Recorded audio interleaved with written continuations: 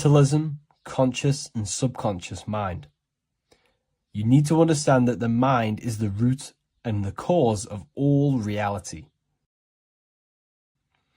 I am mind, you are mind. Every single living creature in this physical plane expresses and manifests mind. We are all the invisible substance of mind. We are all the source, which is God. We are all consciousness, which is mind. Before we manifest something physically, we manifest it within the realm of thought, which is the mind. Thought then manifests into astral imagination. This then gives energy within the etheric plane. Then we manifest it physically within the material effect world. Everything begins in the mind, and this is why the government are called government. The word men comes from the Latin word mans, which is an English translation for mind. We see this word in entertainment, government, mentality. It means mind. Govern means control. They are controlling the mind through information. Information creates perception within our minds, and so do the words that we use and the language that we speak. It all creates perception within the mind. It is our perception that creates reality, and our reality is a level of realization. Your reality is realization. Everything begins in the mind. This is why they are controlling your mind through many different things. Okay? So essentially, they understand how the mind works. So this is why they manifest all things through mentally and not physically. Okay? You have a conscious and a subconscious mind. The conscious mind is what you are consciously aware of. It is the 10% of your mind. It is the mind that keeps you alert. A part of your conscious mind is for survival. A part of it is your visual field. A part of it is your just five senses. It is basically what you are consciously aware of right now. Your subconscious mind is the 90% of your mind. The subconscious mind is what holds all of your memories, your programs, and all things that you have ever experienced is all stored within the subconscious mind.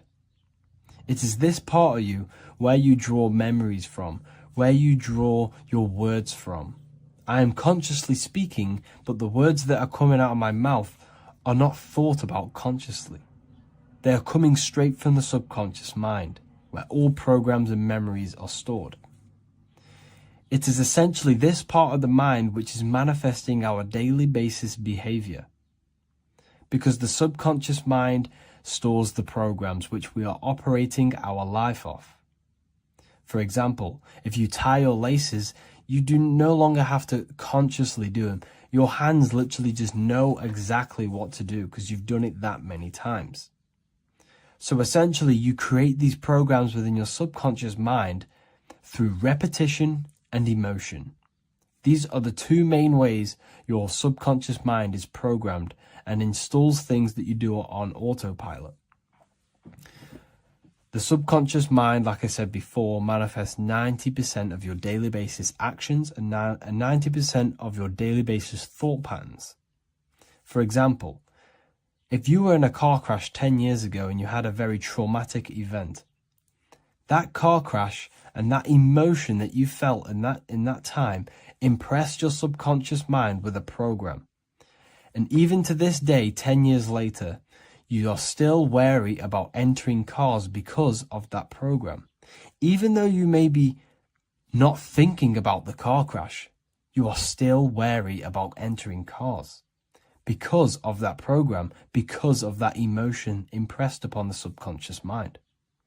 You see, everything you say, everything you think, and everything you feel is telling your subconscious mind, that is what I want. The subconscious mind takes everything literally. Even if you are talking about someone else, your subconscious mind only knows you, and it only knows yes, and it only knows the now, the present moment. So this is why the golden rule back in the ancient days was treat others like you want to be treated. Because the way you treat others is telling your subconscious mind that is how you want to be treated. And this will create subconscious programs within you, affecting you. So, before you go to sleep every single night, what you want to do is to impress your subconscious mind with thinking and feeling of something that you want to become. Become that reality. Think and feel that reality. And by doing this, you are impressing your subconscious mind, and you will wake up in the morning with ideas. Because when you install a program within your subconscious mind, like I said before, it manifests into at least 50% of your thought patterns. So let's say I created a program within my subconscious mind of how to become financially free. Well, I created the program that I am financially free. My conscious mind will start to slowly think about that program and how I can achieve that program, because the conscious mind operates on survival. So if you create a subconscious program of I am financially free, your survival conscious mind will start to operate and think and act on this program subconsciously. You won't even know that you are doing it, but you are. And this is the power of the subconscious mind.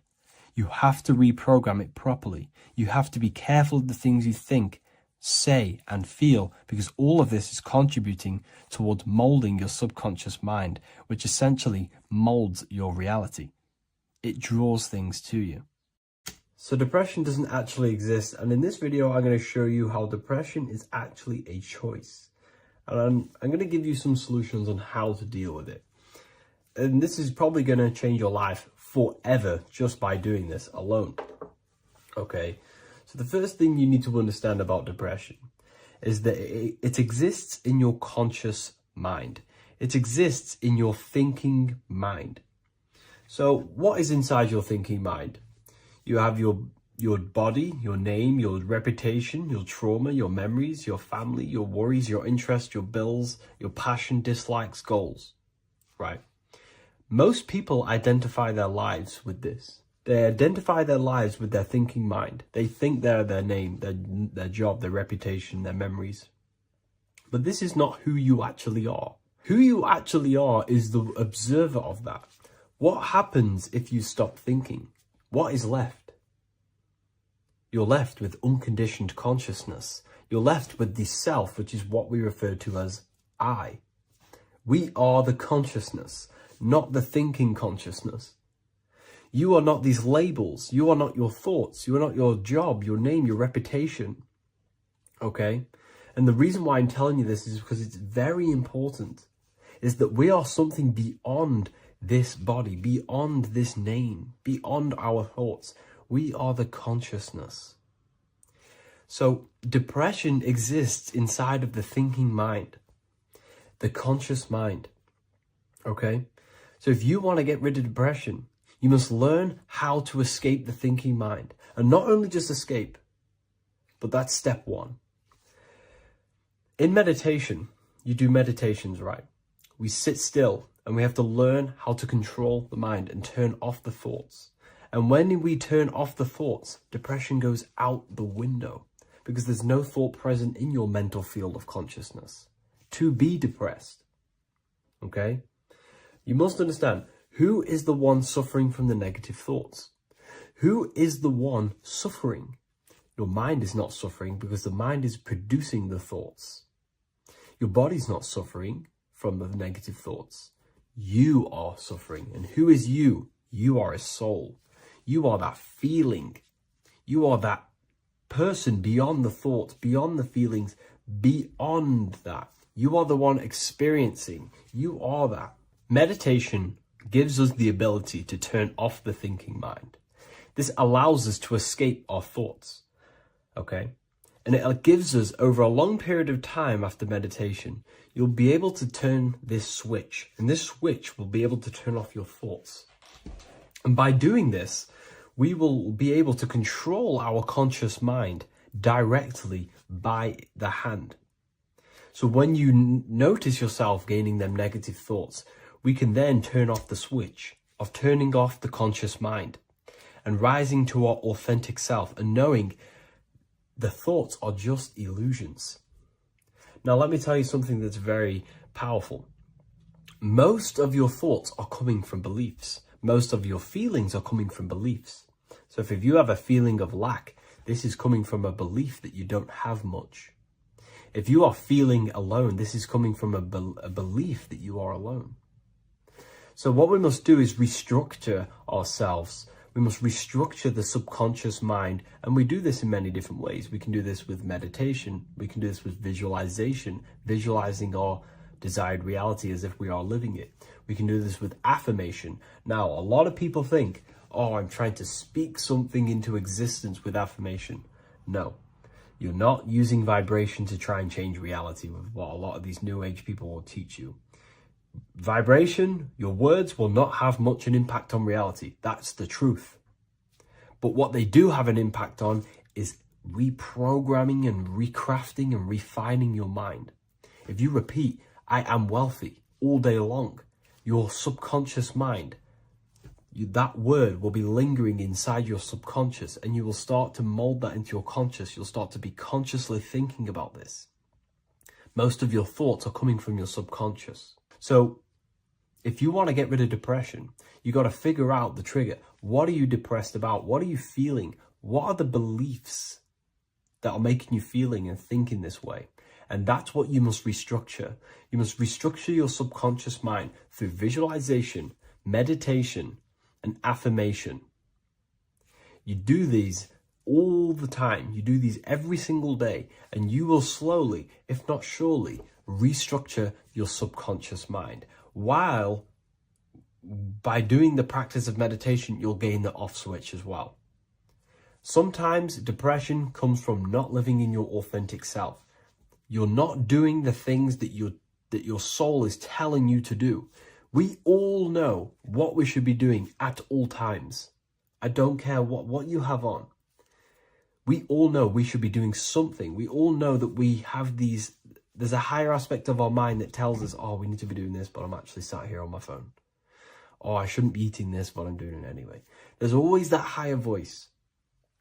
And that is the voice that has to be connected to. And when your body's not acting out the voice of the soul, then the soul becomes sadder, and suffers more and more and more. There has to be a connection between the soul, the mind, and the body. They have to work in unity. Okay? So I hope this video helps with depression, with whatever you're going through mentally. What if the word Yahweh is proof that God is embedded in our very own being? Stay with me, because what I'm about to show you might change the way you see yourself forever. Today's topic is decoding the mystery name of Yahweh, the sacred name of God from the Hebrews.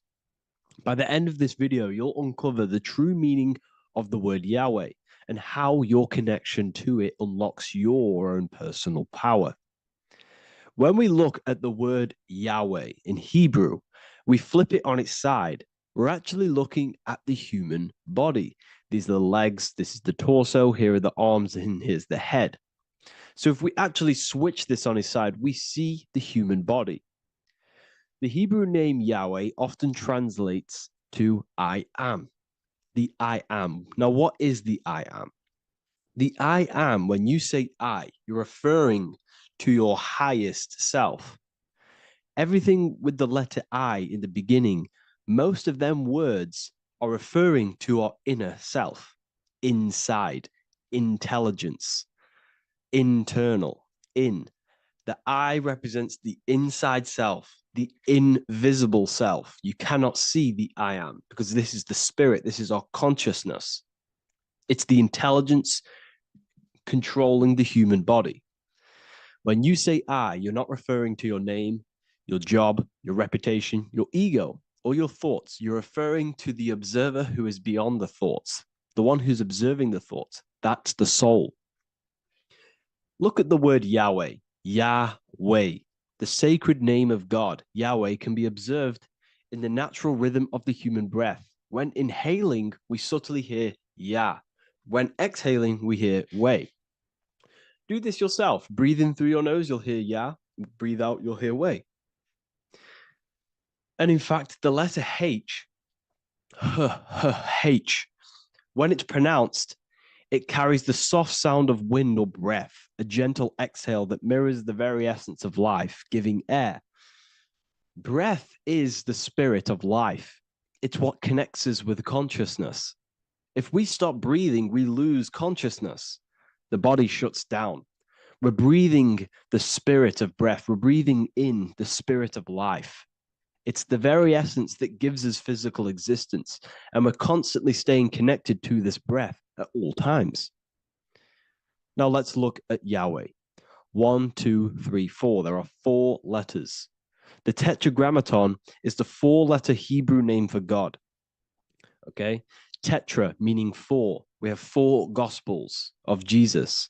Jesus is depicted with a cross with 4 sections. Jesus has the 4 sacred animals around the side of him, always depicted with these 4. A bull or an ox, an eagle, a man, and a lion. These are the 4 fixed signs of the zodiac. Aquarius, the man, Scorpio, the eagle, Leo, the lion, Taurus, the bull or the ox, which are related to the elements. Leo is a fire sign. Aquarius is an air sign. Taurus is an earth sign. Scorpio is a water sign. These are the 4 elements. And the 4 elements correspond to the 4 bodies of consciousness, as we see here. This is fire.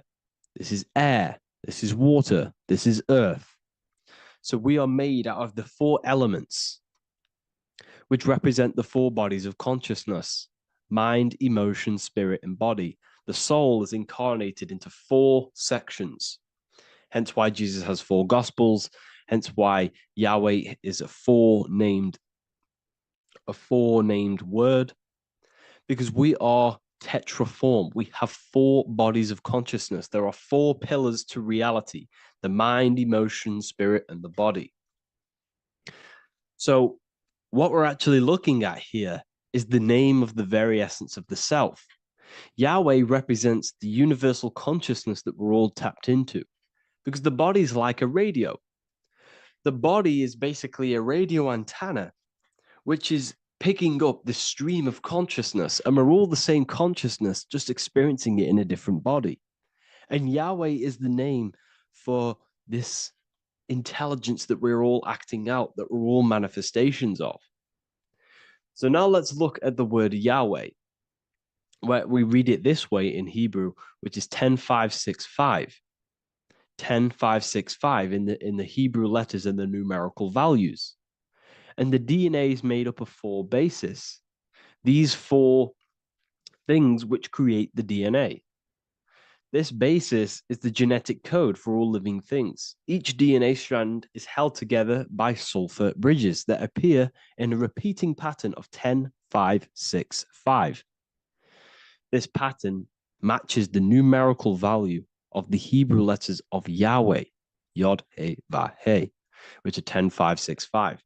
This means the structure of DNA, the code of life, follows the same number sequence as the sacred name of God, Yahweh. This is a factual observation. So we're looking at 10565. So let's look over this one more time. Yahweh represents the breath. Yahweh, inhale, exhale. It translates to I am. It's written in our DNA. The word Yahweh on its side looks like the human body. Now, this is where things get a little bit deeper. 10565 adds up to 26. The number God, well, the word God adds up to 26. Allah adds up to 26. There are 206 bones in the human body, 26. 26 adds up to 8. 8 is the number of infinity. We are all the infinite consciousness. Consciousness will never die. It's immortal. It's infinite. We are all infinite. We are not these skeletal structures. We are Yahweh, the universal consciousness. The creator of all things is our essence. We're all God with individual identities, but the highest versions of ourselves is God. The ego is our own personal experience of God. Does this make sense? So, in conclusion, Yahweh is not the name of a separate God from us, but rather the reflection of the divine consciousness manifesting through the human form. The human body is like a receiver acting as an antenna that tunes into the infinite intelligence and life force we call consciousness or God. This means that rather than being external, the divine presence is within us, expressed through our very existence. It's very interesting when we look into this, and what religion has done has flipped all of this knowledge. All of this sacred knowledge has been externalized. They've externalized God so that we worship God and we view God as something separate from the human experience. They do this so that we don't find the God within us, so that we don't find that we have the power of creation. The mind is the creative force of God. The body is the will to act out that thought. They don't want us to figure out that we are creators and we're all creating our own earthly experience. We're all projecting this reality. And they don't want us connecting with the divine intelligence within us because they want to be the creators. They want to keep this knowledge. They don't want the masses to wake up to this powerful knowledge. So what they've done is that they've taken the scriptures, they've externalized it so that we start worshiping and giving away our power to these external things. And when God is external, we start to fear God because we start to think that God has power over us. He can send us to hell or heaven. So this is what's going on. They've been externalizing this for thousands of years to keep us in a suppressed state. Okay. Humans are very advanced because we possess self-awareness. We possess the ability to move our awareness and our thoughts outside of the instinctual nature. For example, a cat or a dog. These things can only live in their instinct. They live based on instinct. They smell, they eat. That's pretty much what they do. But humans, we have the ability to rise above that nature and turn to our infinite selves, our higher selves. We can move beyond our instinctual nature and create very advanced things. That's why humans are made in the image of Yahweh. We are literally God in human form. So this is what we all need to realize. And I hope this video has helped. Please leave a like, a comment on inside of the description. I'll have some links to my books and my university. The people who have read them have just absolutely changed their lives. You could probably see that in the comment sections if someone leaves a review of the book. We also have Trustpilot. But yeah, I thank you all. And I'll see you in the next one. There's an ancient symbol hidden in plain sight, one that holds the key to transformation, power, and unlocking your true potential. It's been used for centuries by mystics, rulers, and even modern science, but almost no one understands its true meaning. Once you do, it will change the way you see yourself and the world forever. Stay with me, because this could be the key to your own awakening. The symbol of the snake or the serpent is a very powerful symbol that refers to something within you, that we all are on this journey. So first of all, we see this symbol in ancient Egypt on the top of the pharaoh's head. We also see this with Buddha, with the snake on top of the Buddha's head and below. We also see this in Rome, with the Roman god Mercury holding the staff with the snake. We see this in Adam and Eve's story with the snake tempting Eve. We even see this today on the medical facility. But what does this mean? Why is this symbol being used for thousands and thousands and thousands of years? It has a very deep esoteric meaning. We see this in the Caduceus staff, and we even see the snake representing the Kundalini. What does the snake actually mean? A lot of people think it represents the Kundalini, which it does. However, there's a deeper interpretation of this symbol and it goes very far beneath the surface of what the snake actually represents. Okay? So first of all, when looking at symbols, we need to observe what the snake does in nature. The serpent sheds its skin. The serpent shedding its skin is a sacred symbol of an inner transformation. It transforms from its old self to a new self. It sheds layers of itself. As the snake discards its old exterior, it mirrors our own journey of realizing outdated beliefs and patterns, paving the way for a renewed, authentic self on the esoteric path of awakening. Essentially, it represents transformation, but not transformation of our physical bodies, transformation of our inner world. Now, this is where things get a little bit tricky and you may become a little bit confused, but I'm going to make this very clear for you. The snake symbol or any symbol can be used for different context. For example, the Kundalini. We see the snake representing the Kundalini. We all know that energy can't be destroyed, only transferred. Like I said, this is a transferring of energy. It's a changing, a transforming, shedding its skin. It represents transformation. Sexual energy is energy, and we can transform the sexual energy into a Kundalini awakening to activate dormant brain cells in our brain and to activate the human light body, which is the spirit. We can cultivate, save, and retain our sexual energy, transmute it up the spine to activate the brain. This is a symbol of transformation, of energy in this context. However, when we go to the emergency services, this does not mean the same thing as the Kundalini. The snake in this context represents transformation of health. When we are picked up by the emergency services, we are looking for a transformation. We are unwell and now we need to transform to well-being. This is why they use this symbol. It represents transformation, especially with the pole and the snake climbing. It's climbing, it's transforming from the bottom to the top, shedding its skin, shedding old layers, transformation. We see this in the Bible with the snake tempting Eve to eat the apple of the tree of knowledge of good and evil. Well, what does this mean? Where's the transformation in this? Well, this is a very hidden one. The transformation takes place in Adam and Eve's consciousness and their mind. They go from a pure, whole state of consciousness, from being tempted by the snake, and they eat it and they transform into knowing the good and evil, into the dualistic ways of thinking and the dualistic meaning of this world. Let me rephrase that. They understand the dualism of this world, and they now understand the two good and bad ways of thinking. They know the knowledge of good and evil, of duality.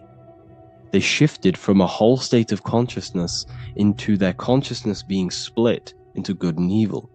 This represents the journey of every single soul that incarnates into this world, including yourself.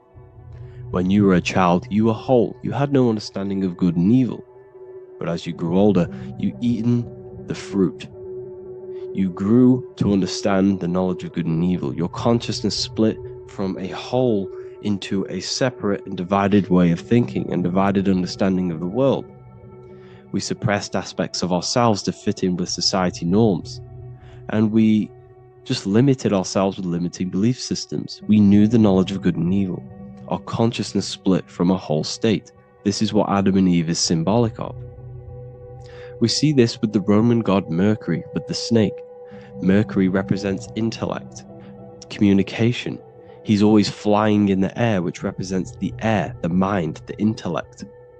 He's holding the snake to represent transformation of the mind. This is what we call mental alchemy, turning base metals into gold, turning the unenlightened aspects of our mind into enlightened ones, turning our negativity into power and control. We see this with Buddha, and Buddha is all to do with transformation of the inner world. transformation of the mind and the soul and the emotions. And it also represents the Kundalini. We see this in ancient Egypt. We always see the snake on the head, representing the place where the third eye is, representing the intellect or the mind's eye, the third eye, whatever you want to call it. This is the place of the invisible intelligence within us. This is our mind or intellect. And this is the transmutation of the mind. This is why the snake is on the head, representing the transformation of the mind, going from the unenlightened into the enlightened, going from the uncontrolled to the controlled mind, so that we can control the very fabric of reality. I've kind of just given that away. Why is this important? Humans are creators. We're the architects of creation, endowed with the divine power to channel the fourth dimension, which is the imagination, into reality. Each thought and intention is a seed. When nurtured with focus and clarity, transforms the unseen into the tangible experience. This creative process bridges the gap between the ethereal and the material. Humans are creators. It's impossible for you not to create. Whether you're doing this consciously or subconsciously, you've been creating your whole life, turning non-physical thought into physical reality. We are creators. However, the mind cannot create in a state of chaos. The mind cannot create with limiting beliefs. The mind cannot create with thoughts that come and destruct our minds. The mind cannot create consciously and effectively if there are impulses within our mind and we have no control over the mind. So this is where self-transformation comes within.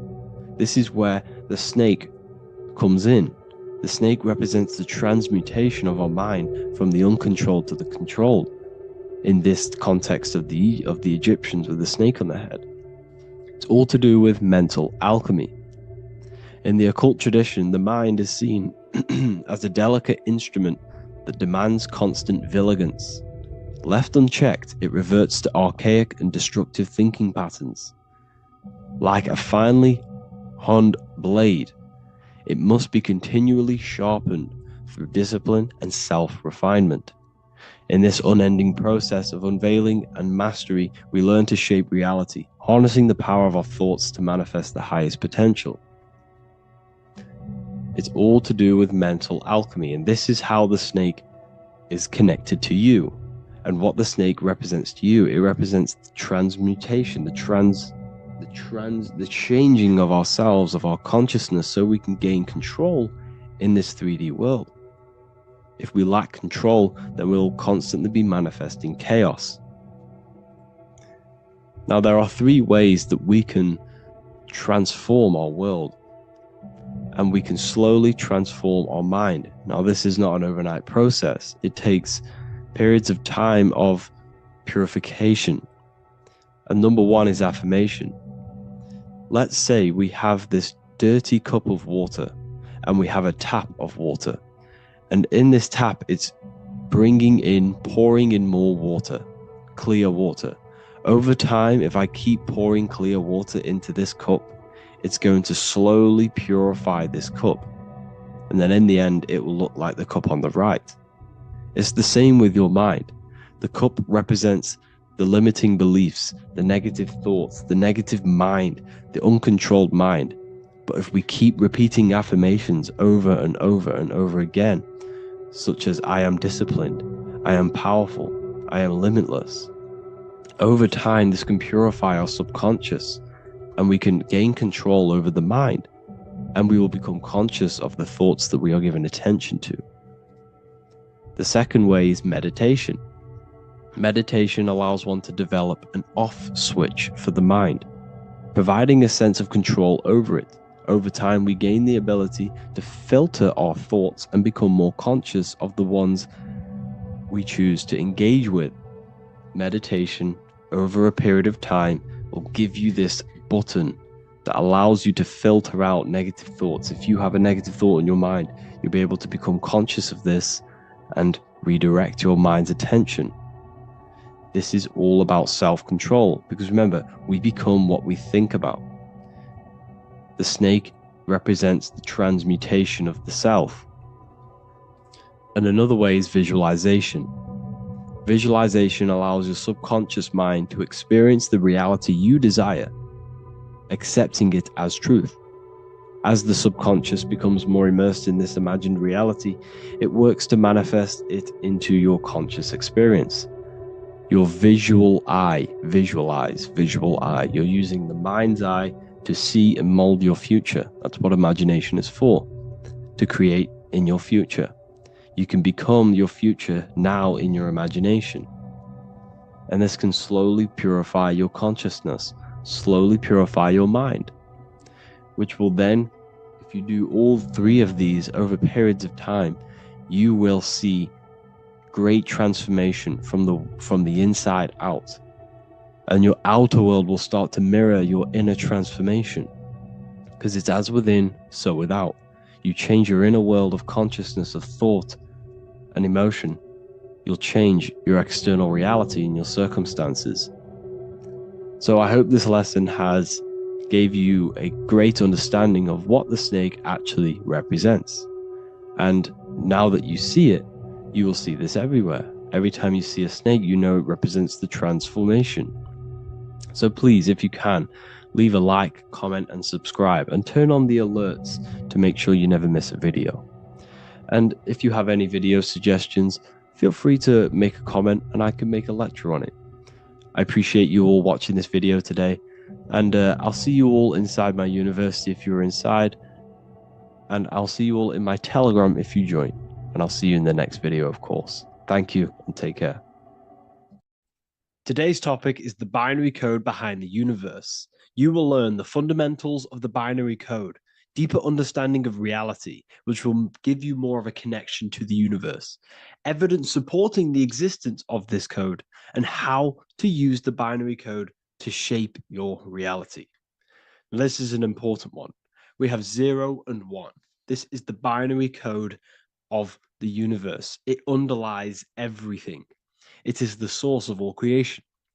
The universe is binary in nature, meaning it exists as both something and nothing, on and off, male and female, light and dark. Everything has its polar opposite. At its core, all that exists is 0, representing nothingness, infinite potential, and 1, representing something, order. 0 represents the feminine, vast, formless, and infinite potential. It is the space from which all things emerge, the womb of creation, the receptive and expansive force. 1 represents the masculine, structure, form, and order. It is the active principle, the initiator, the force that defines and shapes reality. Together, they create the fundamental duality that underlines existence, the balance between chaos and order, the void and creation, yin and yang. We see this in the masculine and feminine bodies. This is deeply encoded into the fabric of reality. And once you see this, you will never unsee this. So please leave a like on this video if you love my content and you love the wisdom that I share with the world. So we see this with the masculine genital areas. Remember, this is the genital area. This is all to do with creation. These are the generative principles, the generative organs in the body that allow creation to continually outfold into new life. The genital areas are all to do with the code. The male is the 1, the action. He's the initiator.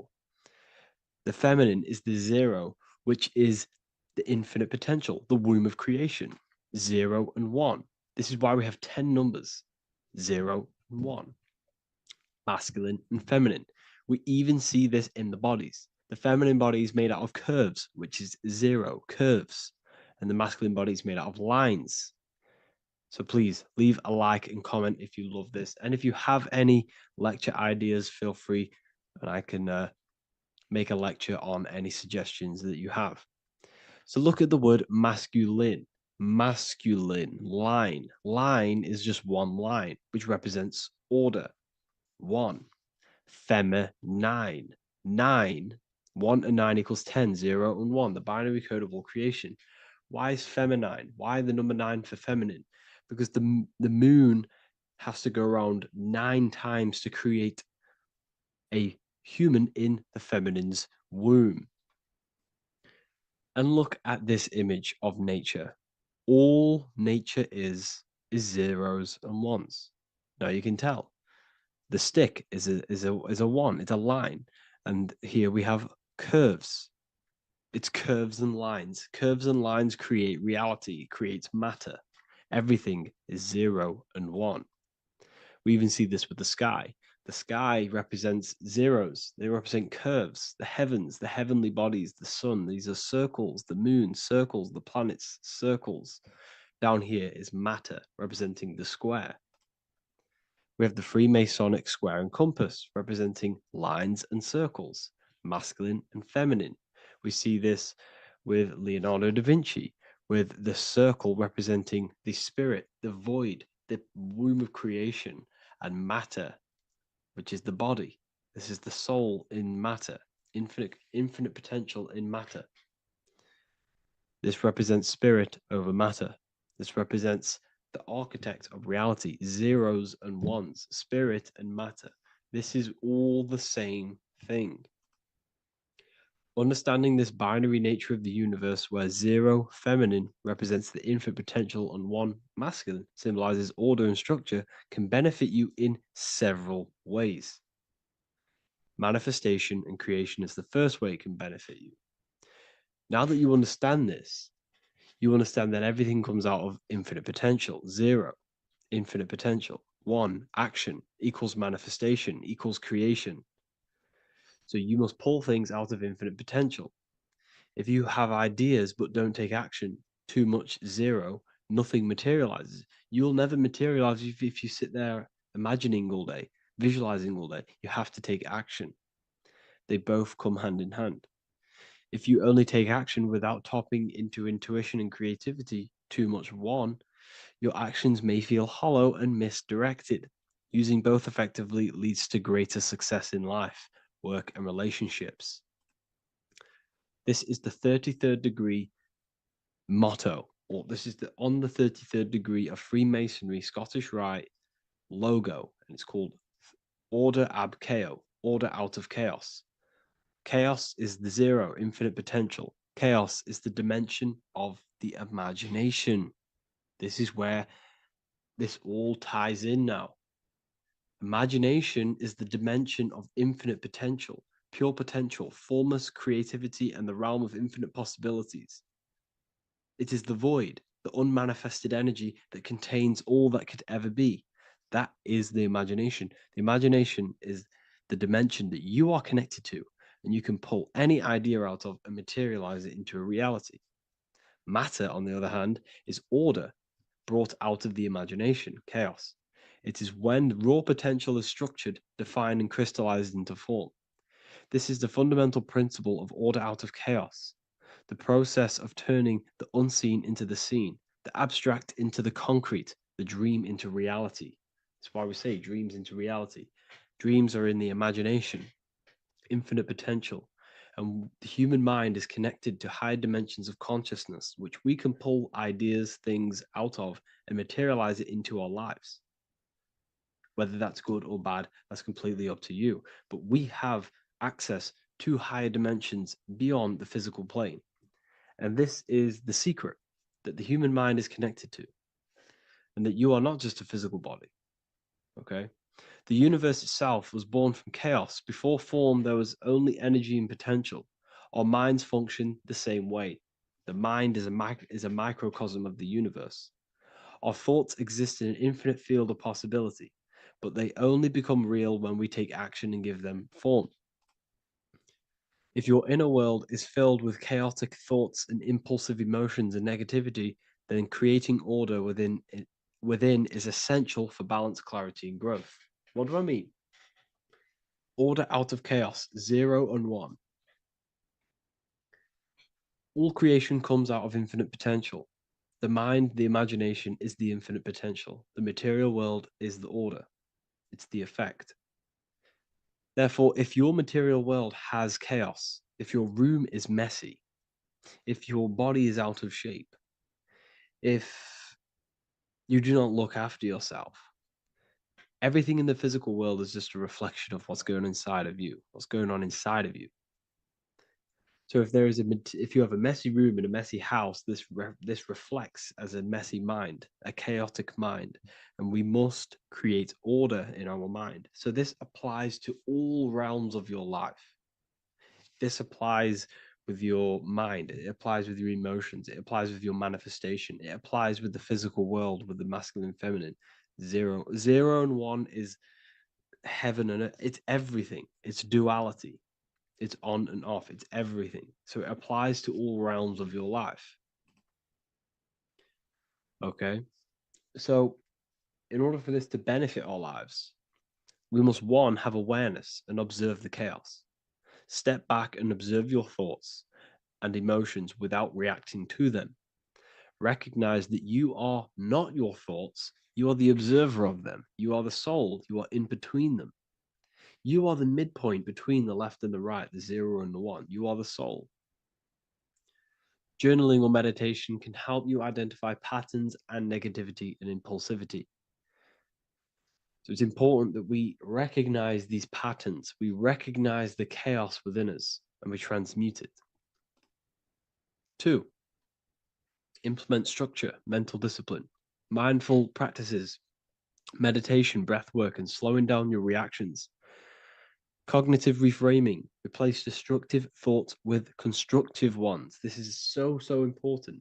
For every negative thought that you place attention to, place your attention onto 5 more positive. Never think about something that you don't want to manifest, because whatever you're placing attention on inside that mental field of consciousness, you're giving attention to it,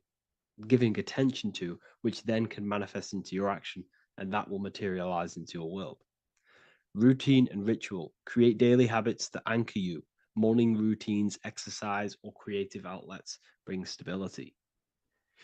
We must master the inner world of thought and emotion.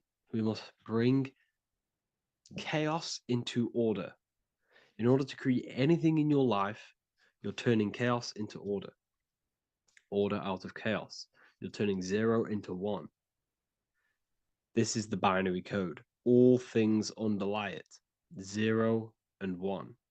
So it's so important that we master our minds, we master our emotions, we master our inner world so we can produce effect in the outer world. We cannot create consciously and effectively if we have chaotic thoughts and impulsive emotions. So I hope this has made more clarity to you so you can implement this into your life. I know I haven't given you much strategic things to implement into your life, but now that you have a better understanding of how this world is pulled out of infinite potential, you can use that. Everything in your life is pulled out of your imagination. Every text you send, everything you think of, oh, I'm going to do this later, that is your imagination thinking about the future. So you just have to do this on a mass scale to create something big in your reality. So I hope this gives you a better understanding of how the universe works and has benefited your life. If you have any comments or any suggestions or how this video made you feel, let me know in the comments section. I would really appreciate it. And I'll see you all inside of the Symbolism Masterclass on March the 8th. What if I told you that reincarnation is real and that there is a metaphysical, spiritual science behind this? Most people leave this world just as lost when they entered it. That they carry their fears, attachments, and addictions with them, only to be born again trapped in the same cycle, repeating the patterns of lifetime after lifetime. This lecture is not just about preparing for death. It's about mastering yourself before death, so you don't take them burdens with you. Because the truth is, whatever addictions, fears, and unresolved emotions you cling to in this life, you carry with you into the next. Unless you break free now. You must master yourself before death. Death is not the end. It is the great passage. But how we transition depends on our mastery of the self. This was symbolized by the Ouroboros, the snake biting its tail. Every ending is a new beginning. It's an infinite cycle of consciousness. Now, your human body is basically an antenna tapped in to a stream of consciousness. Just like a radio is tapped into a specific frequency to play that radio. Your body is basically an antenna, a crystal picking up the consciousness of God. You are on an ever-ending journey, a journey of learning and expansion of the mind into new fields of thought. This was symbolized as the Ouroboros. When you die, it is a new beginning. It's a transitioning, not an ending. Everything is eternal in this universe as consciousness is formless and constantly transforms into new forms of life. Let's break down the word death. Death contains the word ether. Now, the ether can be found in the word heart or earth. Ether. Everything in this plane comes from the etheric plane. The etheric plane is the barrier between the physical plane and the spiritual plane, the astral plane. The astral plane is the screen that you have in your mind that allows you to imagine a red apple, for example. This is the imaginative plane where thought forms start to take form. Everything begins as a thought, then the thought form becomes an imagination, then energy, then physical. Everything in the physical plane is a shadow of thought. All objects manifested as thought. You came from the astral. You came from the stars. This is why we say reach for the stars. Or this is why you say you are a star. Cis star, miss star, fraud star, stir is star. And when you become famous, you become a superstar and you gain a star on the Hollywood floor. You are a star. The ether. The ether is the infinite energy source which all things come out of and return back to. This is the cycle of life and death, summer and winter, day and night, sleep and awake. The ether is the infinite energy source which all things come from and will return back to. Okay, sorry about that little error. The ether is the boundless source of energy from which all things emerge, to which all things return to. We can see this in the cycle of the sun. The sun does this wave of creation. It rises and it falls. We have the day and the night. The daytime represents our conscious mind when we are alert. The nighttime represents our subconscious mind when we are inside the spiritual realms. The nighttime is spirit, the daytime is matter, spirit and matter, awake and asleep, conscious and subconscious. We see this in the yearly cycle. Summer is life, winter is death. Spring is the morning, summer is midday, autumn is evening, winter is the night. Everything is a macro and a micro cycle of being born out of the ether and returning back from life and death. Life and death is manifested within the cycles of the sun and everything outside of you, as within, so without. This is why we say sleep is the cousin of death. The macrocosm is death, the microcosm is sleep.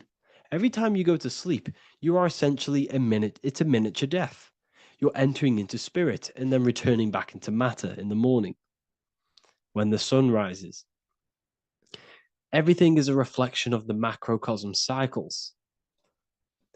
Preparation for death. The first thing we must do in order to prepare for death, for life after death, in order to stop being reincarnated in this cycle of materialism, in order to progress as a soul, because remember, you are a soul in a body. Just like the sun gives power and life to the earth, your soul gives power and life to your body. When you say I, you're referring to the soul. And your soul can be stuck underneath layers of false identifications. Who you believe yourself to be is merely a collection of subconscious programs running within your mind. Now that's very deep. That is very, very deep. Who you think you are is a part of your thinking mind. Your name, your job, your reputation, your family, your friends. These things are not you. They're all aspects of the thinking mind. What happens if you meditate and you turn off the mind? Then all these things do not exist. You're left with the pure soul, the pure awareness, the pure observation. If you turn off the thinking mind, you're no longer your body, you're no longer your reputation, you're no longer your friends, you're no longer your job and your labels. You are the soul. That's the true you, the observation of the mind, not the thinking mind. The ego is the echo. It's an echo of your true self. The ego is your mind's perception of itself, shaped by experiences, trauma, emotions, and beliefs. It is merely an echo of your true soul self. The ego is not you. Your mind is not you. You are the soul. And this is the true self that we must express within our life and we must connect with before we die.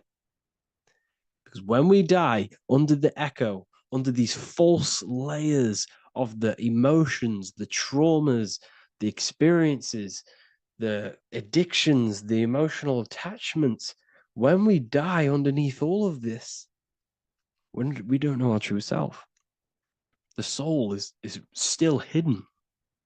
The true you is hidden underneath these layers of false identification. We must remove these layers of false identifications. We must remove them. We must destroy the echo. Remember, the ego, you never had an ego when you were a child. When you were a child, you were pure. You didn't, you didn't show off things. When you were a child, you were pure. You expressed yourself freely with you didn't hide anything. You didn't hide any aspect of yourself. You didn't suppress any aspect of yourself to fit in as a child, as a baby. Because the ego was not here when you came here. The ego grows with experience. The ego is a false perception of yourself while being incarnated in this material world. It's your mind's perception of itself and it's created through your experience. Remember, you are unconditioned consciousness, and your experiences, thoughts, traumas, emotions, and beliefs have conditioned your consciousness into believing you're only a physical body, but you are the soul. We have to remove these layers. How do we remove these layers? Like I said, the best thing, meditation. Meditation. There is a great meditation that you can do every single morning and every single nighttime. You can sit there and repeat over and over before you meditate. You can repeat that you are not this, you are not that, you are not this. You can label them one by one. Start with, I am not my body, I am not my job, I am not my name. And then detach from absolutely everything until you are left with nothingness. And when you start to meditate, detach from everything. Nothing matters. I am here right now. And what will be left? The only thing that will be left is the language that your mind is using. Now, this is very deep. Not many people will tell you this, but I've lingered in meditation many times. And I can tell you from experience that the only thing left once you detach from everything is the language that your mind is attached to. So whether that's English, Italian, French. Once you detach the language of the mind that that little voice in your head's using, you're left with the soul. Once the mind is switched off, you're left with the soul, and you have detached from all of these external things. You're left with the soul. That's you. That's the power. That's the source of all creation, where everything you've ever done has come from. Every thought, every idea has come from your soul. Number two, that's meant to say number two. Sorry about that. Mental addictions and emotional addictions. Okay. These two are very important. mental addictions. This could be thought patterns. This could be the labels that we've just been talking about. Then you have emotional attachments, which is maybe you're too attached to an external thing. Maybe you're too attached to your phone. Maybe you're too attached to family. Maybe you're too attached to loved ones. Yes, I'm not saying don't love them, but what I'm saying is do not rely on anything in this world to make you happy, to fulfill your emotional needs. Everything is found within you. You must look within, and if you're looking without, if you're trying to find yourself in the outer world, you'll never find yourself. You'll constantly be looking around in loops. Because nothing, you cannot find yourself in the outer world. Nothing will give you long-term validation. Seeking validation in the outer world will leave you soulless, leave you feeling empty inside and sad and depressed. You have to find yourself within. You have to detach from everything you are relying on to give you emotional stableness. You have to detach from all. Yes, love your children. Yes, love these people, but do not rely on them. Because everything in this world is temporary. Do not conform to this world. The Bible tells you this. Everything in modern society nurtures the body, but neglects the soul. They keep you addicted to as many things as possible. Smoking, you have to detach. Drugs, you have to detach. Alcohol, detach. You cannot rely on anything. This is why this path is very, very difficult to walk. But I'm showing you the way. These are the things you must do before death. You have to detach from absolutely everything. If you die and your mind and soul is still addicted to these worldly things, then guess what? You're going to reincarnate. You're going to reincarnate because your mind is still thinking about these material earthly things. And if you are operating in that vibration, you're going to project that vibration and come back here. You have to detach. You have to master the soul and master the mind. Like I said, the matrix is designed to keep you addicted to as many things as possible. Your phone, food, smoking, drugs, alcohol, clubbing, all of these things. Everything in society is made to trap your soul and reincarnate in this world. That's why it's very, very, very difficult to walk this path. Very difficult. Matrix, matter tricks. John 2:15-17. Do not love this world, nor the things it offers you. For when you love the world, you will lose God. Do not love this world, nor the things it offers you. Do not conform to the pattern of this world, but be transformed by the renewing of your mind. Great quote. Do not conform to the pattern of this world, but be transformed. Let this world transform you. Learn from this, expand from this, but do not be mentally and emotionally attached. Okay? What good will it be for someone to gain the whole world yet forfeit their soul? Like I said, everything in the Bible is telling you the truth. You just got to read it correctly. This is spirituality. This is spirituality. The Bible is spiritual. It's a spiritual text. We must disconnect from everything outside of us and connect with the true soul. Here we have the Egyptians showing you the soul leaving the body. Here we have the soul here. Here we have the Masons showing you the soul coming out. The soul is real. You are the soul. And when you leave this physical plane, you will go into the astral plane. That's where you came from. You came from the astral. You came from the stars. You incarnated into this physical body. Your consciousness fell into this material form to experience limitation, to experience a 3D world. So in order to ascend properly before we die, we have to let go of all the attachments. Every addiction you have, write them down. And one by one, tackle them. Before you die, you have to, or else you will reincarnate. This is the teachings of Egyptians. This is the teachings of Masonry. All of these addictions contribute towards life after death. Everything must be controlled. and we must be attached to the soul. I'm not saying I'm perfect. I'm not saying I'm perfect, people. We're all not perfect. We're all under psychological operation by the government. We're all in a very difficult situation with this awakening. I'm simply pointing out what I know from my journey and what I've been learning through occultism and research and reading lots of books and many different things. I'm on this journey just as you are. Maybe I'm further. Maybe you're ahead of me. We don't know. But this is what I'm sharing with the world. This is what I'm sharing with my research. And this is what makes sense. It's common sense. Look at everything around you. Everything's made to feed the body, not the soul. So, my beautiful watchers and fans and supporters, I appreciate every single one of you, and I hope this video has supported your journey. If you're feeling lost in life, if you're searching for deeper answers, whether you're seeking clarity, looking to expand your studies, or ready for personalized mentoring, this is your chance to connect with me live and receive insights tailored just for you. Start your path to self-mastery and enlightenment inside the world's best esoteric school. Your journey starts now. Tap the link in the description if you want to join Ethereal University, or feel free to check out my books.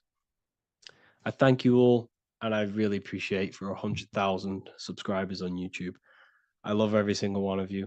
Make sure to drop a like, a comment, and subscribe to the channel if you're new.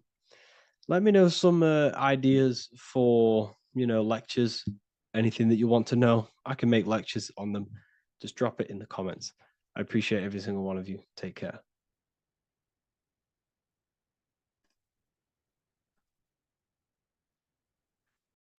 Hello, everyone, and welcome to another lecture inside Ethereal University. In this lecture, you will learn about the death process and how to prepare for it, and why that preparation is so important. So let's get straight into this. You must understand, as a spiritual creature that you are, you have a visible nature and an invisible nature. You never truly die. You are an eternal soul experiencing a temporary physical world. The inner world of thought and emotion is eternal, while the outer world of matter is mortal. Everything that is seen is mortal, everything that is unseen by the eyes is immortal. When you die, your external physical world will be stripped away, leaving only your pure consciousness in its raw form, drifting within the astral plane. So here you see your physical external body and your internal world. And your internal world is your state of consciousness. It's your state of consciousness. Your thought and emotion is one overall state. Okay? So you must understand these planes. You have the physical body, the etheric double, an astral body, a mental body, and the Buddhic body. When you die, you leave the physical plane. Then you will more than likely leave the etheric plane, because the ether acts as like a portal. Everything comes out of the ether and returns back to the ether. I can break that down in another video in electromagnetism. But electromagnetism is ether, energy coming in and out of the ether. You will, every single day you die, every single day. There's a cycle of life and death occurring all the time. Every single day, you go to sleep, you go back, your consciousness slips back through the ether. And then when you wake up, your consciousness comes back through the ether into the physical plane. Death is just a bigger macrocosm of the microcosm cycle of life and death. So you will return back to the astral, which is the realm of imagination, infinite possibilities. And this is where thought forms start to manifest. Okay, so depending on how advanced you actually are mentally and emotionally, will depend how long you stay in the astral. Now, what we must understand is that there is many different components to the astral. We have the higher astral, the middle astral, and the lower astral. These are all vibrational states. So if your mind and soul is operating in lust, lust, desire, hate, food, physical addiction, smoking addictions, then these are quite heavy. These are quite heavy attachments to your consciousness, and they're quite low level desire, which means they have a low vibration. You will manifest in the lower astral when you're stripped from your physical body. The lower astral is not inherently evil. However, there's just low vibrating things going on there. Low vibration does not mean evil. Okay. So just like bad doesn't mean evil. Okay. In the lower astral, you are going to see lower astral beings. You're going to see spirits, souls with low level desire. Okay. People who are attached to the physical plane, people that lust, people that do these things. Technically, this is hell, but you can escape it by escaping yourself. Now we're going to break all this down. I'll break all this down properly once you understand the full context. So depending on your level of desire, you will manifest in a corresponding layer of the astral plane. If your mind is still attached to the low physical desires, you will find yourself in the lower astral realms. But if you have few desires and have detached from the worldly attachments while you are encased in a body, then you will rise into a higher or middle astral plane, mainly the middle. Okay. The higher astral plane is very formless. So as I broke down here, this is, well, the physical plane is the lowest dimension. This is the most form, the most matter. It's quite heavy. The higher you go, the lighter it becomes, the more fluid, the more formless it becomes. So you see here it says denser down and lucidic up. So this is more lucidic in these higher realms. This is more dense in the lower realms. So this is why the ancient Egyptians were always talking about, I'll show you this. This is showing you death. So first of all, we have Anubis, which represents death. Here you have the heart, which represents the soul. And here you have a feather. And this is a scale. You see how this is a balanced scale? So what this is symbolizing, this represents death. This represents your heart, and this is a feather. So when you die, your heart must be as light as a feather, which means your emotions, your soul, should have no attachments to the world. It should be light. It should be detached. This is why the word light and light are the same. Light is in heavy and light is in very bright. Because when you're less attached to the things, your soul shines. You're authentic. You're light. You're very bright soul. And you have no attachments. Your light is in not heavy.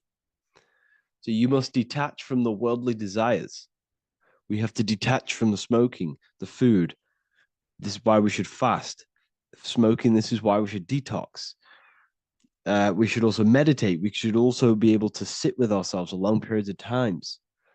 Okay, I'm going to break all this down properly. But that's why the Egyptians show you the symbolism here. Okay. So you're stripped of your material body. So that state of consciousness you're in right now, your inside world, if you shut your eyes, that state you're in, that is what you're going to experience when you die. Okay. And you're going to be manifested into the astral. In the physical plane, you can mask or hide almost anything. But in the spiritual realm, you cannot. The astral body, your thoughts and emotions directly shape your spiritual body, your astral body, revealing your true inner state.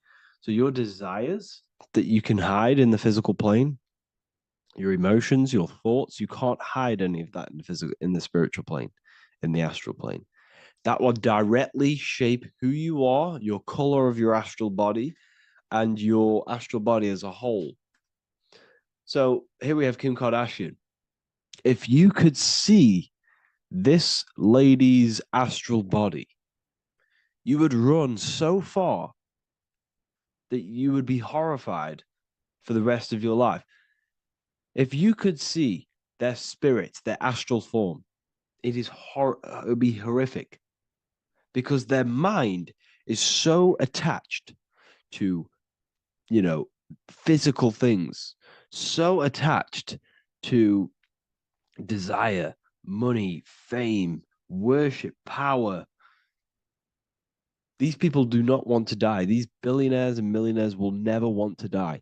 They will do whatever they can to stay alive, because they understand what when they die, they have to face themselves. They have to face their inner world. And their astral body, their true authentic self on the inside, is horrible and horrific and so low vibration. So this is where it comes in. You must be as light as a feather. This is what the Egyptians are showing you in their artwork. Your soul must be as light as a feather. In order for the soul to ascend to a higher plane and not look at that physical plane and say, I want to go back, or I want to desire things down there, you must detach now and prepare for death. Hell is not a place, it's your own personal suffering born from within.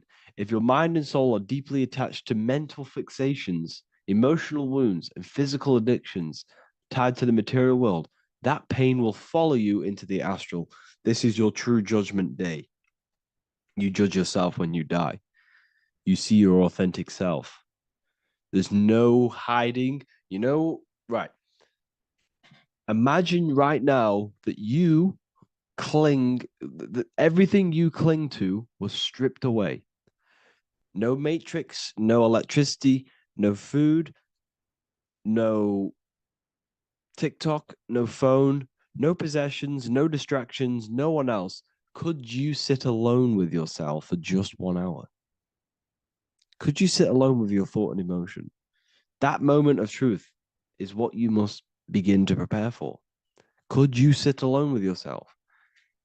Can you sit alone for long periods of time and just think? And if you cannot, then you're running from your internal world. You're running from your thoughts. You're distracting yourself from your thoughts. This is what we must address. Now, don't feel bad if this is you. We've all have problems. We all have internal problems. But this is what we have to face directly in order to prepare for life after death. We must meditate for long periods of time. Not even meditation. We should be able to sit with ourselves with no distractions and just think. This is what the people of the past used to do when we had no technology. People would sit and think for hours. This is what we need. Because if you cannot sit with yourself, imagine sitting with yourself with no physical body. That's the level that's going to happen. And we need to prepare for that. The soul and mind must become as light, as weightless, as radiant as a feather to ascend to a higher plane and move beyond the physical life. To rise, they must release heaviness, attachments, burdens, fears, and desires. The lighter and brighter your inner being becomes, the more freely it can rise into a higher state of existence. Ascension is not about going somewhere, it's about becoming something pure, clear, and luminous. Okay, this is very important. Very, very important. We must detach from the worldly things. So enough of that. How do we do it? How do we attach? How do we prepare? Number one, you must detach from the material things. Start loosening your grip on things, possessions, titles, even identities. They are temporary. Appreciate them, but don't let them define you. Let nothing outside of you define you. Nothing. Your name is not you. Your job is not you. Your reputation is not you. Your bad past is not you. Your good past is not you. Your business is not you. Everything outside of you is not you. Now, what I'm saying is, I'm not saying go full right-hand path and never care about anything physical, never care about your family, don't love your family. I'm not saying that. What I am saying, love these things, love these outside things, but do not become attached and do not let them define you. You must be okay with losing anything that is outside of you. You must be okay with that, because you must understand the physical plane is, it's promised that everything is temporary. Everything is temporary in this plane. So don't ever think it's going to be there forever, because it's not. And you must remind yourself, not remind yourself, but I think about this sometimes when I start becoming a bit attached to work and stressed. Uh, I just remind myself that I'm going to, this is temporary. I'm going to leave this world one day and I'm not going to care. So you must have the balance. Okay. The balance is key. You can go down that right hand path and just fully cut off from the world like a monk and shave off your hair, disconnect from the physical world.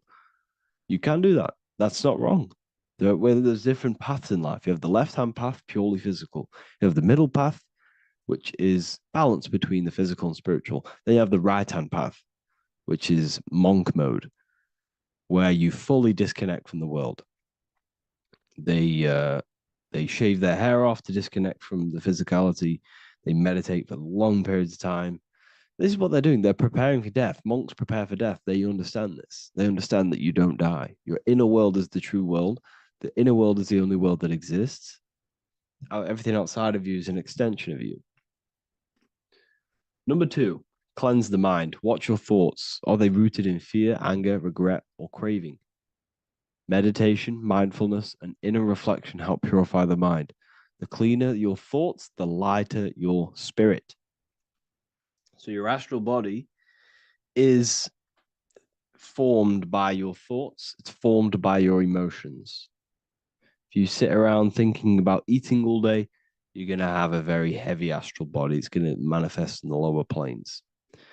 But if your mind is thinking about good things with good intentions, love, knowledge, expansion, you're going to manifest even the middle or the higher. And there are ways to even ascend out of your astral body.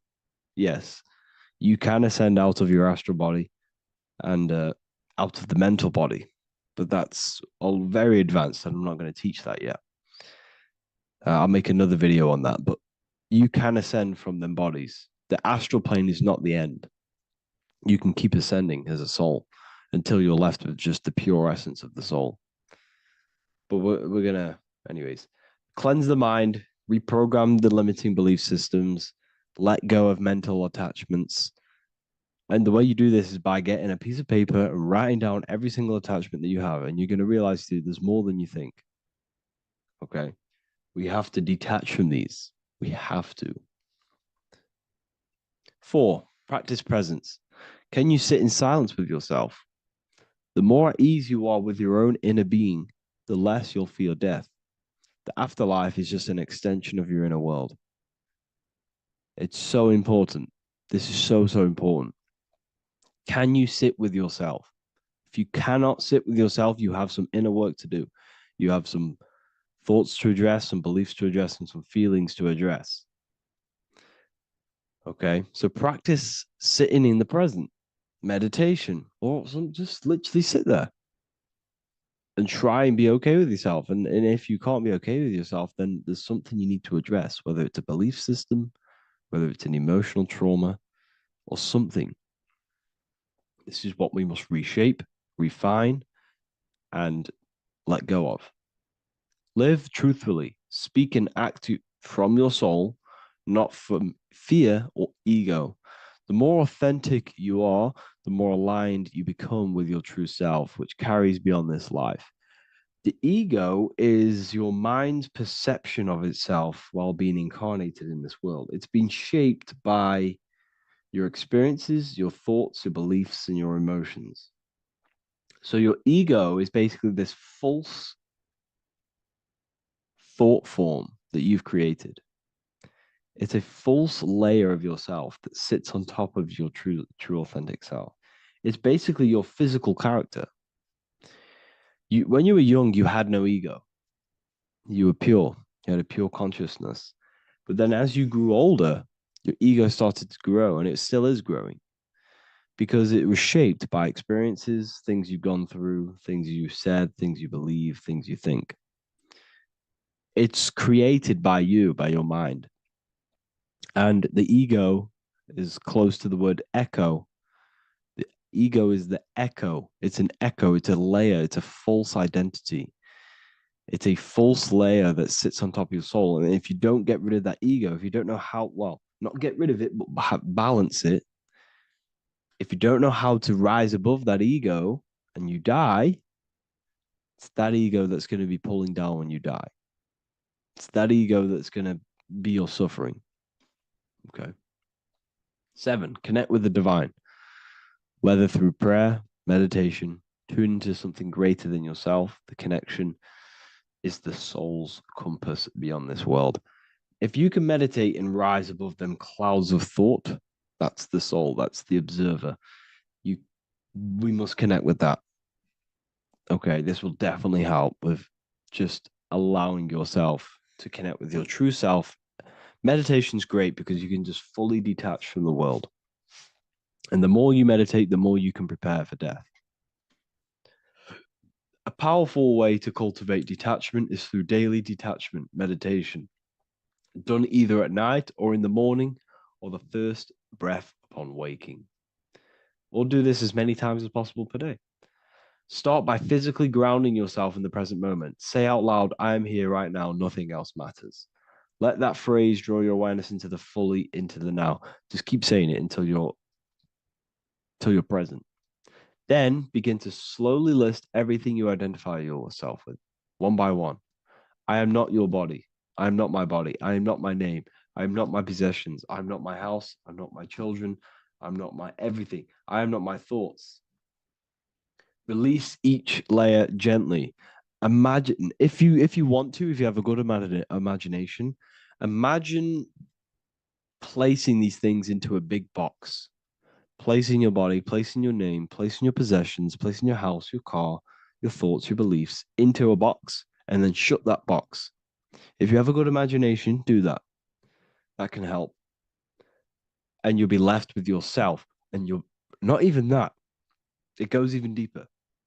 Eventually, you'll reach the mind itself. Detach from the language that the mind is even using. Now, that's very difficult. And not many people have ever thought about that, and they've ever even been there. Detach from the language that the mind is using. Think about that for a second. Your mind is not what you actually think. It goes very deeper. Your mind is not that little voice. It's that voice that the language is using. So even the language is a spell on your mind. Okay, it's an attachment. Eventually, you'll reach the mind itself, detached from the language it uses, the voice in your head, the need to define. What remains is something beyond thought and beyond words. I can't even describe what's left, because words, once the language is gone, it's purely metaphysical. All I can say is pure awareness, and it's symbolized. This is why symbols are so amazing, because they can symbolize things that are beyond words. A flame, it's just a flame, and you won't be able to understand that until you've been there. It's just a flame. It's pure cause. Words can't describe it. You'd have to experience it. Connect with this essence daily. This is truly who you are. So this is a great way to detach. We can do these detachments every single day during meditation. This will definitely help over long periods of time. Of course, you're not going to be ready tomorrow for death, but just try and prepare for these things. This is the whole reason people used to meditate. It's the whole reason why people do these spiritual practices, because they understood that this plane is temporary and your soul moves on from this plane. And you'll never truly believe in the soul until you experience it. So I can show you these things, but you must go out and experience it. The soul is real, but you won't understand unless you cast off everything else.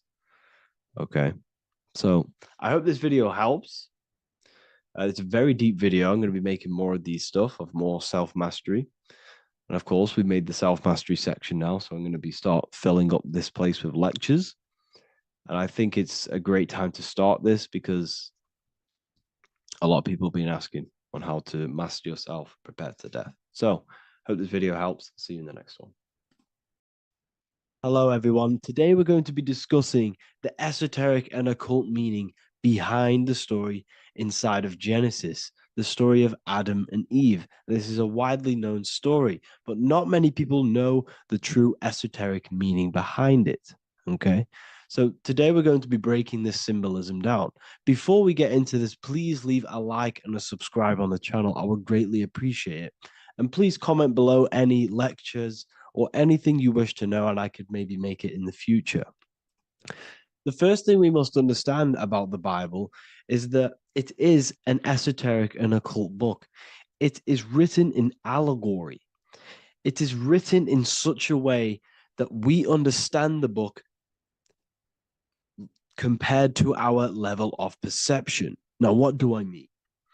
If a child read the Bible, they would gain a standard meaning and story behind it. They would gain a normal interpretation of the book, of being good, praise God, and be a good person.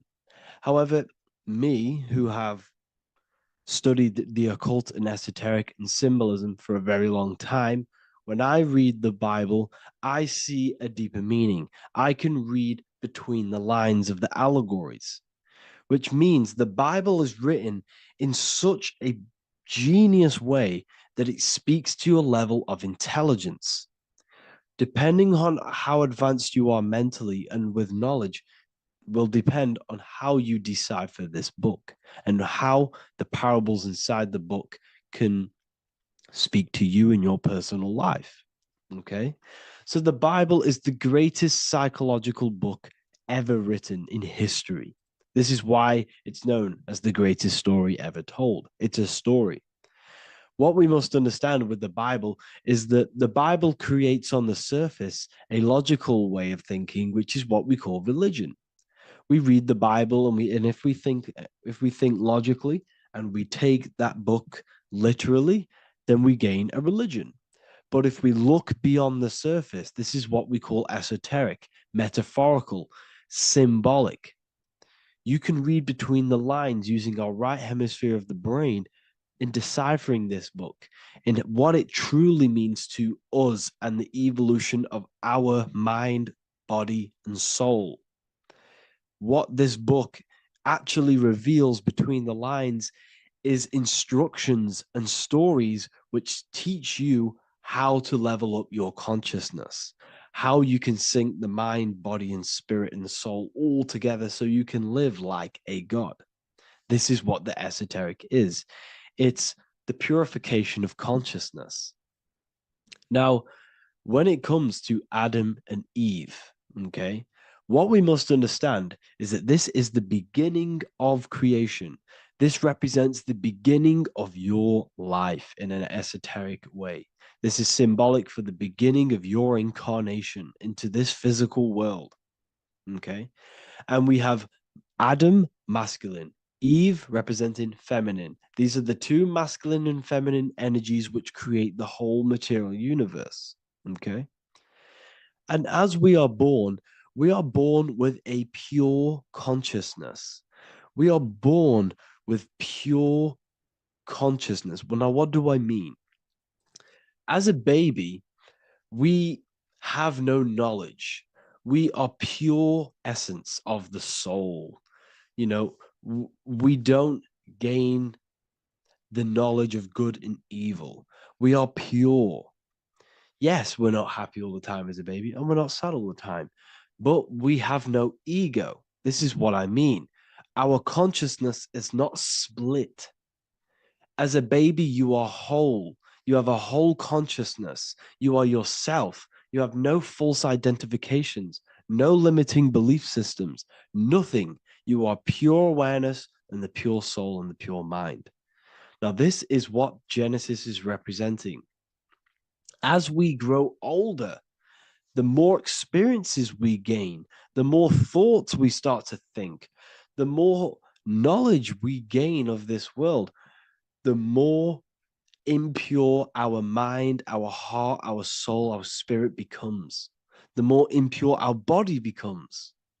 As we grow older, we're infected with negative beliefs, negative thoughts, and society norms. This is a big one. As we grow older, we are molded by society. We shut off areas of ourself and we push them away so that we fit in with society. We all know this. We all did this in school. We pushed away parts of ourselves to act cool or to fit in, whatever it may be. Whatever type of person you were in school, we all went through this because society and culture is programmed. So as we grow older, our consciousness splits. We gain a persona, an ego, and we gain a shadow self, the subconscious, and we gain an ego. Now, the ego is what you show to people. It's that character that you show, that you put on to your culture, to your family, to your friends. This is a false identification. And we also gain a shadow self. The shadow self is gained through experience. This is the subconscious. Our ego is created through experience. And so is the subconscious and the shadow self. Okay. So as we gain age in this material body, we fall from the Garden of Eden. We gain the knowledge of good and evil. This is what the symbolism represents of us leaving the garden, us eating from the fruit. Now, the fruit represents the knowledge, it represents the insight, the experience, which splits our pure consciousness. Our soul splits. Okay?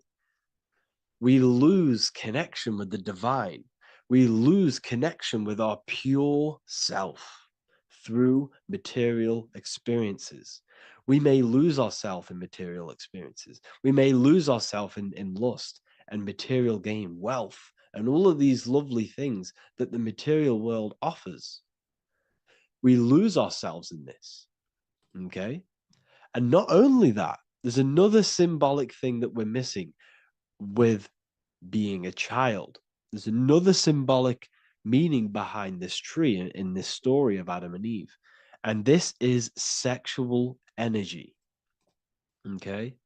As we are a baby, we have no ability to create another human life. We have no sexual urges. We have no desire for the material things as a baby. Nothing. As we grow older, our sexual energy cultivates around the age of, it's like 10, maybe earlier for some people or later for some people. This is what we call puberty, when our sexual energy activates. This is when the masculine and feminine energies are present within the body. And we are now given the ability to create human life. We're now given the ability to bring in a soul into the material world. Now, this is what we believe and know in the esoteric world. That is what sex is. You're bringing a soul from the astral into the physical. Okay. So as you grow older, you gain this ability to use the power of creation. You gain this force within you that allows you to open a portal in the astral and bring in a soul to the material. Now, this power can be misused. This power is very powerful and should not be misused. In occult and esoteric teachings, we teach and learn sexual transmutation, how we transmute sexual energy into different areas of our life so we can grow and create. Because sexual energy is creative energy. It creates a whole new human being. So if we retain it, we can transmute it into creativity. So this energy is kind of corrupting us as well. And now I'm not saying growing up is evil, all this thing is evil. This is a natural cycle that we must go through. The soul of us must go through this cycle so that we learn, so that we overcome it, so that we gain mastery over ourselves, so that we expand ourselves. I recommend you watch the Evolution of Consciousness lecture that I did on my YouTube. An amazing lecture. It talks about the evolution of consciousness and how we're on a never-ending cycle of life and death and expansion. So leaving the Garden of Eden is symbolic. You see, Eve represents emotion. She's feminine. Adam represents action. That's why he bit the apple. You see, Eve takes the apple and tempts Adam because she's the emotion. She's the sexual desire. And Adam eats it. He releases. He misuses the power of his creation. He misuses his consciousness because of material illusions and material desires. This is natural. Okay. As we grow older in this life, our soul has to experience sin. We have to experience negativity. We have to experience evil. Okay. And we have to misuse this power within us to learn about it so we can overcome it and gain control over it. Now, this is why the Bible says in Genesis 3:6, for God doth know that in the day ye eat thereof, then your eyes shall be opened. Ye shall be as gods, knowing good and evil. This is very, very, very symbolic. We come into this world to experience a dualistic way of reality. We come into this world to challenge ourselves so the soul can grow, because the soul comes from pure love from God. But we come into this world so the soul may know what it's like to be evil. You see, we are like a seed. Our soul's like a seed. And when that seed grows, okay, and it's planted, them roots must grow to hell in order for the top of the tree and the roots to grow to heaven. In order for the soul to reach the highest states, it must descend down into the lowest states. Good and evil. This is the story of good and evil, okay? And this is the story, a psychological story of how the human mind has functioned in this life. This is what this story is representing of how our soul and mind is functioning, how our consciousness is splitting and growing up and evoluting. Okay. Like I said, snakes represent sexual energy. They represent, snake, when you've been snaked. This is why we say you've been snaked, because it represents a temptation of sexual energy. This is why the Kundalini is symbolized as a snake. This is the serpent within us that we can rise to activate dormant brain cells in our brain. Now that's called the Kundalini awakening. I'm not going to get into that into this video, but this is what it symbolizes, the tree and the knowledge of good and evil, because our body is the tree. Our central nervous system is the tree. The snake is our sexual urges and this false temptation that tempts us to interact with sin, the material world, okay, and go against our higher divine self. This is what it represents. Now, it's very, very symbolic. Not everyone is going to agree with this, but this is my interpretation of Genesis based on my research of occultism, symbolism, metaphors, and me studying the Bible. This is my interpretation, and I hope it resonates with you. It might not resonate with you, but this is what makes sense to me, and this is what has made sense to many other occult researchers who are in this space as well. Okay.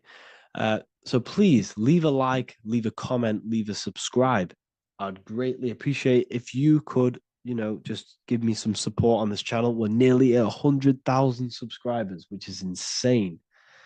I just want to say thank you all.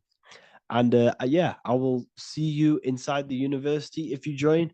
I'll look forward to mentoring you, connecting with you on the live calls.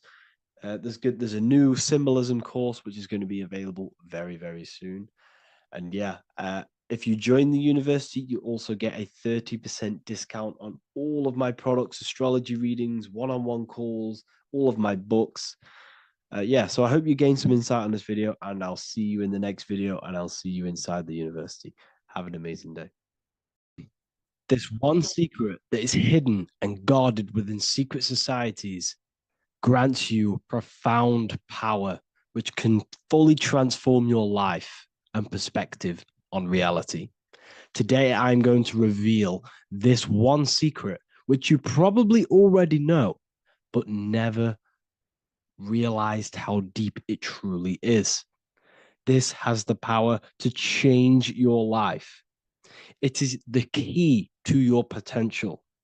And if you stay with me, this power may be yours, and you could transform your life with this hidden secret that is guarded within secret societies and esoteric orders.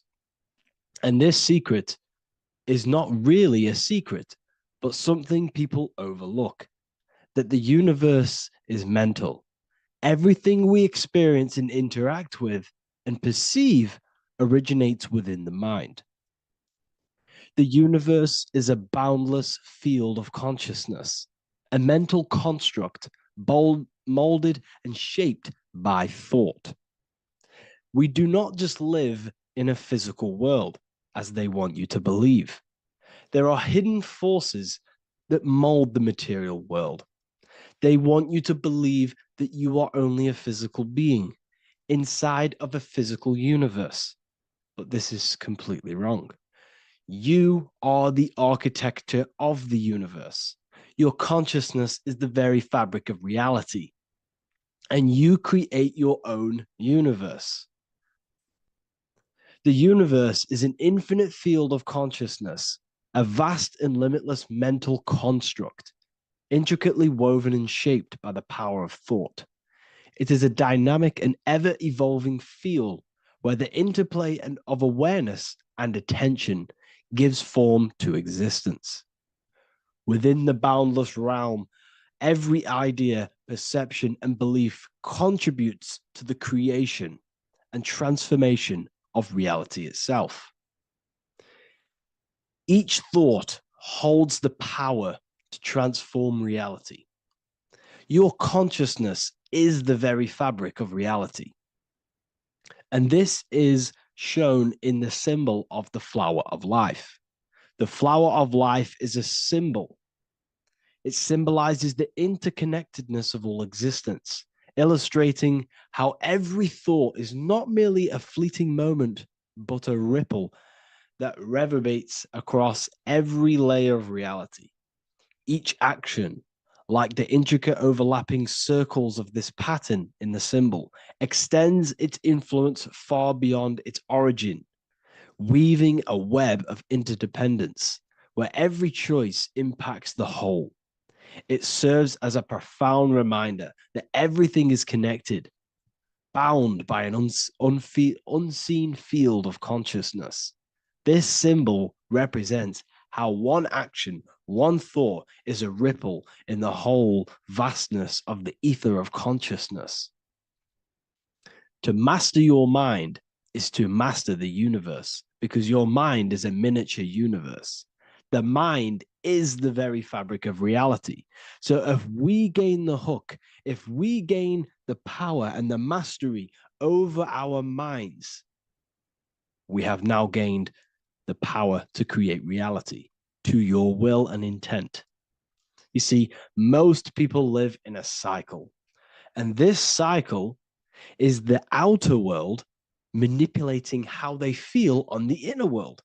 People's external circumstances are creating their thoughts and emotion in the inner world of consciousness, which is producing a constant cycle of negative manifestation. For example, let's say something negative happens to me in my external world. Then I start to think negative and feel negative.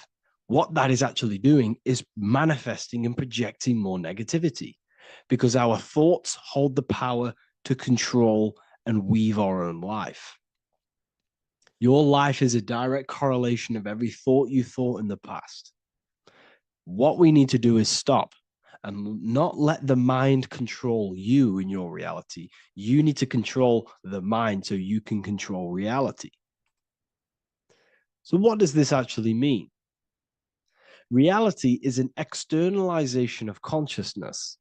Consciousness and matter are one, they're not separate. They are inseparable and interconnected.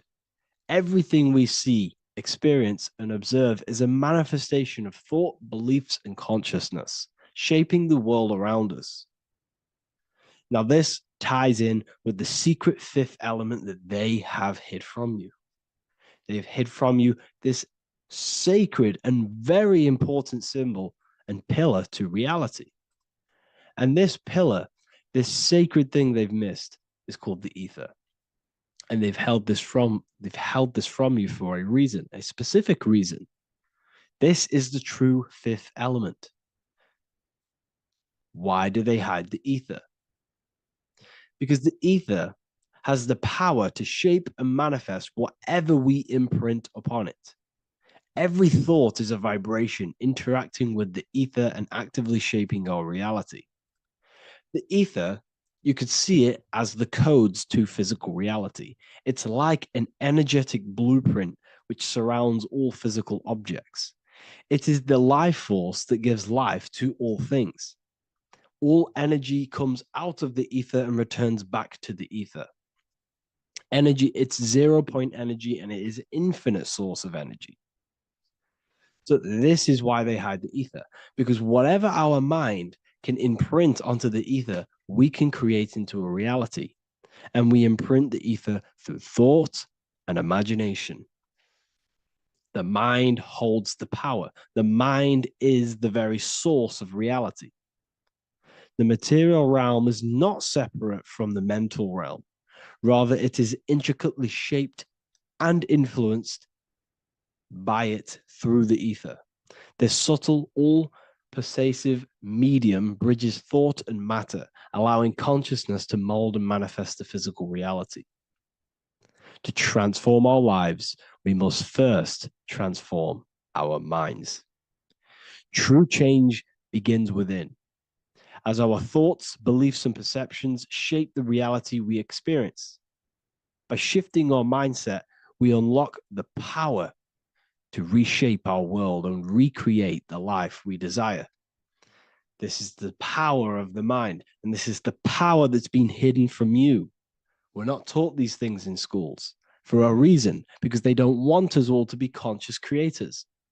Instead, they feed you your beliefs. They feed you your thoughts through the music, through the entertainment, through the movies, through the news. They're controlling your thoughts with this information. They're installing beliefs and information into your mind. So you are producing their reality. But this is what we need to stop. We need to take control. We need to stop consuming their music, their movies, their information, their news, because all of this is contributing towards your reality. They have the collective consciousness at the tip of their fingers. They do not create the world. We create the world by believing their beliefs and their thoughts and installing their information into our minds. You see, it's mind over matter, and most people live in matter over their mind. Most people let matter, the external circumstances, dictate their mind, when it should be the other way around. It should be mind over matter. This is the mental plane. This is the astral. This is the etheric. This is the physical. The mind holds power over the emotions, over the imagination, over the physical, and over our spirit. It holds power over everything. It's mind over matter. It's the mental body that we must transmute and change. Most of us live in a chaotic state of mind, and this is what we must change. Turn chaos into order. So we need to be mind over matter. We need to install this belief into our subconscious. I, Harry B. Joseph, have created the ultimate esoteric school on the earth. As a member, you'll gain access to live mentoring calls twice a week, along with new lectures, books, and exclusive content released every week. Additionally, you'll have a full access to all my life-changing programs. If you're ready to transform your life and start your journey today with me, join Ethereal University. These are the campuses. We have the real lecture sections filled with lectures that you can watch. Manifestation Mastery, which teach you exactly how to reprogram your subconscious mind so you can live that reality. Sexual Alchemy, the path to empowerment of how you can transmute your sexual energy. The Real Library, where you gain access to powerful esoteric books, PDFs. Symbols of Secrets, an amazing course. The course that allows you to see beyond the veil that has been pulled over your eyes, the language of symbolism that secretly rules the world. I teach you how to read symbolism. Esoteric Exchange, live calls. You get to rewatch all of the old live calls. Mindwave Hub, this is a place of binaural beats where you can listen to infinite amounts of binaural beats. So you can meditate to them. Meditation section, numerology, health section, and electromagnetism. This is a life-changing place. And if you are serious, we only accept serious about changing your life and studying the occult and esoteric, this is the place for you. I've been there. I've been on YouTube looking around for valuable information, trying to find good accounts, good channels. It's very hard. I had to go through years of trying to find good information on YouTube. But what I've done is instead of you searching around everywhere for bits of information and connecting the dots, I've put it all into one big place. You get your binaural beats, you get all the programs you need to walk the path of enlightenment to transform your life. I will connect with you on the inside, and I hope this lesson, this lecture, you gained some information, you gained some power from it. Please like and comment, or don't. It's up to you. If you have any reviews, if you have any ideas of lectures that if you don't understand certain things, make sure to leave a comment and I can make a lecture about it. I can make a video about it for sure. I don't mind taking recommendations for videos. So I thank you all, people. Have an amazing day. What if I told you you don't have one body? You in fact have four. There's a secret hidden right in front of you, and most of you overlook it. And by learning these teachings today, this will change your perspective on life, on yourself, and completely change the conception of yourself. This is the key to your highest potential. If you stay with me today, you will find secrets about yourself that will change your life. But I warn you, once you step this path of esoteric knowledge, there's no going back. Once you see, you can't unsee. So stay with me and we will discuss the four bodies of your soul and how you can master yourself to reach your highest potential. The first thing we must understand is that there is a sun. And just like the sun gives life to the earth, there is this life force within the sun that gives life to all matter. We must understand that matter itself is dead. It has no life potential. It has no ability to create or destruct anything. All of the life comes from above, from the sun, from the life-giving power of this infinite energy source we call the sun. No matter what model you believe, the sun still gives power to this physical realm, giving life to all of the crops, giving life to animals, giving life and growth to all things that the rays come in contact with. This is a macrocosm process. We must understand the teachings of as above, so below. This means that the macrocosm repeats itself in a microcosm form. Now, what do I mean? Humans are made in the image and likeness of God. You are a miniature version of God, a spark of the divine consciousness made in human form, in physical form. Just like the sun gives life to all physical matter and growth to all crops on the earth, your soul is a miniature sun. And your soul is giving life to the body. Your body is a miniature earth, which also goes through the cycles of the 4 seasons of the sun. We feel different in each one of these seasons. It's because our body does not only go through these cycles externally, but these cycles happen within ourselves, within consciousness. Your soul is the sun. The sun you see in the sky is an externalization of your soul. Your soul is the life force. You are the soul, not the body.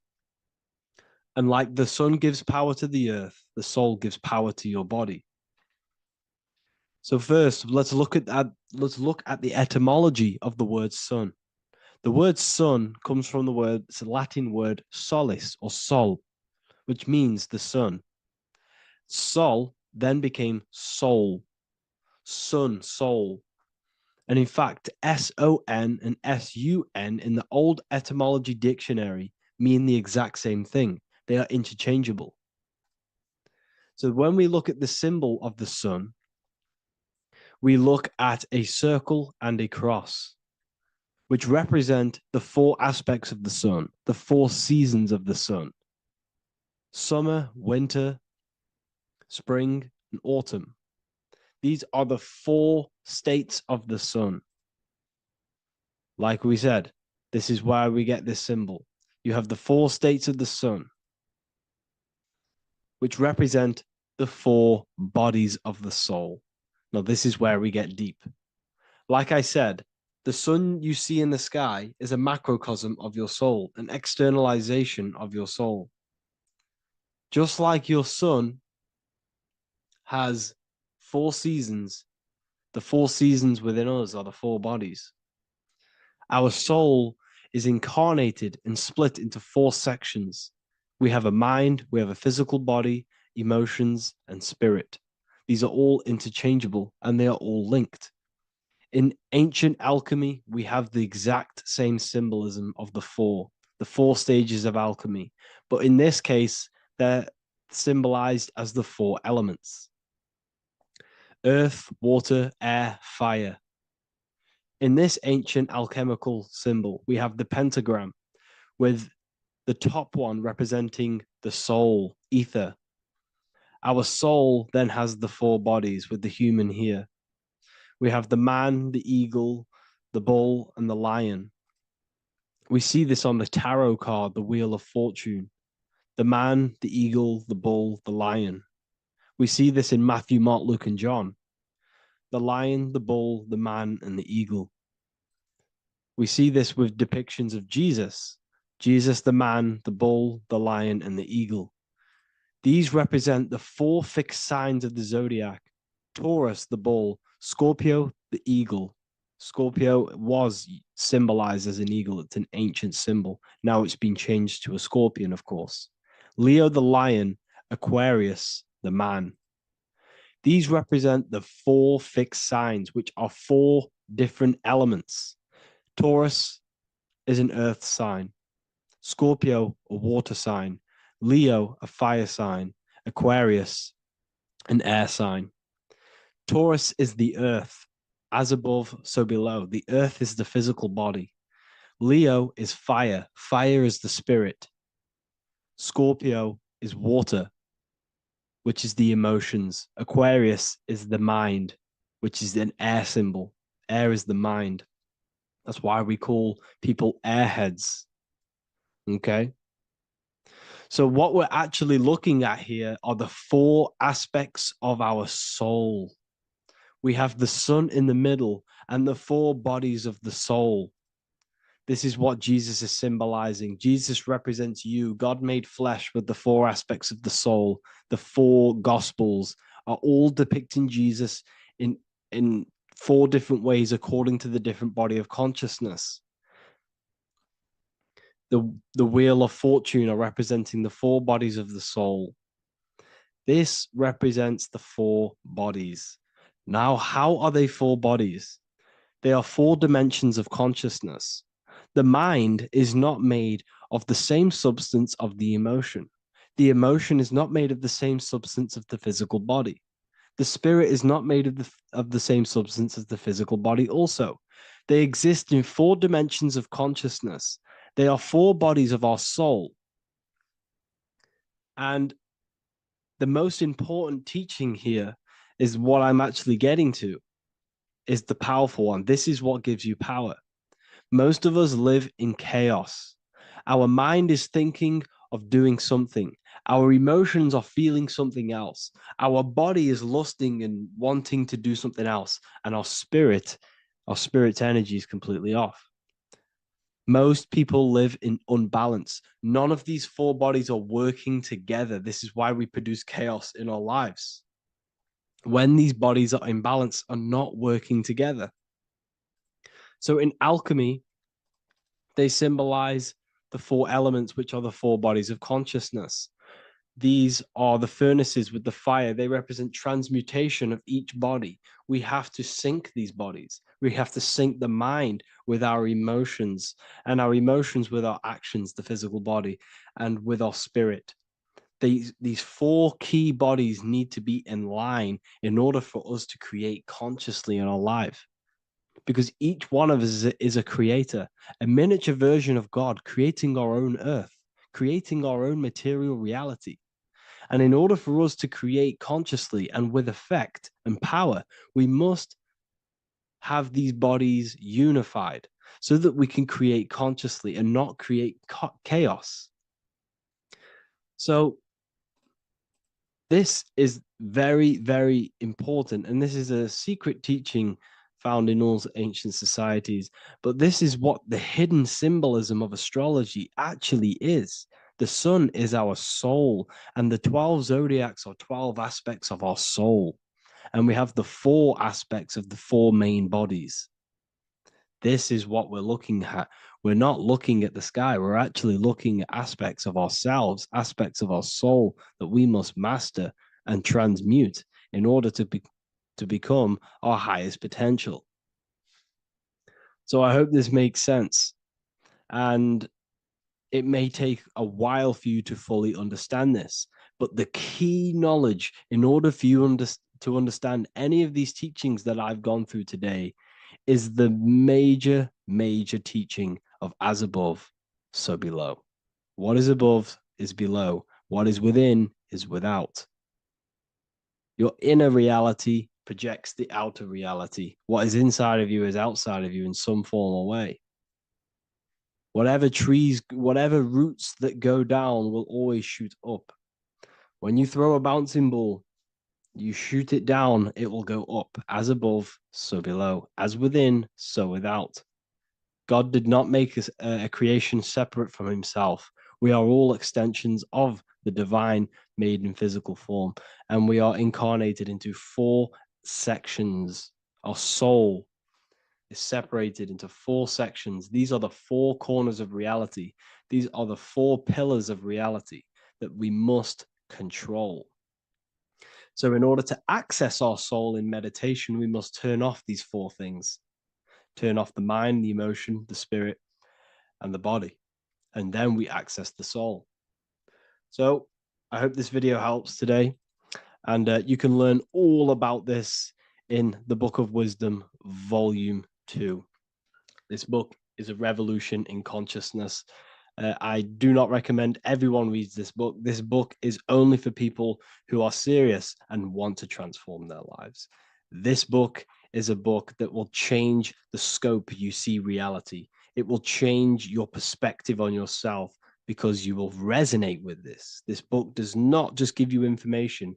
It gives you a sense of well-being. It gives you truth, and you will find your power from this information. This information is not just information, it's a key to your path of enlightenment and transformation. So you can find this book in the description of this video.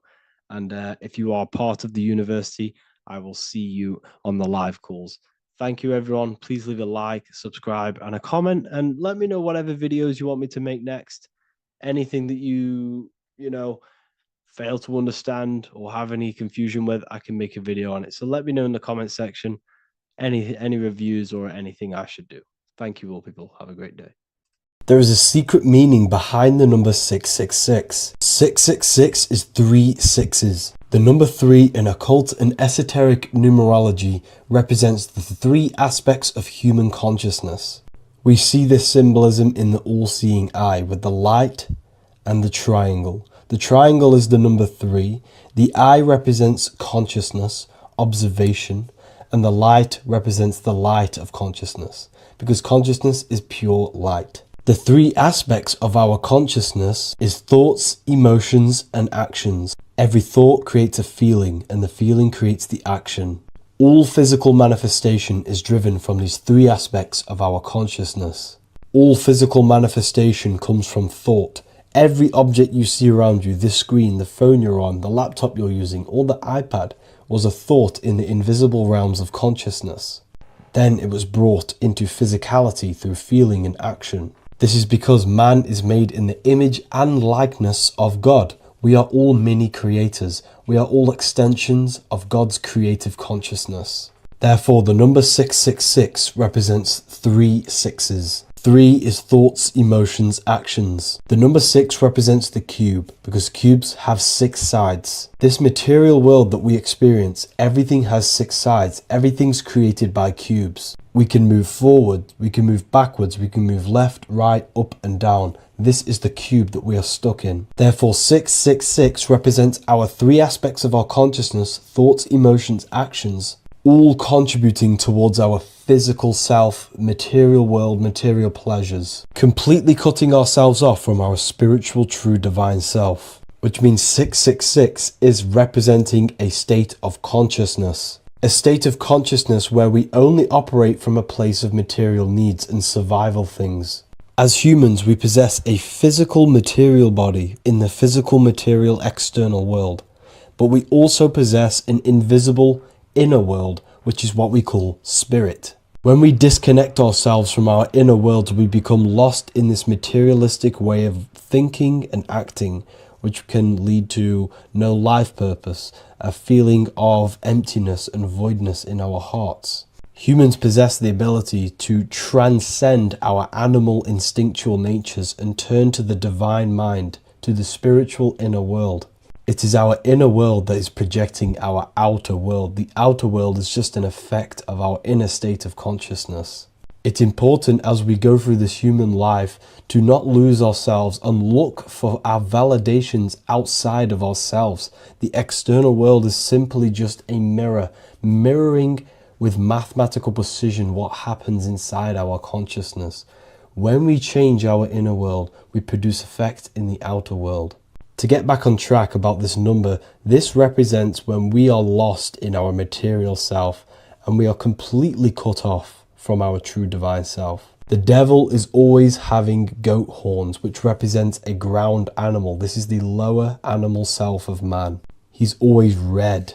The frequency of red is the lowest vibrational color, and it also represents the root chakra. This is all to do with survival mode and our physical needs and physical self. Red represents chaotic and intense emotions like hatred and anger. This is why the devil is always red, because it represents anger and an uncontrolled state of emotion and consciousness. You see, we've been taught in the church and all through religion indoctrinations that the devil is an external deity which influences humans. And in fact, this is nothing but a metaphorical story. The devil is a character which represents an aspect of the human mind, the lower aspect of the human mind, a facet of our own consciousness and psyche. The voice that we have in our head that tells us to do these negative things is not an external deity pushing us to do something bad. This is an aspect of our own mind. Jesus and Satan are just 2 characters which represent the 2 voices that we have in our own consciousness. In fact, the word devil was never present in the early Gospels. Instead, what was mentioned was a spirit of evil. A term spirit of evil was not meant to denote a specific deity or being, but rather any force of negativity, whether it manifests as a destructive thought, emotion, or action.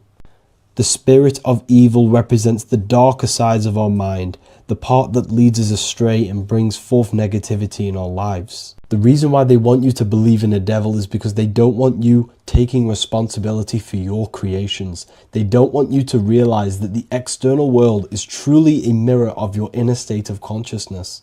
Instead, when something bad happens in your life, you blame it on some external devil or Satan who tempted you. Everything is your creation in your life. When you realize this, you take full control and you begin to reshape your external world by changing your inner state of consciousness.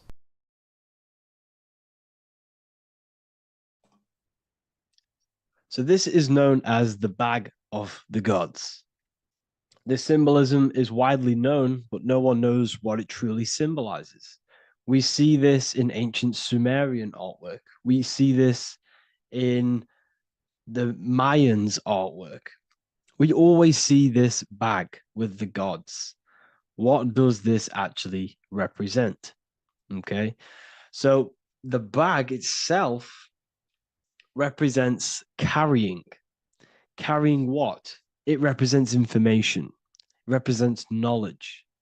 Your mind is the carrier of the information.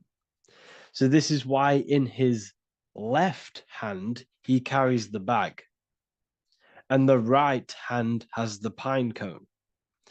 This represents carrying of information. Why is it a bag? A bag can be passed on to someone else. The information can be taught to someone else.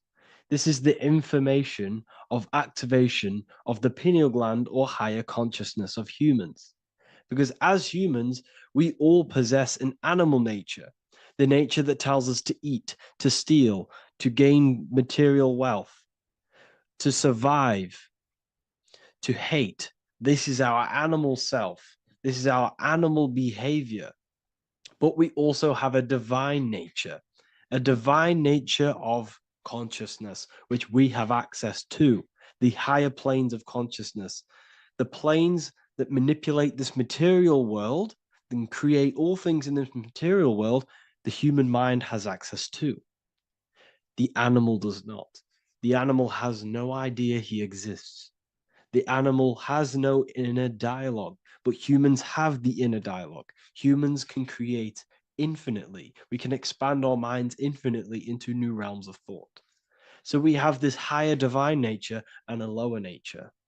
This bag of the gods is basically just representing the knowledge they possess of higher consciousness, of the higher aspect of life, okay?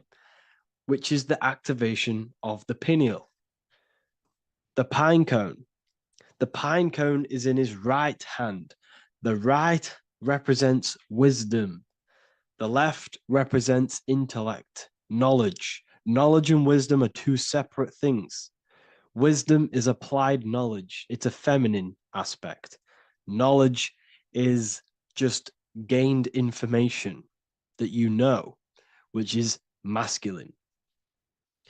So in his right hand, he holds the pine cone. The pine cone can be opened and shut. The shut pine cone represents the asleep human being, the human being that exists in his lower nature, that just basically survives, lives on eating, consumption, material lust, living in chaos with his emotions, living in a place of hell. This is the animal nature. Then we have the awakened human, the one who has consciousness of himself, the one who looks within himself, the one who knows there is more to him when he looks in the mirror. He is far more than just the physical body. He is a divine spiritual being, a divine being who has limitless potential of creation into the material plane.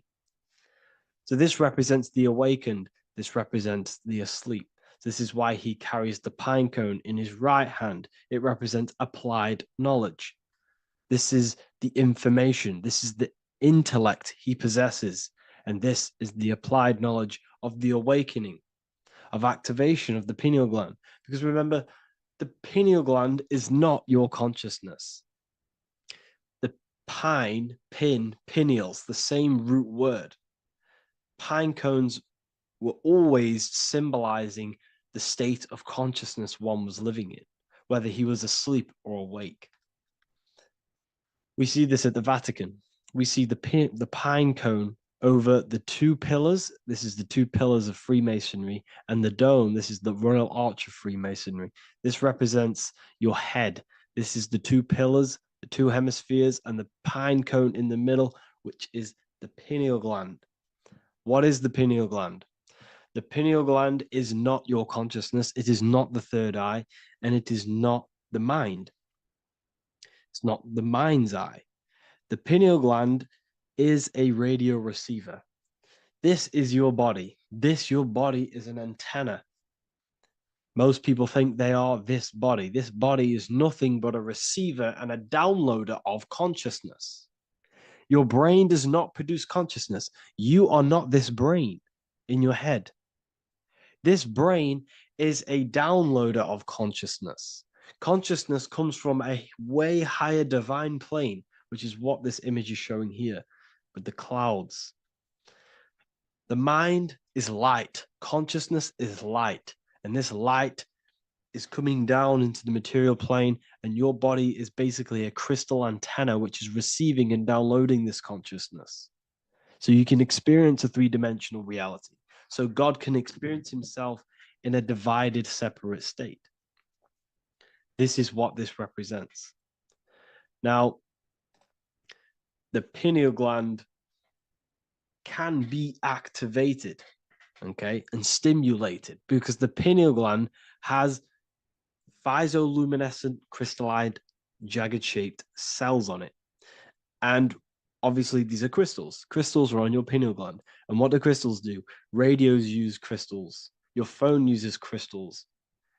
They tell you that crystals are woo-woo and pseudoscience because they don't want you to know the power of crystals. Your body is basically a giant crystal. Your pineal gland is a radio receiver for your consciousness.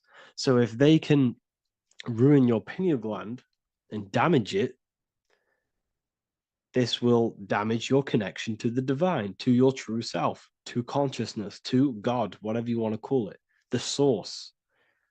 There is all one source consciousness, and we're all collectively connected to it. And this is our connection. This is our antenna. So what a radio does, a radio has an antenna, and the frequencies are all around us because all the radios are playing in your ear right now. But what the antenna of a radio does is tune into a specific frequency to pick up that frequency and play that frequency. It's the same with your consciousness. You're all a fraction of God's consciousness. So that is essentially what we are looking at here. We're seeing knowledge, intellect in the left hand, and applied knowledge, activation of waking up to higher consciousness, to the higher human form. Because we can reach beyond our physical form. We can turn our animal self into a divine being, into one of these so-called gods. These gods are nothing but human beings. The Anunnaki were not gods. They didn't come from the sky. These are normal, regular human beings who activated their higher consciousness. This is what we have here. This represents spirit. Birds represent spirit. So do we have any questions? I'll take some questions now. That was just a short lecture on what that symbol truly means. Okay, so if we have any questions, feel free to go ahead and ask some questions. Anything that you don't understand, anything that you want to know. Okay.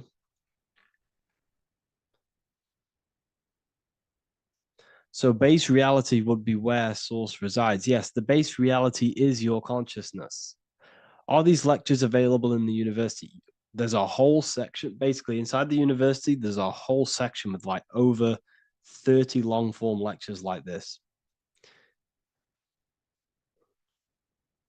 So the base reality is where the source resides. Yes, the base reality is your inner world, your consciousness. That is the only thing that exists. Your outer world is just an effect of your consciousness. Your consciousness, everything that has gone on within the mind and emotion, is pushed outwards into your reality. You have thought and felt your way into your external circumstances. Your life is a direct correlation of every thought you thought in the past. Therefore, your inner world of consciousness is creating and molding your outer world.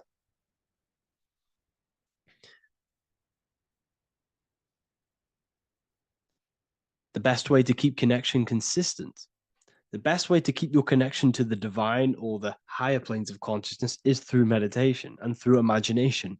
Imagination is the fourth dimension. It is the astral plane. That screen that you have in your mind is not a physical screen.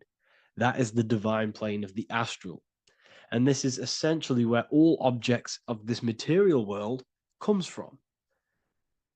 The phone that you are holding, the laptop you're watching this on, whatever you're doing, every single object you see in your room that you are in right now began inside of the plane of imagination. This is not a physical plane. This is a metaphysical plane that you have access to.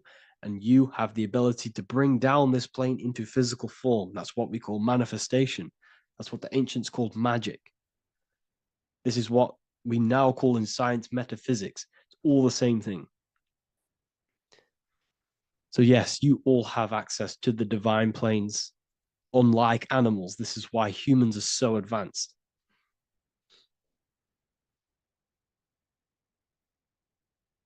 Okay. Is the pineal able to constantly activated, or is it just a temporary experience? I don't fully understand that question, unfortunately. Maybe you could word it in a different way. The real meditations on the university, legit, y'all, yes. In order to connect to consciousness, you need to sit in meditation and turn off your feelings, and the feeling of unity will come. Do I understand correctly? Yes, that is correct. So when you sit in silence and in stillness, stillness, I highlight the word stillness because stillness, when you are still, no information from your nervous system is being decoded by the brain. So when your body is still and does not move, your nervous system starts to relax and comes to a balanced state. Your brain starts to relax, it comes to a balanced state. The left and the right brain stop working, the nervous system stops working. Then, once the body, the material body is shut down, you then have access to consciousness. You can't access consciousness if the body's in such a busy state. If electricity is being fired every 2 seconds, your whole body's electrical. When you move your foot, that's electricity being fired from the brain to the foot instantly through the nervous system. Your brain, your whole body is a technological machine. So you must shut down the technological machine to access the divine that exists beyond the technological machine. Do you understand that? Did we create ourselves from the higher plane? When you say yes, you created yourself, you manifested yourself in this material form for a reason in this specific time and place. Wisdom books, are these available inside the university? Yes, they are. So anyone who joins the university, they all gain 50% off the store. So you can get anything off, anything you want inside the store for 50% off. Plus, you get the Book of Wisdom Volume 1 PDF for free. You get the Human Health Guide. Plus, you get all of the library books. There's a load of different books on occultism, symbolism, esotericism. Do you need to place your attention somewhere specific during meditation? You can do. Okay, you can do. So if you struggle, when you first start to meditate and you struggle to turn off the thoughts, think of the back of the brain, the back of your head. Don't think of it, place your attention on it. Okay, so when you place your attention on the back of the brain, this now shuts off thought because the back of the brain doesn't have any activation to do with thought. The front brain does, the neocortex. That's all to do with activation of thinking. So place your attention on either the back of the brain or your breath. What's more important, creating yourself or finding yourself? It's balance of both.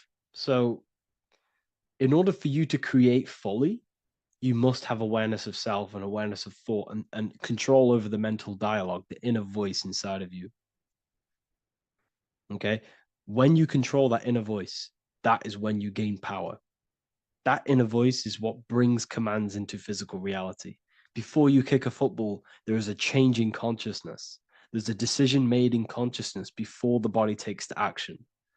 Therefore, every physical manifestation is a change of inner consciousness before it's a physical reality. You can have the reality you want through consciousness before physically having it. That's the secret to creating.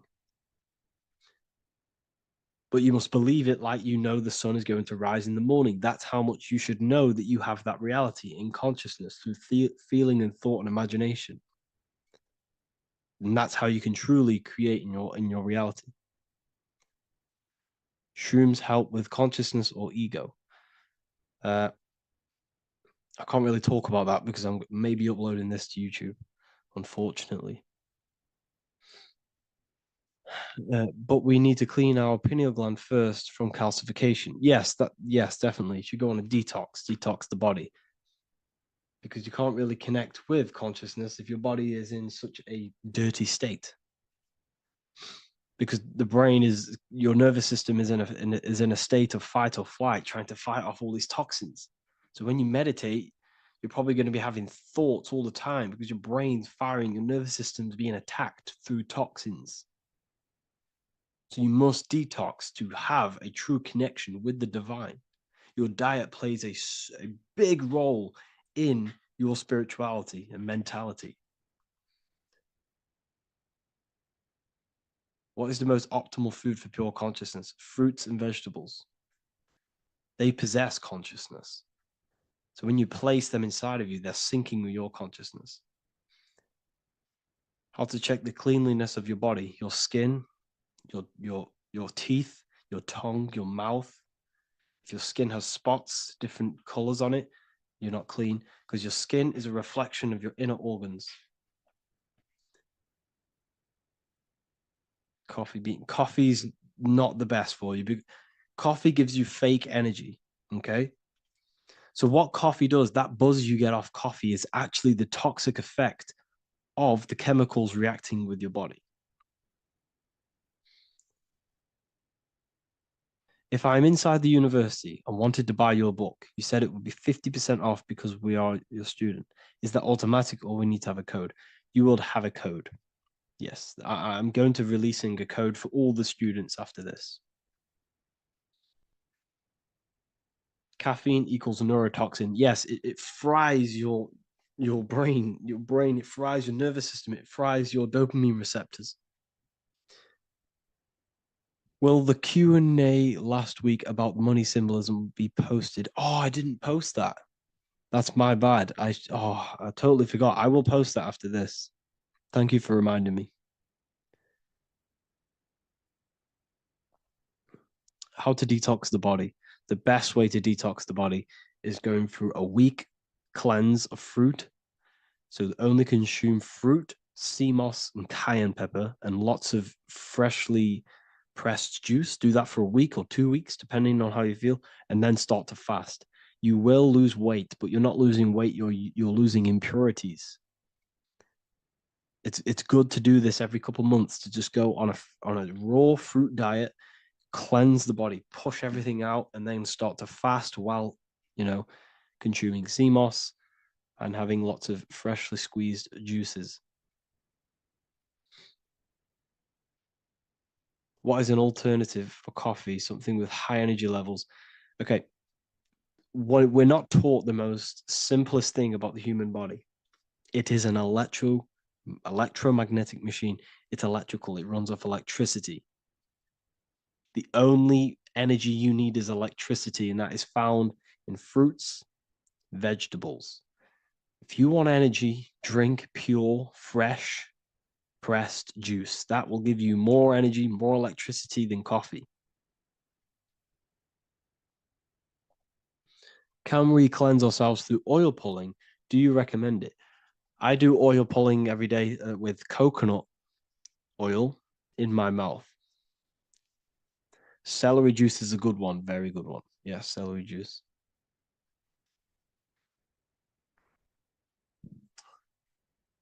Any more questions? What kind of music do you listen to when lifting? For me, rap, hip hop push me work harder, but I know it's terrible for my subconscious. Yes, very. At least you're aware of it. You know, you should be definitely try and stay away from the hip hop music. Try and stay away from anything that's talking about anything negative because it's all programming your subconscious. And your belief system is your reality, people. Your belief system is your reality. Okay. So look after your subconscious. That's what's controlling your actions. 90% of your actions on a daily basis are controlled through your subconscious beliefs. Okay. I listen to a lot of Pastel Ghost. I listen to a lot of let me get my playlist up. It's all like background music for TikTok. Do you know what I mean? Like Pastel Ghost. That's mainly what I listen to.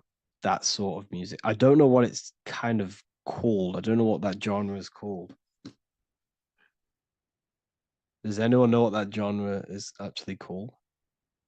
Because there's not much words in it. The reason I listen to it is because there's not much words in it, and you know it helps the subconscious. And I just love that music.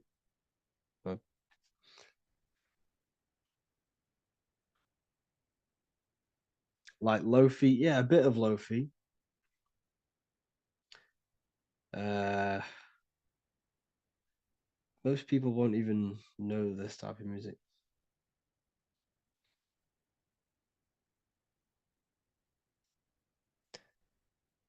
Can you tell us how you use cayenne pepper? So I mix it with freshly squeezed orange juice every morning. So the first thing I have, empty stomach, I have a teaspoon of cayenne pepper, mix it in and just down it every morning and sometimes at night. The feeling you get in your stomach after putting cayenne pepper on an empty stomach is absolutely amazing. It tingles in your stomach. It kills parasites. It kills all horrible organisms.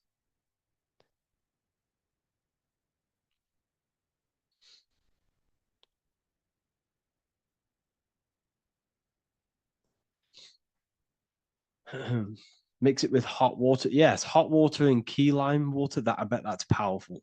If you mixed warm water with key lime with cayenne pepper in first thing in the morning, I can imagine how powerful that is. I've never done that, but I'm going to try that.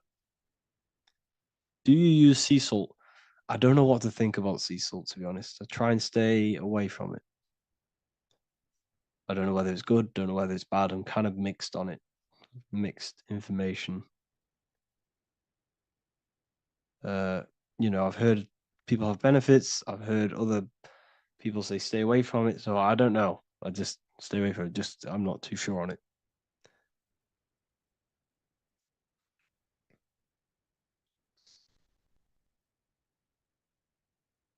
I drink fresh pressed celery juice every morning. Yeah, definitely. Uh, is there any chance we could like feel for move to like esoteric occult questions? The only reason I say that is because I might be posting this to YouTube, so it's like I don't want them I don't want them thinking I'm giving health advice because I'm not. This is what I do. I'm not giving anyone medical advice. This is what I would do to myself because I can probably get in trouble for that. So the subconscious is the all knowing, it is the all seeing eye. The subconscious knows everything. Your conscious mind does not. Your subconscious knows every single cell in your body. Your subconscious is making your heart beat. It's talking to your heart. It's talking to every organ, every cell in your body is being connected and spoken to by your subconscious mind. It is the all-knowing. The subconscious has access to the astral plane, imagination, the fourth dimension. It has access to the mental plane, thoughts. It has access to the ethereal plane, energy. And has access to your physical body. It's the door. It's the portal. The subconscious is the portal to the divine. You must go through the subconscious in order to access the divine. Any coupon codes for book 2? Yes, inside the university, there will be a 50% off coupon code. Speaking of ancient civilizations, why did they use symbols to give us true knowledge? This is a very, very good question. Very good question indeed. The reason they use symbols is because symbols are their keys. They hide meanings. They hide things. For example, if it was written down, if all of this sacred knowledge that I'm speaking now was written down, it can be easily taken. It can be easily misused. Someone can take it, read it, and steal it and misuse it and abuse the world and create horrible things. The reason they use symbols is because they're hidden. They hide the teachings. Only the ones who possess the key, that possess the knowledge, can read the symbol. So the symbols act as a guard towards this higher wisdom, this higher knowledge, which gives you power. All of the knowledge I teach you gives you power. And you can misuse it. You can misuse your imagination. You have no clue, unless you've put this into action, how powerful your inner consciousness is. You can become a Okay, listen. If you hate your job, it's not the job that you hate. Think about it. It's not the job that you hate. The hate is coming from your inner consciousness. It's the state of consciousness that you hate. So what does that tell you? You can change that inner consciousness to another reality, the feeling of another reality. You can become that consciousness within before you actually externally have it. And by becoming and knowing that reality, that's what produces effect on shaping your outer world. When you really, truly know that reality inside of you, of being free, of being wealthy, of having abundance, your outer world has no other choice but to rearrange itself to your new inner state of consciousness. That's what magic is. It's manipulating your inner state of consciousness. It's convincing yourself that you already have it, not believing it, knowing it. Okay? Knowing is different than believing. Believing is a lie. You should know thyself. Okay? So we can say that human overpopulation is intentional. There is no human overpopulation. We're all cramped in these cities. We're all cramped into one little place. We're not supposed to live like that. We're not supposed to live so cramped. This is why there's so many weirdos out in public. So many weird people doing weird things. This is when things start to go weird, and we shouldn't be living in this state, in this condensed state. We should be spread out. Okay.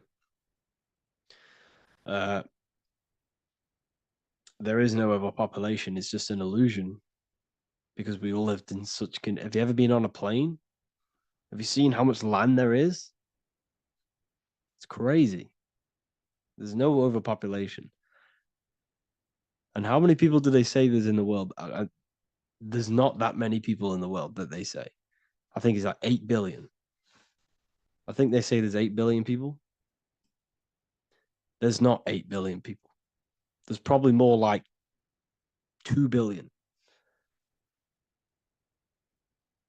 And the reason I say that is because I have a friend who only has like 300K followers. That's a lot of followers, okay?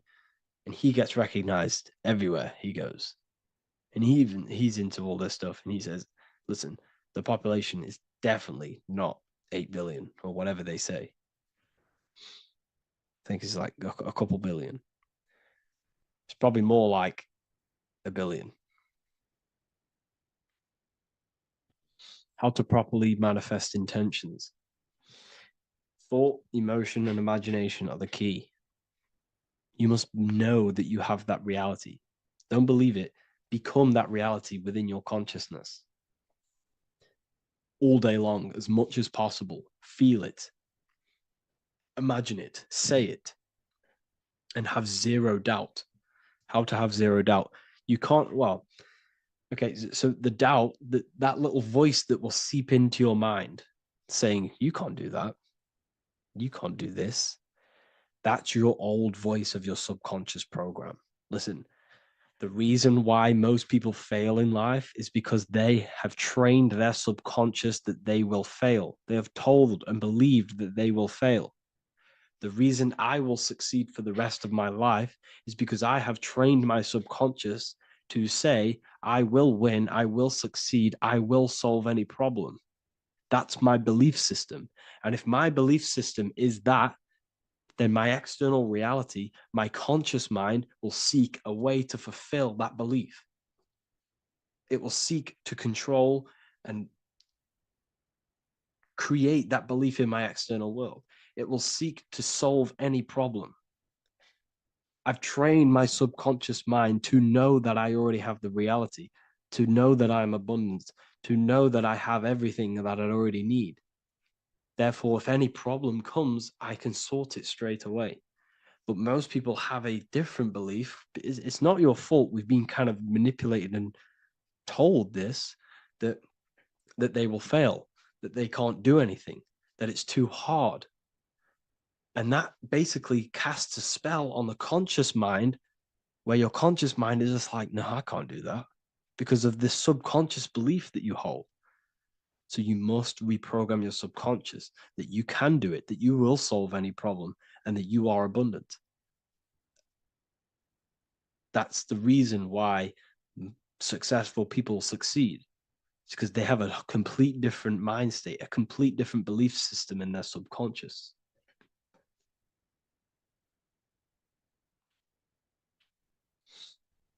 Do you offer mentoring?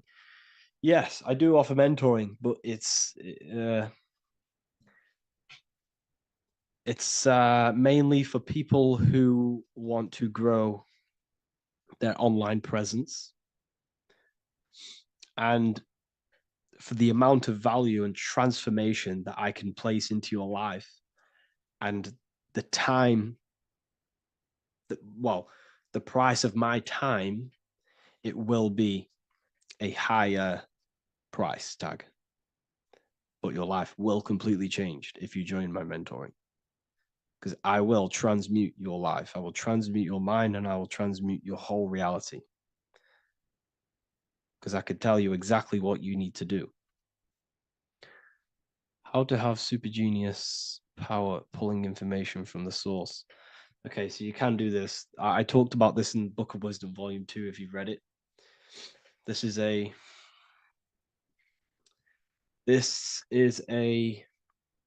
technique that Albert Einstein used. This is a technique that Thomas Edison used. This is a technique that all of the ancient geniuses have used. So you get on a chair, you place metal below you or plates, and you hold a metal ball in your hand, and you fall asleep. And every time you fall asleep on the chair, you're going to drop the ball because your body will become unconscious, and you will basically drop the ball, and it will wake you up because it's going to hit and make a loud bang on the plate. And every time you go to sleep, basically what this is actually doing is shifting your consciousness from conscious into the subconscious. So from physical into the astral. Your consciousness is shifting between these two planes. And as you do this, you can bring down great ideas from these higher planes. So when you fall asleep, have an intention. And when you fall asleep, you'll drop the ball. And when you wake back up, you'll have an idea and you just got to write it down.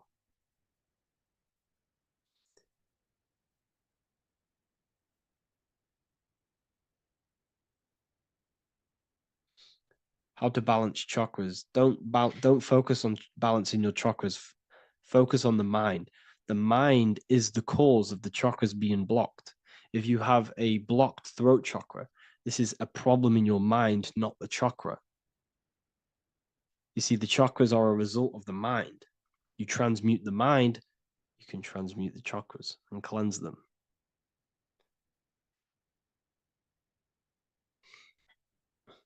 So was Jesus a real man that walked? Okay, so I'm going to tell you something. Like, some of the things that I say in my reels, they are to catch attention. So if I say the first thing on the reel, Jesus never existed, straight away, you see that, it's going to trigger you. It's going to trigger Christians. It's going to trigger people. So yes, I do say things to catch attention. The reason I do that is because I have to in order to catch attention. Maybe there was a Jesus who walked. So in the past, I have said Jesus never existed. Yes, this is to catch attention, to boost the reels, views, and comments and stuff like that.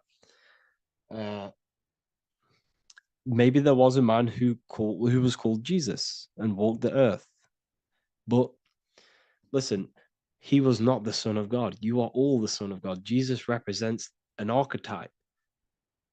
He represents morals. He represents a way of living that you should embody in your life, not to worship.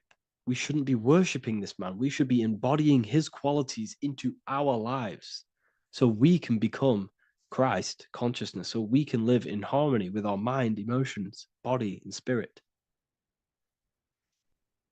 Okay? He was not the Son of God. You are all the Son of God. We are all God experiencing himself in a three-dimensional divided form.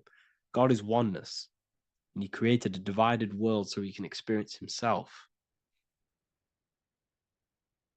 Why do you quote from the Freemasons oft times? I don't recall me looking at Freemason quotes and quote them. I just simply, when I post a quote, I literally just, whatever comes to my head, I just whack it into Telegram or Twitter. Are dreams tied to your subconscious, and how do you understand them? Okay. Dreams and astral projection are two different things. Astral projection is your soul leaving this plane into the collective consciousness, into the collective mind, the collective astral plane. But dreams are basically the astral plane, but it's your personal astral plane in your personal subconscious. So when you dream, you're entering your own consciousness, you're entering your own subconscious. Every character, every event that happens to you, everything that is said to you, everything that happens to you in your dream is yourself pushed outwards, and you're basically experiencing your own mind. If something scary comes up in your dream, this is your belief, this is something in the back of your mind materializing and coming to you and showing itself to you. So in order to understand your dreams, it's basically suppressed emotions, suppressed thoughts, all lingering in your subconscious materialized. Okay. A few months ago, I'd have concurrent dreams of getting in a car crash that lasted for months. Then one day out of nowhere, I got into a really bad accident, and that low-key bugged me out. I didn't know if my mind was trying to warn me or what. You can explain that. Okay. If you are having dreams about having a car crash, this is a belief. Okay, so let me tell you something. Let's say you're a drug dealer, okay? And you live in fear every single day of the police coming to you. This dealer every day is worried, he's scared, and he lives in fear of the police getting him. He was believing it. This fear, this emotion he was feeling on a regular basis, repetition, and the emotion is basically impressing your subconscious. It's impressed his subconscious that deeply that he now believes it. It's now become a belief. So one day the dealer gets caught and he goes to prison. Let me tell you something. He placed himself there because he created a program, a belief in his subconscious of the police. And his external reality is now in a prison cell. But that prison cell is just an external manifestation of the prison cell of fear he installed in his subconscious mind. The four walls he's now trapped in is just basically an externalization of his own belief system that he created through consciousness, through the subconscious. If you embedded your belief that you will be in a car crash, you will be in a car crash. He placed himself there. He materialized that reality through the thought, through the emotion, through the belief.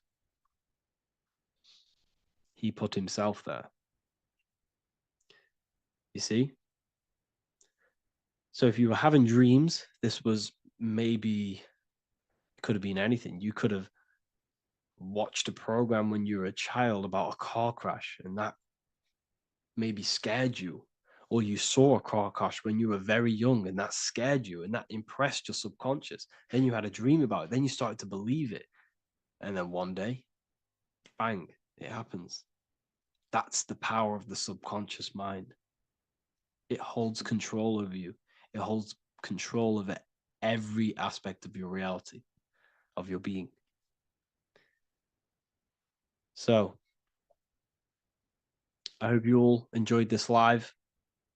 I'll see you all inside Ethereal University. I'll be posting another lecture this week. And yeah, let me hold on. What if I told you many people around you have probably sold their souls? It's more popular than you think, and it's very easy to do. Selling your soul is not something that you can just go and meet the devil and do it. It doesn't work like that. But before I tell you exactly how you can sell your soul and how not to sell your soul, what is the soul? So looking at Jesus, we always see two lights surrounding his head, one surrounding the heart. And as of course, if you've been watching my channel, you know Jesus represents you. He represents the divine essence of the universe made in human form. Each one of us possess a fractal of God's infinite consciousness. We are all God. We are all God experiencing himself in a three-dimensional divided form, separated from his oneness.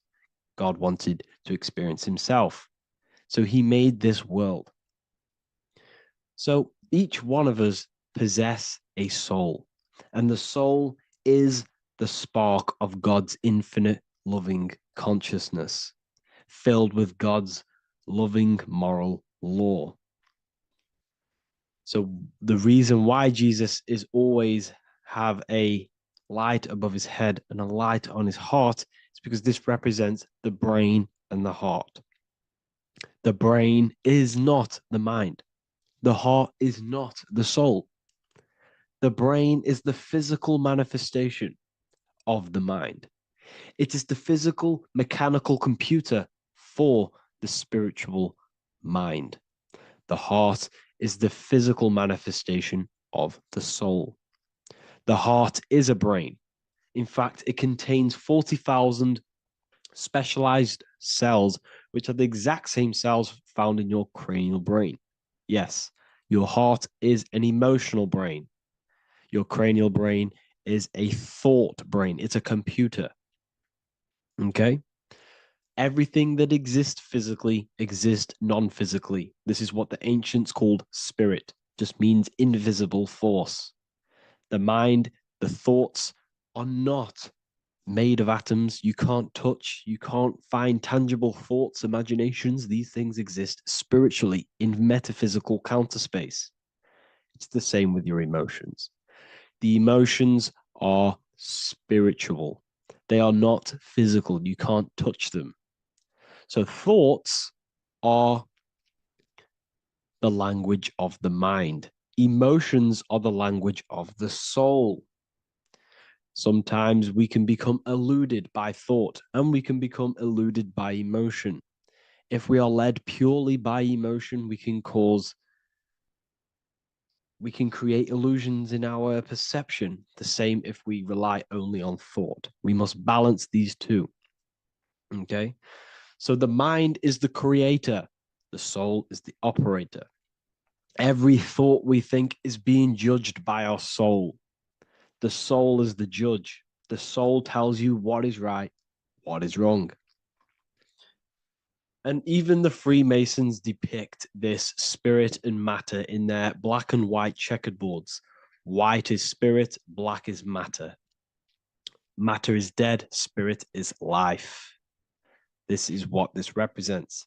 Physical reality is not just physical. For every physical object, for every physical manifestation, there is a spiritual force bringing it into existence. Consciousness brings everything into existence. Before you kick a football, there's a change in your inner consciousness before you take that action of kicking the football. Everything exists in spirit before matter. You existed in spirit before you were physical. We also see this in alchemical Freemasonic artwork. This represents the clouds. This is the mind. This is the heavens. And then coming down into the heart, which represents the earth. The light entering the mind into the heart, because every thought we think is being judged by the heart. The heart speaks to you through emotion. The soul speaks to you through emotion. Every thought you think, your heart is telling you that is right, or it's telling you that is wrong. Why? Why is this? Emotions can guide us, okay? Emotions are the language of our soul. Our soul guides us to our soul purpose. Each one of us contains a purpose in this physical life. There is a reason you are alive. There is a reason why you came from spirit into a material reality.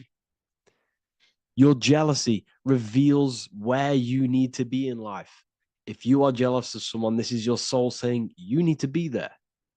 That's where you need to be. Your fear reveals your greatest growth in order for you to reach your life's purpose. If you fear something, this is your soul telling you you need to overcome this in order to reach your life purpose. This is the next obstacle. The soul, your life purpose is not found in your passion. It's found on the other side of your greatest fear. The soul's always seeking, it's always seeking truth. It's always seeking to expand, to learn. The soul must go through pain in order to overcome, in order to grow. That's why we are here, to grow and expand and create. We also see this in alchemical artwork. Again, the mind in the clouds, the heart and the soul. They must work in unity. Each one of us contains the spark of the divine, which is the soul. Okay? Which is the soul. This is the operator. God, generator, operator, destroyer. The generator is the mind. The operator is the soul. The destroyer is the body. Everything will generate, everything will operate, and everything will die. That's the Trinity, the Father, the Son, the Holy Spirit. There's always a Trinity, Brahma, Vishnu, Shiva. Okay, so each one of us contains God's law, and it's encoded within our consciousness, within our soul, within our heart. That is what's judging everything you do. Every time you hurt someone, you can feel it. If you've ever punched someone, you can feel it. You know it's wrong.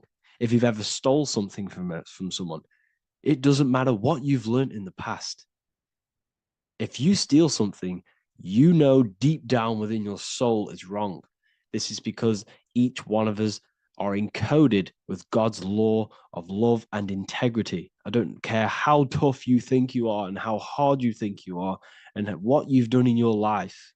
I don't care. You know what is right, what is wrong, because you are encoded with love. Does not matter how far your mind can take you away, how corrupt your mind can become. There is always a spark of love and empathy in your heart, in your soul. You know this when a child. When you're a child, you're not racist. You don't want to hurt anyone. You don't want to steal. As a child, you're pure love, you're pure awareness, you're pure. You would never think about being racist. It's the corruption of the mind that leads us to corruption. Our soul always wants to do good. So the soul is encoded with God's law. And when we go against this law, this destroys our body. Yes, because your body is electromagnetic, and that's being casted from your heart. So every time you go against the heart's guidance, moral law, we weaken our electromagnetic field, which weakens our body. If you've ever looked at someone who's very negative, you can see them. You can see that they are aging quicker. You look at Scrooge, for example. If you ever watched Scrooge, look at how corrupt he looks. That's his heart. You can see the people's hearts on their face. People who do negative things and have negative thoughts, negative emotions, you can see it in their eyes and their face. It's because it corrupts you. It corrupts the body. It ages the body. Goodness is life. Okay. So can you sell your soul? You cannot sell your soul physically. But what you can sell is your conscience. What you can go against is that moral law. And you can exchange physical material things such as money, fame, cars, houses, business, in order for you can exchange that to go against your inner dialogue. For example, these rappers, celebrities, what are they doing? They're not selling their soul. You can't sell your soul to some entity on the astral plane. But what you can do, you can take money to say, I'm going to go against my heart. I'm going to go against my inner moral law. I'm going to take that money and I'm going to do something wrong. It's basically going against your soul. It's selling your soul's guidance of moral law. That's what selling your soul is. And that's what these rappers are doing. That's why they're so sad. You know, this is why all these rappers are on drugs, doing all sorts of things to escape, to short-term escape what they've done. They're going against their inner guidance for money. And yes, short-term pleasure may be happy for now, but in the long run, it will leave you feeling voidless because nothing material can ever satisfy your soul. Nothing. You could gain £1 million tomorrow, guaranteed within 2 weeks, you'll be back to the exact same position mentally, emotionally as before, because nothing physical can ever satisfy you. Guaranteed, if you received $1 million if you received $1 million now, in a week's time, you'd be hunting for the next million because it does not satisfy you. There's a reason why these billionaires don't stop working, because they're so addicted to earning and earning and earning. It doesn't satisfy you. The only way you can satisfy yourself is through Christ consciousness, is through self-love, is through loving thyself, knowing thyself, and becoming balanced internally in consciousness instead of seeking external validation through material things, which end up leaving you feeling voidless, empty inside, and sad and depressed and anxiety.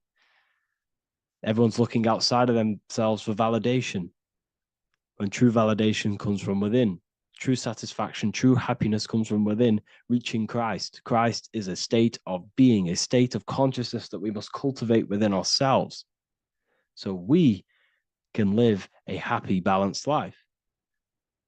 You can have all these material things when you're satisfied inside, but don't rely on them. Me, I enjoy material things, but I don't desire them. I don't chase them. I don't rely on them for happiness. for validation. You can have big cars, you could have your favorite watches, you could have Lamborghinis. Yes, it's fun, but don't let it give you your happiness. As long as you're happy on the inside, it's okay to have these things. You should seek balance with your inner world and outer world. Okay, so this is what they are doing. Rappers, celebrities, actors, Hollywood, this is what they've done. They've exchanged their inner integrity, their inner law, their inner moral compass for exchange for material wealth, fame, money, and cars. That's what they've done. And power. It corrupts you. They slowly corrupt you.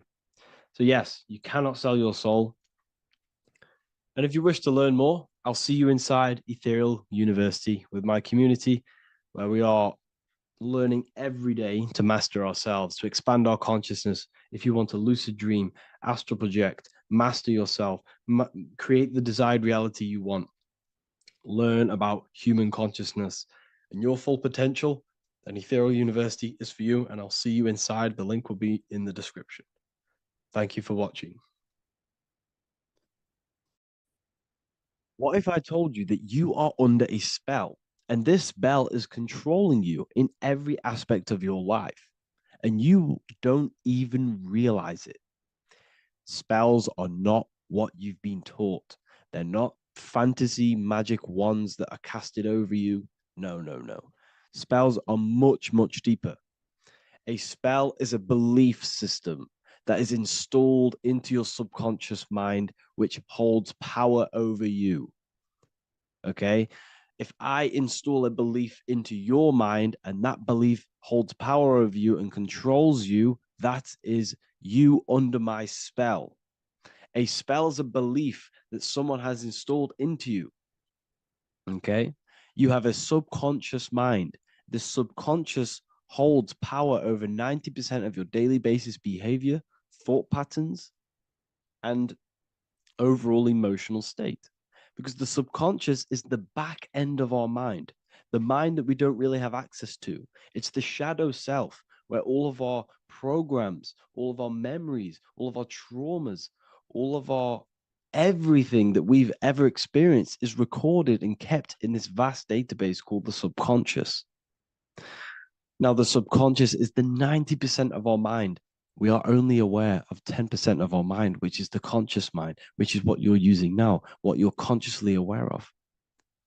But there is a subconscious mind that holds power over your conscious decisions, and you don't even realize it. For example, as a child, you had a very, very traumatic event happen.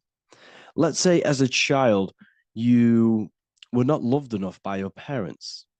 And this feeling of you not being enough for your parents and feeling alone as a child implanted this seed. And this seed was planted by your emotions, a strong emotion. And over time, as you grew older into an adult, this seed grew and grew and grew. And what this seed grew into is you being very needy, you always seeking validation from others. Okay. But you taking this conscious decision 10 years down the line actually stems from this hidden cause within your subconscious mind, within this little feeling, this seed inside your subconscious where you don't feel like you are worthy.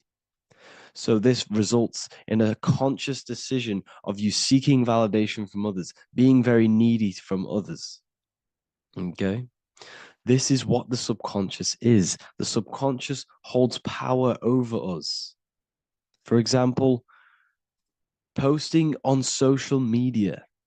Why are you actually posting on social media? If you take a selfie with your new watch, new car, and you go and post that onto your social media, why are you actually doing that? On the deepest root cause, it's not because you just want to post a picture. No, it's much deeper. It comes from a subconscious belief or a subconscious emotion of you seeking external validation. whether you believe that or not. But that's what it is. If you're posting on social media, you're seeking attention, you're seeking validation from others on a deep level, on a subconscious level. You may not even realize this because it's subconscious. Now, this is what a spell is. Money is a type of spell. Remember, money doesn't actually exist. Money does not exist. Money is a physical object inside of the material plane. But the physical object has a belief in the mental plane. See, the mind is the highest plane. This is the root cause of reality, the mental plane. Okay?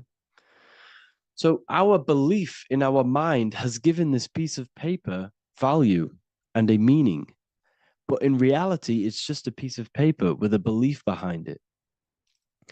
But this subconscious belief behind this piece of paper is controlling your daily basis behavior, is controlling your emotional state and controlling your life without you even realizing it.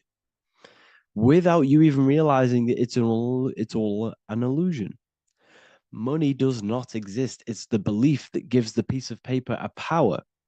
And the way we break the spell is by realizing that the money doesn't actually exist. The whole world is under the spell of money and it's controlling all of us. But the spell is the belief. Once we all wake up and realize money has no value, it doesn't actually exist, it's only a belief. There is no actual money. That's how we break the spell. The spell is broken when we figure out that we are under the spell, under the belief, under the illusion of this piece of paper having value, and it's controlling our lives. That's why the word money has mon within it. Mon is moon, and the moon represents our hidden aspect of our mind, our subconscious, and the sun represents our conscious mind. So you have two versions of yourself. You have the self that you show to everyone, the conscious mind, and you have a shadow self called the subconscious, which is the hidden aspect of you. For example, do you really love your partner who you're with, or are you just with them for, is there a subconscious fear of being alone? Do you really want to be with this person, or is it stemming from, are you staying with them because it's stemming from this fear of being alone, of being lonely? Or are you just with them because you have a subconscious sexual addiction? And all of your conscious decisions are actually coming from this little seed of wanting sex or not being alone. You have two versions of yourself, the conscious mind and the subconscious, the shadow self and the self that you show to everyone else. Okay? And the subconscious is what's holding power over you. When you drive your car, you don't consciously have to think about changing gear. You've done it that many times. It's on autopilot. That's the subconscious doing it. You can be walking down the street. Your conscious mind can be thinking about what you're going to cook for tea later, but your subconscious mind is controlling your body and walking your body. You don't have to think about moving the body. You just do it because you've done it that many times. It's a program. It's a belief in the subconscious that's giving this movement power. You see, the subconscious holds a lot of power over you. Our beliefs hold power over our daily basis behaviors and actions. Okay, like I said, posting on social media, this is seeking external validation. There's a subconscious stem, there's a subconscious urge bringing this desire into conscious reality. So we must break the spell of our emotions controlling us, our traumas from a child controlling us. For example, another example of this, let's say you were in a car crash years ago, and this car crash led you to having a very traumatic event, very traumatic emotion you felt in that car crash. You felt a lot of pain. That was impressed into your subconscious. And even to this day, you're probably scared of going into trains, going onto cars, going inside of vehicles. And you might not even be aware that it's actually stemming from this event that happened 10 years ago. That's the spell. That's the spell that's holding power over you. And you don't even realize it. You realize the spell when you realize you're being controlled by this old belief, this old trauma. That's what a spell is. A spell is not something I cast over you with a wand like Harry Potter. Spell's much deeper. It's the hidden aspects of our mind that hold power over us, that control us. Okay? So, how do we get rid of the spell? How do we break the spell? By installing new belief systems, by installing new programs into our subconscious. The subconscious is impressed by repetition and emotion. Everything you do on repeat, for example, tying your shoelaces, you can be looking up into the sky, closing your eyes, thinking about what you're going to create for tea while doing your shoelaces. You've done it that many times, you don't have to think about it. That's the subconscious taking over. Okay. That's the repetition aspect of the subconscious. For example, you could probably run down your stairs. You know exactly how to run down the stairs. If I tried to run down your stairs, every staircase is different. I'd probably fall over. But you've done it that many times, you know exactly how to do it. It's what we call ritual. When you have an evening ritual, when you tidy the house, you do your skincare routine, you wash your teeth, that's a ritual. This is what the ancients called ritual. When we do rituals, we're trying to implant something into our subconscious to either remove an old program, an old seed that is controlling us, for a new one that's going to grow into new light, into a new reality. So you can implant messages, implant new programs into our subconscious, which will then grow into a new reality. Okay?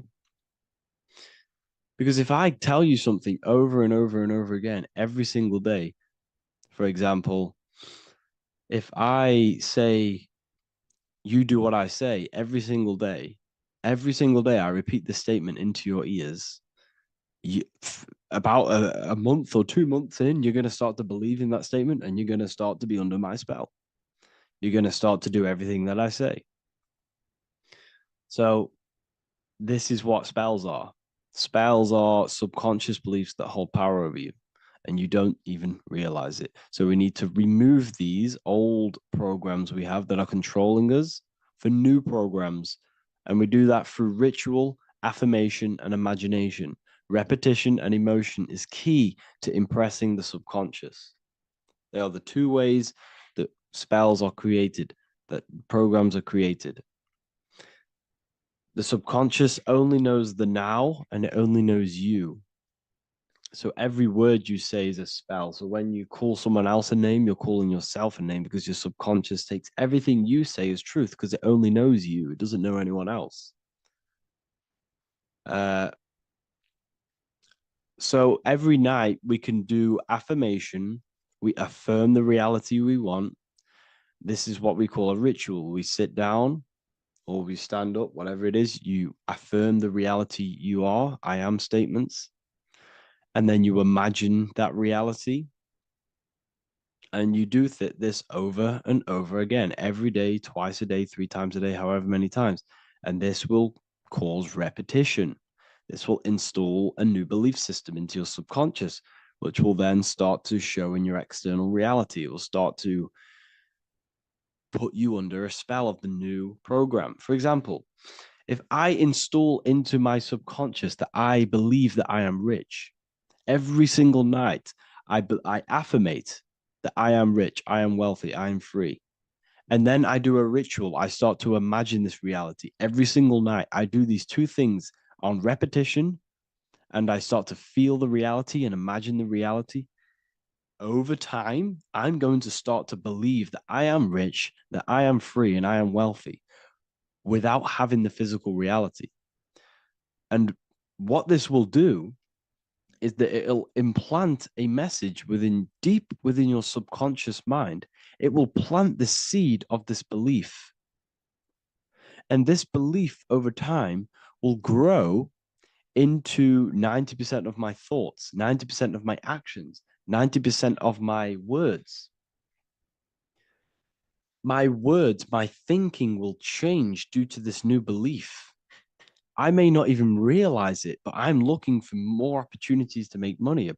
I'm speaking to more people because of this belief that I've installed. This belief has triggered new ways of thinking. My mind, my conscious mind is now only operating to fulfill this belief. And my conscious mind might not even be aware of it. You won't even realize that you're manifesting this belief of being rich. And that's how it happens. You implant the belief within your subconscious. You implant the spell into your subconscious, which will then gain control over you.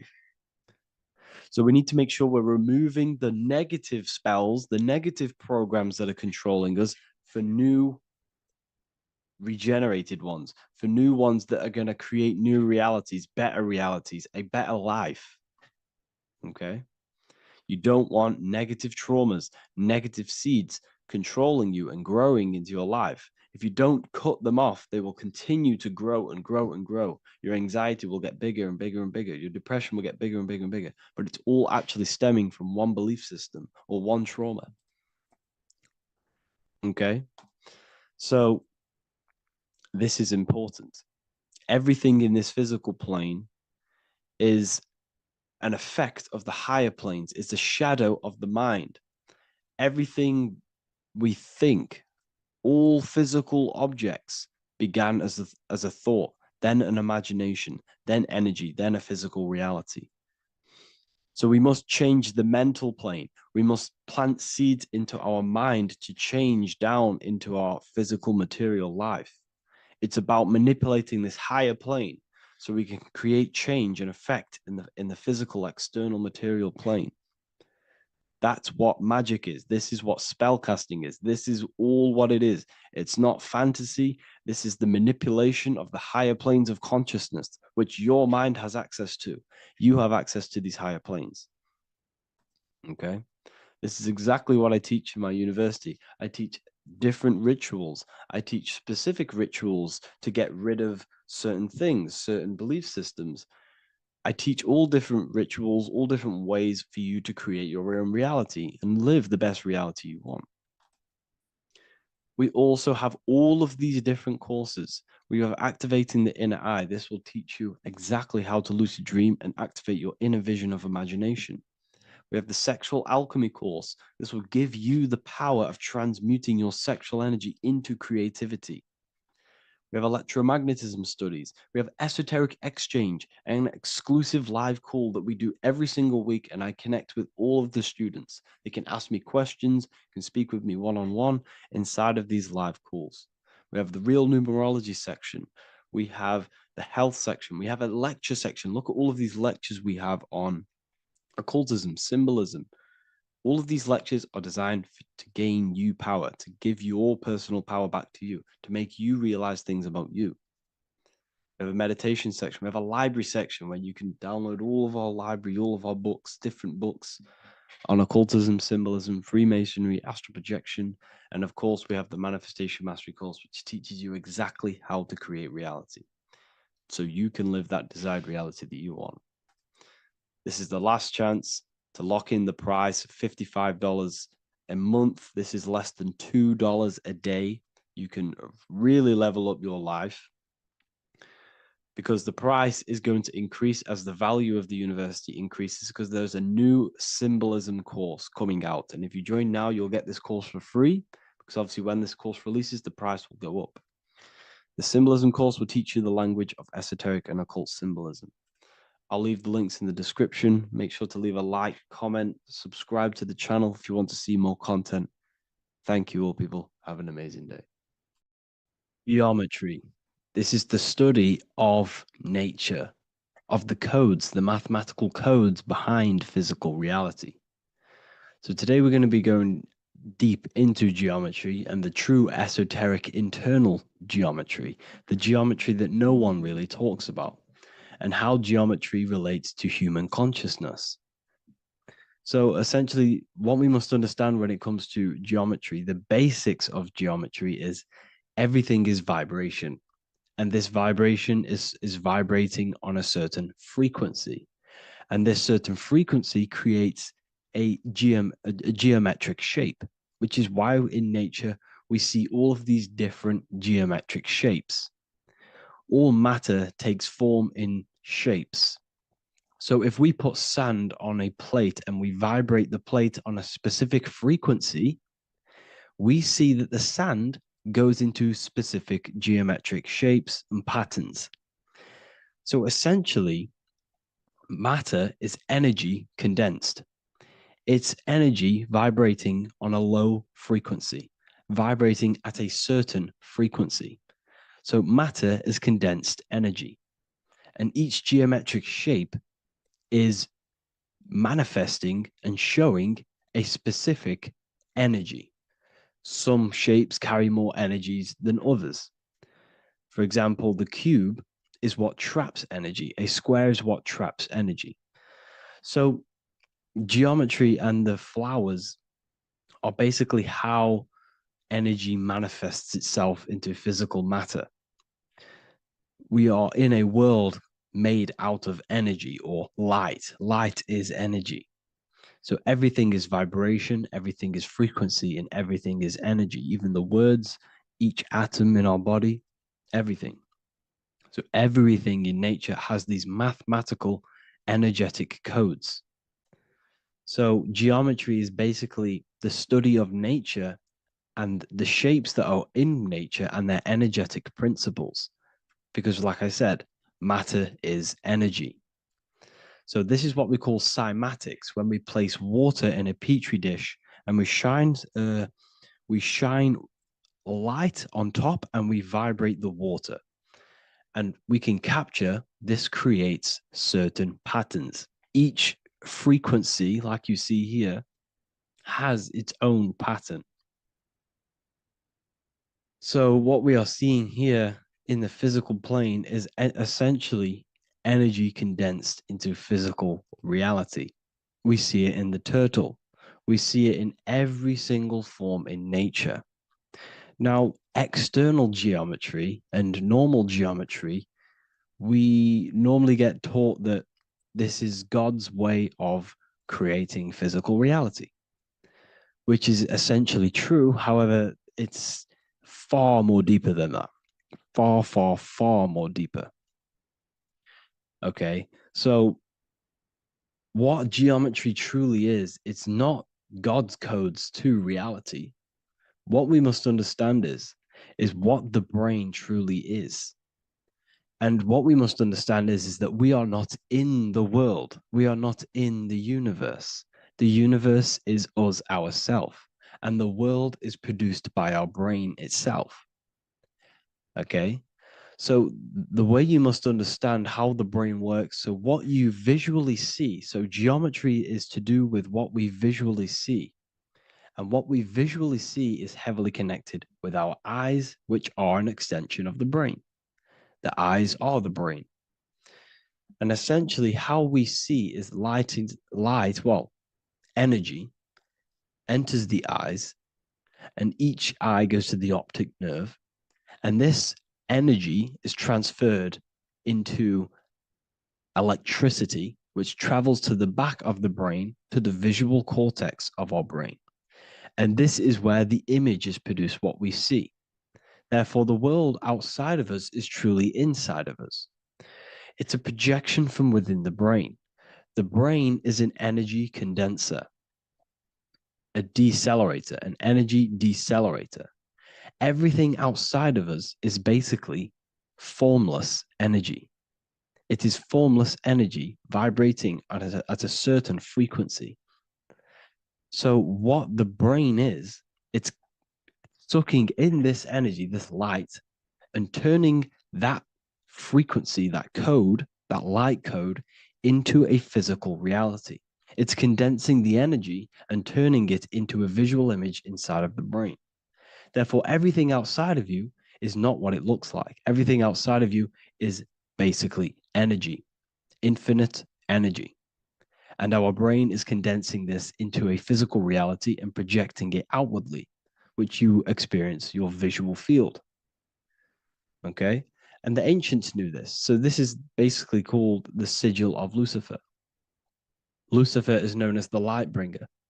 Lucifer in Latin means to bring the light. This is the sigil of Lucifer, which shows the visual field and the brain. We also see this in the Google Play symbol. It's a powerful symbol showing you the visual field, which is basically a symbol that tells you that reality is inside of the brain. The brain is what produces reality, but consciousness is not produced in the brain. The brain is essentially a consciousness downloader. It's a computer and it's a reality simulator. The body is a simulation of physical reality.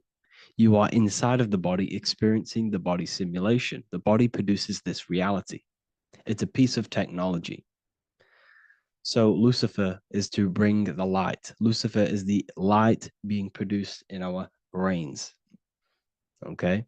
So this is why they say Lucifer can tempt you. Lucifer can be the devil because it represents physicality. It represents the false light. Lucifer can trick you because it represents the physical world can trick who you truly are. So now that you understand how the brain is basically an energy decelerator and it creates and simulates a reality to your consciousness, you are no longer a person in a universe. You are the universe itself experiencing itself. Therefore, geometry is heavily linked in with the brain. Geometry is essentially how your brain and how your eyes decode energy. So what you are seeing is the mathematical codes of your brain creating reality. So what they teach you is the external is that geometry is God's way of creating this world, and these are the mathematical codes God's created. But now I'm telling you the internal. This is the truth. Geometry is how your brain mathematically condenses energy and light into a physical reality. So therefore, your brain is a computer program. So now geometry is nothing outside of you. Geometry is not something created by something else. It's created by your brain. Your brain produces these patterns through mathematical codes by breaking down energy into physical reality. And this is why you see geometry in everything around you. This completely changes your view on geometry. It's in your ear, it's in your face, it's in everything. Geometry is everything. Okay? So now that you understand this, now, as we were talking about the visual field earlier, the ancients knew about this. The ancient Egyptians knew about this. We can see this symbolism inside of the casket, the Egyptian casket. See, this crossover represents the visual field. This represents the back of the brain. This is the left hemisphere, the right hemisphere. And now some of the most simplest teachings in geometry is that straight lines are masculine and curved lines are feminine. And we even see this in the human body. The feminine human body is curvy and the masculine human body is liney. And even with the genital reproductive area, we have a line and a curve, 0 and 1, the binary code of all creation, 0 and 1, because that's basically all that exists. Nothingness and one, nothingness and God, nothingness and consciousness. That's all that exists. Now that I've told you that, the basics of geometry and the line and the curve and the feminine and the masculine, what do we have here? You see this stick here? This is a curve. And what's the right hemisphere? The right hemisphere is the feminine, the feminine energy, the feminine aspect of our brain. Then we have a straight line. This is straight lines. Now this represents the left brain. So the Egyptians are showing you the left masculine brain and the right feminine brain because of the curve and the straight line. And this is the visual field, the crossover. So there's a crossover in the brain. The left eye is connected to the right brain. The right eye is connected to the left brain. Okay, so the left eye is connected to the right brain. The right eye is connected to the left brain. The solar and the lunar. So, like I said, everything outside of you is basically energy. Your body is basically a holographic avatar, condensed energy produced by your brain. There's nothing actually outside of you. Your five senses are electrical threads of light. And when you touch something, this is basically electrical signals in your nervous system, which are reporting back to the brain. Therefore, what you touch is actually, you're not touching. The feeling that you feel when you touch something is not the true feeling. That's your nervous system you're feeling. You're feeling your nervous system in the brain. It's electrical signals to your brain. So the five senses do not decode, well, what you're experiencing as the five senses is not outside of you. This is your brain interpreting electrical signals. You don't experience the world, you experience your nervous system and your brain. The nervous system is an extension of the brain. So this is the truth. This is not woo-woo spirituality. This is true consciousness science. But I'm teaching you here. Okay? So nothing is truly outside of you. It is a universe. You yourself are the universe, the fabric of the universe itself. The only thing that exists outside of you is essentially energy. That is it. And your body and your brain condenses this energy into reality. So when we look into architecture, why is architecture, the ancient architecture, so important? Because what did I tell you at the beginning? Shapes and physical matter is condensed energy. Each shape holds specific energy. Some shapes hold more energy, emit more energy. Some shapes condense energy. Some shapes transfer energy.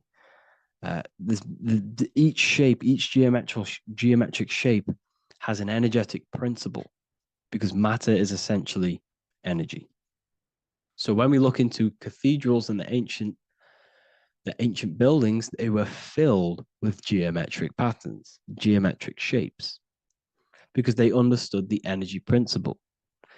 Architecture is basically solid energy. It's physical energy. If we create this pattern here is an energy code. And if you stand next to it, you're going to gain that energy. It's going to be imprinted on your body. So essentially, they filled their buildings with high energy geometric shapes. Points, triangles, pyramids are very, very energetic. This is why you have crystal pyramids made, organite pyramids. They're always in pyramid shapes. That's why the Egyptians built in pyramids, because pyramids hold high energy. They emit high energy. So this is why you see all these different geometric patterns. Okay. So in the real reality, in the energetic plane, this building would basically look like this: lines and grids of energy. Okay. This is what it would look like in the energetic plane, a blueprint of the energy body. So as you see here, these are the different frequencies in a petri dish, of water in a petri dish. And you can see they are specifically aligned up with these specific patterns. You can see geometry even within geometry. It's fractal. So essentially, when you would stand inside of these buildings, they would imprint the energy of the building in your body, because your body is healed through energy. You have an electromagnetic field around your body. So by creating buildings with geometric patterns, we are essentially increasing the energy of the building, because the building itself is energy. Okay. So when we fill it with geometric patterns, we're increasing the energy. We're giving it a certain energetic imprint. So when you stand inside of that building, you're being imprinted with that energy. Okay. So especially with these windows, these stained glass windows. Well, why are they stained glass? Well, color is frequency. So when you have all of these different colors, and not only were they just painted, some of these colors are specific gemstones, crystals, natural stones, which all hold energetic principles. Each crystal is vibrating on a certain frequency. Wood has its own frequency, metal has its own frequency. What you must understand is that everything in nature is not just a piece of matter, it's vibrating. The atoms of wood are vibrating on a certain level, which give it a certain energetic principle. Each crystal is vibrating, the atoms of the crystal are vibrating on a certain frequency, which give it a certain energetic principle, quality.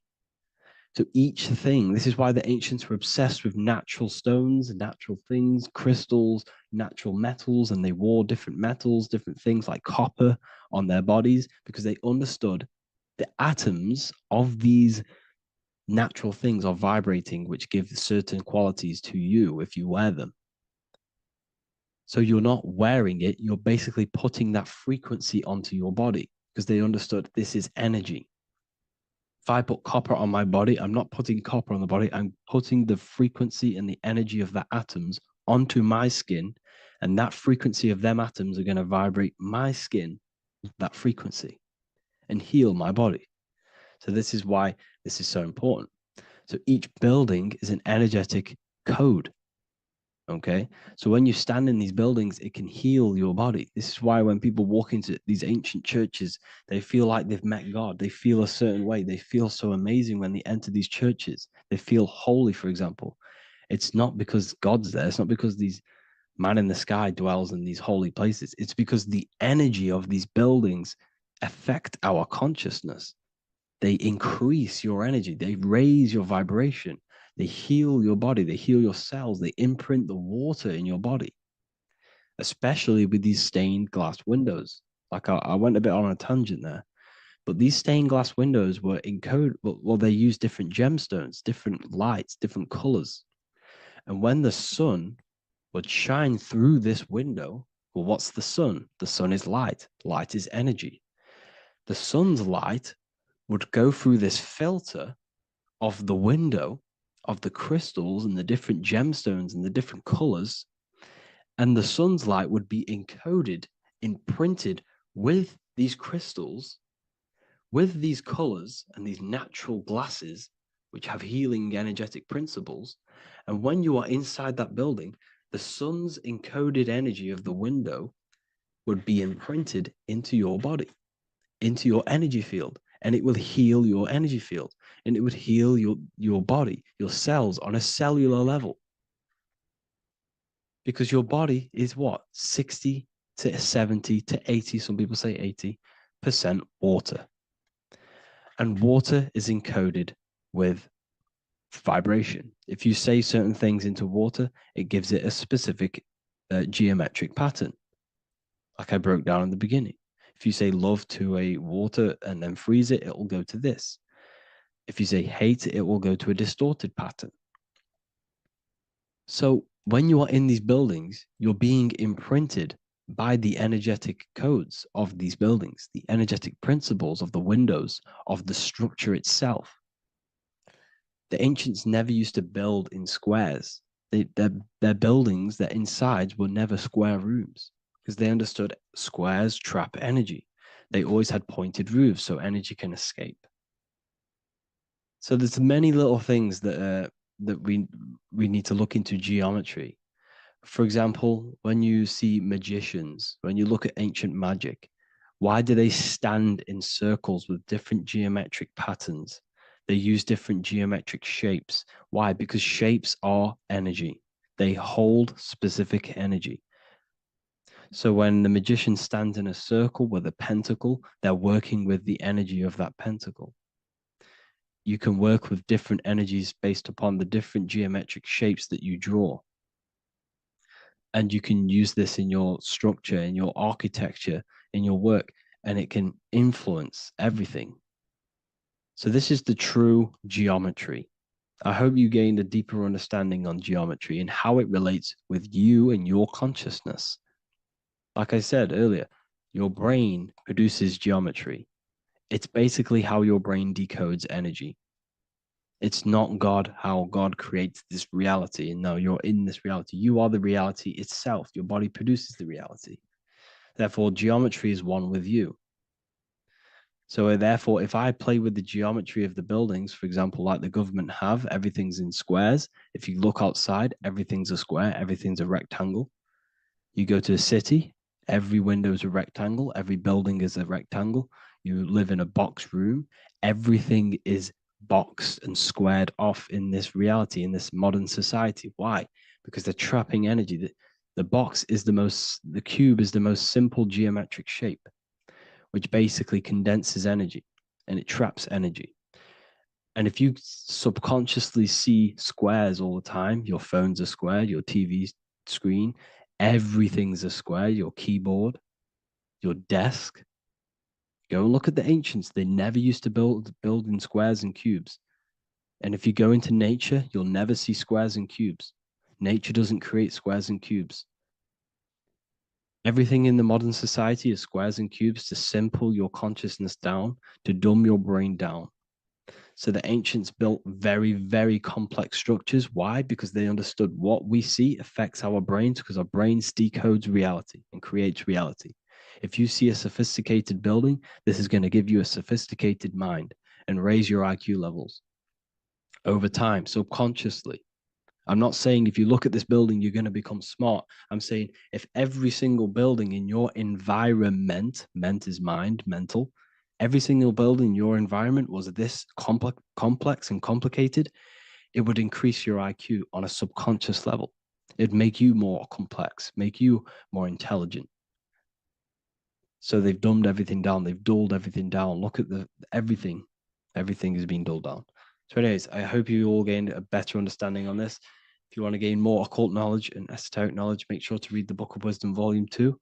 If you're inside the university, you can get this book for free. Go to the general chat area and follow the instructions and you can order yours for free. Truly life-changing stuff. Because the issue is with the world is that no one really understands who they are, what they are, and why we are here. That is the issue for people's depression, for people's wrongdoings. They don't understand who they are, what their emotions are, what their mind is, what their body is, what reality is.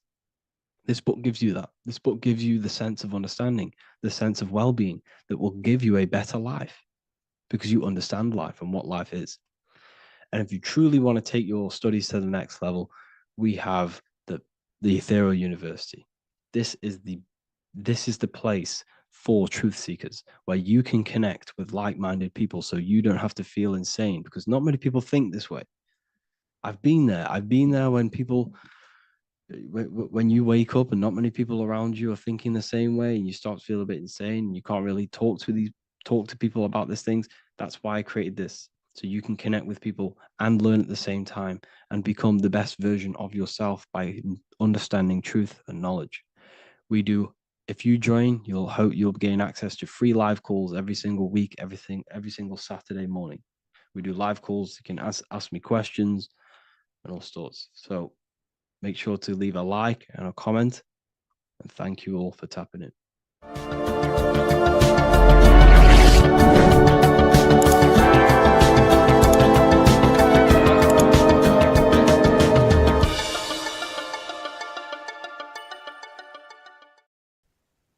As above, so below. This is one of the most crucial teachings within esotericism, occultism, or what we like to call it today, spirituality. I don't like calling it spirituality because it's not spirituality. I teach human consciousness. I teach the science of you and your consciousness alone and your being.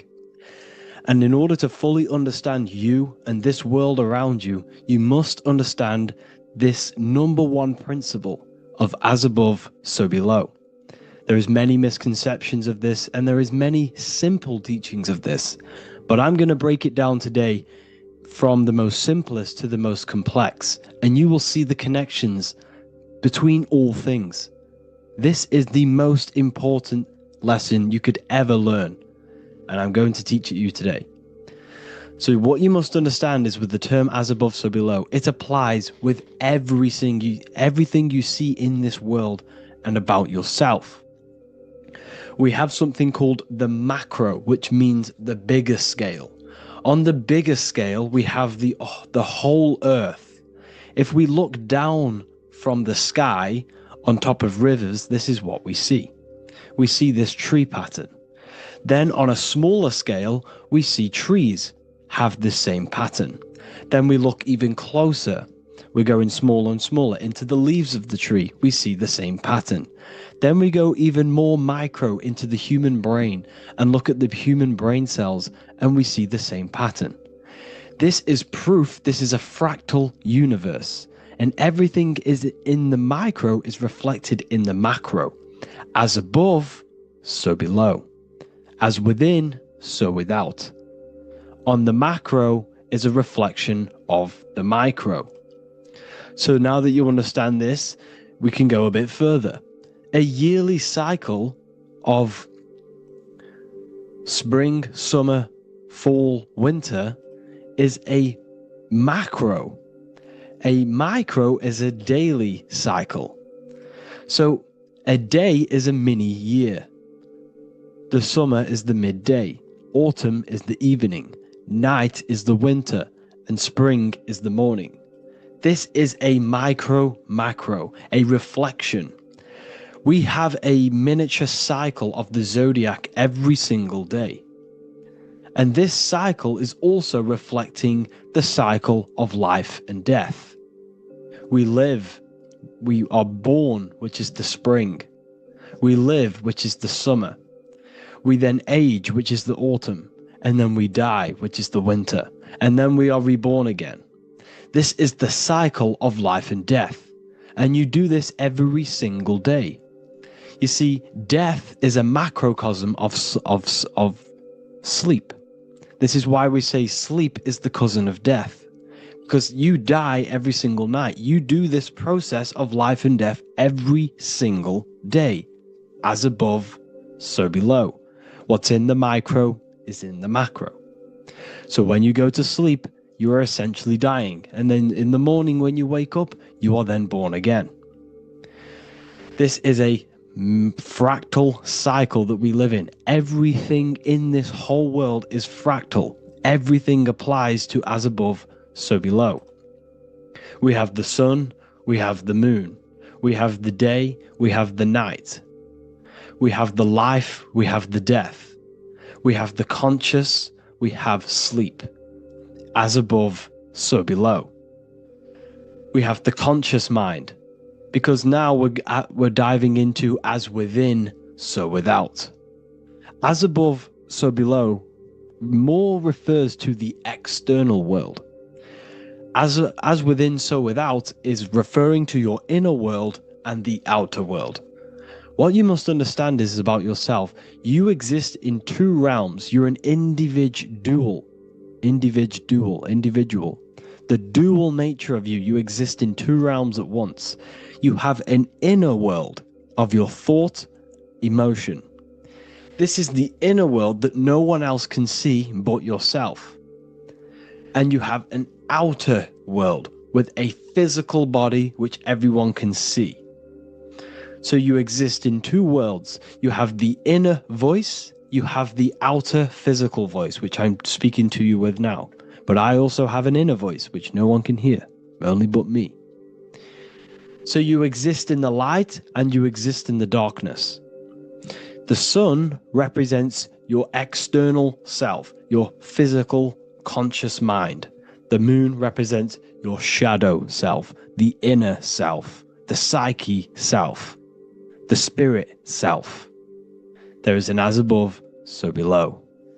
The sun is within you. The moon is within you. Everything is within you. Now that you understand as above, so below, what is your body? Your body is a miniature earth. Let me repeat, your body is an earth. Your body is the earth. Okay? Because like I say many times in all of my videos, You are not in the world. The world is you. You are the universe.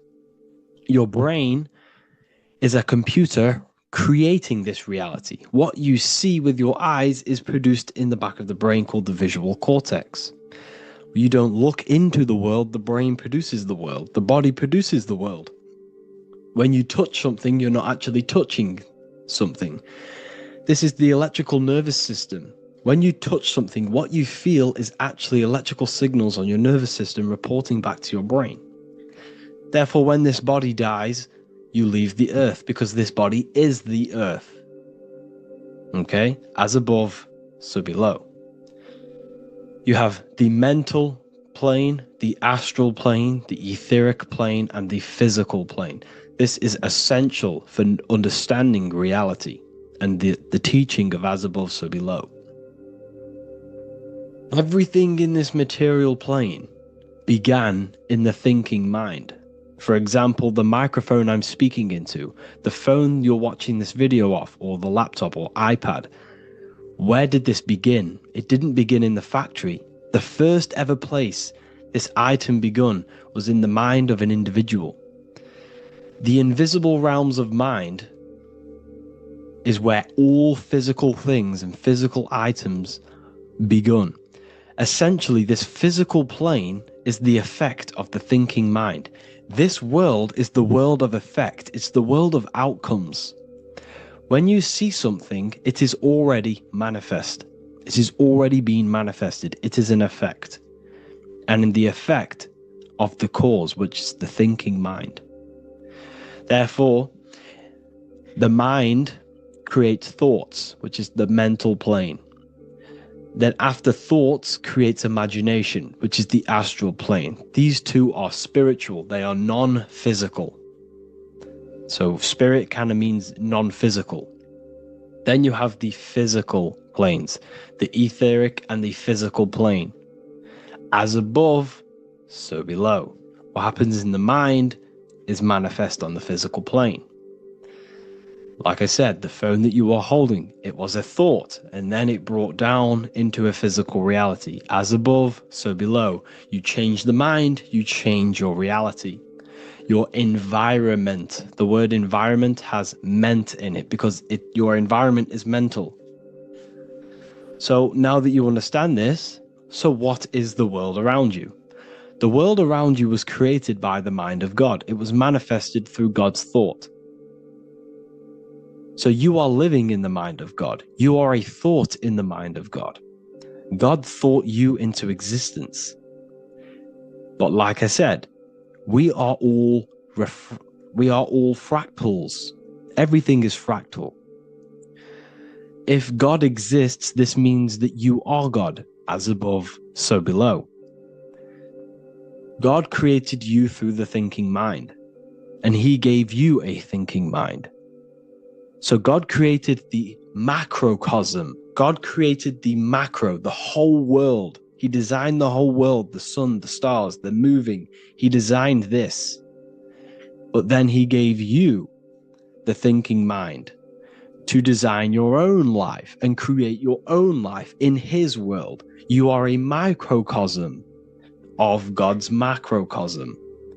Just like God thought you into existence and the whole world into existence, you are a microcosm thinking your world, your reality into existence.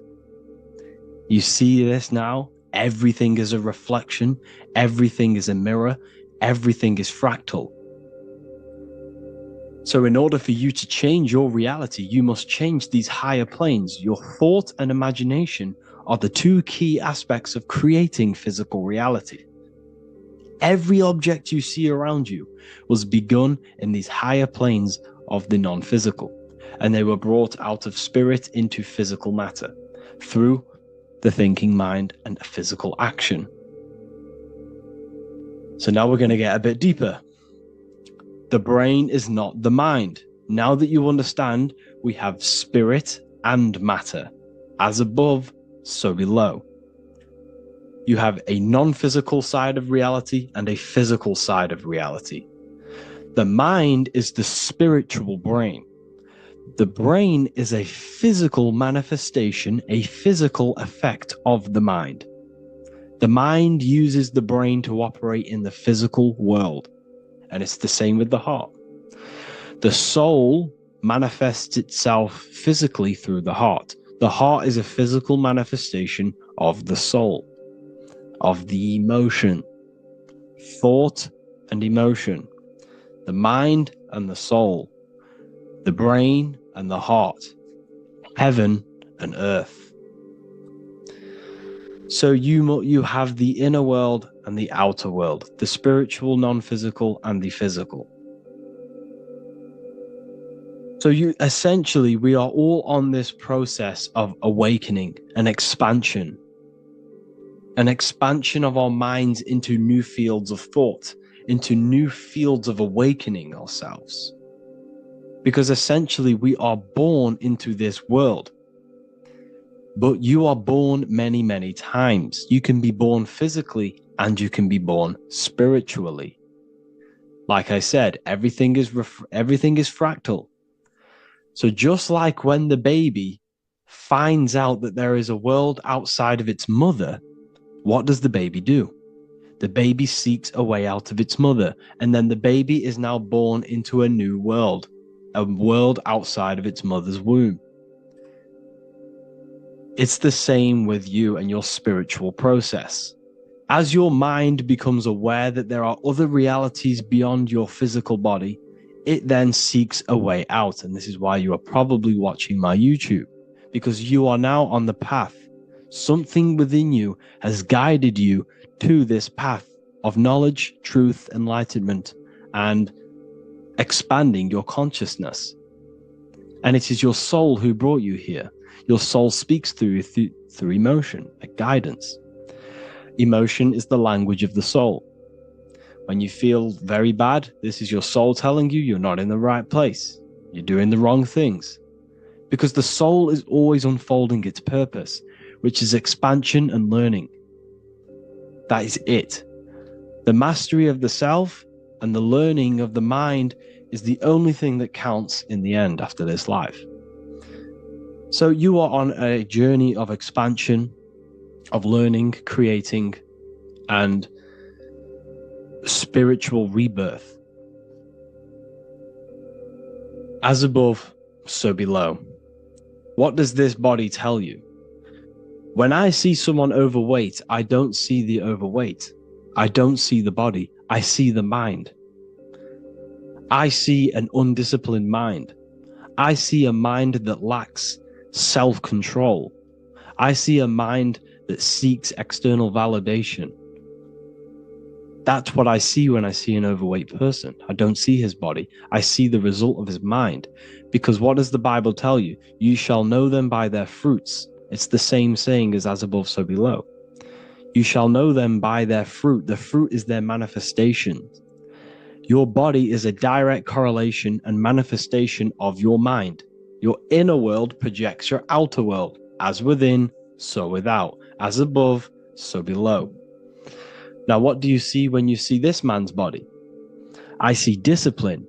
I see strength, mental strength, not physical strength. I see mental resilience of pain.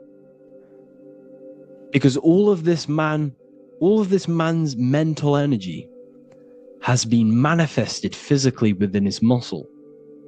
This body is a direct manifestation of this man's mind's pain and suffering. And it shows discipline. This is why people instantly respect you if you are in shape.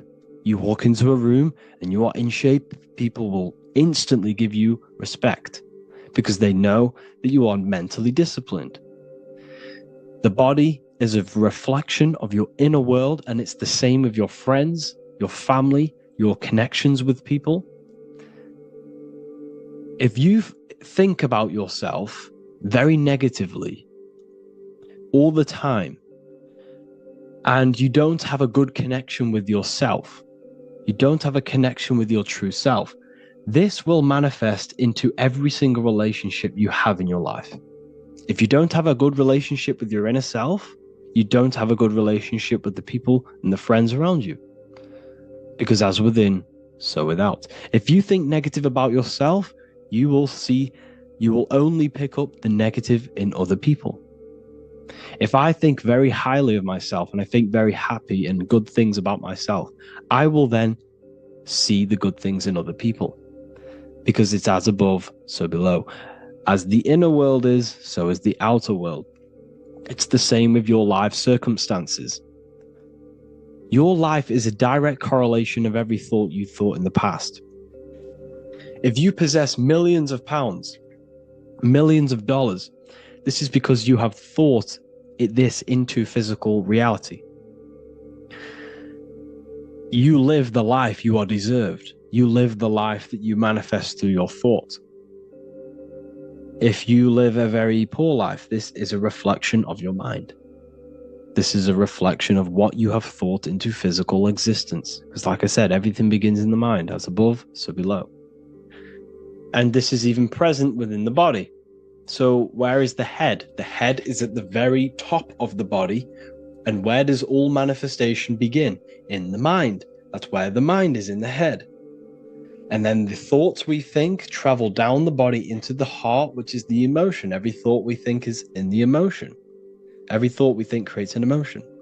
This emotion then drives the action. Where does the action come from? The feet, because the feet move our body. We move with our feet to take action. Our hands. You see, so the body is even a micro reflection. I can't even say it. Reflection of the order of manifestation. This blew my mind when I figured this out. You see, the head, the thoughts begin here. This is the beginning of all manifestation. Then it comes down to the heart. This is the emotion. Then you take the action. The thought and emotion then sparks the action, which is taken with the hands and the feet. And where's the lowest point on the body? The feet, and that's touching the physical earth. So the head is where the thought is, the non-physical, and the lowest point on the body, which is touching the physical earth. So the head represents spirit, the feet represent matter, spirit and matter. Your room, if I walk into your room and I see a messy room, I don't see the room, I see a messy mind.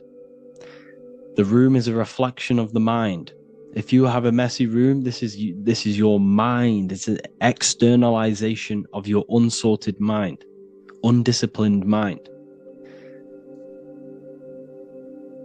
So like I said, we are all God, and we must find the God self within us. And I teach all of this inside the Book of Wisdom, Volume 2. This is not just a book, this is a revolution. This is the beginning of a new age with this book. If you have read it, I congratulate you. You should feel very proud of yourself if you have an open mind. You should feel proud of yourself for watching these videos, because not many people have an open mind. Remember this, people. You are special if you're watching these videos. You have the mind. You have the ability to see through the illusion. And I take my hat off to you. You want to take this to the next step? Read the book.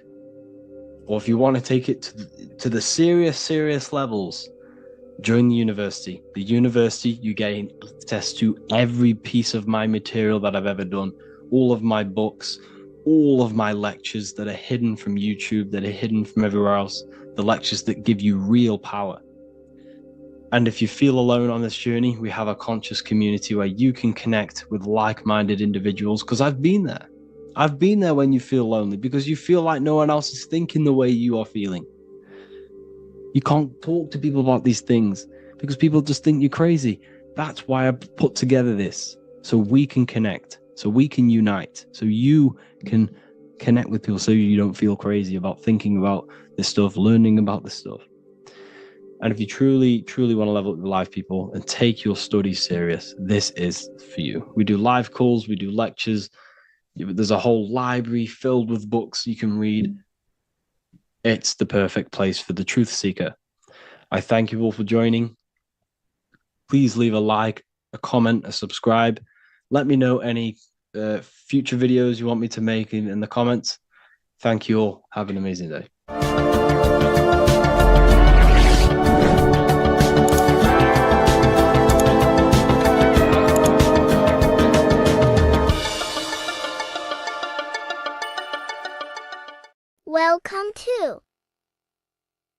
revival of wisdom. Today we're going to be breaking down Saturn worship and how the occult are linked in with Saturn. Okay, so first of all, let's start with the celebrities. All these celebrities are doing 666. Okay, covering the one eye, which also symbolizes the all-seeing eye, which is another occult symbol. But we're focusing on the 666, the 6 with the 3 fingers. Also, we have CERN with the 666 within their logo. Also Disney, okay, as you can see here, 666 within their logo. Pepsi, Coca-Cola, and even Cadbury's. Monster Energy with the 666 in Hebrew numerals. Unleash the beast. So what is 666 to do with Saturn? Because on Saturn, there is on their north pole of Saturn, there is a 6-sided hexagon, okay? So Saturday is named after Saturn Day, the 6th planet. It is also the 6th day of the week and has a 6-sided polygon on its north pole, 666. Not only that, when you create a star out of the hexagon, you will create a 6-pointed star, okay? With 6 triangles within the star and a 6-sided hexagon, which all adds up to 666. Okay, so this is why all these symbols contain 666. So why do they worship 666? Saturn. Because Saturn is the god of time and death, okay, and order and lessons. Okay, Saturn is a very cold and dry being. That is the 6th planet from the sun. Okay, Saturn represents the winter, which symbolizes death. Okay, because all nature dies within winter because the sun's not there. So it represents darkness and death. It rules the zodiac sign of Capricorn. Okay, so in the celestial cycle, Saturn is always opposite the sun. So it's the opposite of the sun. So they're worshipping this energy which is death-like. Okay, this god which is death and does not bring life. Okay, also is the god of time. Okay, also in the Roman and in Greek it's called Chronos. Okay, which is just a translation for time. It's also known as the Father Time, aka the Grim Reaper. Okay, the Grim Reaper. Keep that in mind. We'll come back to this. Here are some more logos for the Saturn. Okay, NAG, Internet, Wi-Fi. Okay, all these occult logos all worship Saturn. They are a satanic occult. They worship this death god, this evil god. Okay, this is where the cube now comes in. Okay, because what color is associated with Saturn? It's black, because it's the absence of light. It's opposite the sun. So black is the color associated with Saturn. Each planet has its own color associated with it. Okay, so when you make the cube, okay, as you can see here, the cube out of the polygon, it creates what? A black cube. Okay, and the Kabbalah, okay, Kabbalah means cube, Allah means the god, the cube god. These religions are secretly worshipping this cube god, the god of death, Saturn, Satan. It's the same entity behind it all. Okay, so also we have these black cubes in Australia, Denmark, all around the world, these black cubes, because this occult is worldwide. It's Saturn, Satan taking over this realm. Okay, also with this black cube, they walk around it like the rings of Saturn. Around the black cube of Saturn with the rings, they walk around in circles. What are circles? Cycles. What is a cycle? Time. The time god. This is why it has a ring around it, because it represents time, cycles. Okay, and this is another depiction. Saturn always depicted with this Reaper staff. Okay, keep in mind this staff, just like just like we associated him, aka the Grim Reaper. The Grim Reaper also wears a black robe, representing Saturn with the same staff. Can you see it? This is where it comes in. Okay? The same thing, look, the same staff with the black robe. Black representing Saturn, the god of death. Okay, the Grim Reaper, Satan. Okay. Also, when you graduate from university, what do? You wear a cube on your head, a black cube with a black robe. This is Saturn worship. See, this is how Satan has tricked the world into worshipping him, not God, the sun, which represents God. So what is a corona? Because a corona is a crown, a circle, okay? A set of concentric circles of light seen around a luminous body. So Saturn. So this is why they used to worship Saturn by wearing crowns in ancient days. And we still do to this day. The king or queen has a crown, a corona. Also, corona, the drink. Corona adds up to 666, just like Saturn is 666. But like you see in the corona, you see the staff. You see this staff, just like the staff of Saturn, the Saturn god, like the Grim Reaper, with the black robe and the staff, just like the Saturn god. What is the Grim Reaper? It's a killer. It represents death, just like Saturn, the god of death and time. So all these occults and secret societies all worship the 666 god, which is Saturn, Satan. All of our energy is being put into Saturn. Okay, and Saturn, Satan, is harnessing all of this energy. So gradually, this is what the mark of the beast is. Like it says in the Bible, the mark of the beast, or the name of the beast. Here is wisdom. Let him know that you have to understand and count the number of the beast, for it is 6. It is the number 6 of a man, and is 600, 6, 666. So this is what the mark of the beast is. They are going to eventually put green chips, just like Neuralink, which is what Elon Musk is pushing.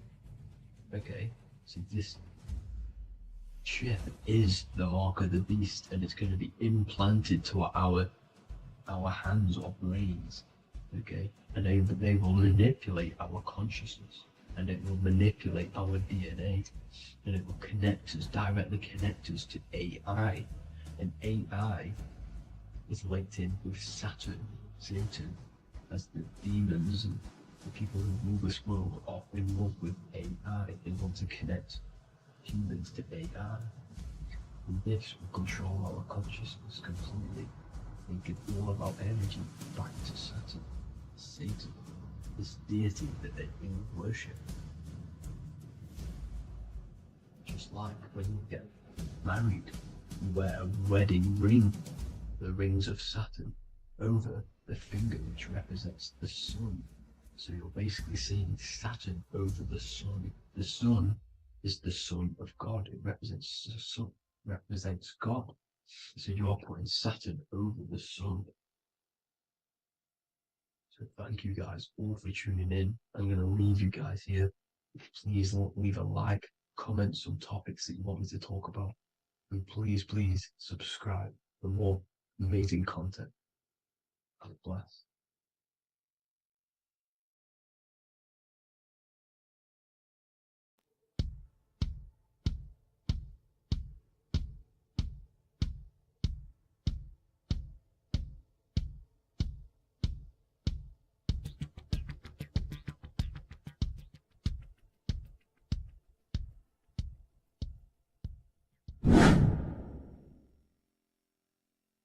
What is good, people? How are we all doing? Today we're going to be talking about the different planes of existence, the occult side of the world, the things they don't teach you in school. And of course, you can only find that on this channel, so welcome. So you need to understand is that your consciousness moves through these different planes of existence, these different states of consciousness, which make up all of you. Okay? They are all interlocked planes. They are all interpenetrated into each other. They are all one. They melt into the plane above and below. You see? Each plane is a product of each plane. As above, so below. Now, the higher you go, the more fluid, the more dreamy, the less dense it becomes. The lower you go, the more denser it becomes, the more solid it becomes. The lowest plane is the physical plane, which you are obviously aware of. You are inside of the physical plane now. But while you are in this inside of this physical plane, you are indeed inside of all these other bodies, which you have not awakened yet. You have to awaken these different bodies. You have these bodies. Okay? It's like a ripple effect. And the center is the most dense, the most solid. This is earth, heart, the heart of the ripple.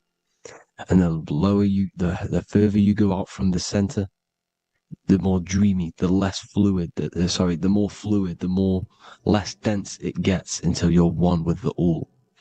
You see? And this is what it's like. This is what this system is. It's like a ripple effect. Now, let's jump straight into the planes.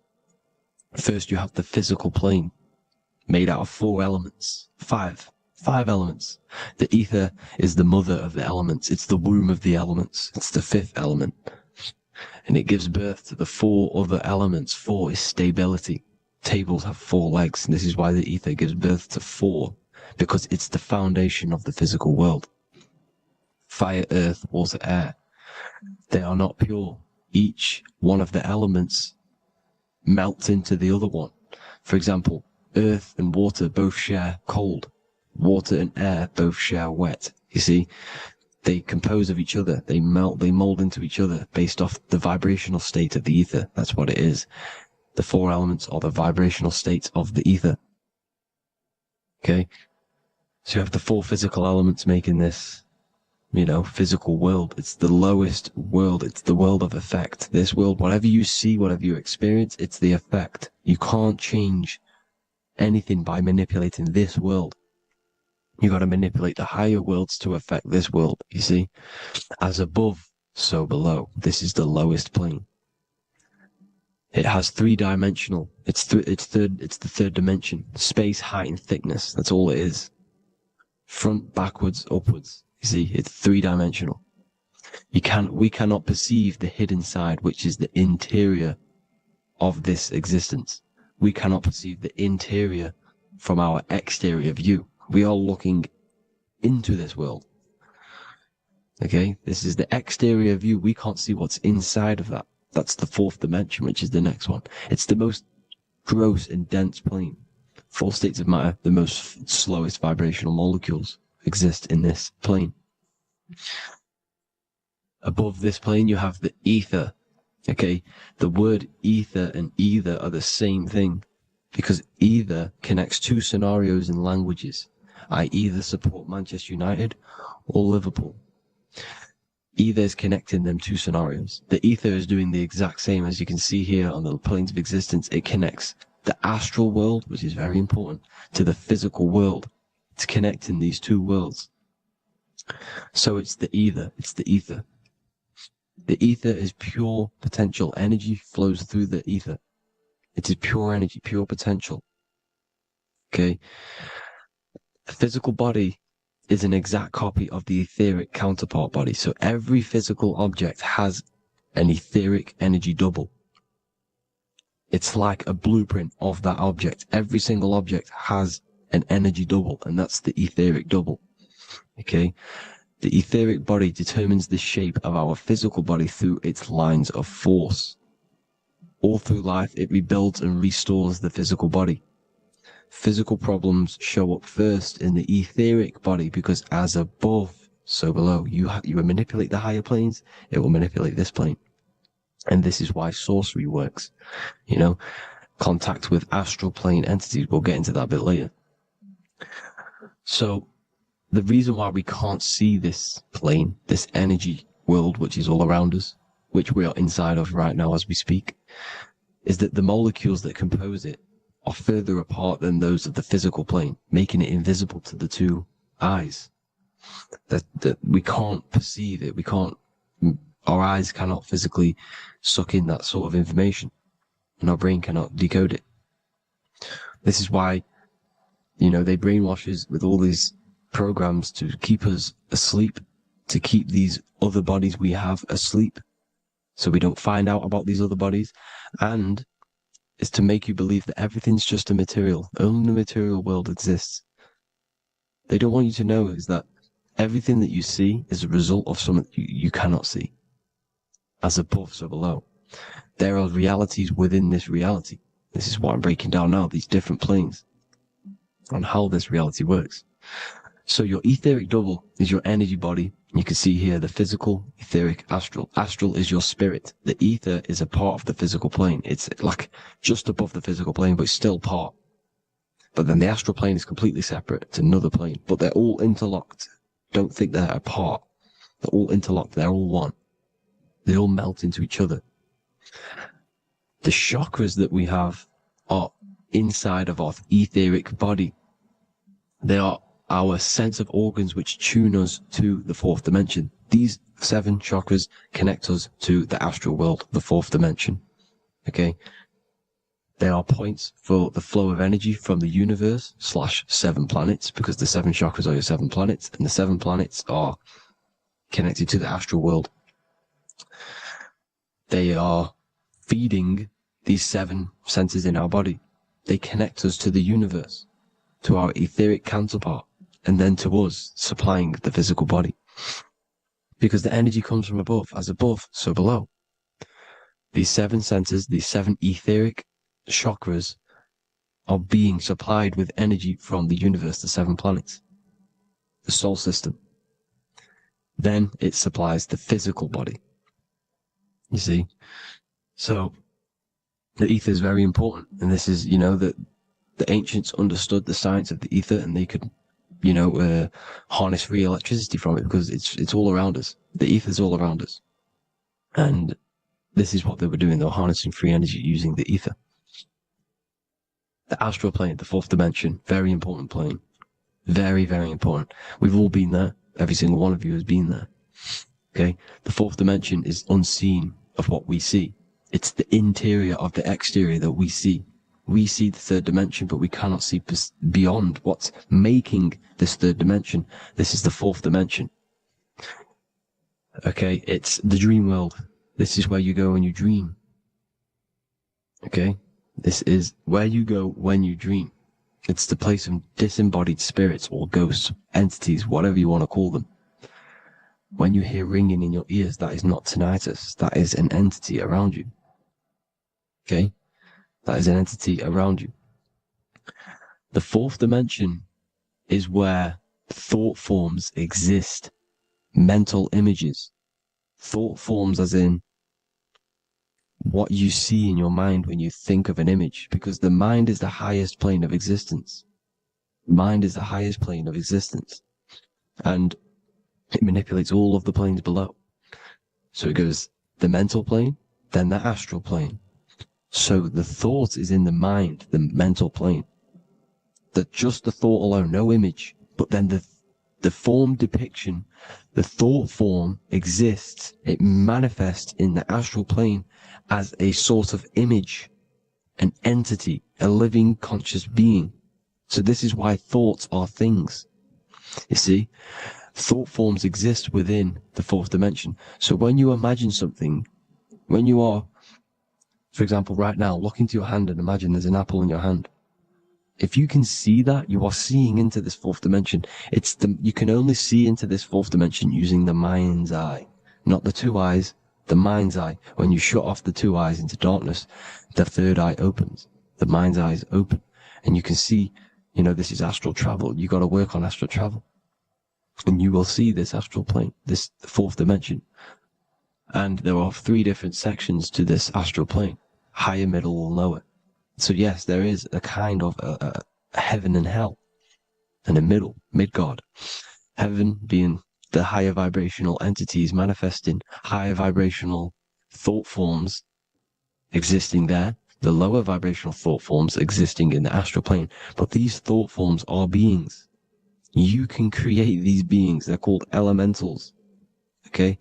If you entertain specific thoughts for long enough, this will plant a seed and it will grow.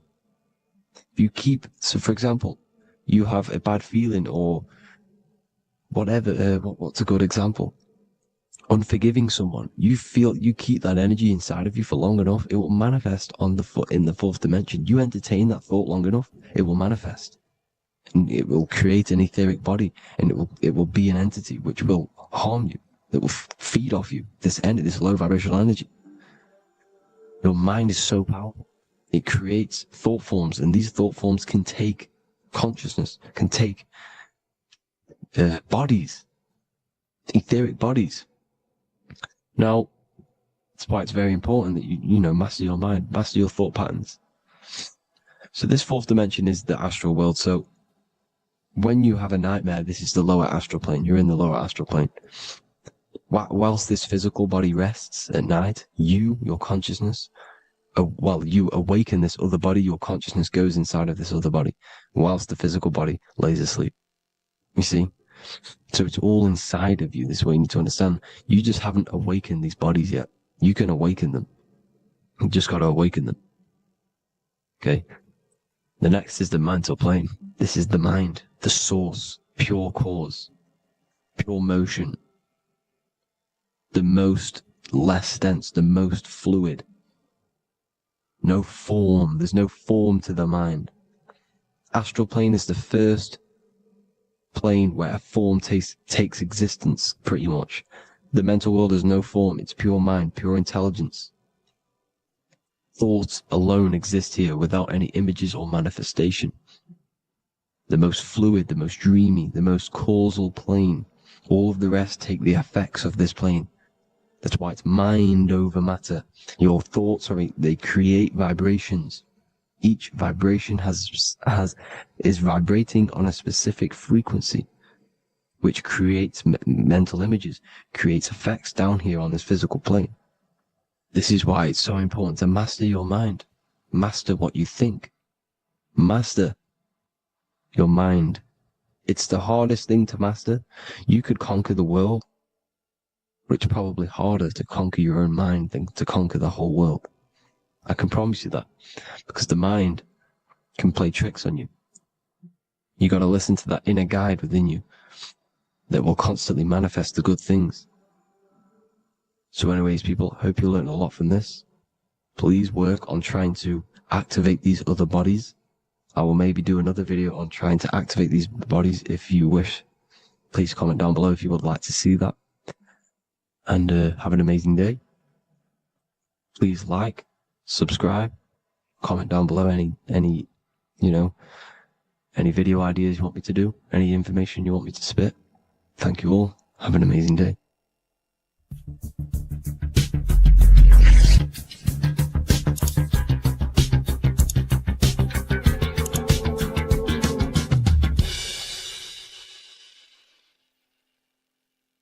Neo is plugged in on the back of the neck, which is the reptilian brain stem.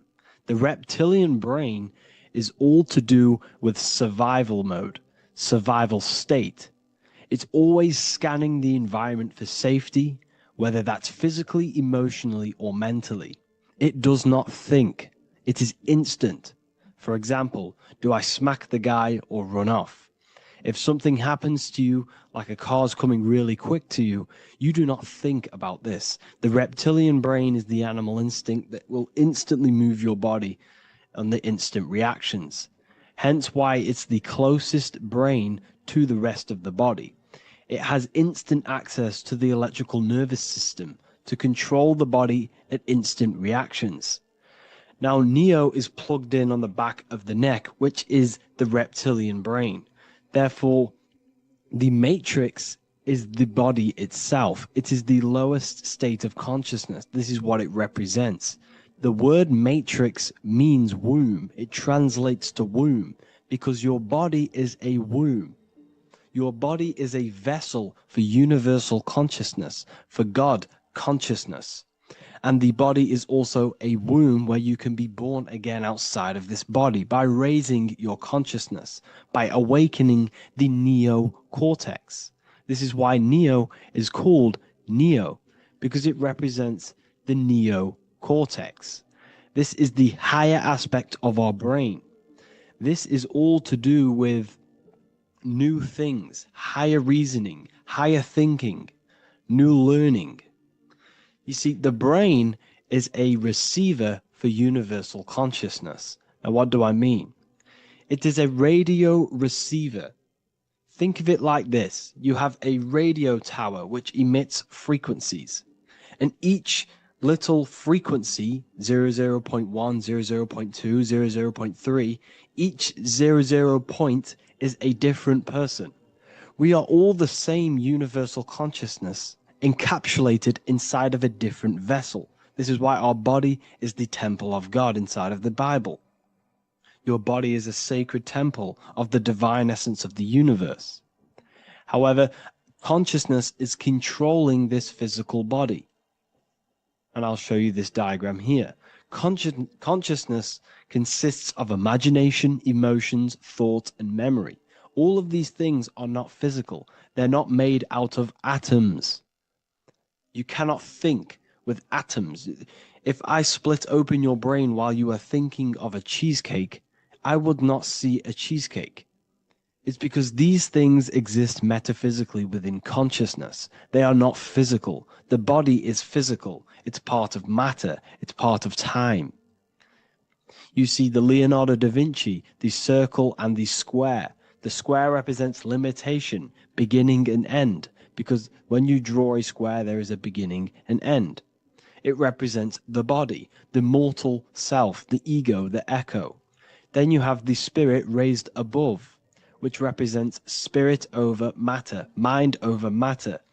Invisible forces create physical forces. Everything physical exists in non-physical. This is also the Freemasonic square and compass, why the square is below the compass, because the compass creates the circle, which is spirit or mind. Then you have the square, which is matter. Mind and matter are the same substance. Mind creates matter through thought. Everything in this physical universe manifested through thought. Everything began as thought. So you are spirit and matter. You have a material body and a spiritual body. And you are right in the middle. This is why humans are very, very important. Because we have an animal nature, the reptilian brain, and a higher consciousness, the neocortex. And we must awaken out of the matrix, which means womb, which is the body. And neo is waken up from the lower self, the reptilian brain, and moves into the neocortex. Because the brain is a radio receiver for consciousness. Now, what do I mean? I went over this before. Your consciousness is controlling the brain. The brain is a computer. And when our consciousness, our imagination, our emotion, our thoughts, and our memories are all contributing towards just survival things, food, safety, fear, all of these things, and our consciousness is locked into a survival state, we are using the reptilian brain. We're no longer thinking. You don't think with the brain, but the consciousness is thinking, which activates the different parts of the brain. When we think for higher reasoning, we use the neocortex. It stimulates the neocortex. When we think about survival, we're using the reptilian brain. So therefore, when Neo wakes up, he wakes up to the higher aspects of consciousness, which is only utilized by the neocortex, by learning new things and expansion of the mind and expansions of consciousness. Okay? So the whole matrix is to keep you designed, well, the whole matrix is designed to keep you in a survival state, in the three-dimensional awareness. They want you constantly scanning for safety, scanning for food, scanning for emotional safety in relationships, in other people. You see, they do not want you to think. They want you stuck in that reptile, that animal state, that beastly state that most people are in. Most people, all they do is eat, listen to music, consume, have sex, lust, desire. This is all the reptilian brain. So when we say the world's being ran by reptilians, it's symbolic. There is no physical reptilian humanoid beings controlling, manipulating human consciousness. We are all the same consciousness. However, there is a corrupted state of consciousness running this world. And this consciousness worships the physical plane. And they control the physical plane. So by doing that, they keep you stuck in a reptilian way of thinking, the animal state, to keep you stuck in the lowest state of consciousness. Now, this is the god Osiris, which represents the reptilian brain. None of the Egyptian gods ever existed. They are all symbolic for the brain and anatomy of the human body. Osiris represents the reptilian brain, as you can see this anatomy compare to the brain stem and Osiris statue found in Egypt. And we also see an ancient artwork of Osiris with green skin and two reptile crocodile alligators next to him, which also symbolizes the reptilian survival state of human consciousness and the activation of the reptilian brain. This is what it symbolizes. Now, this is what the Matrix is all talking about. It's talking about the awakening, the expansion of consciousness. The word divine is dive in because you connect with the divine by diving inward. There is no man in the sky going to save you. You must connect with the self. Know thyself. Truth comes from within. All of these things I'm telling you comes from within you. I'm just pointing it out. All of this is self-realization.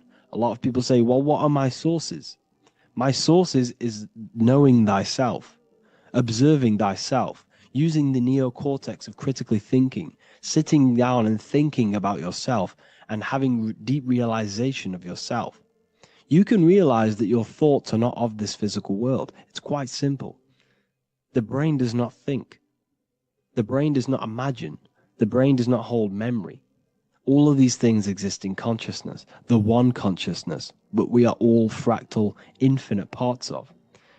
This is the eye on the triangle, consciousness being given down to the rest. This is separate. Consciousness is separate from the rest of the pyramid. The pyramid is your body. Neo is the one consciousness. This is the Egyptians symbolizing the one consciousness giving Ankh, which is life, to all the different life forms. However, you can see that the central sphere is giving a big Ankh to the humans, because humans, like I said, possess the advanced consciousness, an advanced brain that allows us to turn above our reptilian animal self. For example, we can go against our reptilian lower animal nature and turn to our godly nature. Animals cannot do that. They are stuck in instinct. They are stuck in a reptilian animal way of thinking and operating. Everything they create is to survive. We can turn against our lower nature and create for amazing things like buildings, architecture, technology. We can use our creative consciousness for anything we wish, not just survival needs. And it's the same with your spiritual journey. You can raise your consciousness beyond this animal state that they try to keep you in through fear, consumption, food, and the reptilian brain. We must awaken, start to think critically,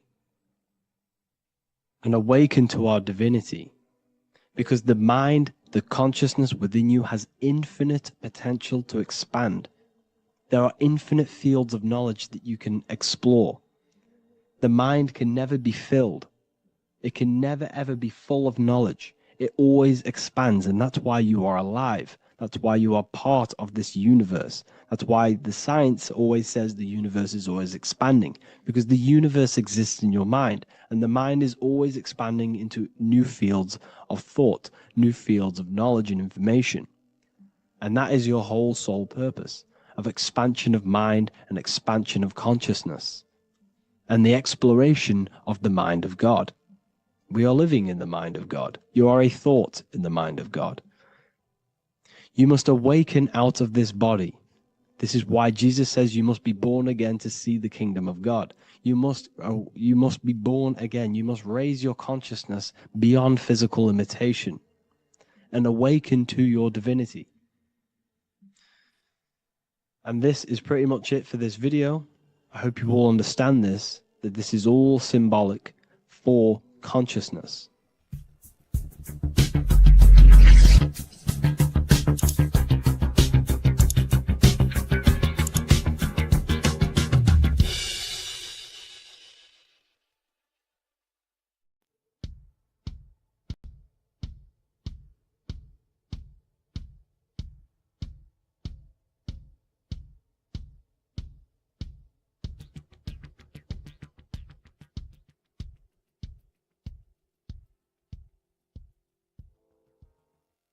Welcome people, we're back with another video.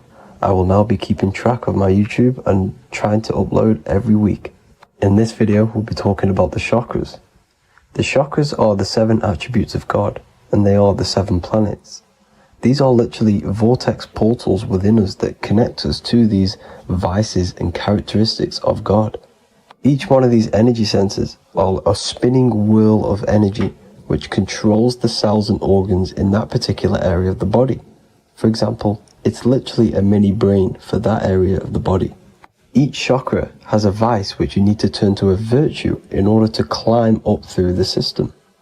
They work like a stairway system. You have to go through each chakra in order to unlock the one above. This process is turning matter into spirit, as you descended from spirit to matter. Saturn is Satan, that's why it's the lowest chakra, and that's why the devil is red, because red is the lowest vibrational color. When you are in these lower states of consciousness, you are in your animal nature. This is your physical side of your nature, and you are mainly being driven by your animal instincts, or your ego. Moving back to your higher self or your spirit self is not an easy process, it takes a while. However, with discipline, consistency, and motivation, you can achieve this, and this is what the ancients called Christ consciousness. Once you have achieved this, it is basically a state of mastery of the mind. You no longer lust for the lower animal nature things. Now let's start with the root chakra. This is located at the base of your spine, and you can feel this chakra by tensing your anus. This energy center is in control of your survival needs, your vitality, stability and security. Now, if this chakra is unbalanced, you will feel insecure, fear, anxiety, unstable, low self-esteem, anemia, over or underweight, and constipation. In order to balance this chakra, you need to feel grounded, embodied, stable, calm, centered, a sense of safety and trust in yourself and the world around you. The next chakra is the sacral chakra, which is located around the belly button area. You can feel this chakra just by sucking in your belly. This chakra is to do with relationships, self-worth, creativity, empathy, and most importantly, sexuality. This is the most important one in order to start to raise your vibration overall, is giving up the over-sexualized nature. In order to balance this chakra, you need to come into harmony with all the toxic relationships that you have.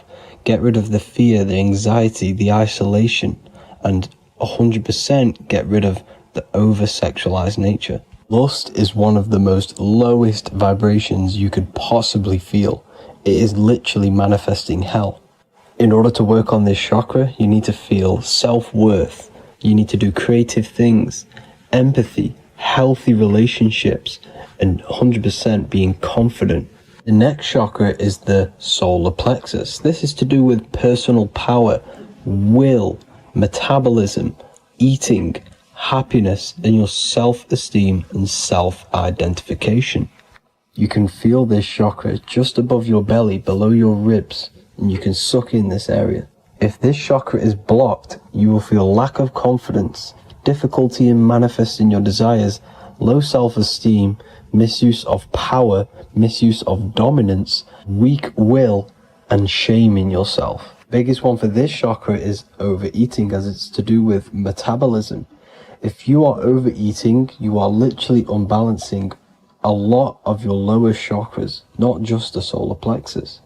In order to work on this chakra and balance it, you want to have a positive self-identification. You want to feel happy, a happy self-esteem, effectiveness to people, not overeating, and a strong willpower. Now for the heart chakra, one of the most important chakras. Chakra is to do with love, understanding, trust, hope, openness, compassion, balance, and forgiveness.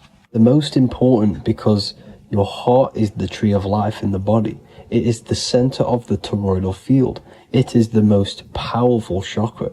Your heart is 5,000 times stronger magnetically than your brain. Once you have hit the heart chakra and you start surpassing the heart chakra, you are now turning matter into spirit, as the lower three chakras are dense and physical, and the above the heart chakra are turning to spirit. As you can see already, this is a hard and long process of working on yourself physically and internally. The symptoms of a blocked heart chakra would be lack of love or too much love, difficulty to accepting or giving love, lack of compassion, loneliness, and lack of emotional fulfillment. Finally, a lack of connection with a divine or to nature. In order to balance this chakra, the most important thing and the most powerful thing you can do is loving people, accepting and giving lots of love. Second most important thing to balance the heart chakra is balance. You need a balanced life. You need balance in all aspects of your life. Now for the throat chakra. This is a very important chakra as it's to do with communication. A symptom of this being unbalanced is a lack of self-expression and putting on a front all the time, acting with the ego. In order to balance this chakra, you need to constantly self-express yourself. You can't be putting on a front. That voice inside your head, you have to let it come outward. Don't just block it off with a wall. Self-expression will lead to you gaining friends who actually like you for being you, and not these fake friends that you have to put on an ego for. In order to balance this chakra, you need to express yourself, express the word that's within you.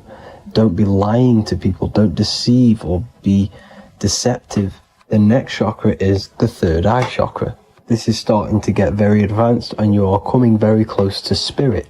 Just before we head on, I want to announce the PDF is now available, containing all the presentations I've ever made, all into a condensed 38-page PDF. The link will be below this video for you to access. And if you want to learn how to create reality using your mind, how to attract your desires, how to get out of the situation you are in, the link will also be there for the Manifestation Mastery course. Now for the third eye chakra. The third eye chakra controls the pineal gland, which is your first eye. It's to do with your psychic abilities, channeling, telepathy, astral travel, visions, and connection to the higher self. You need all of the chakras aligned to get the full potential out of your third eye or pineal gland chakra. For example, if you're astral traveling and you fear something, you will be instantly shot back to your body. So you need to master all of the chakras before you go on and try and do these higher spiritual activities. Symptoms of the third eye chakra being blocked is lack of imagination, lack of vision, lack of concentration, blocked or clouded intuition, can't see the big picture, and especially overly reliant on logic and intellectual thinking. A good way to work on this chakra is imagining things, vision things, trust your intuition at all times, always follow that inner voice.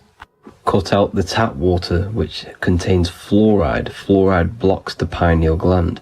And cut out all junk food because all of this is affecting your pineal gland. When in meditation, you want to focus your eyes and your attention to the center of your head between the two eyebrows. This is where the pineal gland is located. This will help and awaken the pineal gland over time when you keep doing these meditations. Finally, for the crown chakra, this is to do with universal consciousness, all-knowing, enlightenment, cosmic connections, the God source. This chakra is blocked by being cut off from spirituality, plagued by the senses, being tricked into the five senses and being tricked into thinking you are the body. In order to work on this chakra, you need to feel grounded. You need to know yourself, your real self, the voice within you. Have common sense, have specific decisions that you're making, be very direct. Now we've got out of the way all of the chakras, I can now introduce methods and meditations which will help you unblock them spiritually. When meditating, you want to get into the present moment in a nice, comfortable position. Bring yourself to the present moment by saying, I am here right now, nothing else matters. Keep repeating this over and over with your eyes open or closed. After a couple minutes of bringing your attention to the present moment, you can now start to breathe in through the nose deeply and breathe out through the mouth slower than you breathed in. Place your attention on the chakra that you want to balance. Think of a high vibrational emotion like love, and think of this while placing your attention on that chakra. You can do this exercise every day for 10 to 20 to 30 minutes. The longer the better. Another practice you can do is by chanting the Bijis for each chakra. They are here starting from the root chakra all the way to the crown chakra. Or you can chant the 7 vowels. There are not 5, there are actually 7. A, I, A, O, U, M. A, I, O. This is the proper way of pronouncing the 7 vowels. These are so powerful because these are the only things that exist. It is literally the sound of God. By pronouncing them right, you can actually create a lot of power within you and align your chakras. That's it for this video, people. I'd appreciate a comment and a like to help the algorithm. I appreciate you all. Love and light.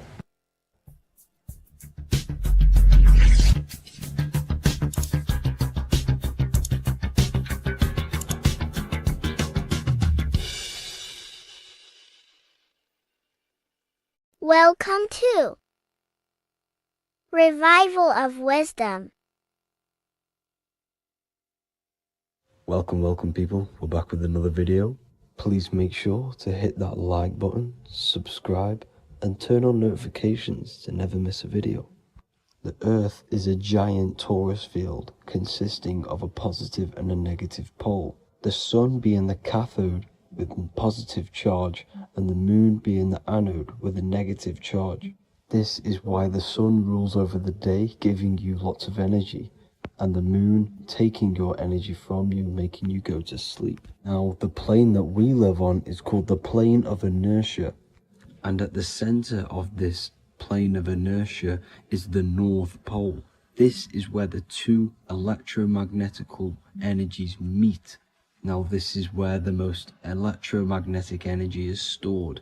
This is why all compasses will point north, because it's the most magnetic place in this reality. So the sun and the moon is spinning around this center point, which is stirring the ether of this reality and making everything move in circles, meaning this is a cycle. Everything's recycling itself. It's an organic simulation.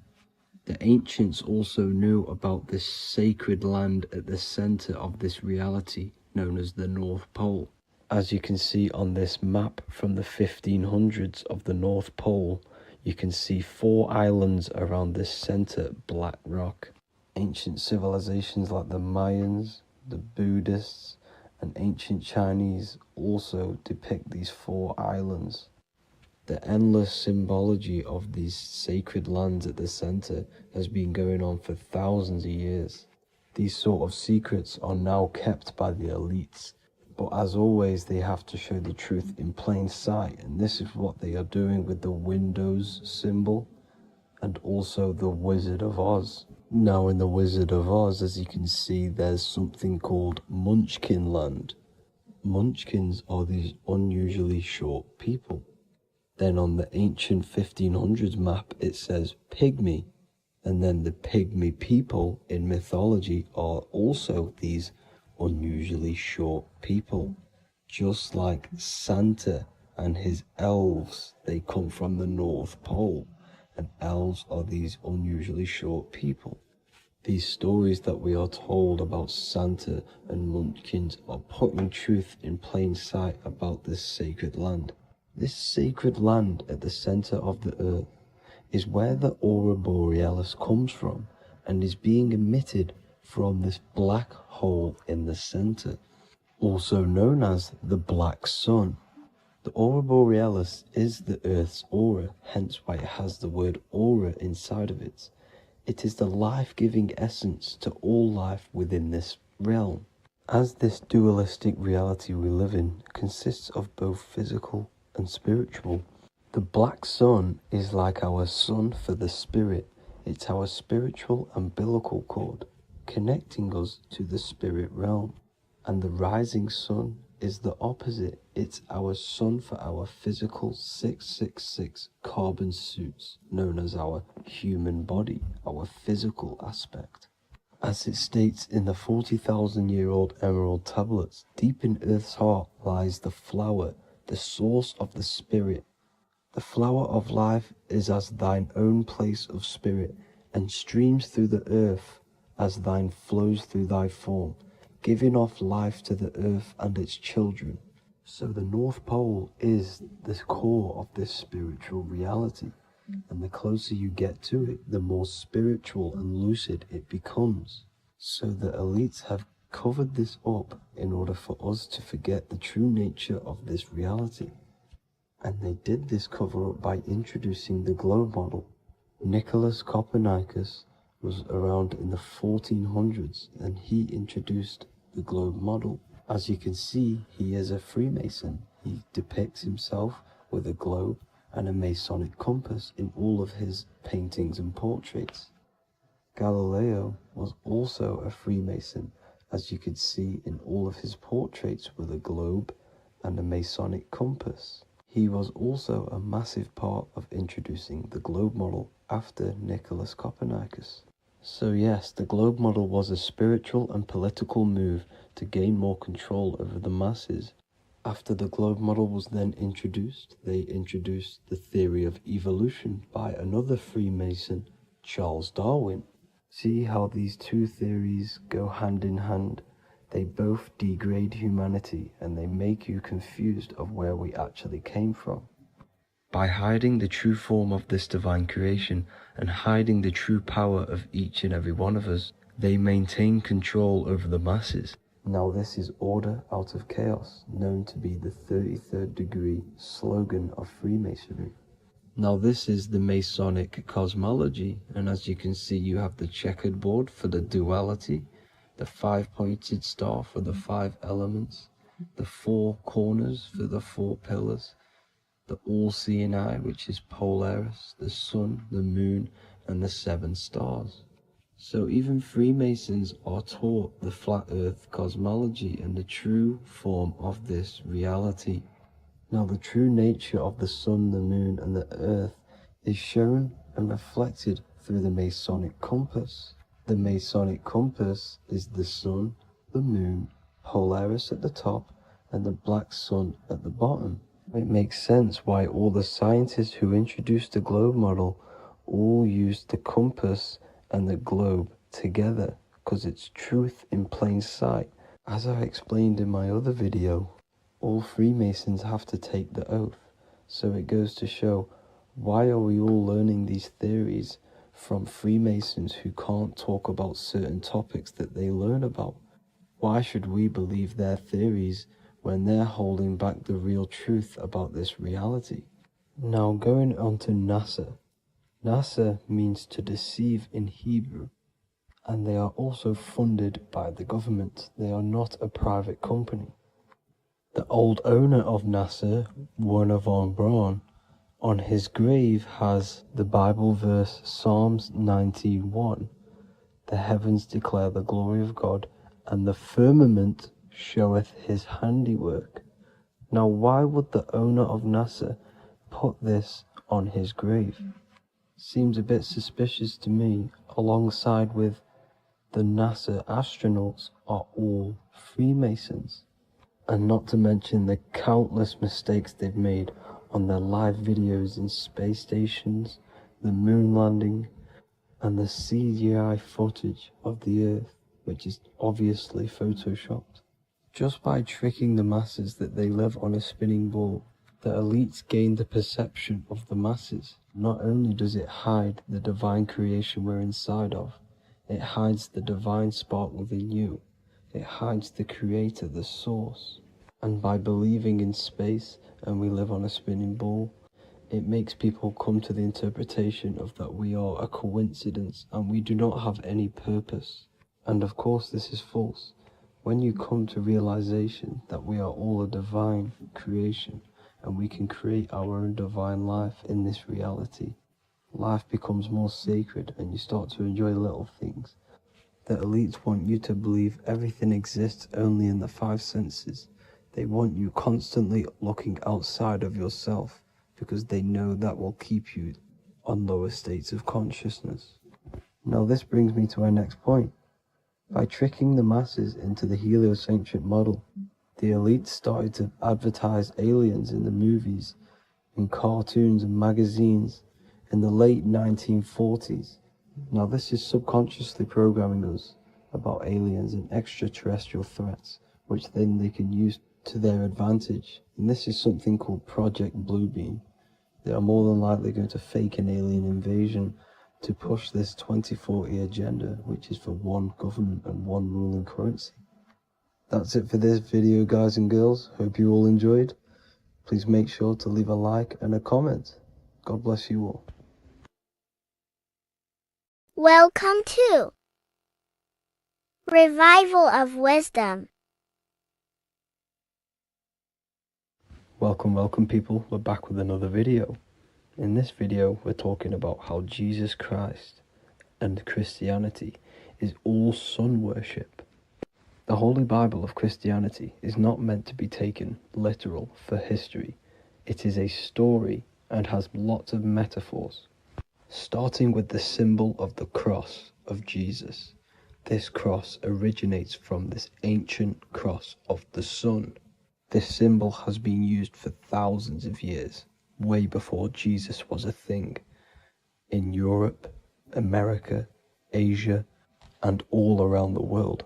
In fact, this symbol is still being used by Christians today, not knowing it represents the sun.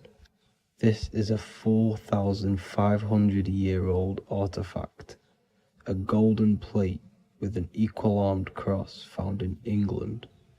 The gold to symbolize the sun, and the equal-armed cross for the 4 equal seasons of the year. So this is why in the Bible you have Matthew, Mark, Luke, and John, symbolizing the yearly cycle of the sun and the 4 equal seasons.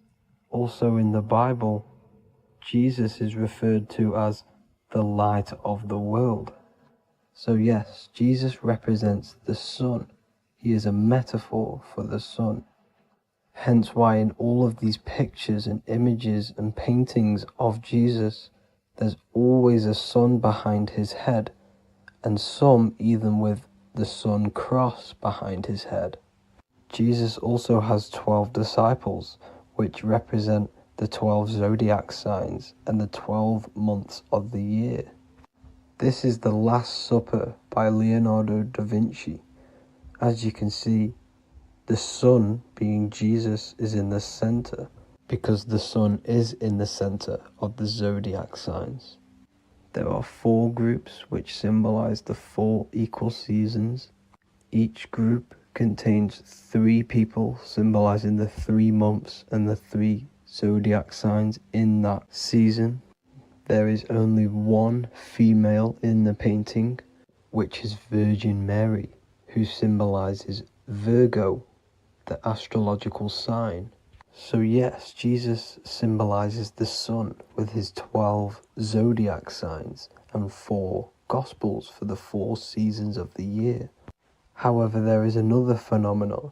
The 25th of December is known as the birth of Jesus Christ, which is known as Christmas today. Jesus symbolizing the sun and is born on December 25th. This is the day the sun moves 1 degree northward, bringing back the warmth, the growth of crops, the life and light back to the northern hemisphere. Everything is springing back to life, as we call it, spring. So it is said that the sun is born again on the 25th of December, and Jesus is known as the risen Saviour, because the sun is our risen Saviour, because it gives life to the whole of this realm, the warmth, the crops, and without the sun rising in the morning, we'd all die in about 2 weeks. And we all know how Jesus died on a cross. The sun also dies on a cross in the southern hemisphere. It dies on the Southern Crux constellation. And on December the 22nd, 23rd, and 24th, the sun remains in the same position. So the sun dies for 3 days, and it is born again on December 25th, when it moves 1 degree northward. And this is when the sun is born again, or resurrected, just like Jesus. Constellation Virgo is prominent in the spring sky in the northern hemisphere. So therefore, the sun is born a virgin, Virgo. And as you see in this image, you see Virgin Mary holding the sun. Us as humans do not own the sun, so therefore God owns the sun. So yes, the sun is the Son of God, and this is what Jesus is symbolizing. And just how Jesus sacrifices himself for humanity, that's what the sun does. The sun gives out all of its energy so we can live. There are many other Bible verses which represent Jesus as the sun.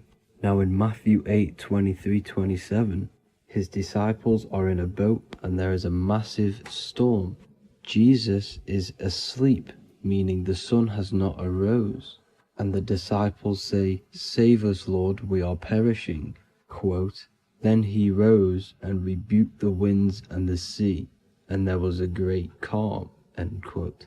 Now this is a metaphor for the sun rising and calming the storm, because in the ocean, when the sun is down, that's when there are great storms. The worship of celestial bodies go back thousands of years, and it's called astrotheology, and it can pretty much be traced back to all ancient civilizations. Now going back to the ancient Egyptians, the god Horus, the god of war, and he symbolized the sun in the morning. Ancients used to say that he walked over the sky in 12 steps. Yes, this could symbolize the 12 zodiac signs. It also symbolizes the 12 hours of daylight. So we have 12 hours of Horus, but now they've rearranged the word to hours. Horus and hours. And when the sun rises, Horus rises, we say horizon, which is Horus is rising. That's the etymology of horizon. Another Egyptian god called Amun-Ra was known as the god of all creation. He was the first god of them all. Amun was also a sun god. Therefore, after every Christian's prayer, they say Amen, sending their prayer through the sun to God. So this all goes back to the worshipping of the sun. Sun worship was around way before the Romans, However, in the Roman times, their sun god was called Mithra. Mithraism was the main religion before Christianity came into play. Mithra was the son of God. He died on a cross, and he was dead for 3 days and resurrected, just like Jesus. So the Catholic Church was not made in heaven, it was made by the Roman Empire. They mixed all the sun religions of Judaism, Mithraism, and other Arabic religions, and combined it into one, so Caesar, the Roman emperor, could gain his own religion. So yes, Christianity was a political move to gain more control over the masses, because it was a worldwide government at this point in time. So here is a Sumerian helmet with the rising sun symbol. And then the Romans also used this rising sun symbol on their armor. So sun worship has been going on for thousands of years, and it still goes on today. However, with all the programming and the low IQs, today we do not get the full interpretation of the Bible and these stories from the past. And Christians and other religions are all brainwashed to not question their religion and not realize their true origins and where they come from. I do advise you all to do your own research and come to your own conclusions. However, I'm just pointing out the facts and connecting dots for you all to see. That's it for this video, guys and girls. Thank you all for tapping in. God bless.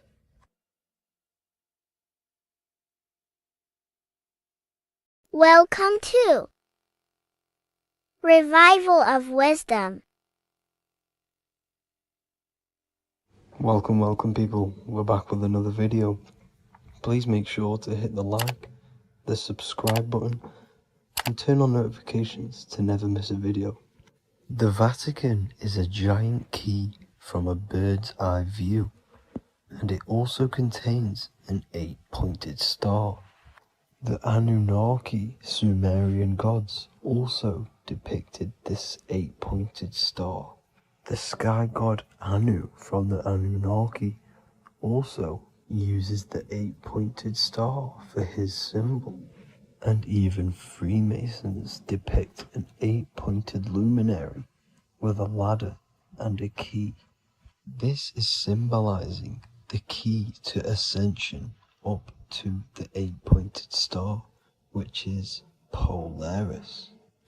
Polaris is always depicted as an 8-pointed star. Polaris is the standstill star at the very center of our realm, which is perfectly aligned with the North Pole. The Earth is a giant torus field, and at the center is where the most electromagnetic energy is stored. This is why all compasses point to the north. Hence why a compass is an 8-pointed star, because it points you to Polaris, which is the North Pole, the center of this realm.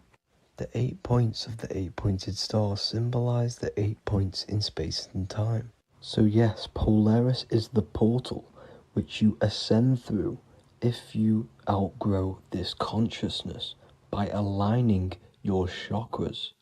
Our earthly realm is a macrocosmic reflection of us, and we as humans are the micro reflection, with the earth containing its 7 chakras as well as us. The North Pole is the 7th chakra, which is the crown chakra. So the key to ascension is held by the Vatican, hence why it's a giant key, because they mislead the masses through their religions, which teaches the masses to look outside of themselves.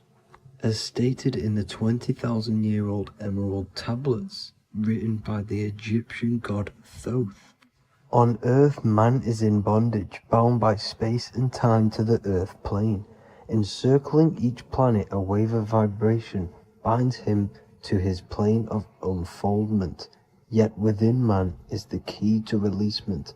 Within man may freedom be found. So the 7 planets are associated with each 7 chakras. The lowest chakra being the root chakra, which is associated with Saturn. This is why the elites love Saturn and reflect it in all of their symbols. Because the chakras are an ascension of spiritual principles, starting from the material and ascending up to the spiritual, the crown chakra. However, evil love bondage, and they are trapping souls in the physical realm by stopping and provoking the ascension process. They do this by abusing the energy of Saturn, and Saturn is associated with the lowest chakra. The lower 3 chakras are associated with survival mode, which keeps the consciousness in a constant state of fear and only aware of its surroundings. Once you start to ascend up your chakras, you become more consciously aware of spiritual deeds. And this is the process of returning back to your true spiritual form.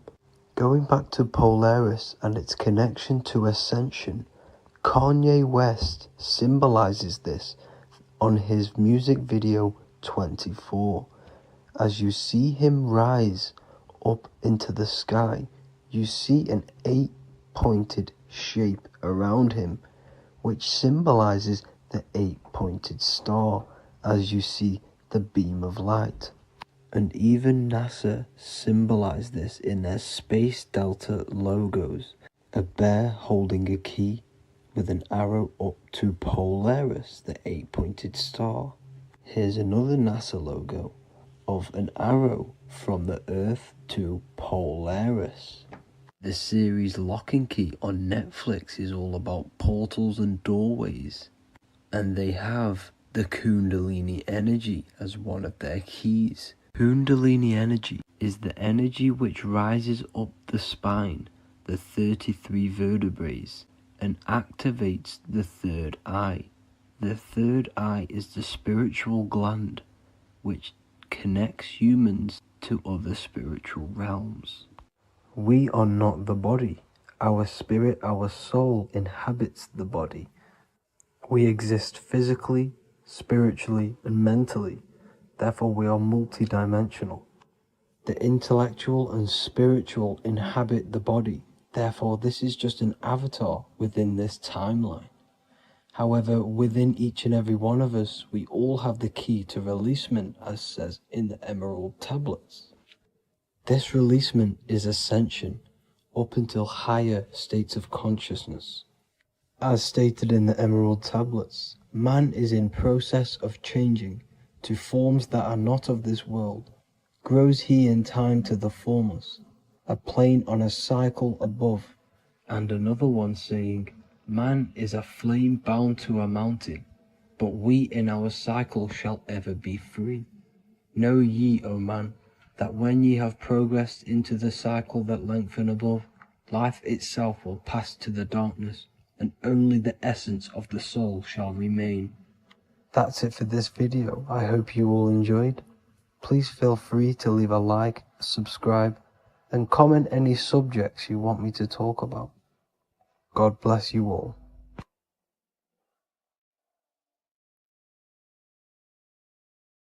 Welcome to Revival of Wisdom.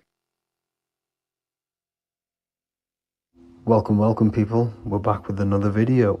And this video is about Freemasonry and the connection to the Illuminati. Please, as always, to make sure to hit that like and the subscribe button and turn on the notifications to never miss a video.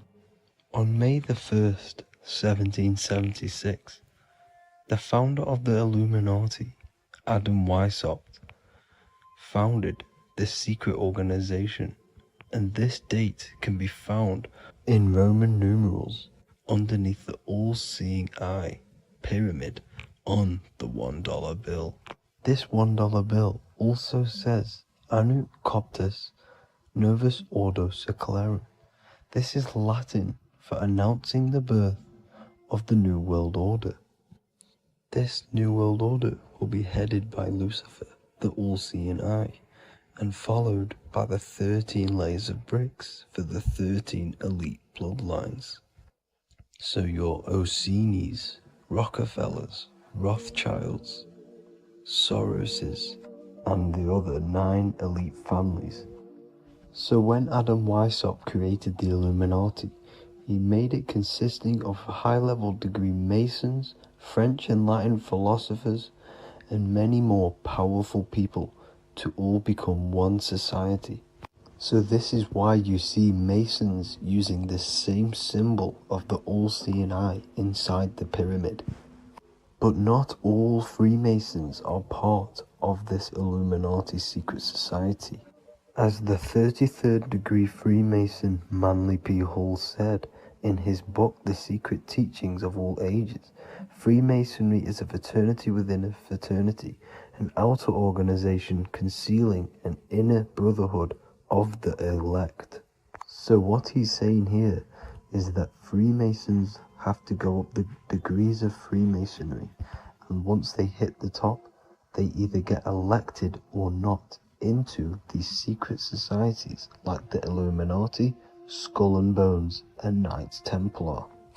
So when you see celebrities doing this one-eye symbolism, either covering one eye, doing the triangle, or doing 666 over one eye, this is showing and reflecting the symbolism of Freemasonry.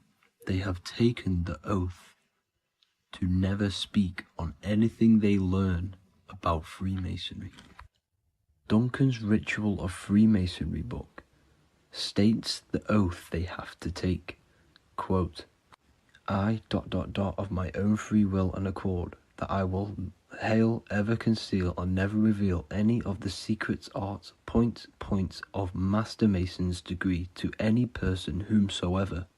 All this most solemnly, sincerely promise and swear. Now, this is what happens when they break the oath, stated in this book, quote, myself severed in two, my bowels taken from thence, and burnt to ashes. So this states that Freemasonry comes first, before any law of the land. It has the right to kill you if you break your oath. This is the hand gesture they have to do every time they enter the ritual room inside the Masonic lodge. This is the cutthroat symbol, showing you and reminding you of the oath and what will happen if you break it. Now in this book, Richardson's Monitor of Freemasonry, it states, if you break your oath, binding myself under no less penalty than to have my throat cut across, my tongue torn out by the roots, and my body buried in the rough sands of the sea. If they do not decide to kill you, this book states this by pointing him out to the world as an unworthy vagabond, by opposing his interest, by dearranging his business. In other words, they have the power to frame you and destroy your reputation to the world, and destroy your business if you break this oath. So yes, they do kill to keep this truth hidden, because this truth of this reality is what keeps them in power. They have the ability to manipulate people, because people do not know what manipulates them. This is why they call themselves the government. They govern the ment, which is the mentality, because the mind is the root cause of reality. They control what you perceive to control what you manifest. By knowing the truth, you are set free, and you no longer need no controller above you.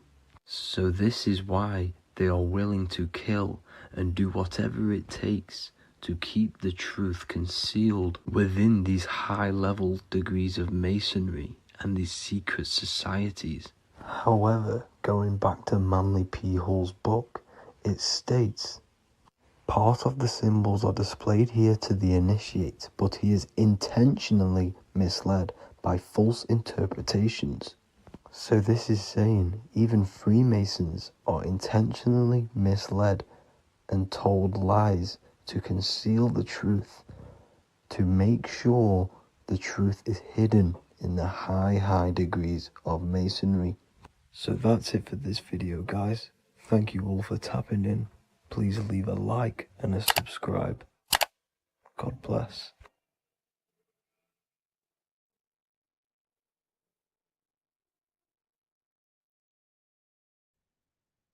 You don't just have a physical body. You have a physical, mental, spiritual, and emotional body. Each one of these aspects are a body of its own. Body does not just refer to a physical substance. You have a mental body for thinking, an emotional body for your emotions, a spiritual body for your energy in your astral form, and a physical body to encapsulate all of these. Each four of these aspects are essential for the human experience and essential to balance. Now, today we're going to be syncing the four aspects of your consciousness with the four seasons and the four elements and how this ties into the Bible. So we have four physical elements. We have 5 elements in total, spirit being the most important, but spirit is pure invisible. We have 4 physical elements. We have air, fire, earth, water. Air and earth, earth and water are feminine. Air and fire are masculine. Air and fire are active. Water and earth are passive. The air corresponds with the mental body of consciousness. This is where your intellect, this is where your communication, this is where your thoughts, intuition all comes from. This is the mental body of consciousness that allows you to think, allows you to process, figure things out, and have intellect and gain knowledge. This is your intellectual aspect of your consciousness, located in the head region. We have a fire nature, a spiritual nature. This is our astral body. Our astral body is all to do with the subconscious realms, the higher realms of consciousness. This is the body that allows us to be free from the physical body. Our spirit is more of our energy. Water is our emotional body. This is what allows us to feel things, that allows us to gain intuitive feelings of conscience. So emotion allows us to understand what is right and what is wrong. When we feel something bad, we know that this is wrong. When we feel something good, we know that we are doing good. Emotions are a creational force that allows us to feel certain things to bring them into existence. Our emotional body is a creational force and should not be reactive, and they should be controlled. Most actions are stemmed from emotions. Actions bring thought into physical existence. Emotions are the driving power. They are what drives your actions. The thought, then the emotion, then the action. Earth is your physical body. This is your physical state that allows you to take mind and emotion into action, into fruition, into physical matter. This is what your physical body allows your consciousness, your soul, to interact with the physical world and bring things into physical existence. The physical body, the physical world, is an outcome and an effect of the thinking mind. All physical substance comes from the thinking mind. The pen, the phone you're holding, the microphone I'm speaking into, all began as a thought in the thinking mind, then it was brought into physical reality. Earth is the most dense. So it goes in this order: body, emotions, spirit, mind. The higher you go up, the more lucid and fluidic it becomes. The lower you go down, the more dense and dull it becomes. Air is the mind, fire is the spirit, water is the emotion, earth is the physical body. So this is why you are a microcosm. You have these 4 things within you. You contain of these four elements, which correspond to the four bodies of your consciousness, the four bodies of the soul. You are the soul. You are the spirit. So this is why in Theologians 4:17 it says, caught up together with them in the clouds to meet the Lord in the air. You don't meet God or the Lord in the physical air, in the clouds. This is clearly a parable. A human being cannot go up to the clouds and meet a mystical man in the clouds. This is obviously a parable, a metaphor. The air is your mind. You must raise your consciousness beyond the body, beyond the emotions, beyond the spirit, and enter in the mind during meditation, turning the mind inward to connect with the Lord. The Lord is the highest aspect of your consciousness, the one that exists beyond the physical body, beyond your emotions, beyond the thought. So you meet the Lord in the air, in the mind. The mind represents the air. This is why in America there's a saying called an airhead. You're an airhead. This means that you are stupid, or you don't think, or you have nothing in your mind. You have nothing in your head. When someone's very stupid, you call them an airhead, because air represents the mind. The air is elevated. The air is invisible. The mind is totally invisible to the human eyes. It is a metaphysical substance. In fact, it's not a substance at all. It's so fluidic. It's everywhere. The mind can be everywhere at all times. It can be anything. Nothing is impossible within the mind. Now, this is synced with the four seasons. The four seasons represent the four aspects of human consciousness, the four bodies of your consciousness, the four bodies of your soul. The sun is your soul, okay? And the sun travels around four seasons. Summer, when the sun is the most hottest point. Autumn, when the sun starts to move away from the hottest point. Things start to die. Then it goes to winter. This is when everything dies. This is when things enter in within itself. This is when darkness occurs. Then spring. This is the reignition of the sun. This is when the sun starts to bring back the warmth back to the summer. You have four seasons which correspond to the four bodies of consciousness. Fire is the spirit. This is when you are passionate. This is when you are taking action. This is when you are fiery. The sun is blazing. You're taking action. You're very passionate. You're very spirit. You're in the spirit. Autumn is water, emotion. This is when you start to become very reflecting. This is when you start to feel emotional. Because in autumn, there's lots of water. This represents the emotional body of consciousness. Winter is the mind. This is air. Winter, what happens in winter? Everything enters within itself. The leaves die, the trees die, everything dies and goes within. This is the mind. The mind is the darkness, remember. You close your eyes to enter within the mind. The winter represents meditation. In the winter, what do people do? They stay inside of their house. They research more. They read more books. They become more intellectual. They think more in the winter because we are so we're stuck inside. So we're more reflective, we're thinking more, we're more communicative, we're more intellectual.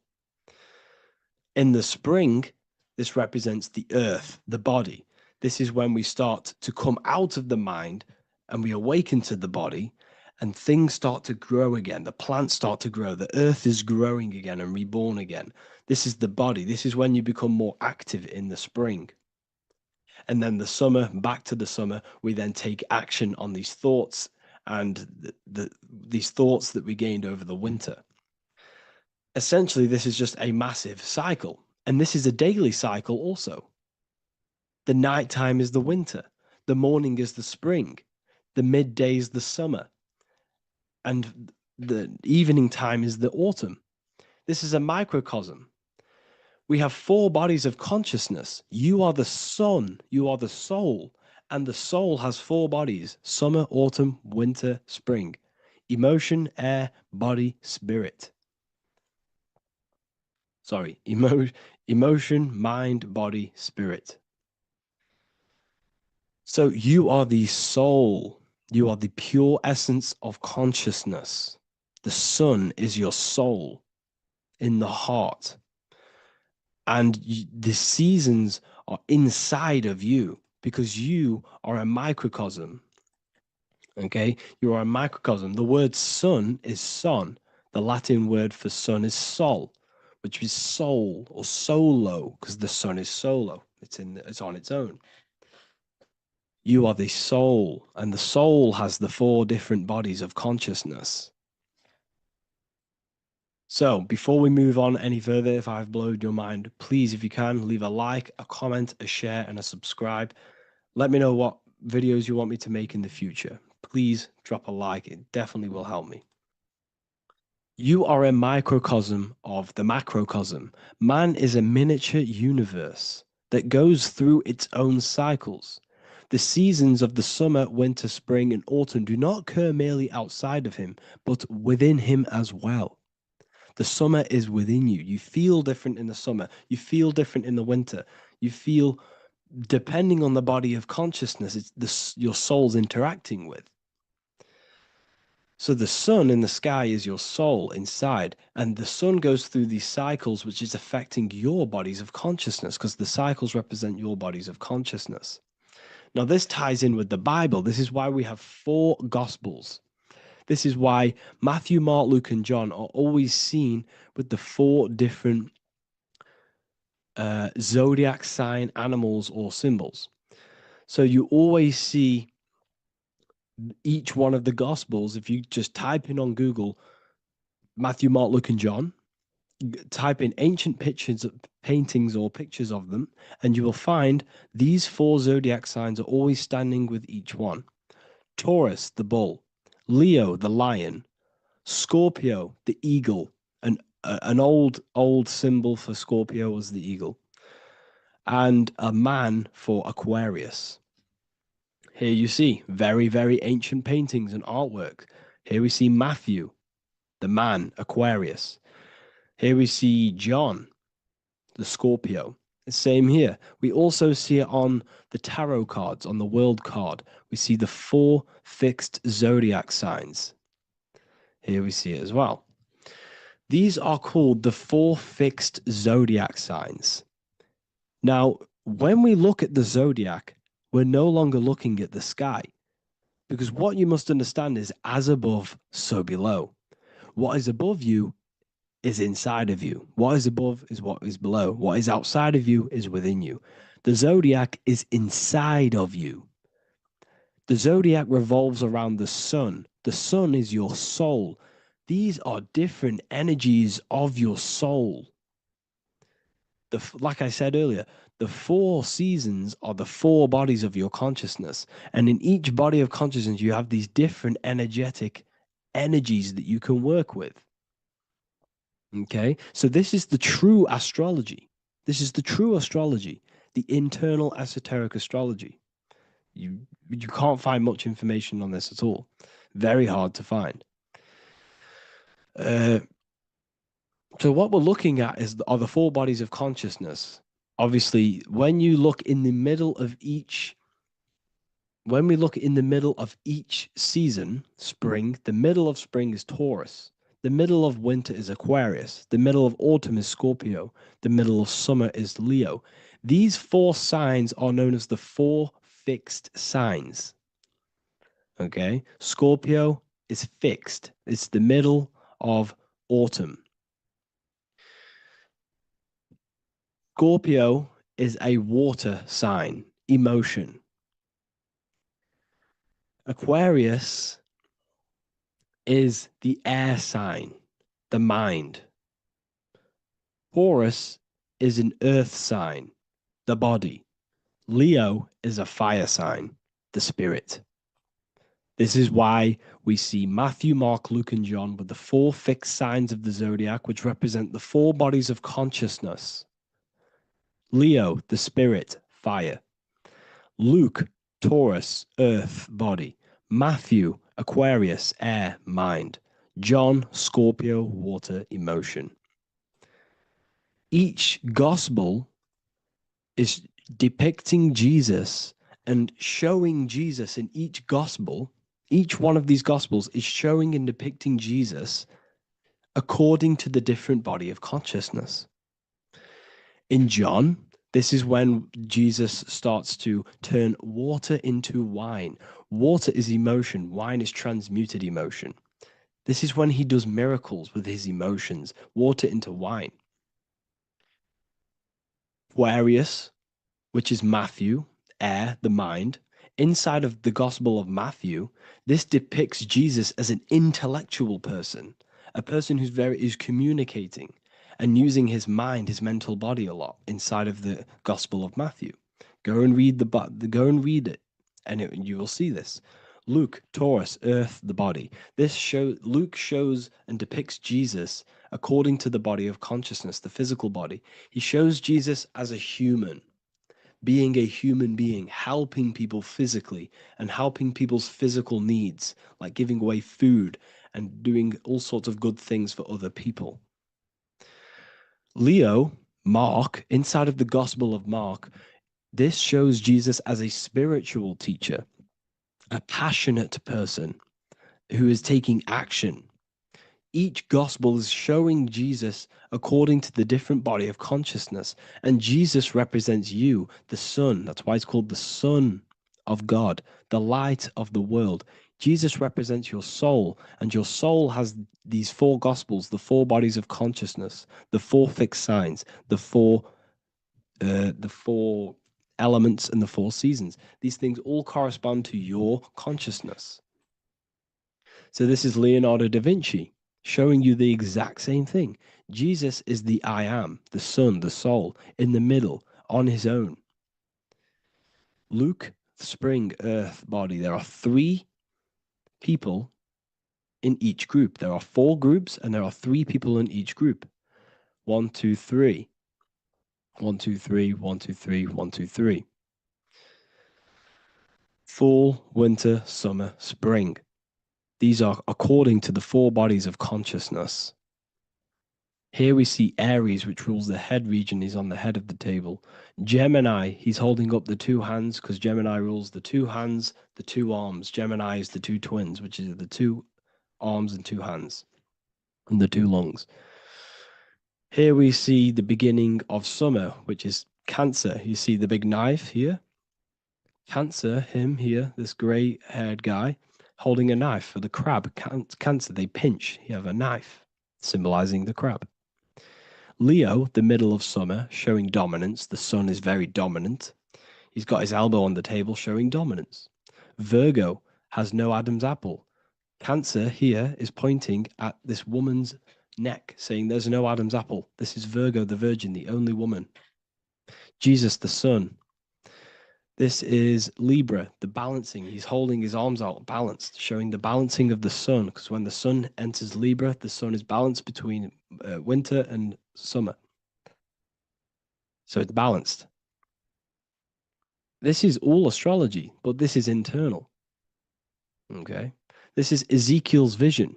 Ezekiel had a vision in the Bible, and he saw the face of a man, the face of a lion, the face of an ox, and the face of an eagle. The eagle is Scorpio, the ox is Taurus, the lion is Leo, and the man is Aquarius. He saw the throne of God, and he saw the different bodies of consciousness. This is all symbolic for the different bodies of your soul. So when we look at the zodiac, we are actually looking at a map and the energies of our soul, and the energies of our bodies, and the energies of our consciousness. This is what we are looking at. Each zodiac is an aspect of our consciousness and an energy that we can work with and that we must purify. Balance and purification is essential. Imagine playing a brand new video game. Let's say a brand new video game came out and you had to play it. What happens when you play that game? You don't know the controls. You cause chaos in that game. You can't really run properly. You can't do anything properly. You're getting destroyed by other people who are playing that game. It's the same with your physical body. When you are born, You must learn how to play the game. You must learn how to balance the mind, learn how to balance the spirit, the emotions, and the physical body. We must balance and purify each body of our consciousness. We must look after our physical body with our physical health by eating physical, electrical food like fruits and veg. We must look after our minds by being conscious of what enters our eyes, enters our ears, enters everything. Whatever enters our five senses is affecting our mind, our mental health, our environment, mental. We need to look after our thoughts, control our thoughts by purifying our thoughts, only positive thoughts. Then we must purify our emotions, feeling only gratitude and love and not feeling these negative, dull emotions. Then we must look after our spiritual body through meditation and looking after our spirit. But remember, when we look after our mind, it all begins in the mind. Each body of consciousness is interlocked with the other. If you have if you have an unhealthy body, you have an unhealthy mind, spirit, and emotions. If you have an unhealthy mind, you have an unhealthy body, spirit, and emotions. If you have an unhealthy emotions, you have an unhealthy spirit, mind, and physical body. They're all interlocked. You must balance each one of them. Look after your physical body, look after your thoughts, look after your emotions, look after your spirit. But remember, the mind is the most powerful one. It's mind over matter. Once we look after the mind, because once we start to control our minds and control every thought we think, this will then turn into discipline in our physical body. Because once we learn how to discipline the mind, we learn how to discipline what we eat, we learn how to discipline what we feel, we learn how to discipline our spirit. This is all interlocked, but work on the mind first. Work on the mind first. All of this knowledge is inside of the brand new Book of Wisdom, Volume 2. This is a revolution of human consciousness. If you've read it, please leave a review down below. If you've read Volume 1, leave a review down below. This is the next revolution. I don't see this information anywhere. This is the next revolution of human consciousness. And of course, if you are serious about this and you truly want to gain enlightenment and join an amazing community where you can connect with me on live calls, lectures, the Manifestation Mastery course, you can gain access to my library of over 45 PDFs plus my books. And if you do join the university, you can order a Volume 2 free of charge. All you have to do is to pay for shipping. If you truly take your knowledge serious and you want to take advantage of life, join the university. This is where truth seekers belong. Just want to say thank you all. Please leave a comment. Please leave a like. It's going to help me a lot spread this knowledge to the world. And yeah, share this with a friend and subscribe. Thank you all. You are not breathing correctly. 98% of people only use a third of their lungs capacity, which is shallow breathing, which ages you, lowers your brain capacity, and also lowers your state of consciousness. So it's essential that you breathe consciously on a day-to-day basis, because this is what truly elevates your consciousness. I am going to give you the key for you to raise your consciousness just through breathing alone. Such a simple thing, but yet the most effective way for raising your state of consciousness and becoming more spiritually and mentally advanced. So tune in for this video and I'm going to show you exactly how to do it and the symbolism behind breathing. Air is more than just air. It carries electromagnetic energy. So now I'm going to give you the science behind this spiritual truth. This invisible force is what sustains all physical life, providing the life force energy essential for existence. Electromagnetism. Everything is fed off electromagnetism. Your body is an electromagnetic battery. Now, we can prove that air carries electromagnetism just by doing a simple test, a simple scientific experiment, by getting liquid oxygen and pouring it between a north and south magnetic pole are two polar opposite magnets, we see that the liquid does not fall straight through it. It is sucked, it is magnetically attracted to these two opposing forces, opposing magnets. This is proof that air, liquid oxygen carries electromagnetism. When you are breathing electromagnetism, the essential life force behind all living beings. This is known as energy or prana, chi, ether, or spirit. This is all the same thing. Air is not just empty space, it is energy, it is prana, it is life force, it is spirit, it is ether, chi, prana. You are an electromagnetic being. Your consciousness is in direct correlation with your electromagnetic aura or biofield around your body. Your state of consciousness is mirrored within this field around your body. Now, your breath, when you breathe in, you're breathing electromagnetism or life force. Breath is the vital link between the physical and the spiritual, bridging the body with the soul. Through breath, we connect with both tangible world and deeper, the unseen realms of energy and consciousness. Breathing deeply and properly elevates our consciousness, enhancing the brain's functions, heightening the sensitivity of our five senses.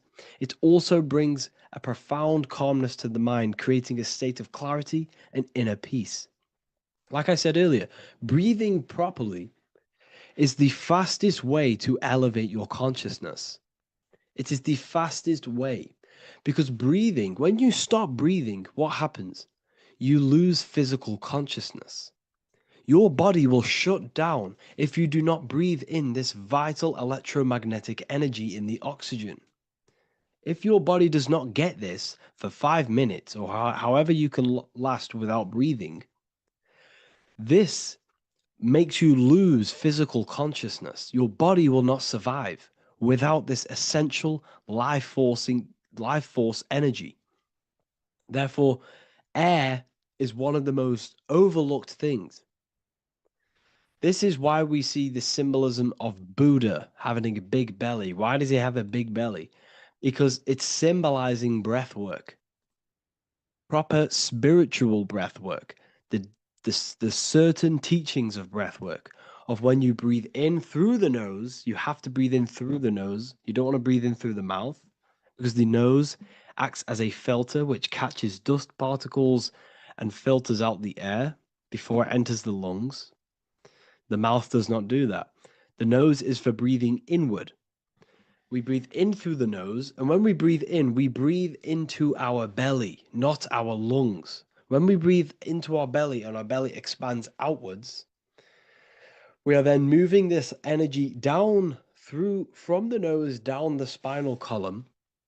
And when we breathe back out, the belly goes in, which is raising the energy up the spinal column, back out through the mouth. This is the true way of breathing, because when we breathe, we are moving energy. We are moving electromagnetic energy. When we breathe in through the nose, the energy travels down the spinal column. And when we breathe out, we are raising this energy back up the spine, some of it going out the mouth, and some of it reaching the brain, activating dormant brain cells in the brain. But when we breathe, we need to make sure we are using 100% of our lungs' capacity, because the lungs is what transforms this special energy into consciousness, physical consciousness. So this is why Buddha has a big belly. It's not because he was fat. It's not because he was overweight. It's symbolism. It's symbolism of breath work. So try this. Do this for 2 minutes while you watch this video. Breathe in through the mouth as hard as you can until you no longer can fill any more air into your lungs and belly. Breathe it into your belly, not your lungs. And breathe out through the mouth. Do this for 5 minutes or 2 minutes, however long. I promise you, breath affects your consciousness. you will notice the difference. If you do it quicker, the quicker it'll affect your consciousness, and you might go lightheaded. But that lightheaded is you activating your spirit, your energy body. So try this just by when watching this video. When you breathe consciously, you are renewing both your energy body and astral body, aligning your consciousness with a higher state. This practice feeds new life force energy into the body, revitalizing and enhancing your overall well-being. Like I said, your brain requires the most amount of oxygen. When we have shallow breathing, this is reducing the brain's capacity. Because when we are not breathing properly, which 98% of people are only using a third of their lungs capacity, we are essentially only using a third of our consciousness, because your breath is directly correlated to your consciousness, your state of consciousness. When you breathe in through the mouth, out through the mouth, out in through the nose, out through the mouth, consciously and deeply for 5 minutes, you will notice that your senses are more powerful and sensitive. Your brain is quicker.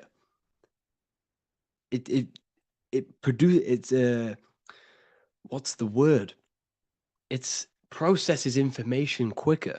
You become quicker. You become a superhuman, and you feel more spiritual because it activates your spirit, your astral and energy body.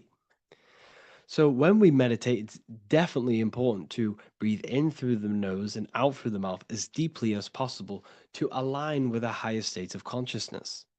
And this is the easiest way to separate your consciousness from the body. When you breathe in deeply for long periods of time, while meditating, while taking no thought, when no thought is present and you gain a rhythm of deep breathing, this is the gateway.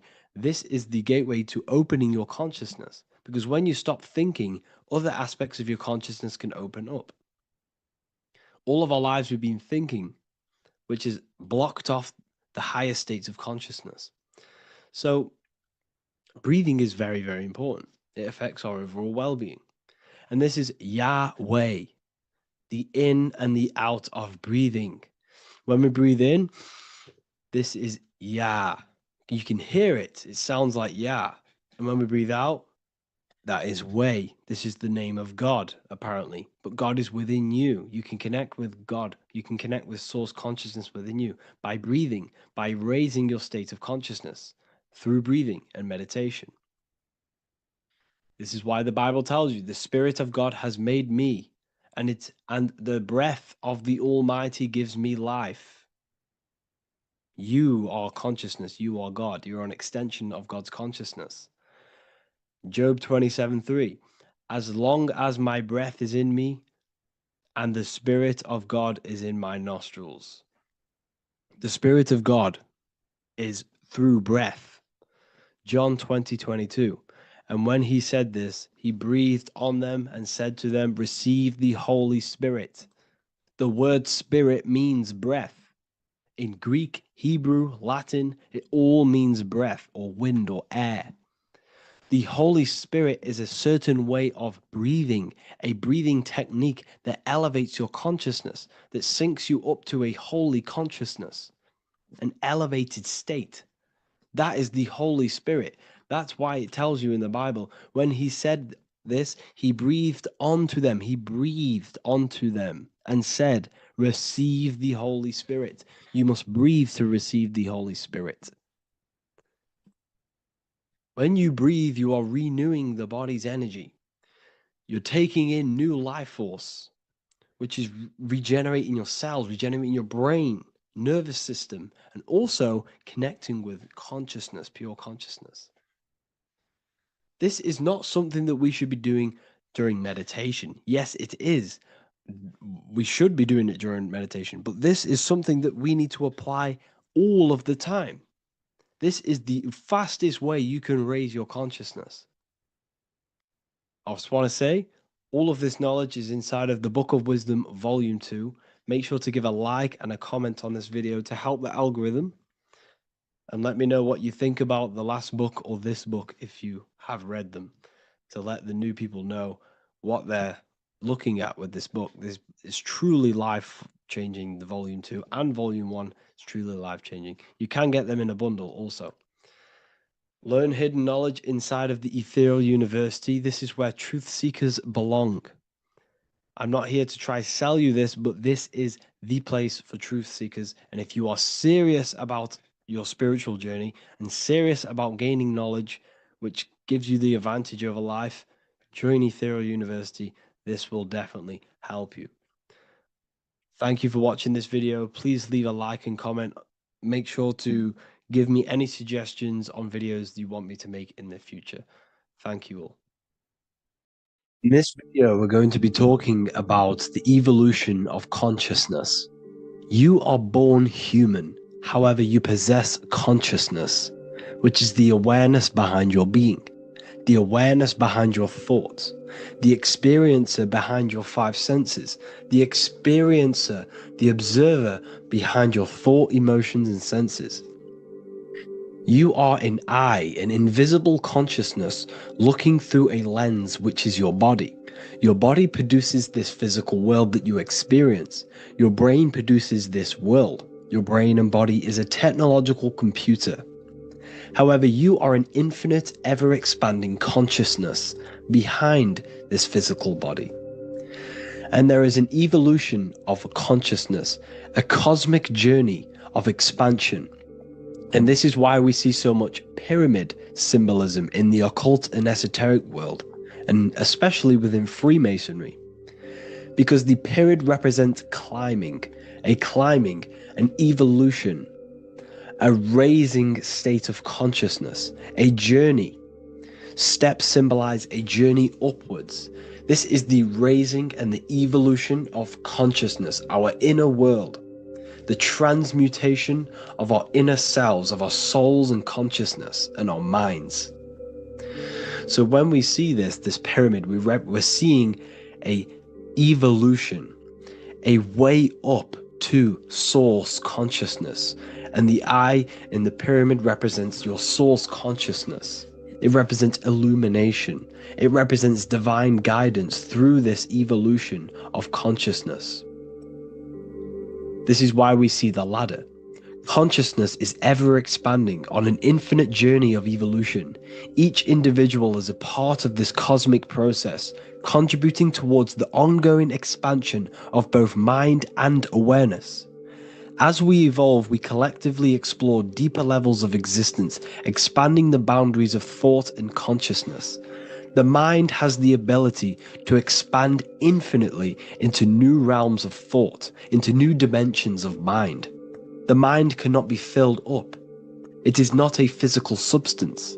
The body can be filled up because it is a physical thing, but you cannot fill the mind. Therefore, the mind is constantly expanding, ever expanding into new fields of thought. So what we see in Freemasonry, the ladder, is again a journey, an elevation of consciousness. When we are born with an infant consciousness, and as we gain older, we gain an adult consciousness. Our inner world, our inner mind, and our emotional intellect changes and evolves. We are significantly different from when we were very young as an infant. It's because our consciousness evolutes, it changes, it alters like water. So just like this evolution of your own consciousness as growing up, there is consciousness of beings existing in cycles beyond our own. And their consciousness is unimaginably different from ours. They operate on a higher level of understanding and knowing, experiencing reality in ways that transcend our current comprehension. Our minds right now cannot comprehend the highest states of consciousness. There are entities, there are beings beyond our own, existing in higher dimensions of consciousness that we cannot comprehend because they have expanded. They are on a further way up the ladder of consciousness. However, we are all on the same journey. None of us can take the same journey. There is one ultimate goal, reaching source consciousness. However, this is always ever expanding. However, we are all on a different journey. There is one truth, one source, one goal. However, there are billions in different ways of reaching it, and we are all on these different paths to source consciousness, to this ladder, this evolution of universal evolution. Okay? Their awareness is attuned to new dimensions of existence, reflecting a more advanced stage in the cosmic journey of consciousness evolution. So when you take DMT, you are shot into these higher realms of consciousness where you meet these beings who look similar to these images. They are not speaking to you physically. They don't speak to you three-dimensionally through vibration and words. They speak to you mentally. If you have done DMT, then you know this. And if you have met these beings, then you know this. You might have even met some of these types of beings on mushrooms or any psychedelic drugs. Because ultimately, when you take these mind-altering substances, it's altering your consciousness. It's merging your consciousness with the spirit of that substance. And you are essentially attuning your mind to higher dimensions of consciousness. That's why we say we're getting high when we take these substances. Therefore, when you meet these beings on DMT, you are essentially meeting beings who are attuned to higher dimensions of consciousness, and they speak to you mentally. They speak to you telepathically through thought, because the universe is mental. Everything exists within the mind. The way you are now, your physical existence, is a state of mind. Mind, thought creates matter. Spirit and matter are two opposing ways of thinking. If we have a very spiritual mind, we have an expanded mind, we are a spiritual person through the mind. However, if we have a very low state of consciousness where we think about food, sex, lust, and all physical things, then we have a physical consciousness. Matter and spirit are two opposing forces, two ways of thinking. The mind attunes itself to different levels of understanding in different dimensions. So, essentially, this is what we're looking at. The body is a vessel for the fluidic, formless consciousness, a temple that houses the essence of our awareness. While the five senses are limited to perceiving only the physical plane, the mind transcends these limitations, capable of perceiving the full scope of reality.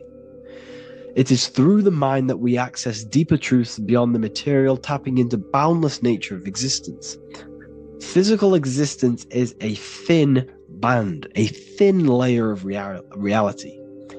It's like 0.001% of reality. And your five senses are only tuned into this layer of reality. But the five senses are, by design, only allowed to perceive physicality. But the mind has the power to expand beyond this physical five sense state. The mind has the power to expand and evolute. It is a conscious decision whether you want to take this path or not. You can stay in a three-dimensional way of thinking, or you can expand your consciousness from within. It's not an external journey. There is no God going to save you. You must save yourself. Therefore, behind every single one of these eyes is the same source consciousness. However, we are all different cells in a different journey. The organs in your body, the cells in your body are all alive. They all possess same consciousness, universal consciousness. However, we are all on a different journey of evolution. As above, so below. As the baby is in the mother's womb, when the baby becomes conscious, there is a world outside of its mother. What does it do? It presses and seeks a way out to be born in the other world outside of its mother. It is the same with your consciousness, your mind. When your mind becomes aware that there is realities beyond the immediate surroundings, it seeks a way out. And this is exactly what I'm doing to you now. I am now expanding your mind and telling you There is other ways of reality. There is other dimensions of consciousness which you can access through inner transmutation, through different ways of thinking, spiritualism, and meditating and connecting with yourself and detaching from external things. We can upgrade our consciousness. Your body is a womb. Why Jesus says you must be born again to see the kingdom of God, because you are born physically and then you must be born again spiritually, awakening your inner consciousness. So like I said, as the baby is in the womb, it's the same principle. As above, so below. You were a baby, you were in your mother's womb, and you figured out there is a world outside of your mother, so you seek to weigh out your mother to be born in another world. It's the same now. You must do this now. This is your spiritual evolution. This is the evolution of consciousness. It's ever expanding. When you die, this is a transition. You must learn to not fear death. This is another part of your spiritual journey. You must master death. Therefore, like I said before, the mind has limitless capacity to expand into new realms of thought, continuously exploring uncharted ideas and concepts without boundaries. The mind can ever expand. It can never be filled. It can never ever know everything. There is infinite fields of knowledge, infinite fields of thought. Your current state is just one stage on an infinite pathway. You won't remain human forever. The human experience is a crucial phase where we learn to balance polarities, master the fundamental laws of the cosmos. It is a period of growth and transformation, preparing us for the next stages in our cosmic evolution. The goal is to strive for perfection, yet the true perfection is unattainable.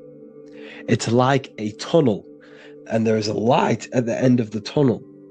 And as you walk through this tunnel, the light is ever moving backwards.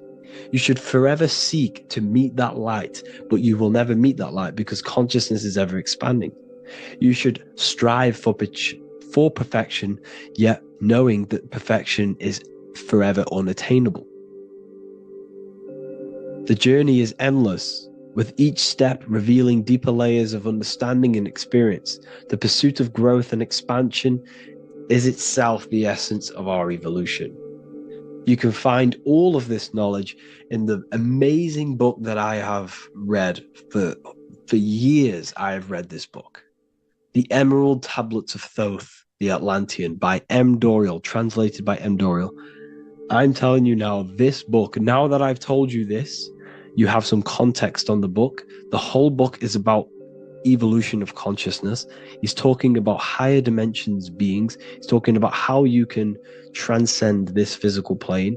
It is truly the most amazing book you will probably read. One of the best spiritual texts you'll see. It's hard to understand, so you must read it over and over again. And the more your mind progresses, like for me, I read this every couple months.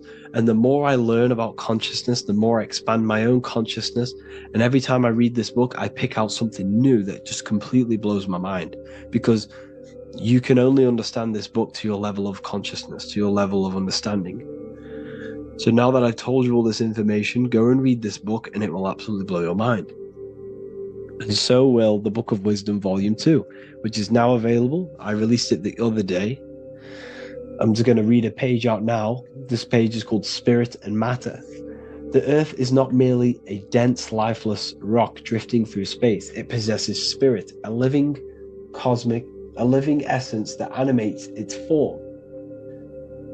But what do we mean by spirit? Spirit in esoteric terms refers to the energy, the life force, animating the principles infused in matter. So essentially, what this page is talking about is how everything has spirit, consciousness within it. You are the middle, you are spirit and matter. You have the ability to expand your mind to the God self and raise above our animal instinct, our material self, and know the divine and expand.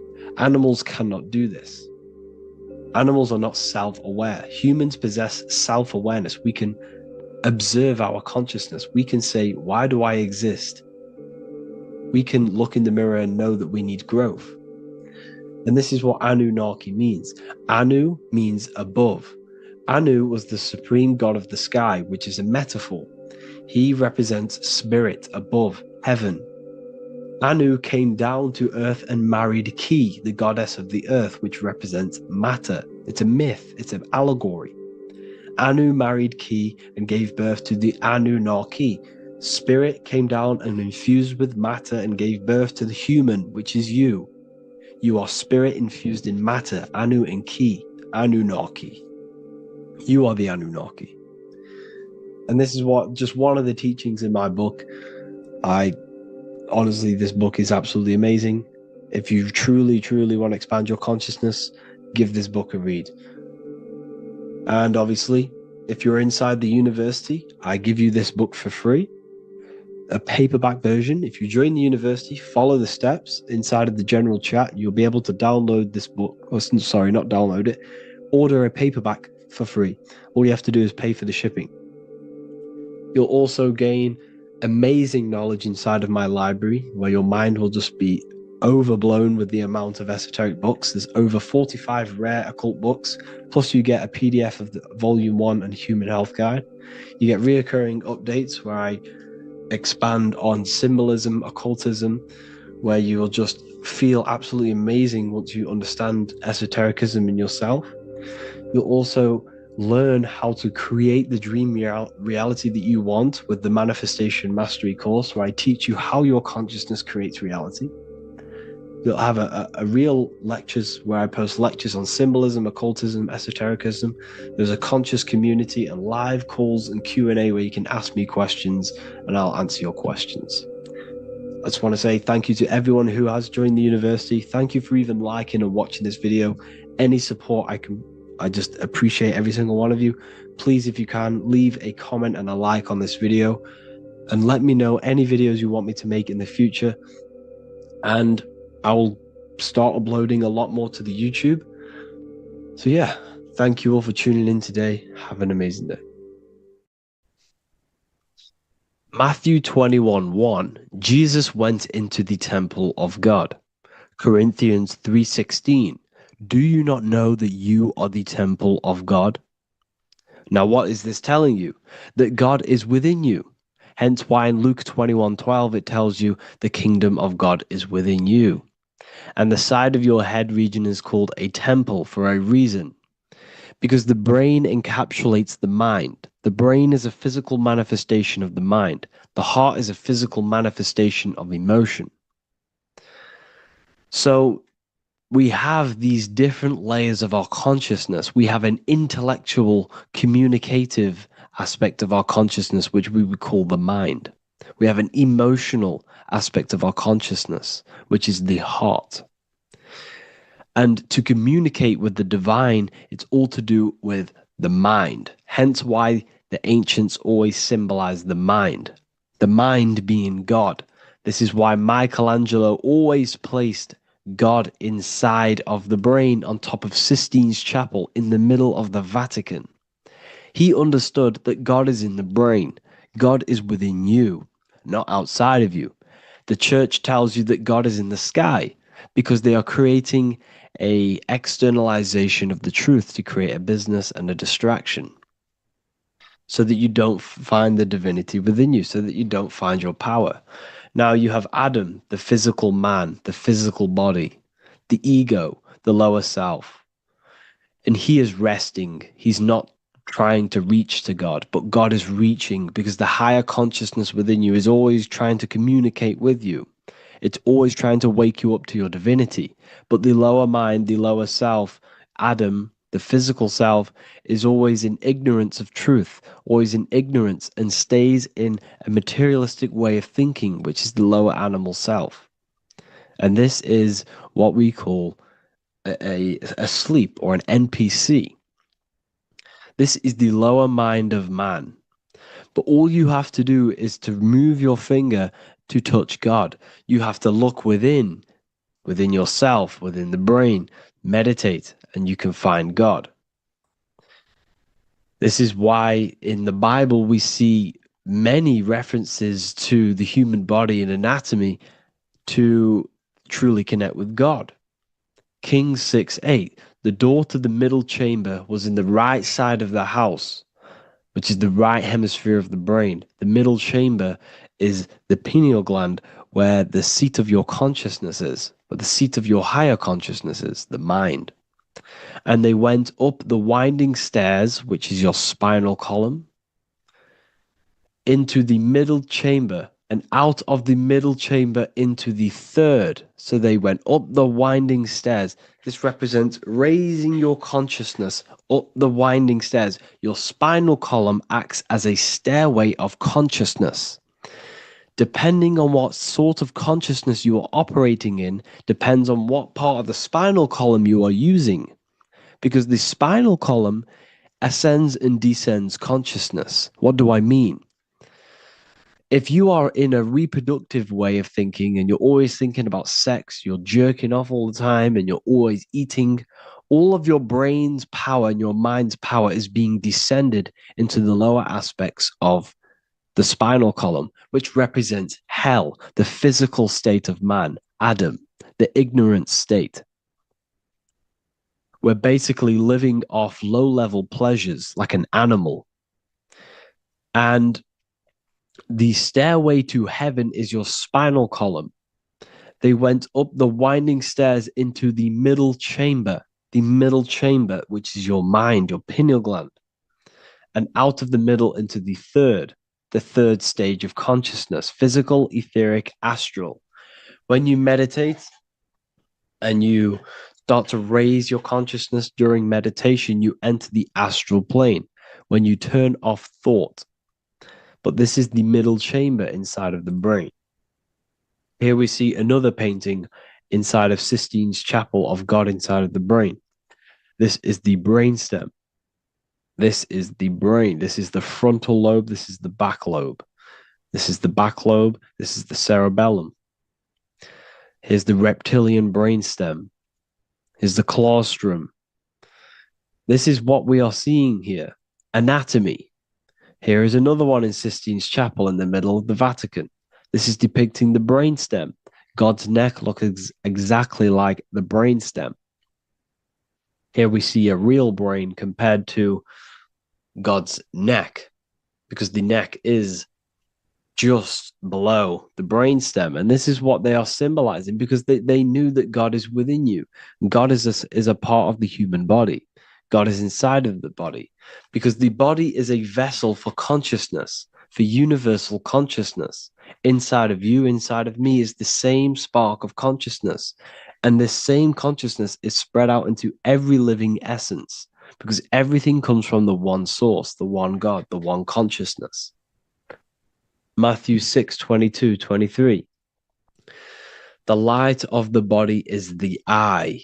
If therefore thine eye be single, thy whole body shall be full of light. Practicing the single eye. What is this? This is meditation. This is entering within yourself. So the Bible's telling you to practice the single eye. But if thine eye be evil, thy whole body shall be full of darkness. What does this mean? If your consciousness is in an evil way of thinking, if your mind is filled with an evil, negative mind space, then your body shall be filled with darkness, with evil, with negativity. Because negative thoughts destruct the body. Positive thoughts heal and regenerate the body. So he tells you to be, the light of the body is the eye, your consciousness, the inner eye of consciousness, the eye that lets you see. And what do I mean? You look with your two physical eyes, but you see with the inner eye.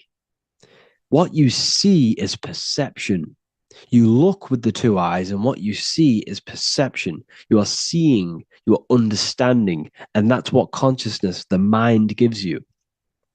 Consciousness, or the mind, is the force that allows you to be a human being, that allows you to understand things and interact with things and make decisions. It's an infinite intelligence.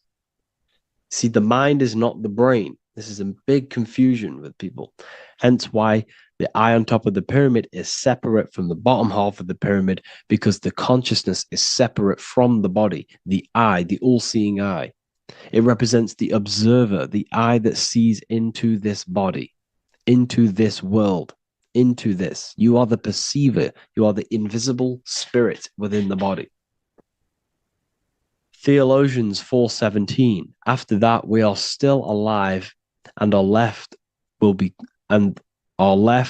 caught up together with them in the clouds to meet the Lord in the air. You don't meet the Lord in the physical air. Okay? This symbolism of the ancient Christian artwork is showing you this is symbolic. These things never happened. There's no man in the sky. Moses didn't go on a mountain to meet with God. The air represents the mind. This is why you say you're an airhead when someone's very stupid. Earth is your body. Water is your emotions. Fire is your spirit. Air is your mind, the invisible mind.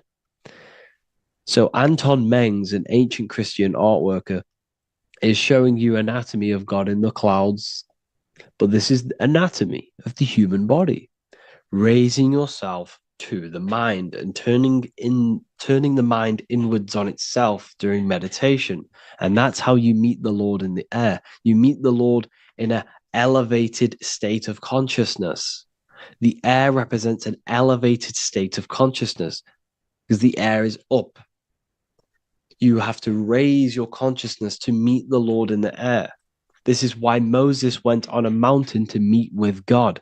The mountain represents elevation of consciousness, raising the mind up the spinal column, taking all of the mind's attention away from the reproduction and the physical aspects of self and raising it to the brain and turning off the brain and going inward into the air.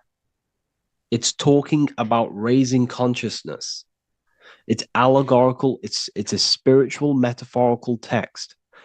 The side of your head's called a temple because inside that where that temple is, right in the middle of where you call the temple, is the inner chamber, the open room, the holies of holies in the Bible, or the land flowing with milk and honey, or Mount Zion. There's so many different names for the brain, or the upper room where Jesus meets his 12 disciples, the 12 cranial nerves in your brain. This is the temple of God. Your body is a temple of consciousness. It encapsulates the consciousness. It encapsulates the mind and soul. John 10:30, Jesus states, I and the Father are one. Psalms 46:10, be still and know that I am God. He's talking about the I am within you, not within Jesus. Everyone refers to ourselves as I. I am God. When you say I, you're referring to the highest aspect of yourself. The aspect that is above all thought, above all emotion, and above all things.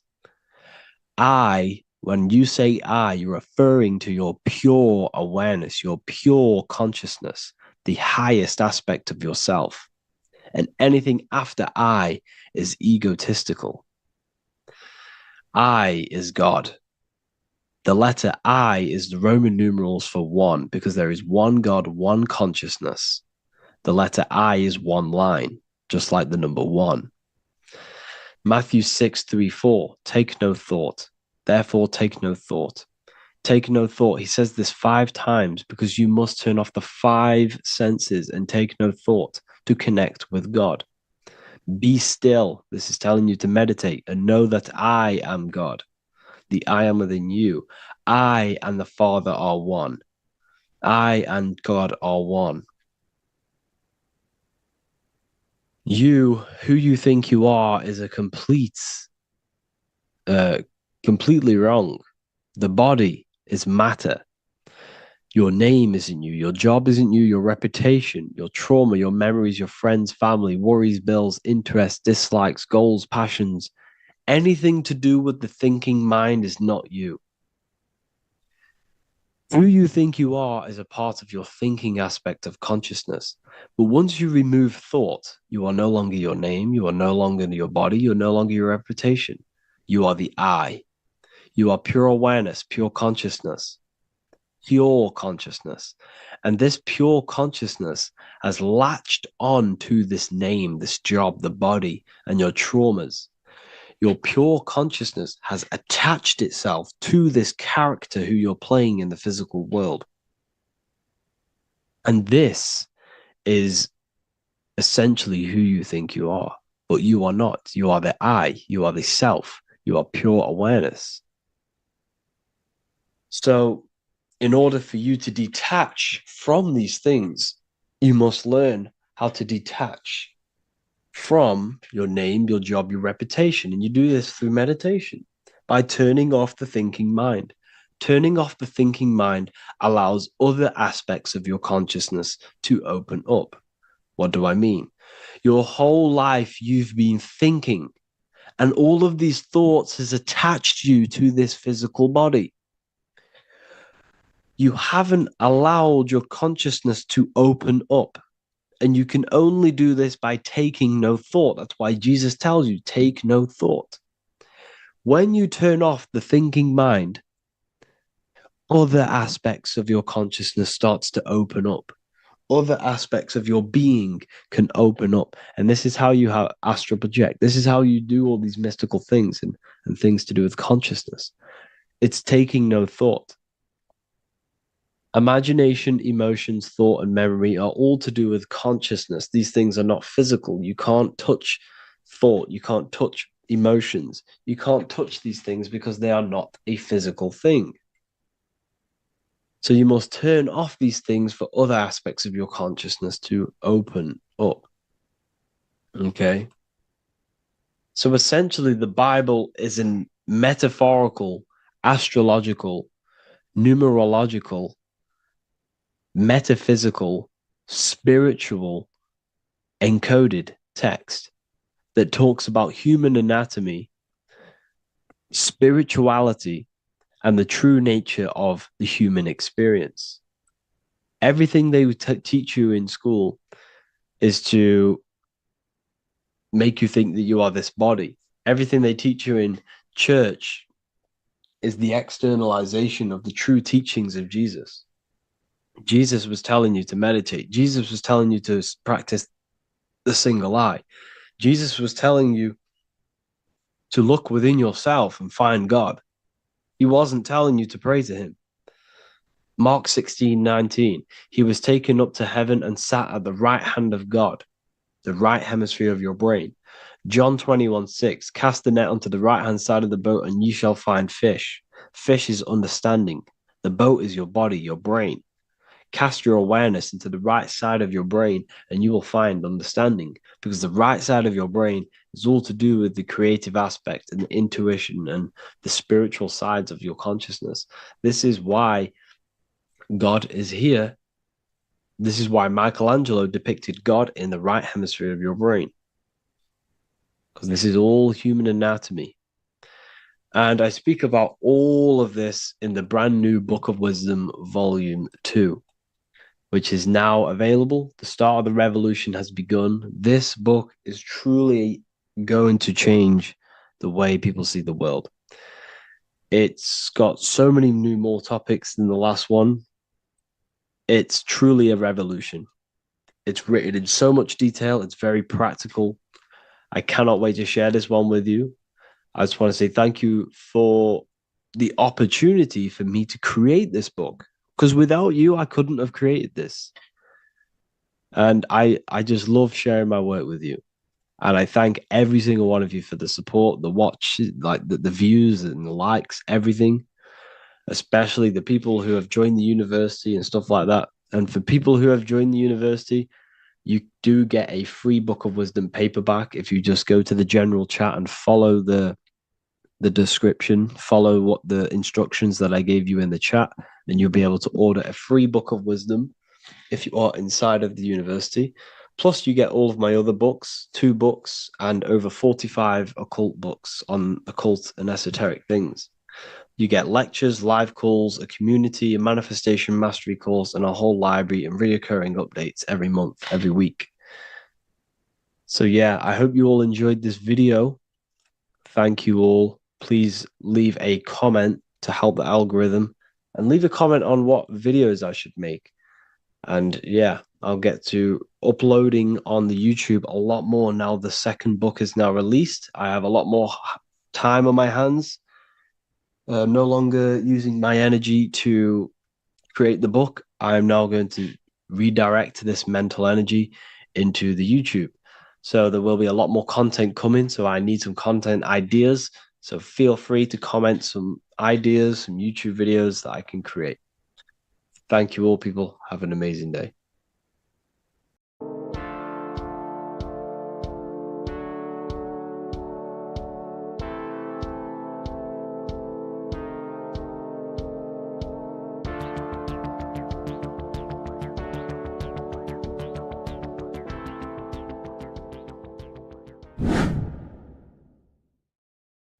What is up, people? How are we all doing? Today, we're talking about the flat earth cosmology. So let's jump straight into this. Please drop a follow and leave a like to help the algorithm. So we live in a torus field. Everything's made out of torus fields. And every torus field has motion. It's what it is. It's the motion of energy. And every torus field has a center, which is the black hole. It's a womb of creation. It's counter space. Now, this is why the North Pole is magnetic, because the center of this torus field is the most magnetic part, the strongest part of the field. So this is why all compasses will point you to the center. And the Earth's magnetic field is spread across the whole of the Earth. And it's spinning, as you can see here, it's like a tornado at the center. And this tornado is the force which is spinning the sun and the moon around us. You got the sun, the moon, Polaris, just like in the Masonic cosmos here. The sun, the moon, Polaris, the all-seeing eye. Now we'll get into Polaris a bit later, but the sun is the magnetic force, is the electric force. Because every field is electromagnetic. Now, the sun is electric. It's positively charged. It's going to give you energy. It's feeding energy. The moon is more magnetic energy, which is taking your energy away from you. And this is why you become sleepy when the moon comes out. Because it's taking away your energy. So these two forces is the balance. It's the yin and yang. It's the balance. Everything in this creation is balanced. Because the torus field is the Earth is the plane of inertia, the 0 point within the field. Because physical matter is a result of two opposing forces equalized on the plane of inertia. And that is where matter crystallizes into physical results. And this physical plane is the plane of inertia, planet Earth. And at the center of this plane is the black hole, the womb of creation. And outside of this black hole gives birth to light. So the torus field is constantly rotating, going into counter space, the black hole, and then out of counter space gives birth to the white hole, white light. You see? So it's going around, black hole, birth again, black hole, birth again. And it just keeps going around. It's an infinite cycle of energy. And this is where the infinity sign comes from. This is the motion, this is the force which is creating everything to spin inside of this circle. Okay? And it's making the stars spin. It's making the sun and moon spin around us, around this center point. Now here you see Horus and Set putting their feet inside of this dome. This is the royal arch, the arch of the dome above us, which like you see in the Masonic cosmos, the royal arch of Freemasonry. This is the dome above us, the firmament that the Bible talks about. You see, they're putting their feet in because Set symbolizes the moon and Horus is the sun. Horizon, Horus. Horus is rising, the sun. So they're both putting their feet around this center magnetic pole, which is the pole, North Pole. And above the North Pole, you have Polaris, the pole of electromagnetic energy. You see?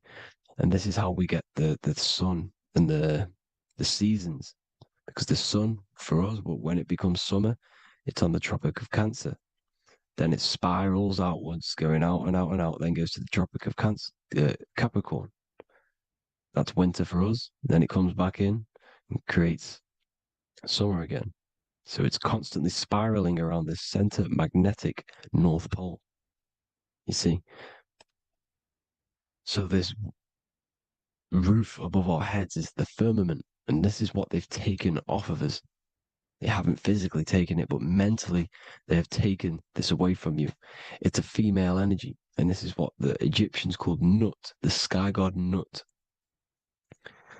And this is the womb. We are inside God's creation, God's womb, and the woman's womb when she has a baby is a microcosm of this, because everything inside of this creation is micro, macro. It's a reflection of the bigger things, as above, so below. So the dome above our heads is the dome we are in when we are a baby. And you can see the sacred geometry of it is the exact same. It's the dome. And when we are inside of the womb, the woman, the sacred maker, which is the M, the Masonic M, this is the G male symbol. The Masonic M is maker, mason, matter, male. She delivers the male, you see. She delivers the male because it's the maker, the female, the magnetic. The woman is magnetic in nature. The male is electric in nature. So when we are in this womb, the female, we are being fed by the center umbilical cord, by the center of the mother's stomach. We're connected to the center of the woman's stomach, just like we are when we are in the earth. The center is where the aurora borealis is being emitted from, the electromagnetic aurora borealis, the northern lights.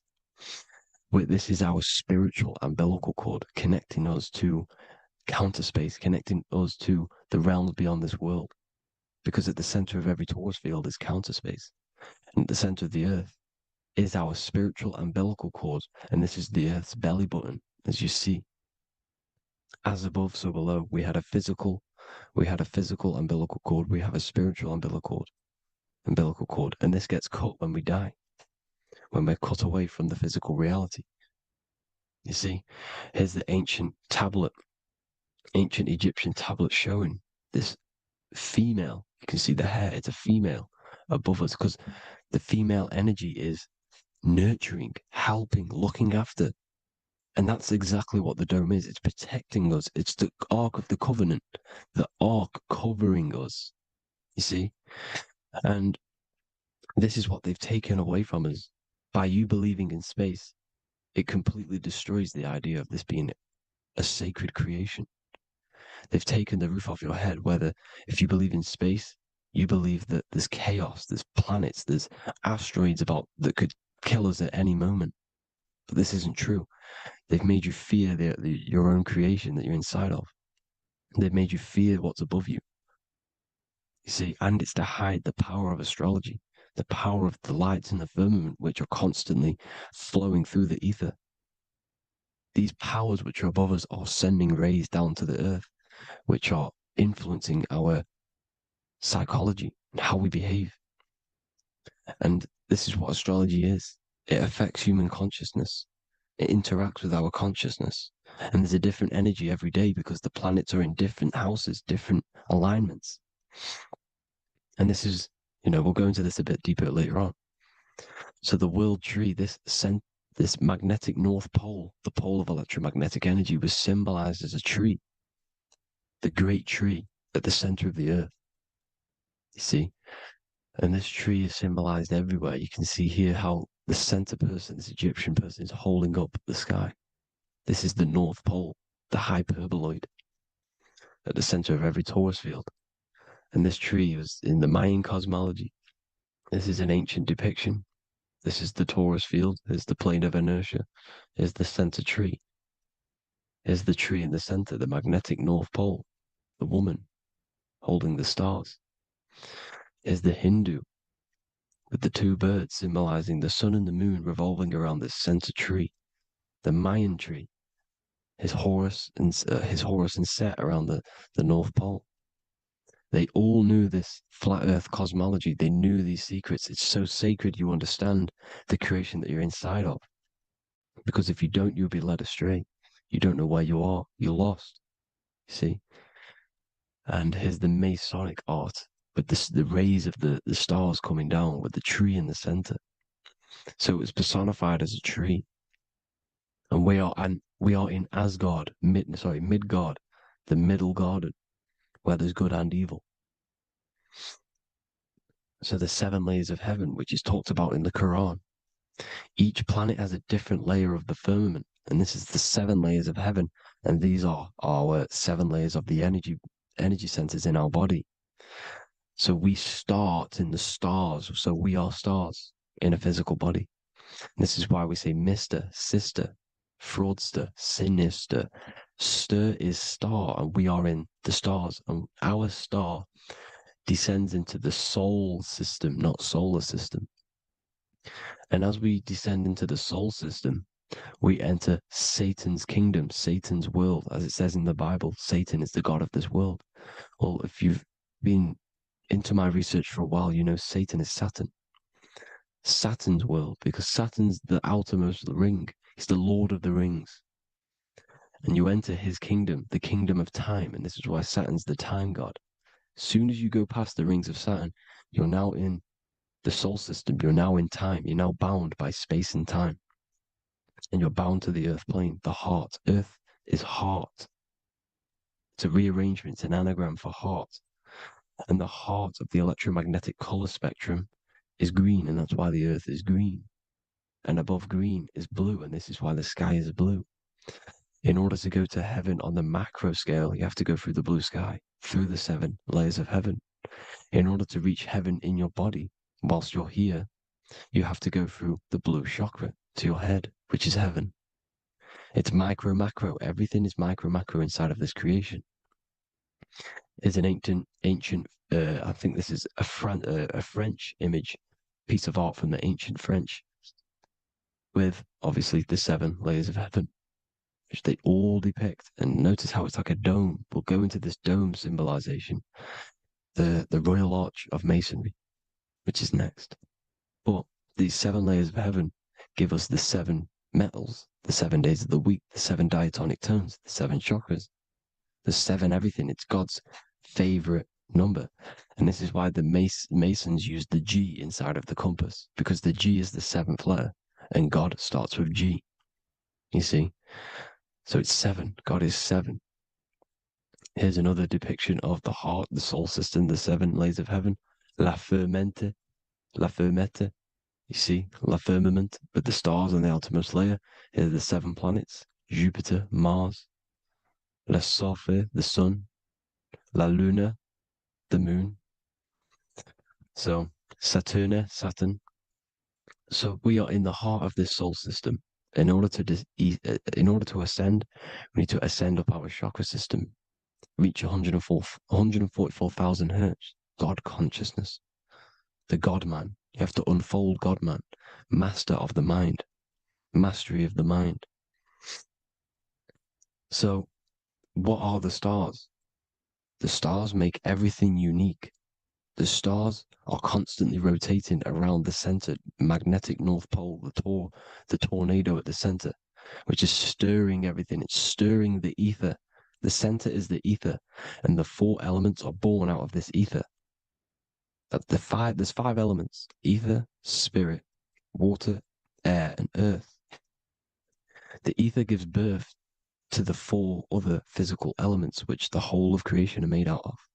About them 4 elements. 4 is the number of stability. You know, a chair, a table has 4 legs. It stables things. It's a foundation, and these 4 elements are the foundation of this creation. You see, and this magnetic North Pole is stirring this, and the 4 vibrational states of the ether are the 4 elements. Now let me get back to the stars. I just wanted to give you that. The stars are being stirred around this center point. Center. It's stirring everything. And they're always in different alignments. Every millisecond they're moving in different different placements of the stars. And the planets are called the seven wanderers because they're not fixed. The stars are fixed. But the planets are called the seven wanderers, the seven layers of heaven, because they move faster and slower than each other. Each planet is slower and faster, has a different rate of speed it's moving. So these alignments are mixing in with the energies of the different 12 constellations. And this is why you have a unique characteristic. You have a unique look, a unique energy, a unique personality. This is because when you were born and you took your first breath, that energy which was in the ether, because the ether is all around you, and energy travels through the ether. The energy that the stars were casting down and the energy that the planets was mixing in with the 12 constellations was in the ether. So when you came out of the womb and your first breath, because breath is spirit, okay? So that first breath you took, that is the energy that is imprinted within your DNA, your soul. And you reflect that energy, you emit that energy. That's the energy that is with you forever until you die, till this physical body dies off.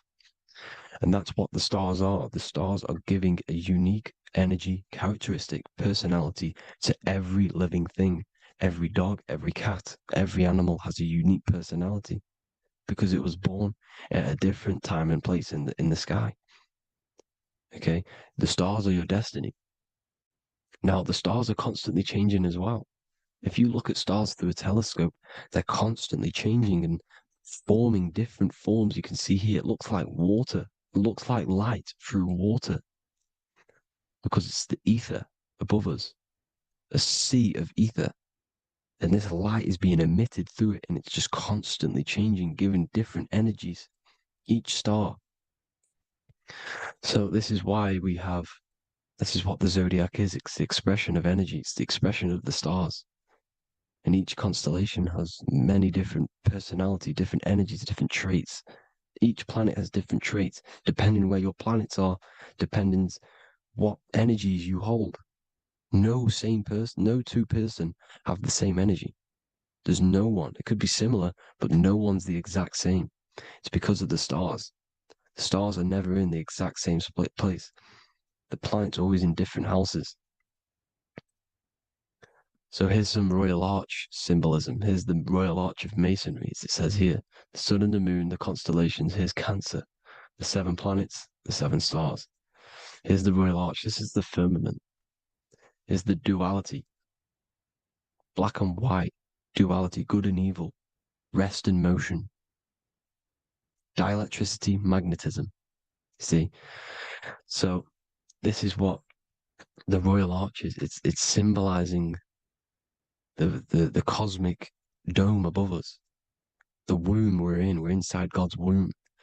And here's George Washington, the Freemason, inside of the royal arch. You see? With the G, the Masonic G, God, 7. Here you see another depiction of George Washington with the stars in the dome above his head, his Polaris, the sky vault, Polaris. We'll get into that later. Go inside of all of your ancient churches, you will see the dome. Go to the Vatican, you'll see the dome. All of your ancient churches have this dome because it's the dome above your head. The ancients knew this. This was known. We did not live in space. It was known back then. They all knew. This is Crown Court, which is one of the most important courts in the UK. You can see it's clearly so much Masonic symbolism. You've got the 4 pillars of Masonry. The Royal Arch is like an arrow pointing upwards to Polaris. As the Disney World is under a dome. In his Polaris, the sky vault. You see? And also 666 in the symbol. Here's more 7 layers of heaven. Here's an ancient depiction. The firmament. Here's the astral plane outside of the firmament. The Royal Arch. You see? It's everywhere. Here's Polaris, the 8-pointed star. Polaris is in between the sun and the moon. It's at the center of the Taurus field. And Polaris corresponds with the pineal gland as well because it's the all-seeing eye. See? So is Polaris, the 8-pointed star, which is at the very top. It's the very center. It's on top of the North Pole. And it's an 8-pointed star that's always symbolized as an 8-pointed star. Here you see the Vatican. The Vatican is a giant key with an 8-pointed star. See, it's a key. Here's the dome. Here's the space delta, the USA space delta logos. Here you see the Egyptian god looking from the center of the North Pole, looking upward to an 8-pointed star, Polaris. An arrow pointing up to Polaris. Here's another, the bear holding a key with an arrow up to Polaris. 7 holds the key to Polaris.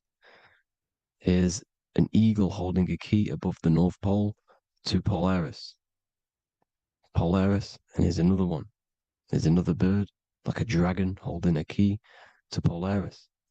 Because Polaris is definitely something to do with leaving this creation. Okay, maybe, I can't say for sure, but maybe it's to do with ascension, and this is why the Vatican hold the key to the 8-pointed star.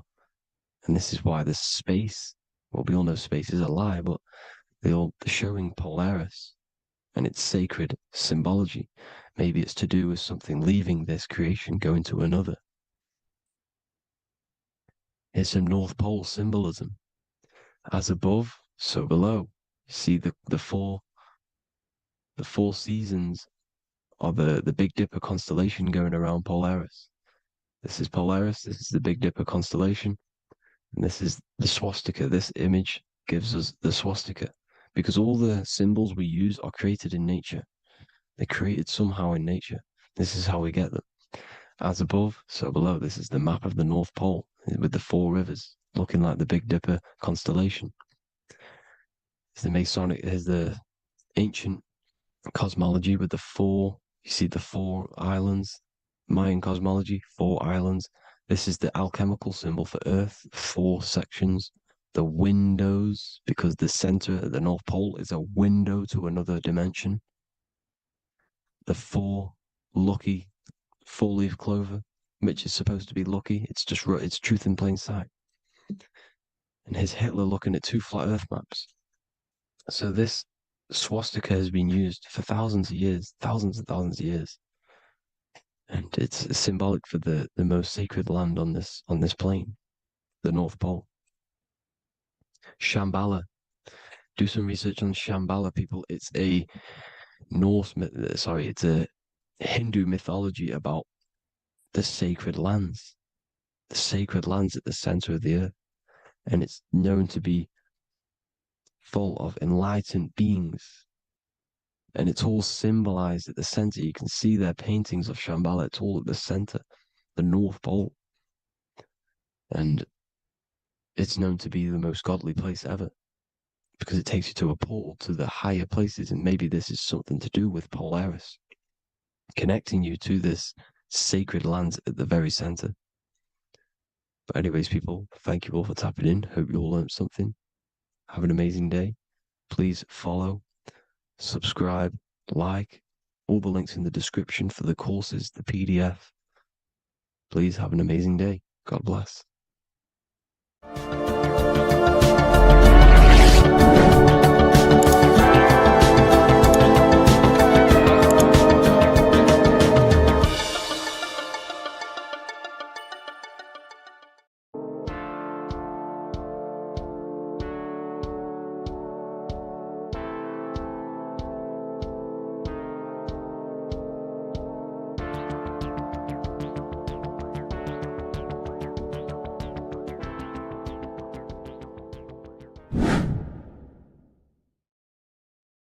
How are we all doing today, people? It's Revival of Wisdom, and today we're going to get real deep.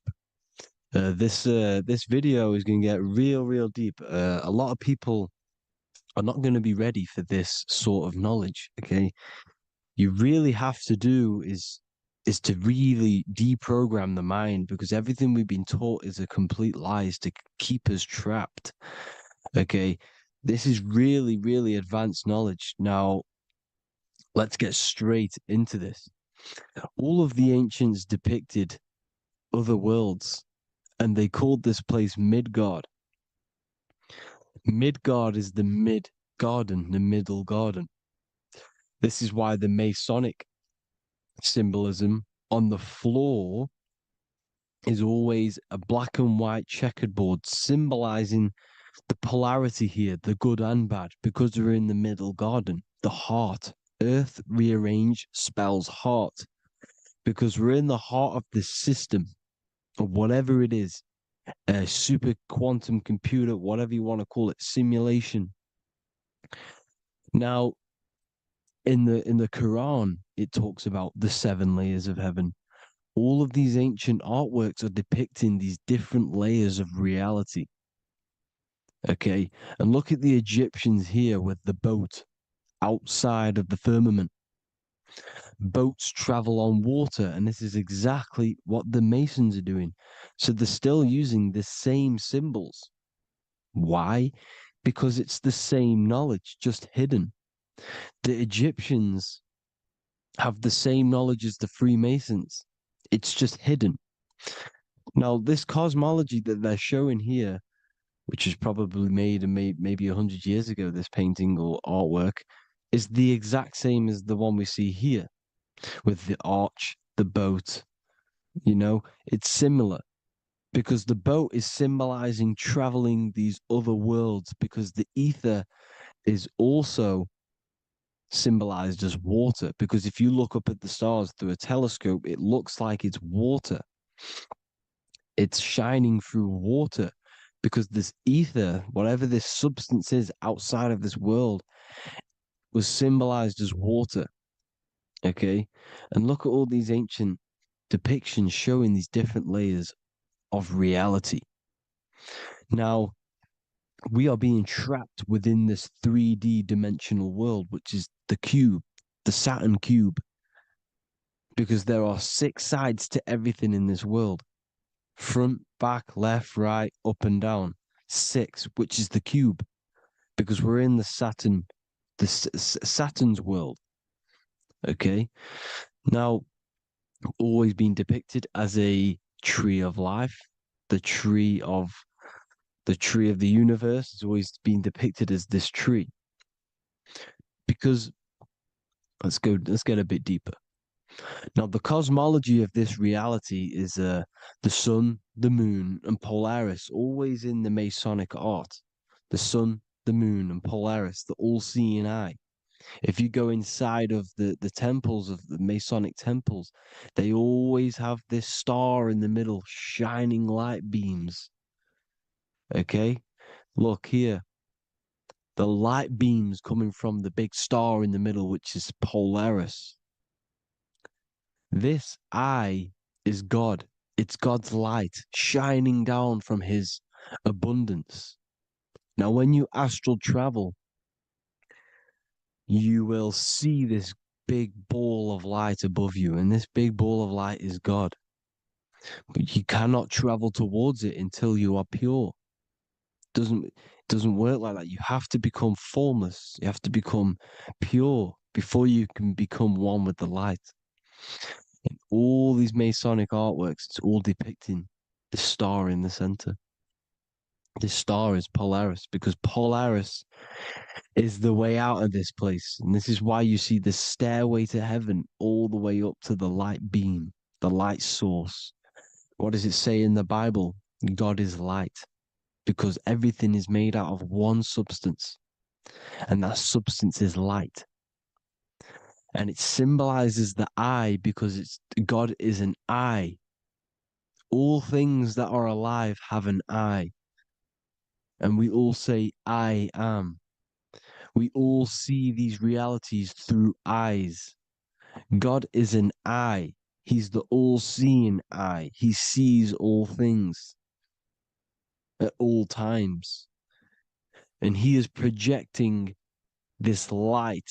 And this light comes down to create all the different levels of the worlds. And this is what the 2 pillars symbolize the number 11. 11, the number 1,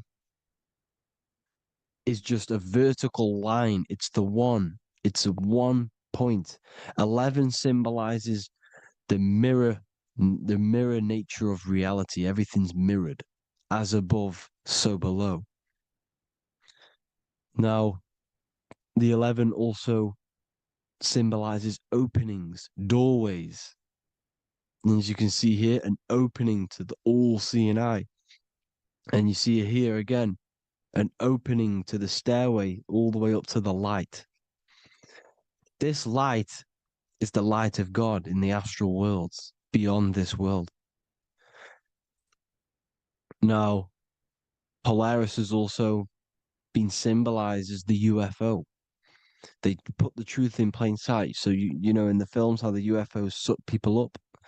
That's what Polaris is doing. If you ascend beyond this world, if you do not ascend beyond this world, you will be reincarnated in this world.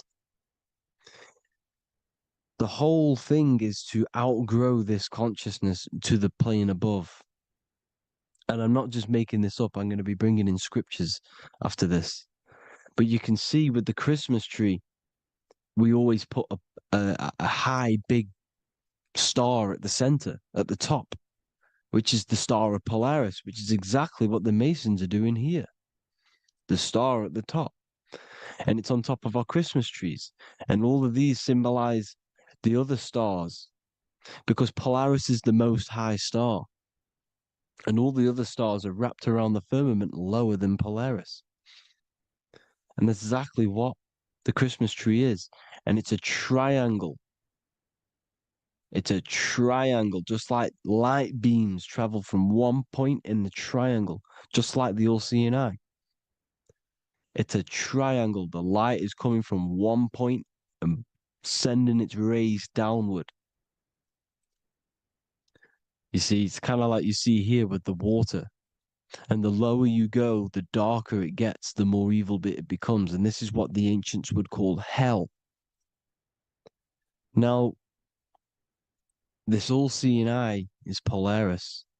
And below Polaris is Mount Meru, the North Pole, the magnetic North Pole. The Tower of Babel, which is in the Bible. The etymology of the word Babel, Ba meaning spirit, which gives the ability to move the soul through the worlds, which is that's the ancient Egyptian description of the word Ba, meaning of the word Ba. You have the Ka, the Ba, the Ak, but the Ba is the one that gives the ability for the soul to move through the worlds. Your soul can't speak into a world without incarnating into it. Now, the Tower of Babel symbolizes Mount Meru because it's the word Ba is the spirit which gives the ability for the soul to move through the worlds. The Tower of Babel is the magnetic North Pole, Mount Meru, which gives the ability to move through these different worlds. And you can see the ancient Tibetans always showing this depiction of these different worlds coming from the center. Because we have to ascend our consciousness. It's not about how good you are to reach heaven. It's about how you expand your consciousness, you expand your mind. So they teach now that you have to be good in order to reach to heaven. It's about expanding the mind, expanding your consciousness to these different planes, these different realms. So that's what it's about. And Jesus was known as the fisher of man. Now, Jesus is a massive part of this. He was known as the fisher of man because he was fishing. He could have been fishing. He could have been one of these deities that had come down from these different higher realities and pull people up. So they would so they called Jesus the fisher of man. And he says unto them, follow me and I will make you fishers of men. So these deities that we see in the past, like Buddha, Krishna, Hermes, Thoth, Jesus, could all be these entities who were coming down to pick up the minds that were worthy enough to see the higher planes of reality. And this is why they called him the fisher of man. Now, when Jesus walks on water, there is a parable with Paul. And he says, but Jesus immediately said unto them, take courage, it is I, don't be afraid. He's talking about astral travel here. He's talking about leaving the body. Because when you leave the body in astral travel to see these alternative realities, you can't be afraid because fear is a bondage, which is what the Emerald Tablets talks about. Lord, if it's you, Peter replied, tell me to come to you on the water. The water. Come, he said. And Peter got down from the boat, walked on the water, and came towards Jesus. But when he saw the wind, he was afraid and began to sink. When you become afraid in astral travel, you sink back into your body. Lord, save me. So this is talking about Jesus pulling people up into different realities. And you can see the fish is the symbol of Jesus, is another symbol of Jesus, a fish. Because fish symbolize deep occult knowledge, because fish travel the depths of the ocean. And they symbolize us because we are fish underneath the ethers. And Jesus was pulling people up. You see, so the Bible is a people today believe the Bible is a book telling you how to reach to heaven, how to become godly and reach heaven. But you've got to become the Jesus Christ to see these alternative realities. Now look at the Emerald Tablets is a massive part, and it speaks so much about these different realities. Look what it says here. This is in Emerald Tablet 3.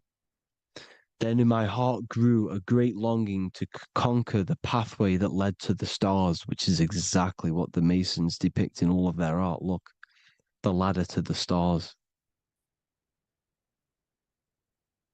And then he goes on to say, years after years, I sought after wisdom, seeking new knowledge, following the way, until at last my soul, in great travail, broke from its bondage and bounded away, broke from the bondage of the body. Free was I from the bondage of earth men.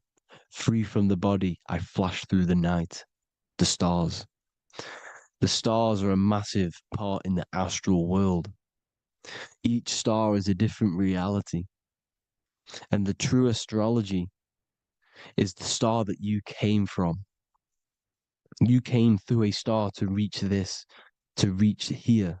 There is a reason why you are here. There's a reason why you have the personality traits, because your soul came from a specific star. This is why we call them stargates, because they are gates in and out of this reality.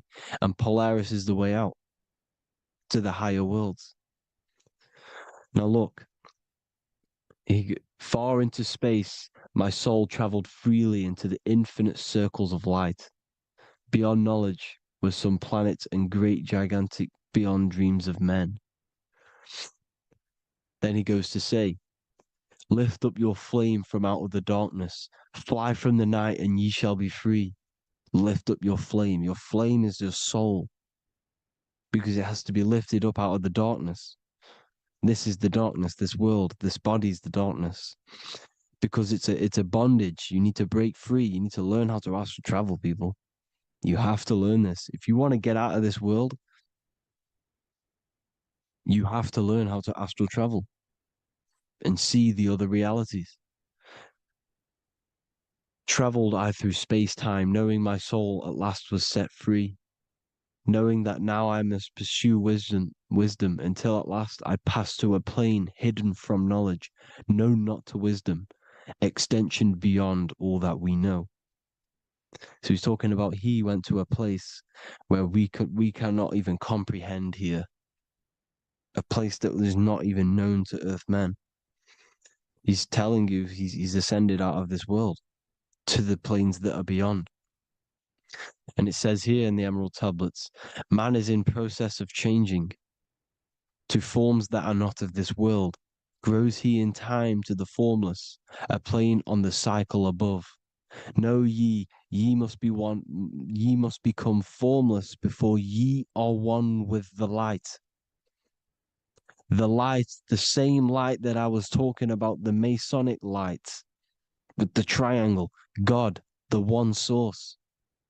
Ye must become formless before ye are with the light. Formless, you have to leave the body.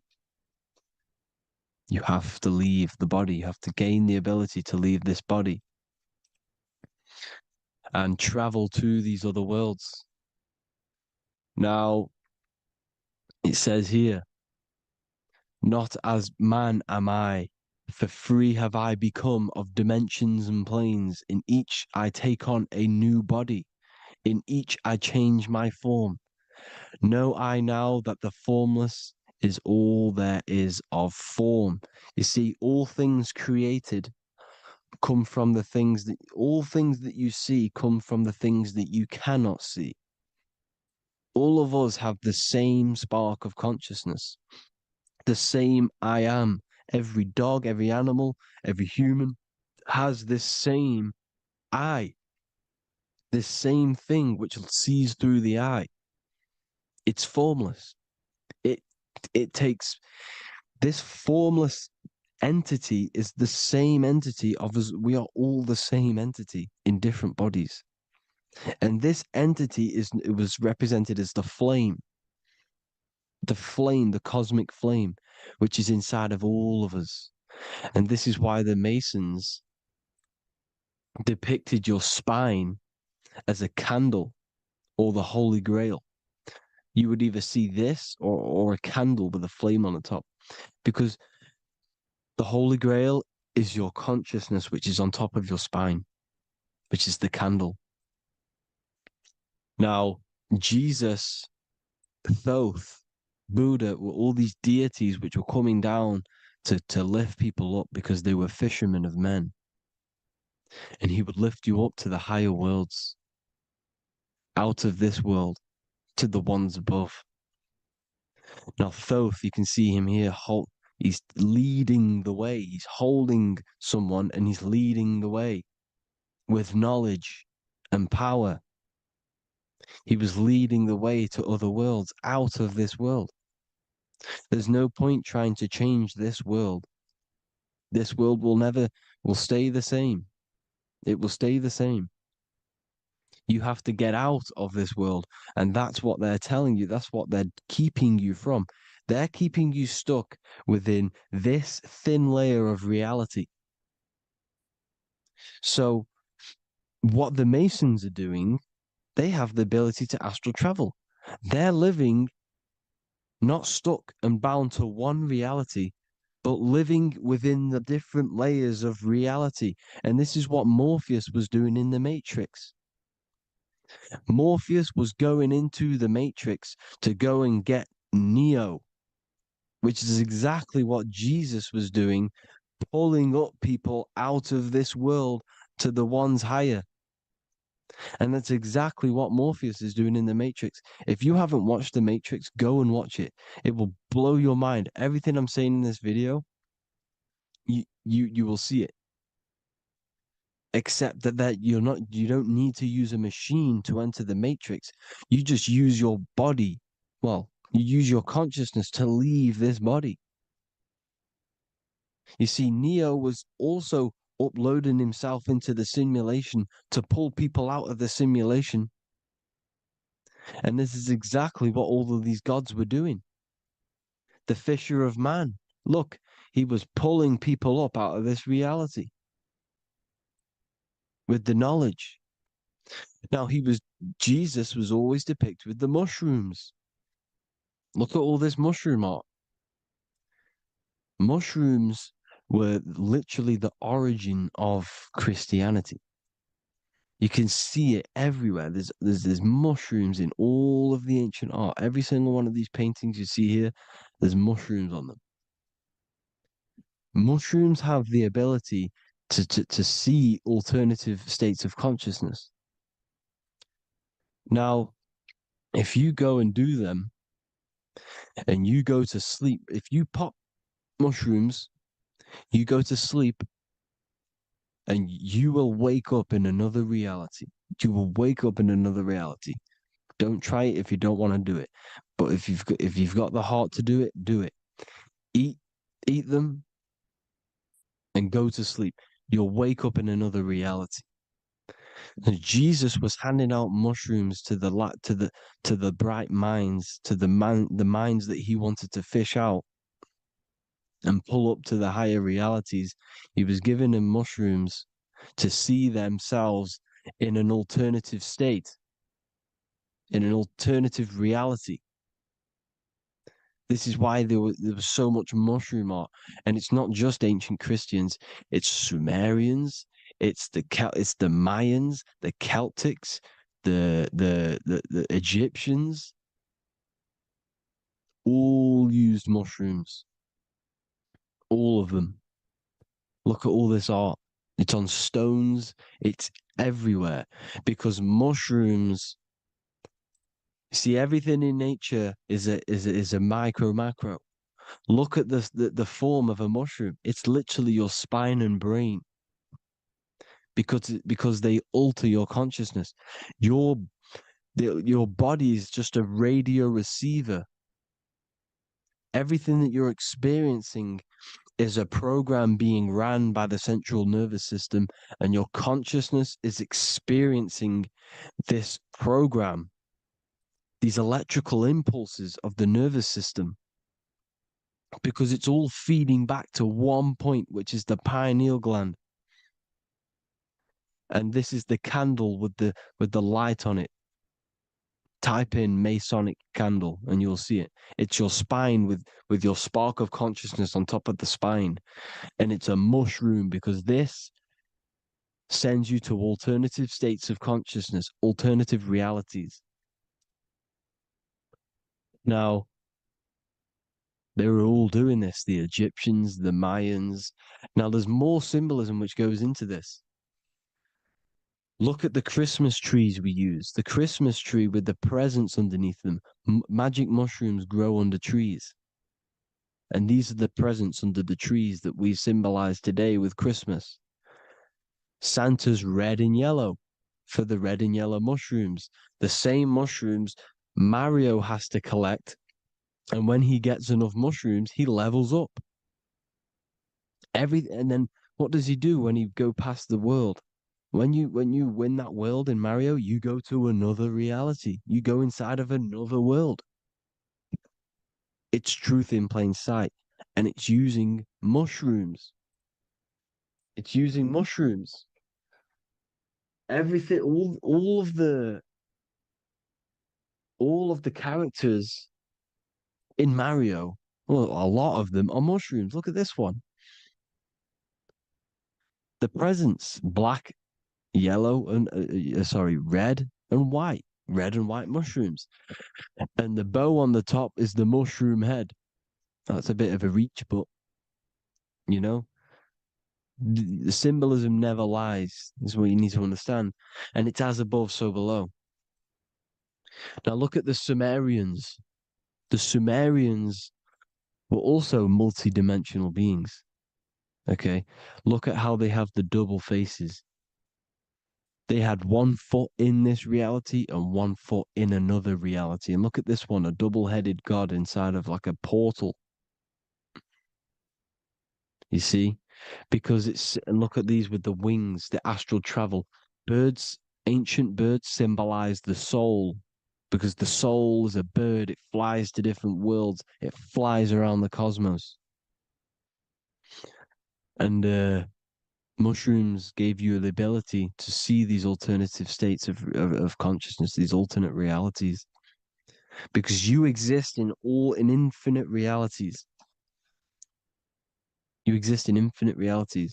Now look at the 33rd degree Ordo Ab Chao badge. You get this badge when you become a 33rd degree Freemason, and it's a double-headed eagle. A double-headed eagle. And you can see this in Sumeria first. Sumeria have the same symbol, a double-headed, well, bird. You can see it here as well. And the Masons are still using this symbol today. And when you become a 33rd degree, 33 vertebrae on the back of your spine, above the vertebrae is your consciousness, and it's a double-headed eagle. One reality in one. You become a multi-dimensional being in the 33rd degree. And I've heard many interviews of Masons say it becomes Luciferian. You see, they speak in code. These Masons can't tell you about what they learn about, but they will speak in code. They said it becomes Luciferian. The word Luciferian is lucid. The root word of Luciferian is lucid, and lucid is lucid dreaming, alternative realities, dream worlds. You become a god. Luciferian means you're becoming your own god, pretty much. Because you are becoming a multi-dimensional being living in between the different layers of reality at the 33rd degree of Freemasonry. And look at the double-headed eagle, because the birds symbolize the soul.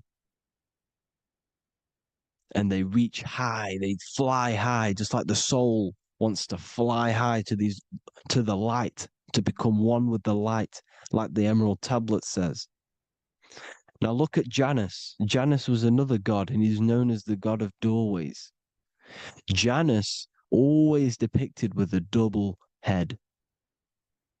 Janus is why we say janitor or January. And January is entering a new year. Janus is known as the god of doorways with keys, always got a key, because keys open doors. That's why the janitor holds all the keys. And Janus always has double heads, because he had one foot in this reality, one foot in another. He was a multi-dimensional being, a Luciferian, living between the different layers of reality, instead of being stuck in one like we are. Well, a lot of people. And that's the whole point. You see, all of this stuff is about like changing the world and stuff like that. This world will probably never ever change. It's probably been like this forever. Well, forever, for a long time. But it's about moving out of this reality to the higher states. And the Masons always depict the ladder to the luminaries, the stars, with a key, the same key of Janus. The Vatican is a key, and it's in charge of all the religions. Why is it a key? Because they're holding back the key. They're keeping you stuck within this reality, keeping you stuck as identifying yourself with the body, identifying yourself with this world. You are not in the world is within you. This is a program being ran by your central nervous system, and your consciousness is experiencing this reality. Now, this is going to be a mind-blowing video for some people. You have to have an open mind. You have to let go of all the programs. I'm repeating what the ancients are talking about and the ancient symbolism. Look at Janus with the double-headed god. He was just another god coming down, giving keys to people who had the worthy mind to be pulled up out of this reality, to be pulled up to heaven, just like Jesus was teaching how to reach heaven. But really, it's an encoded scripture. But anyways, hope you all gained some insight on this video. Have an amazing day. Please like, share, comment. All the links are in the bio for the PDF for the Manifestation Mastery course, and all the other amazing stuff. And if you want to support the channel, I'd greatly appreciate if you became a Patreon member. Hope you all have an amazing day, people. God bless.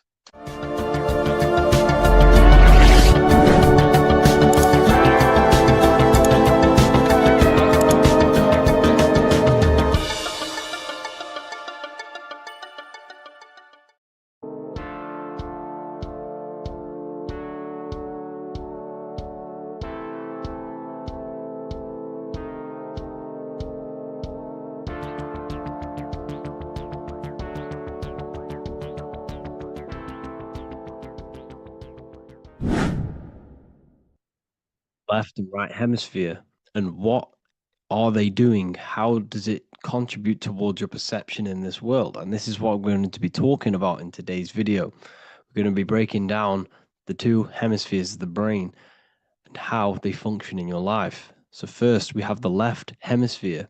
This is the logical hemisphere. This is the analytical, divided, scientific, or verbal hemisphere. The right hemisphere is creative, wholeness, artistic, symbolic, and metaphorical. The right hemisphere does with non-verbal things. It produces a holistic perception. It is more to do with creativity. Because what you must understand is that we are not in the external world. The world is produced by our brain. We see with our brain. Our eyes are a part of the brain. What we touch is the brain's interpretation of electrical signals on the nervous system. What we smell is the brain's interpretation of smell through the nose. What you taste is your brain's interpretation of chemical reactions on your taste buds. So what you are experiencing is the brain. The brain is a computer creating a simulation. And you have two hemispheres which breaks down this reality. So essentially, the brain is the perception creator. It creates perception.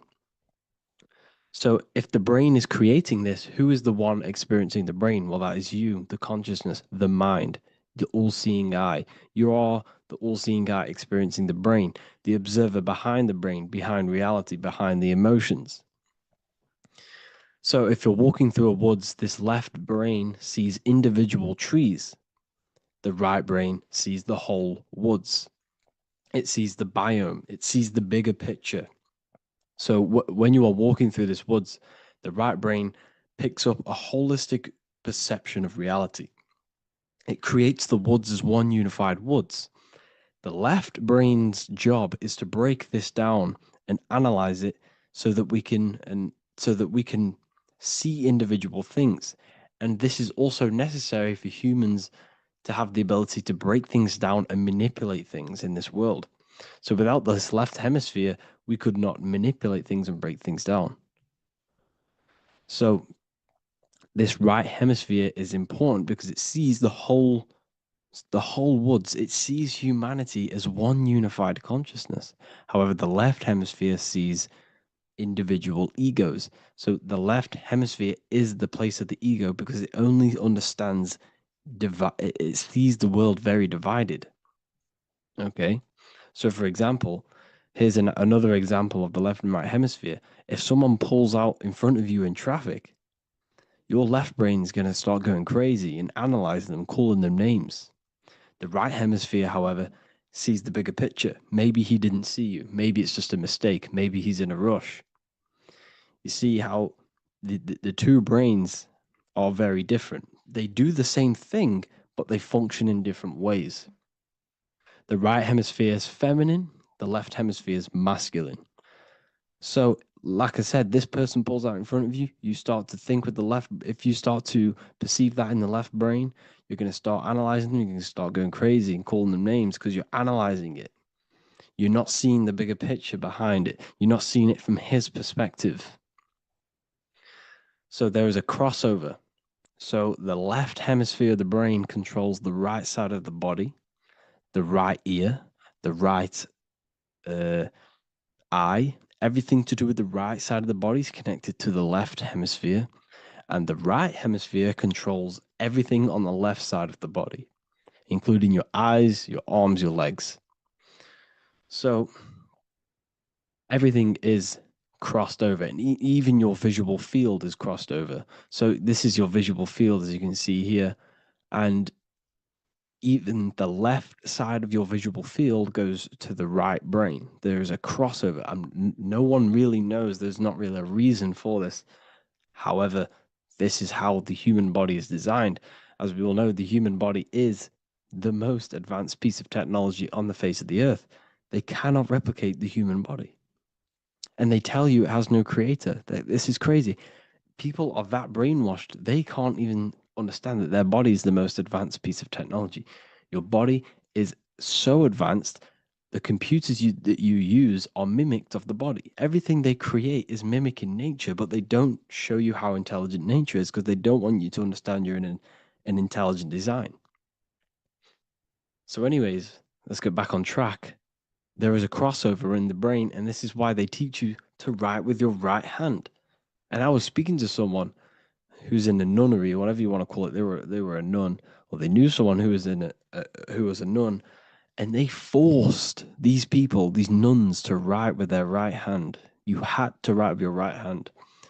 This is why, I'd say at least 70% of the world, or 80%, is right-handed and right-legged, because they taught us this to activate the left hemisphere more because of this crossover that happens in the body.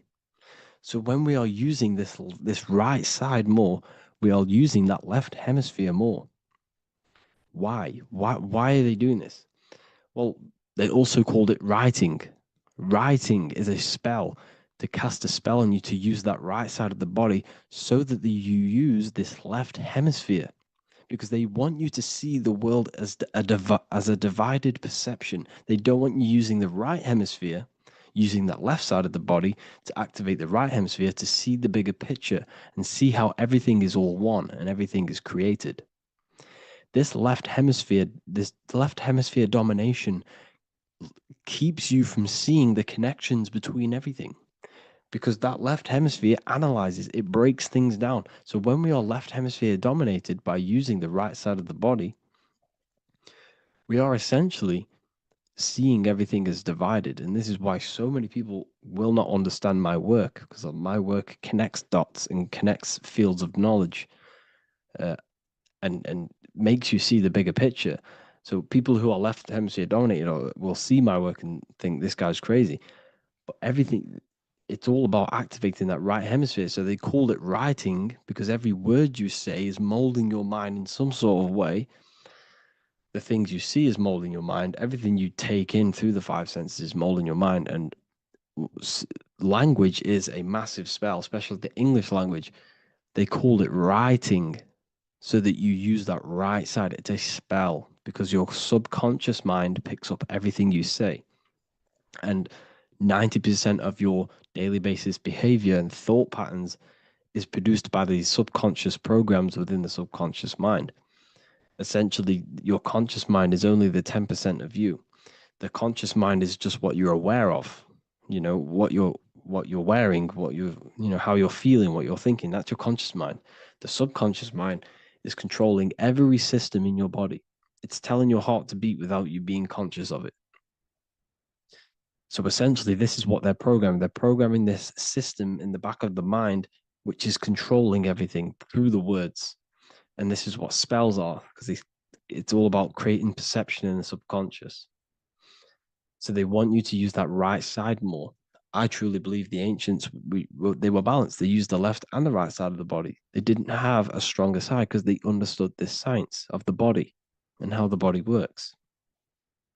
So this is actually called phonetics. It's not etymology. Etymology is the study of root words. Phonetics is the study of how words sound similar.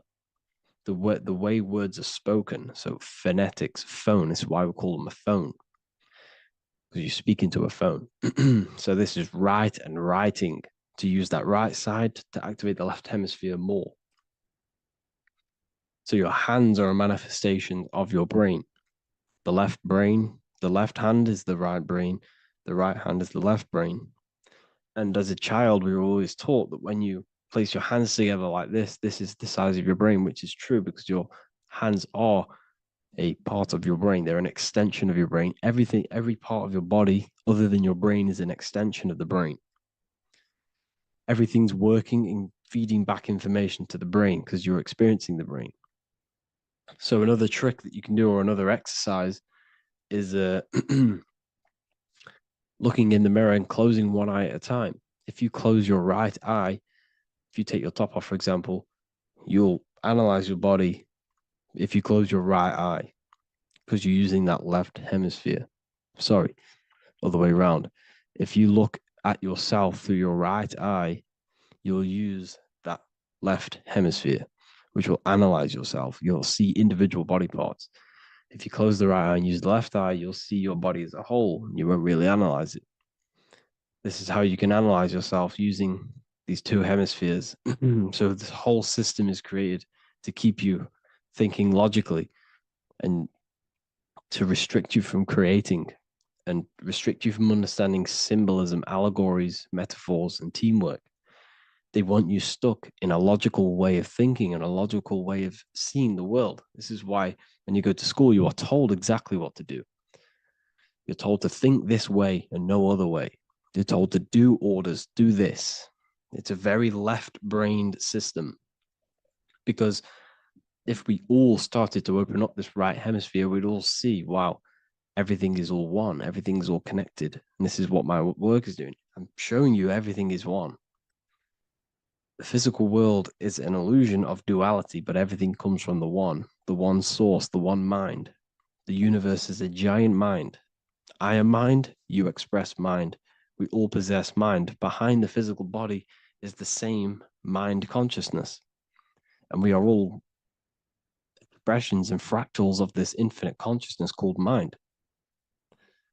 And this is what they don't want us to figure out, is that we are all just one consciousness expressed.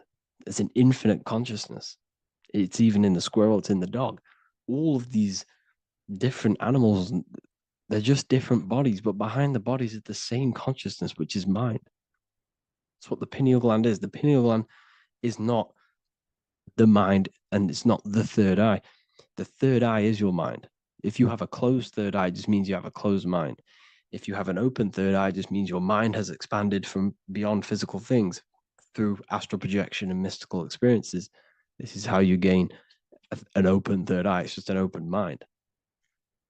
A mind that has astral traveled, that has explored the realities within the mind. So everything they do is to keep us in a divided state. Divide and conquer, right? That's their motto. All to keep you thinking how everything is divided. Everything they've done is division. Postcodes, countries, everything is divided. Like football teams and all this stuff. It's also a natural process when you grow up, because as you grow up, your brain is constantly analyzing the world. So this is sort of a natural process of how you become more left hemisphere dominated, because your brain is always analyzing. And unless something awakens you, you can awaken that right hemisphere where you can start to see the bigger picture. Even the music, all tuned to 440 hertz, shuts down the right hemisphere of the brain. 440 hertz, Spotify, Apple Music, the radio. Every time you turn on the radio, it's tuned to 440 hertz. This was specifically tuned. It never used to be tuned to this. It was in the 1950s. It was changed. The standard music tuning was changed to 440 hertz because it shuts down that right hemisphere of the brain. They don't want you thinking, seeing the world in this way and perceiving things as one. I'm going to show you. It tells you this in the Bible. Cast the net onto the right-hand side of the boat and you will find the fish. What was Jesus saying? You see, people read the Bible and they don't understand it. If the Bible is not talking about you, then it has no meaning.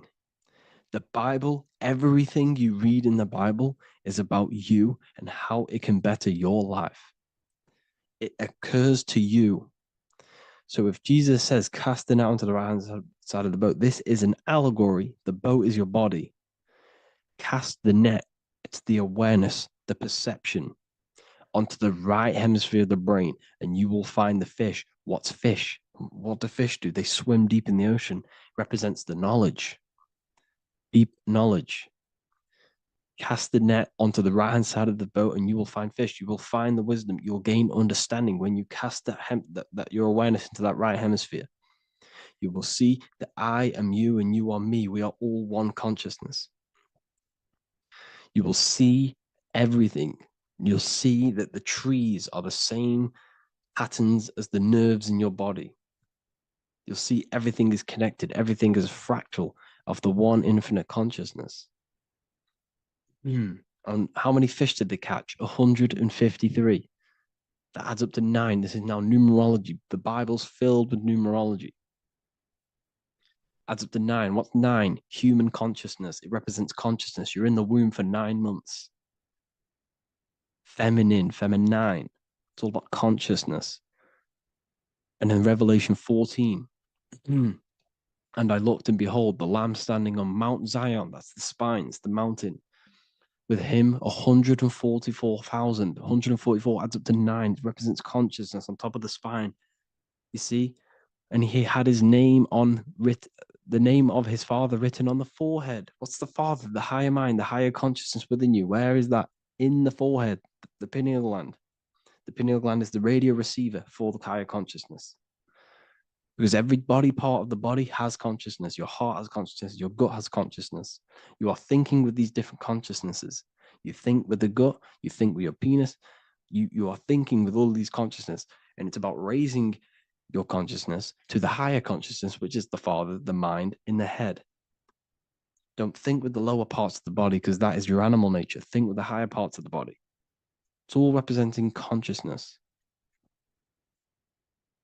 How to activate the right hemisphere of the brain? Well, it's all to do with non-verbal things. So music will activate the right hemisphere. Make sure it's tuned to the right frequency though. 432 hertz, 528 hertz. Any frequency that adds up to 3, 6, or 9 is good for you. Meditation, turning off the thoughts, and you raise yourself to the higher brain. Symbolism. Symbolism is all right hemisphered. Reading between lines, metaphors, determining the Bible, it's all right hemisphered. Seeing the bigger picture, it's reading between the lines. So tithing in the Bible. These people in the churches are giving 10% of their money to the church. It's nothing but a scam. What these people have done is they have externalized the Bible. They have taken the Bible and literalized it, so that they can make a business out of it. So what they're doing is 1/10 of the produce of what it says in the Bible, 1/10 of the produce of the land, whether grain or fruit, is the Lord's and is holy. So what's that saying? The 10th of it's basically saying give the 10% to the Lord, to God. What does that mean?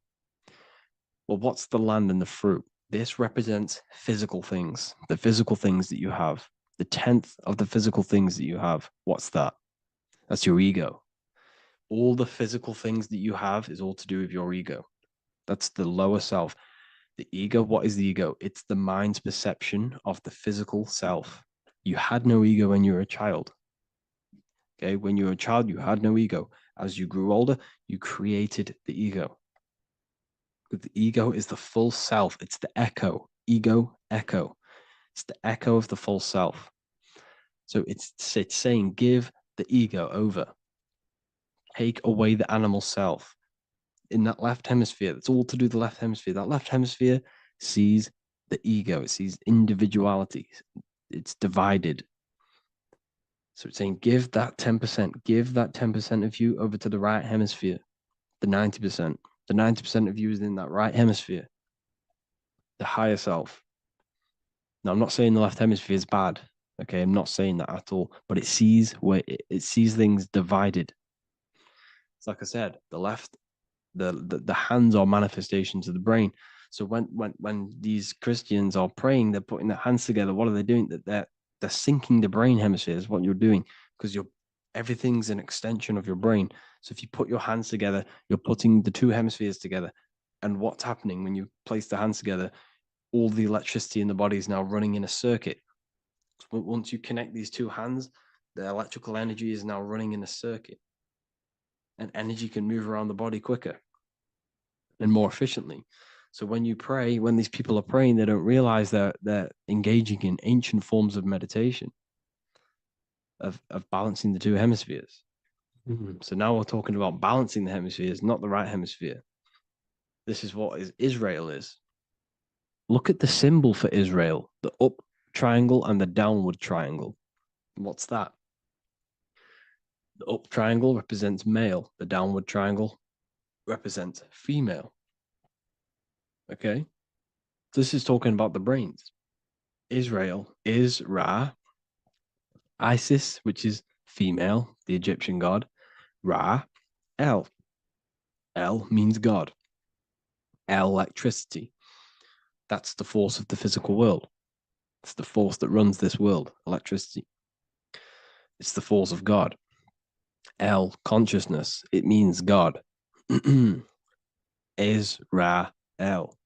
Isis, Ra, and El. It's the two hemispheres of the brain, the holy land of Israel. It's the holy land, it's the brain. Once these two hemispheres are synced, this is how you unlock your consciousness.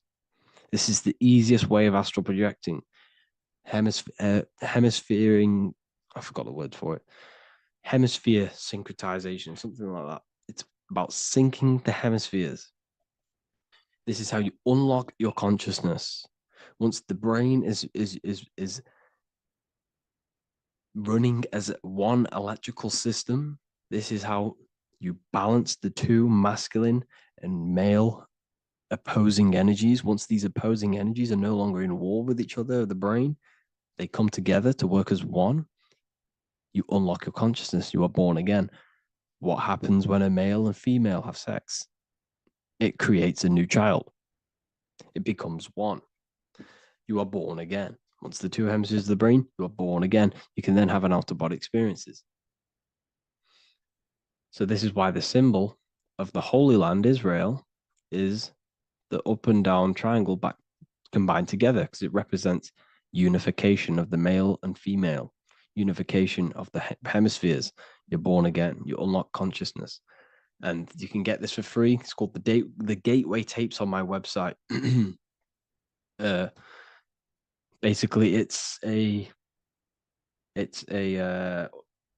audio track from the government, and they did this in the Gateway Experience. It's a CIA document, and what they do is there are different forms of meditations you go through. I think there's about 5 waves of meditations you do, half an hour each one, and it will teach you. It will sync your hemisphere, because what does it do? They understood that playing one frequency into one ear and another frequency into the other, they understood that the right ear is connected to the left hemisphere, the left ear is connected to the right hemisphere.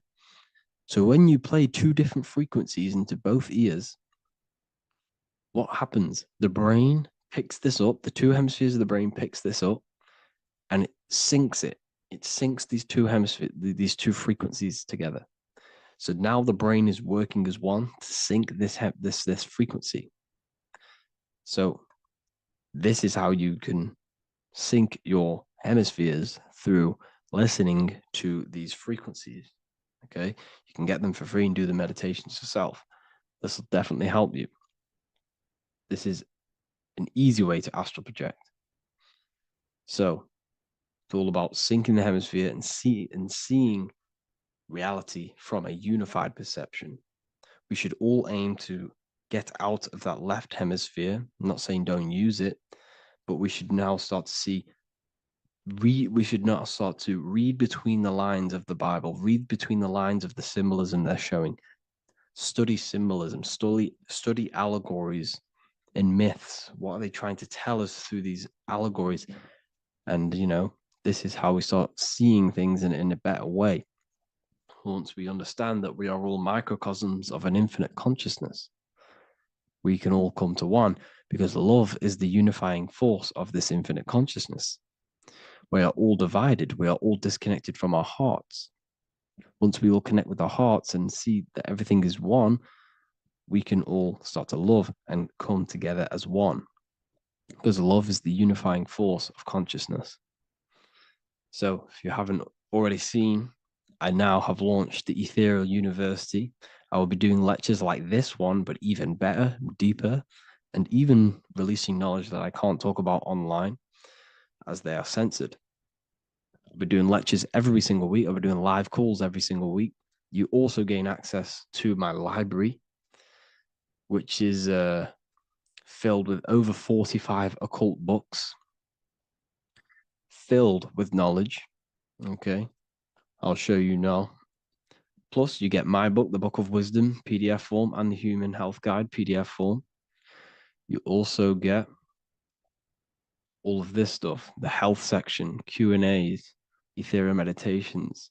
We've got some celestial studies, cosmology, numerology coming soon. You also get the brand new Manifestation Mastery course, plus the library. And there'll be new books, new lectures, new live calls every single week. Or you can get the Book of Wisdom, use the code WISDOM in all capital letters to gain 40% off. This sale will be ending very, very soon. So if you're watching this, be very quick to get yourself a physical version or a PDF of my book. You can get it in all these languages. Hope you enjoyed this video, people. I'll see you inside the Ethereal University, the real university. Have an amazing day.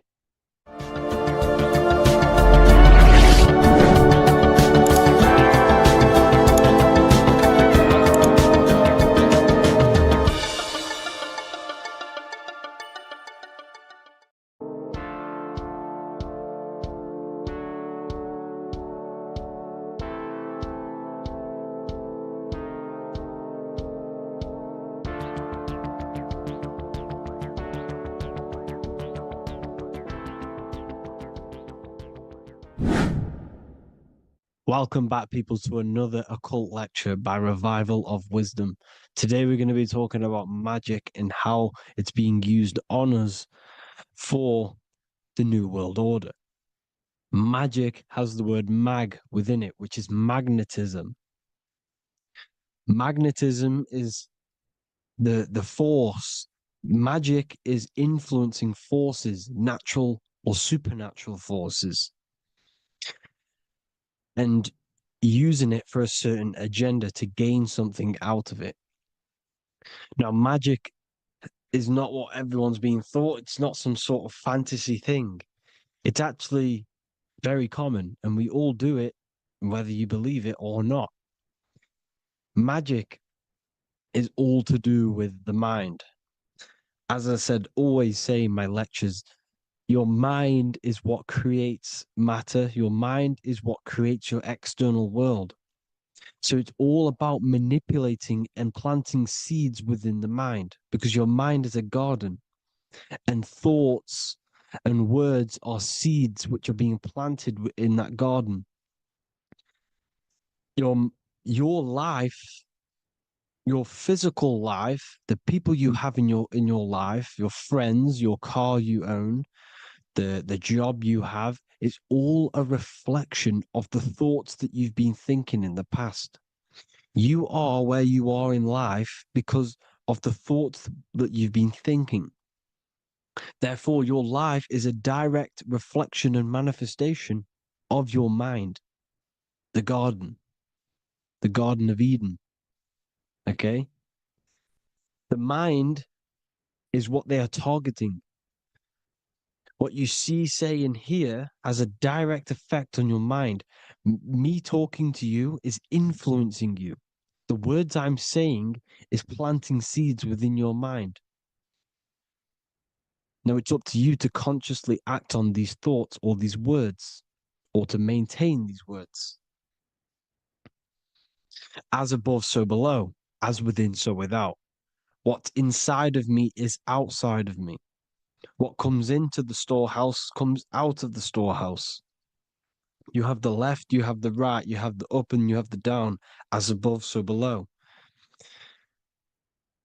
Whatever is in your mind will be expressed in some sort of way, consciously or subconsciously, spiritually or physically.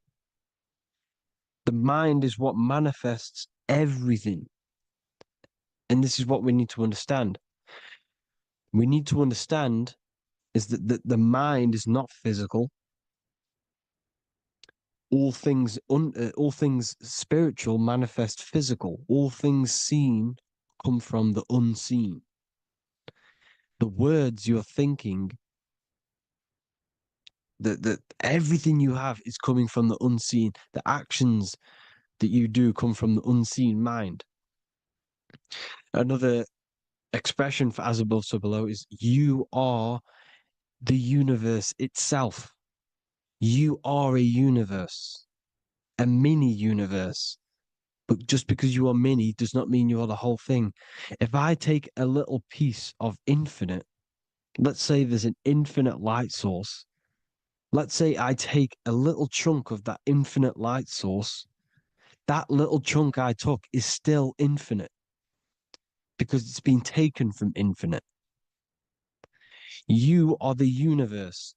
Your awareness, your mind is the universe. It's information. You are the universe experiencing itself.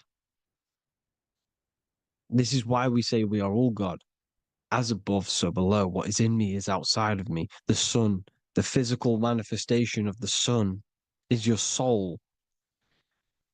The 12 constellations are manifested in the physical body. The 5 elements are manifested in the physical body. They're manifested in the 5 fingers you have. As above, so below.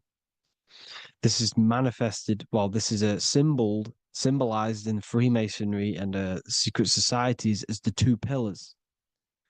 The mirroring reflection, the reflection of reality, the mirror, as above, so below. What happens in the mind, what happens in the astral, happens in the physical. This is Aleister Crowley. This is all symbolism. This is the 2 pillars with the all-seeing eye and the triangle at the top. Aleister Crowley was a master magician, very powerful dark magician, black magician. There's 2 types of magic. You have white and black, just like the checkered board, the Masonic checkerboard. You have white and black. You have good and evil. White magic is influencing natural forces to gain something that will help the collective consciousness, help the collective, help the earth, help other people. Black magic is something you manipulate something so you can get something personal out of it. Doesn't matter if it's good or bad. It's still considered as black magic because you're being selfish. Everything you do should be contributing towards the collective consciousness and helping others. And this is why the ancients lived in a system where everything was in unity. We understood that I am you and you are me. What I do to you happens to me because I am you and you are me. We are the same mind substance on the inside. We're all the same mind substance being expressed in different bodies. So what I do to your mind will have a ripple effect on my mind because all of our minds are connected within the mental plane. So this is why they know all this knowledge. They know all this knowledge. So yeah, this is the mirroring effect of reality, the 2 pillars, or symbolizes the number 11. The number 11. We'll go deeper into that. The technology we're using is magic. It's a form of magic. Television is tell a vision. They're telling a vision into your subconscious mind, into your memory. And when you turn on the television, you get a program because they're telling a vision to create a program within your subconscious mind. You see, the conscious mind is only 10% of your mind, which is to do with your, what you're aware of, your 5 senses. What are you consciously aware of? Well, I'm aware I'm here, I'm talking. I'm aware of what I'm wearing, the 5 senses, what I can hear, taste, smell, hear. What I'm wearing, I'm aware of what I think of. But the subconscious mind is the 90% of your mind. It's the hidden part of the mind, which is telling your heart to beat, telling your body to breathe. It's storing all of your emotions. It's storing everything you see, storing all the belief systems that you have. Uh, it has everything. It stores all of the habits you have, the values. It stores everyone's name that you know. All the words that I'm speaking right now is all coming out of the subconscious. Everything is subconscious, and it literally manipulates 90% of your daily basis behavior. Most people don't know this. What you did yesterday is what you will do today because of these beliefs and mental programs within the subconscious, stored within the subconscious. So the subconscious is what they're aiming at. They're trying to create programs within the subconscious because the subconscious manifests 90% of your thought patterns, 90% of your actions and words. They know all this stuff. So the subconscious mind is the most powerful part of the mind. Another way the subconscious manifests and influences your life is, let's say you were in a car crash years and years ago, 10 years ago. Let's say you're in this car crash, right? And you really hurt yourself. The emotion you felt in that time when you were injured in that car crash had a great impression on your subconscious mind. You see, the stronger you feel something emotionally, the stronger impact it has on the subconscious. You can remember and recall that moment and very vividly because of the impact it had on the subconscious. Another, for example, you become that terrified of cars that it manifests into your life today, that you are wary to go in certain cars. You don't want to go in cars at all, maybe, because of that moment that stood within the subconscious. And it will manifest into anxiety. It will manifest into not going into cars. It will manifest into depression, maybe. These things, these emotional, very emotional, traumatic events have a great impression on our subconscious and they control your life. This is why you need to meditate and let go go deep within yourself and let go of these internal, deep emotions that you may have repressed and keep pressing down and ignoring. But you need to address it and let go of these subconscious impressions you have, which are controlling your life, like anxiety, depression. All of these things are stemming from things that are stored within your subconscious years and years ago, more than likely. Broadcasting. They're casting spells to a broad audience, to news, north, east, west, and south. They're casting spells. No, if you watch the news, everything's red.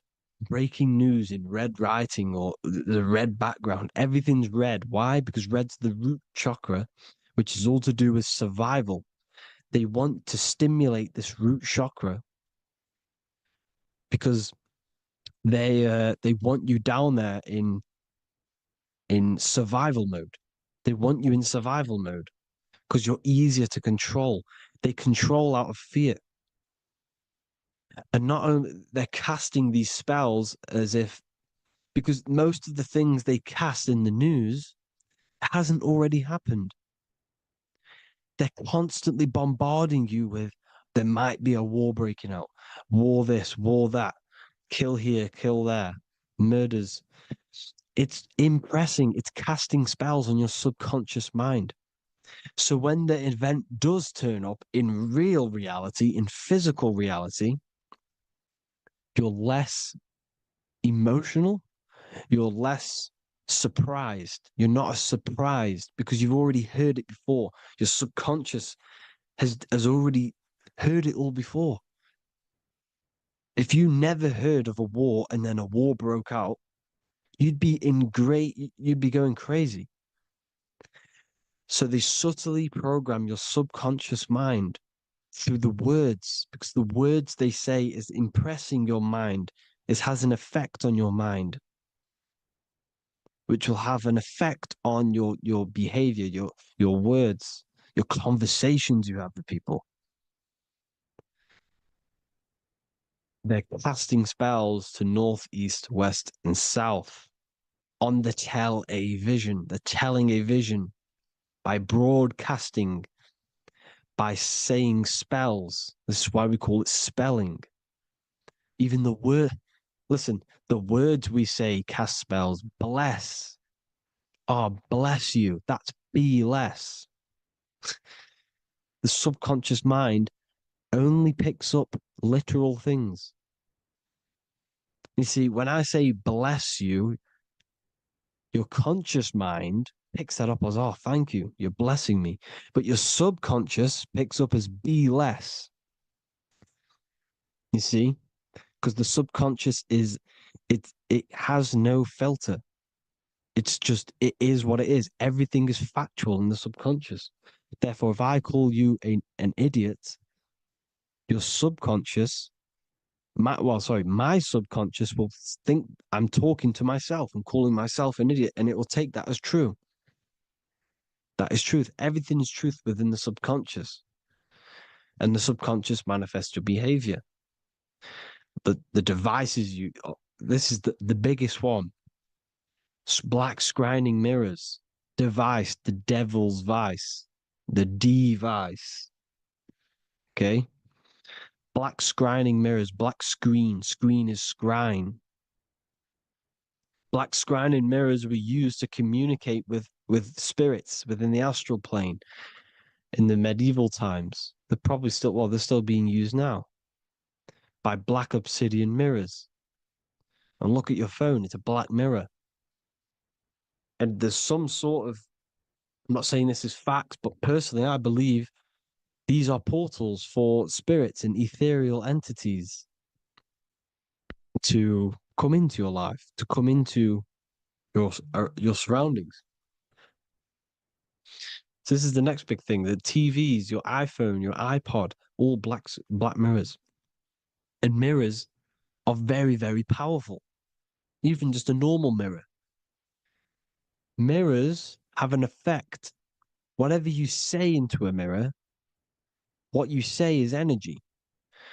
And when you say something into a mirror, you're saying it into yourself. It's an infinite cycle of words, of energy, because it's being reflected infinite times. When you say something into a mirror, it has a massive effect. You're saying it directly into your eyes, into your mind.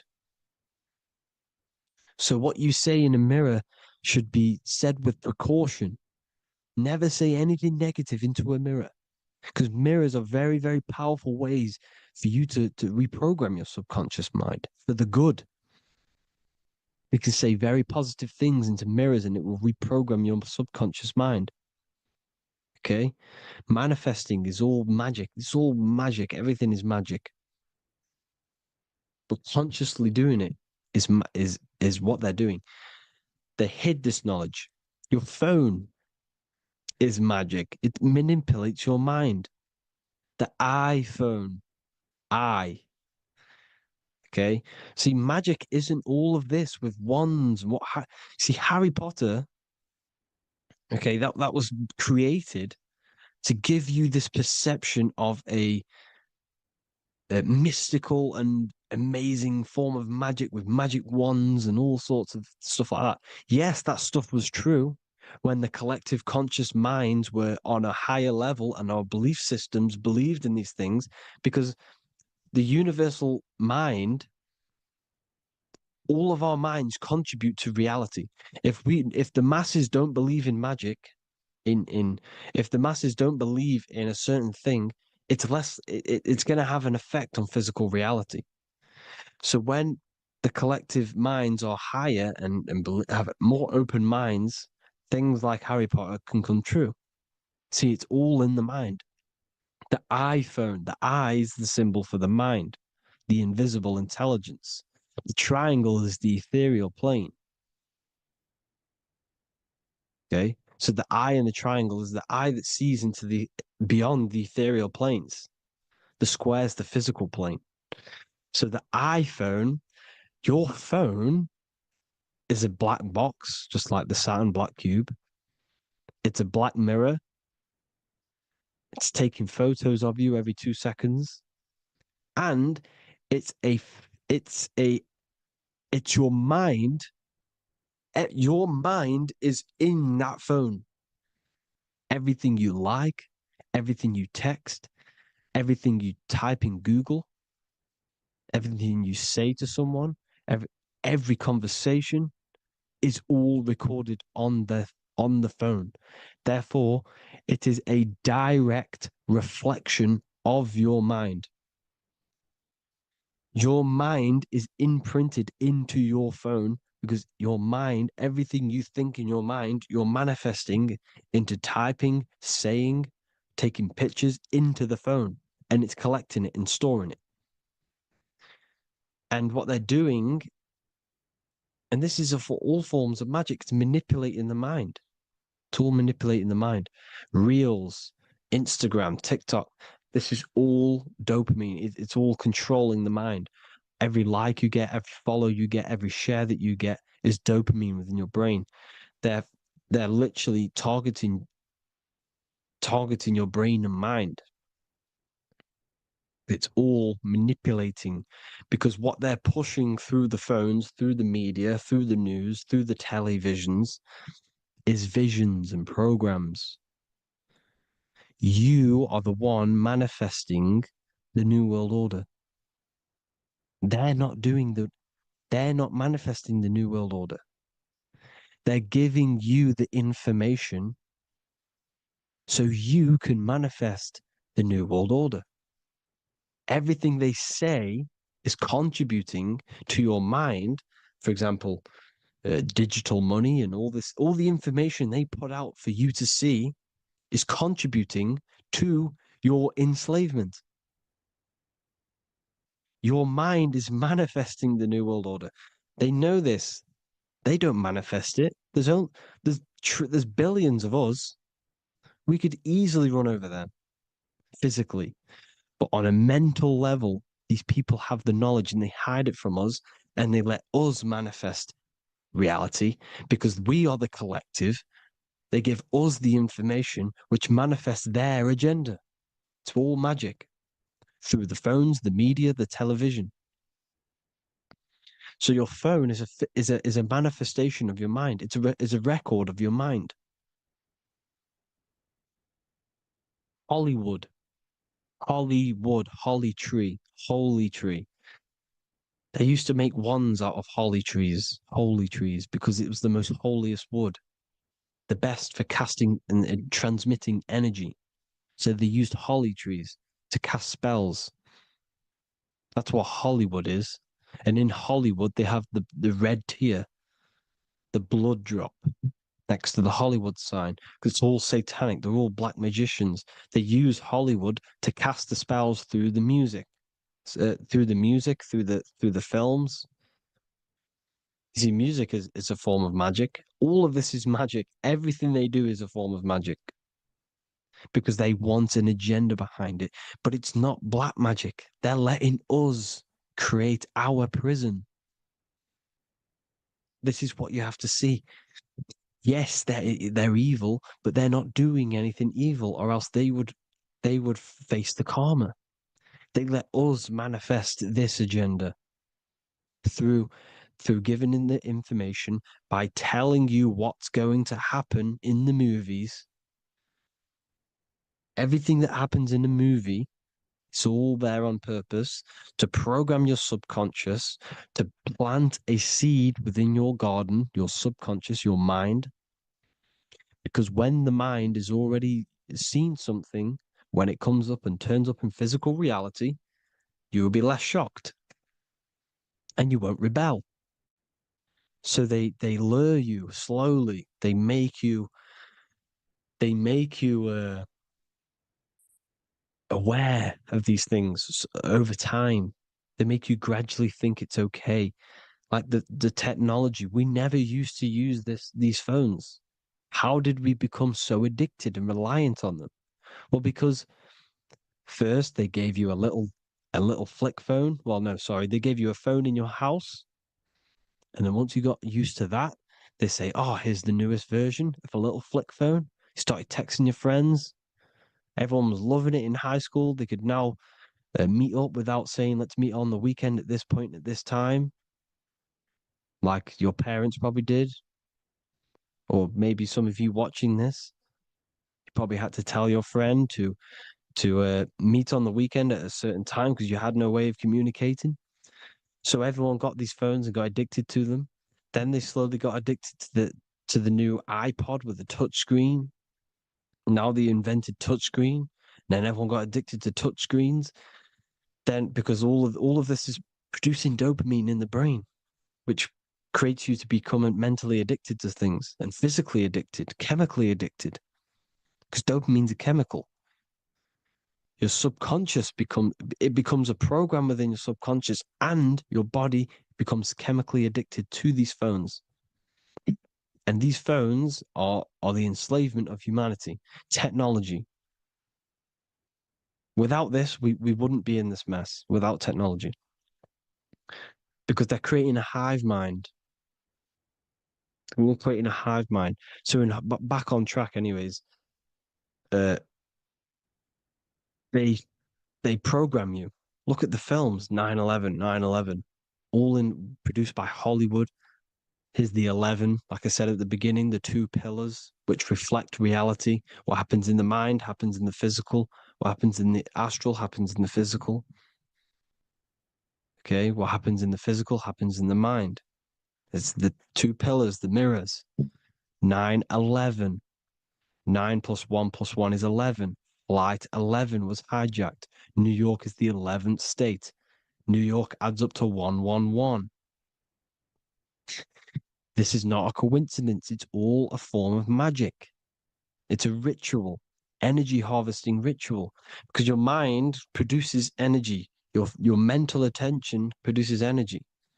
And they're feeding off this energy in the astral plane, these demons. Music is the most powerful. Personally, I think the music is one of the most powerful forms of magic they're using. Okay?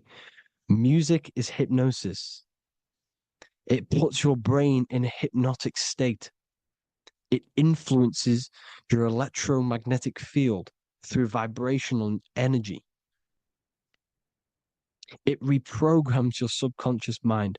Why do you think you remember the lyrics? You see, your subconscious stores all of the memories. Remember, the subconscious manifests 90% of your behavior. So therefore, the music you're listening to is manifesting your behavior.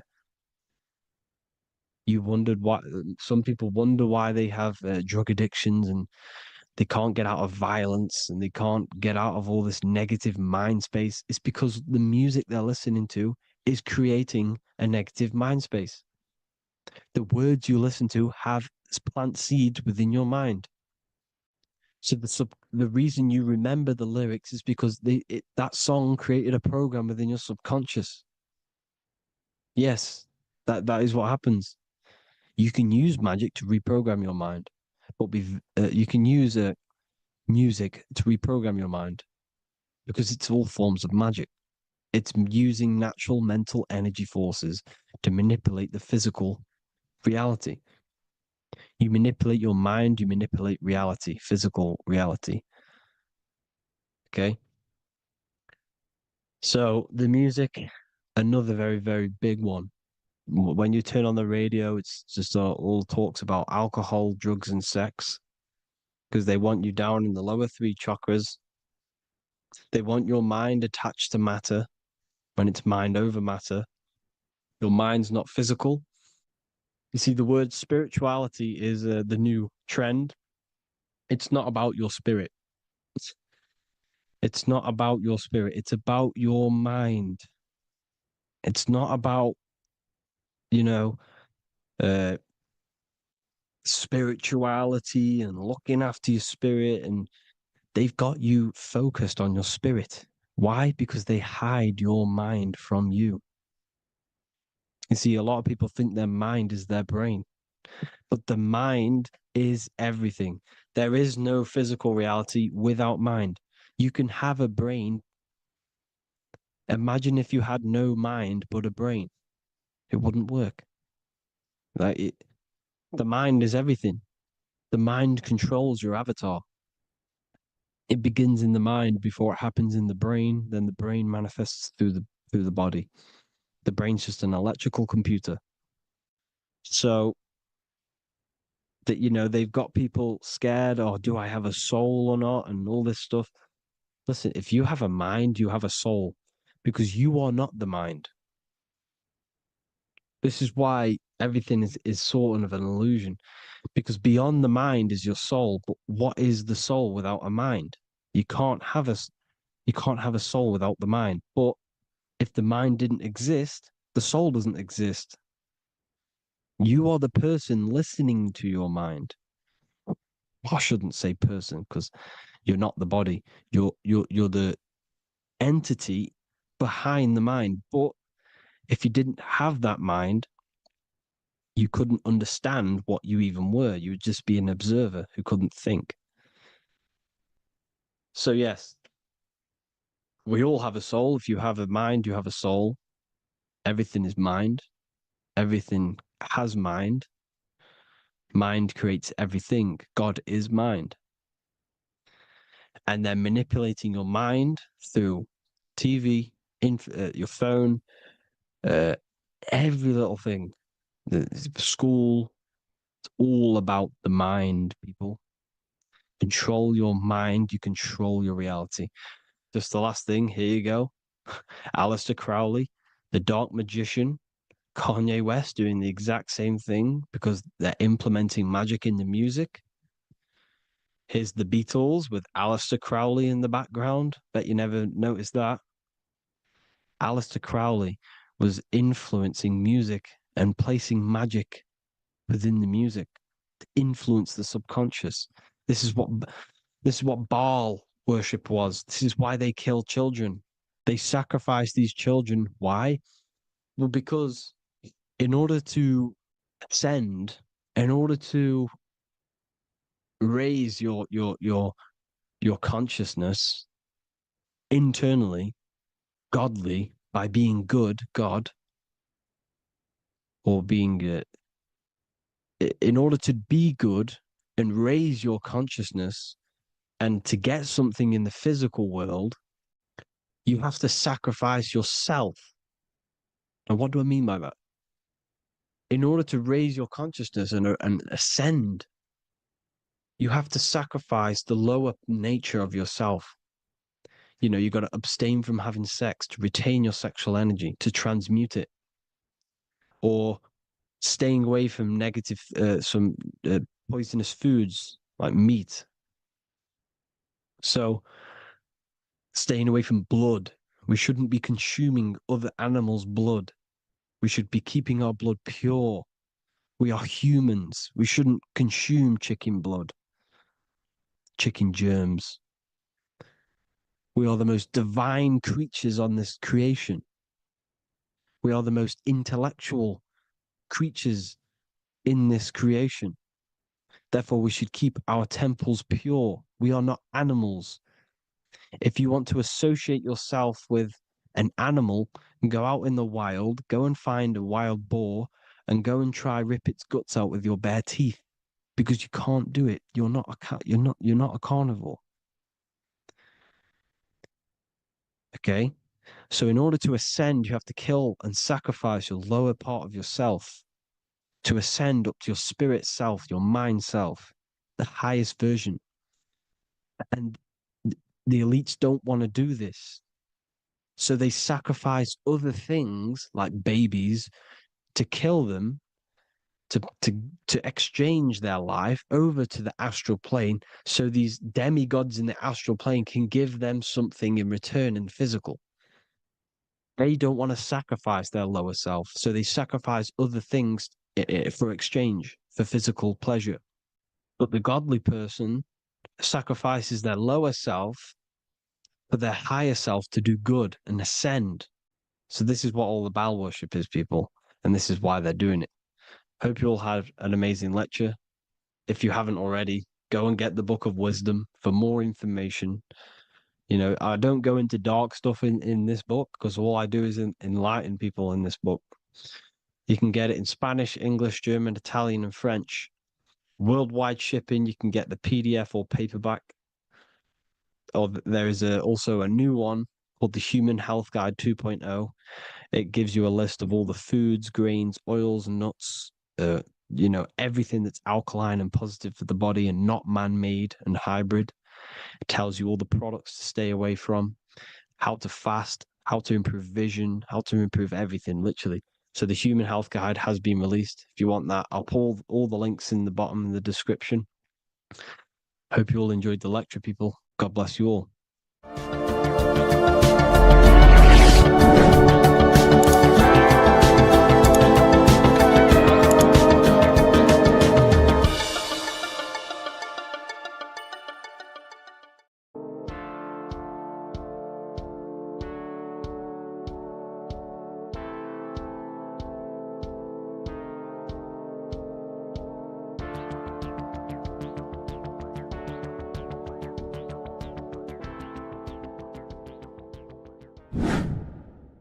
Hello and welcome to another video, people.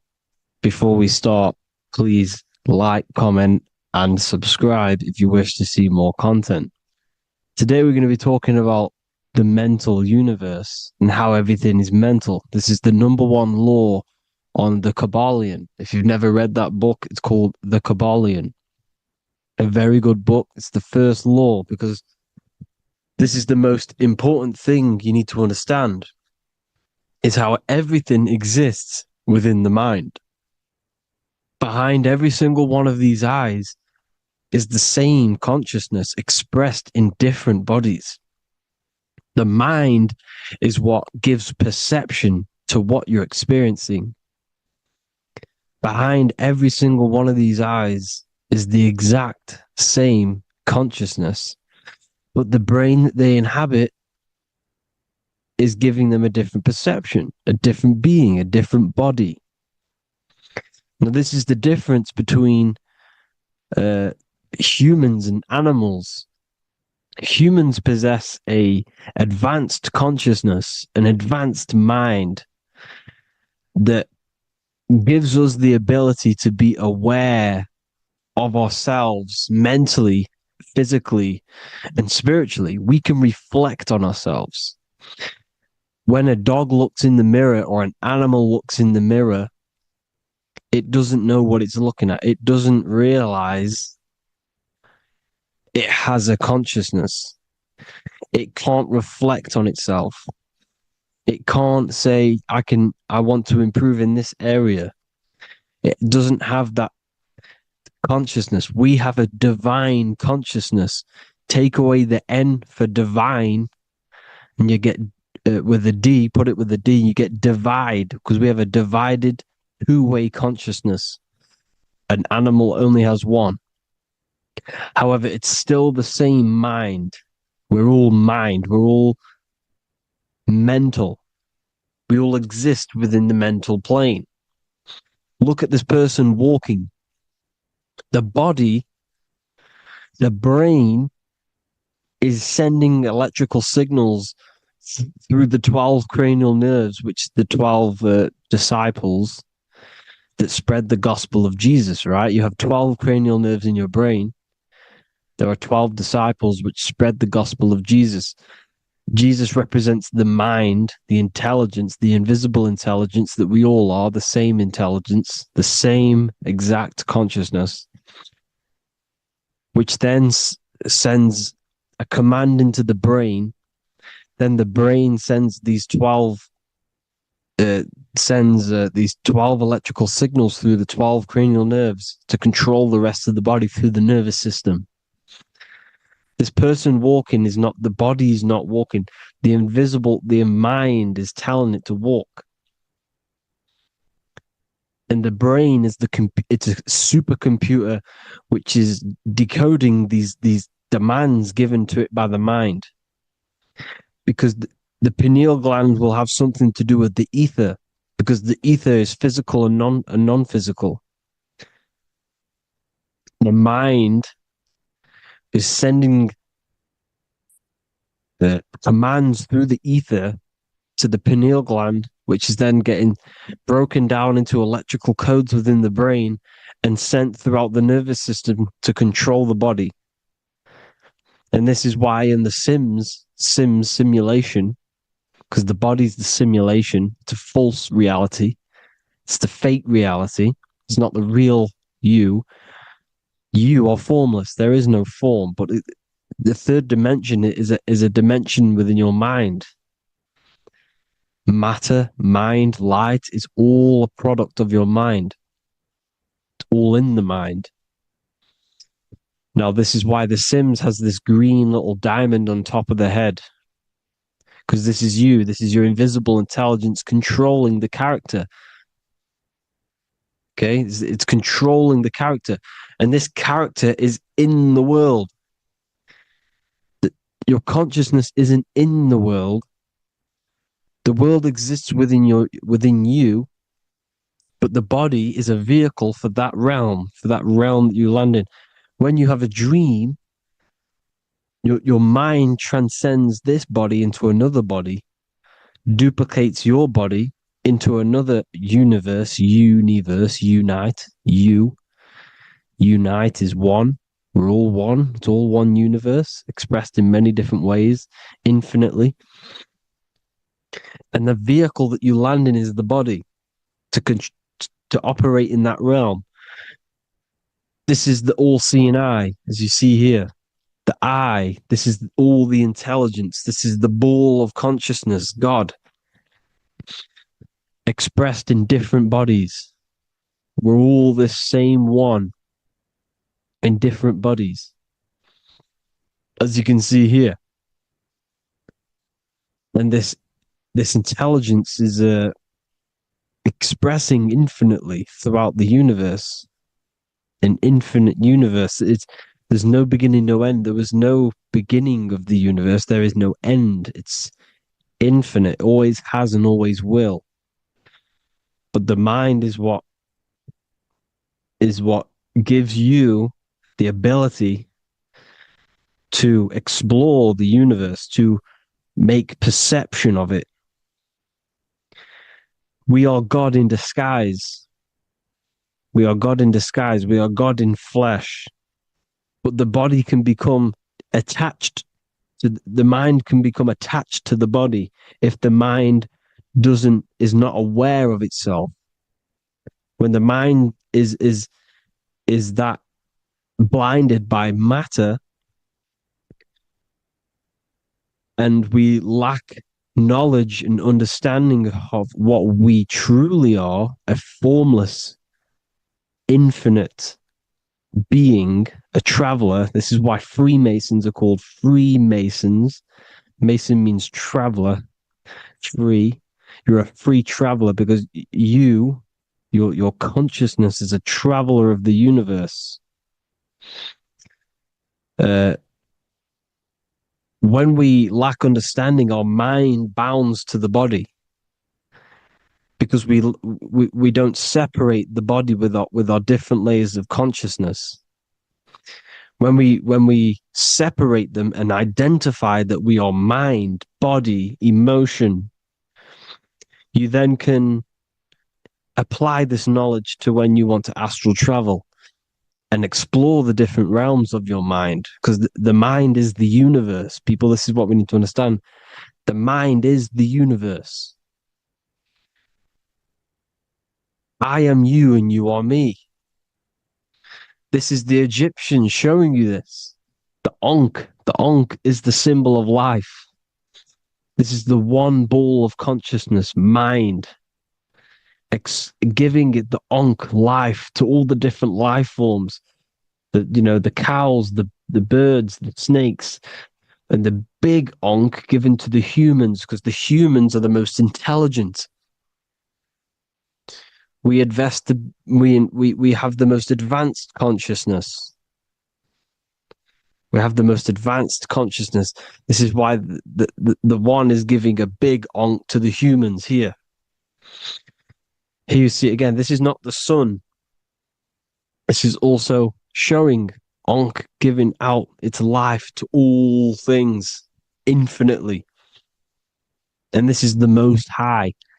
We are the Most High in disguise. When we strip off the body, we strip off the desires for the physical world, We strip off all of these fake identities that the mind gets attached to. That is God. The universe. You are the universe experiencing itself. I and I. The letter I and the number 1 is just one line. The letter I is the number 1.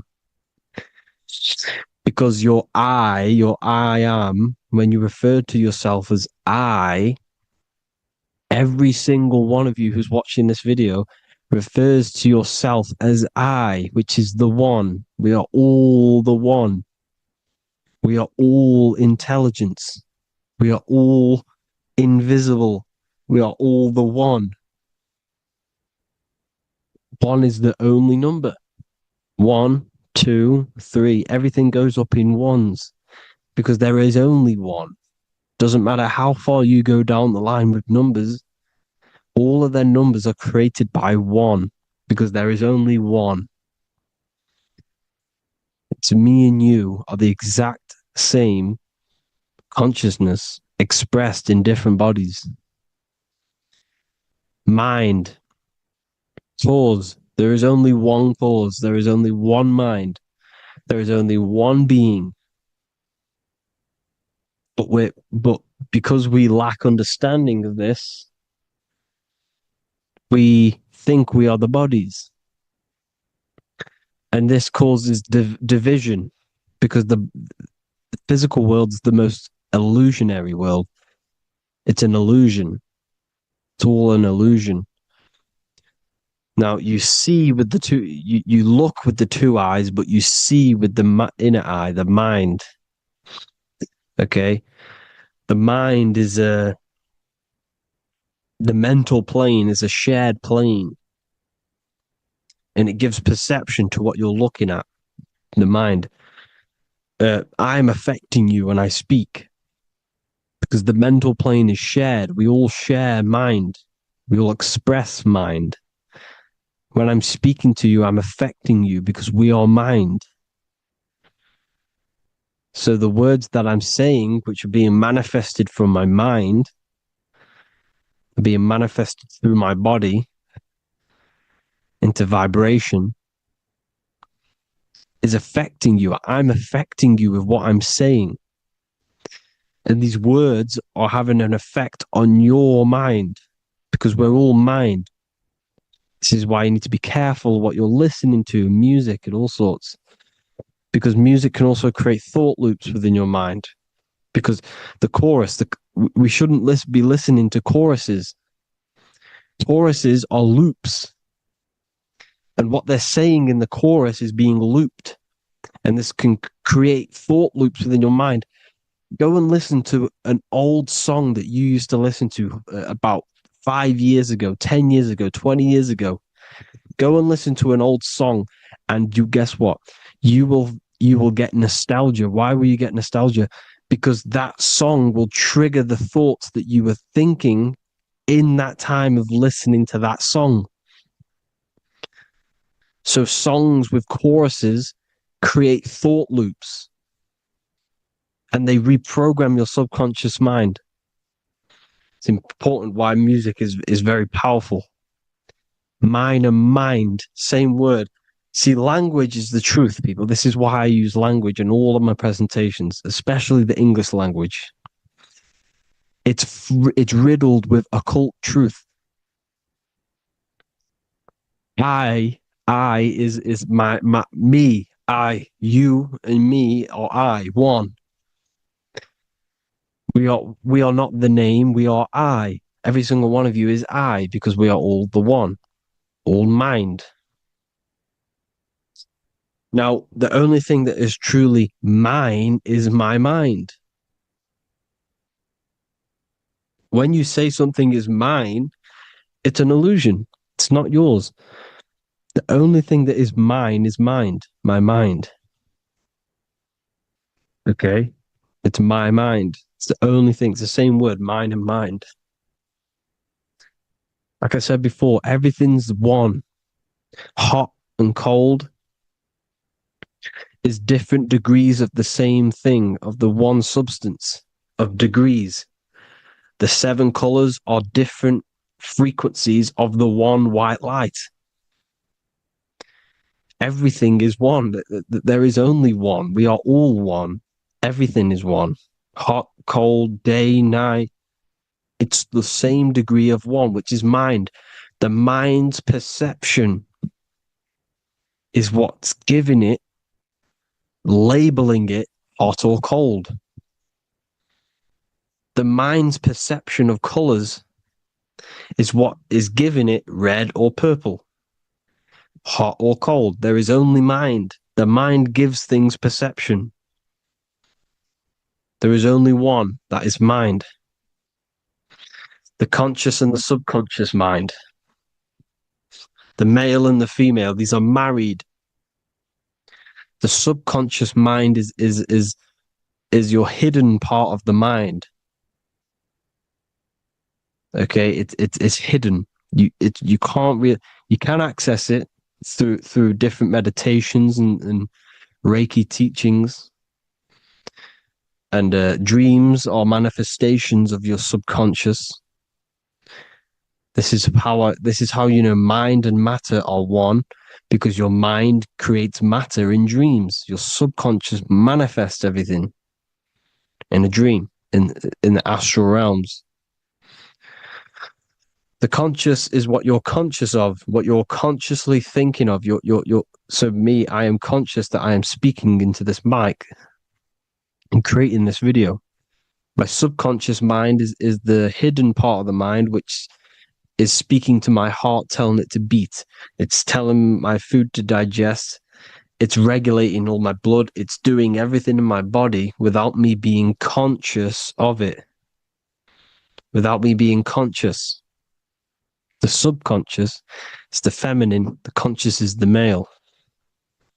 The Bible, of course. Proverbs 12:4.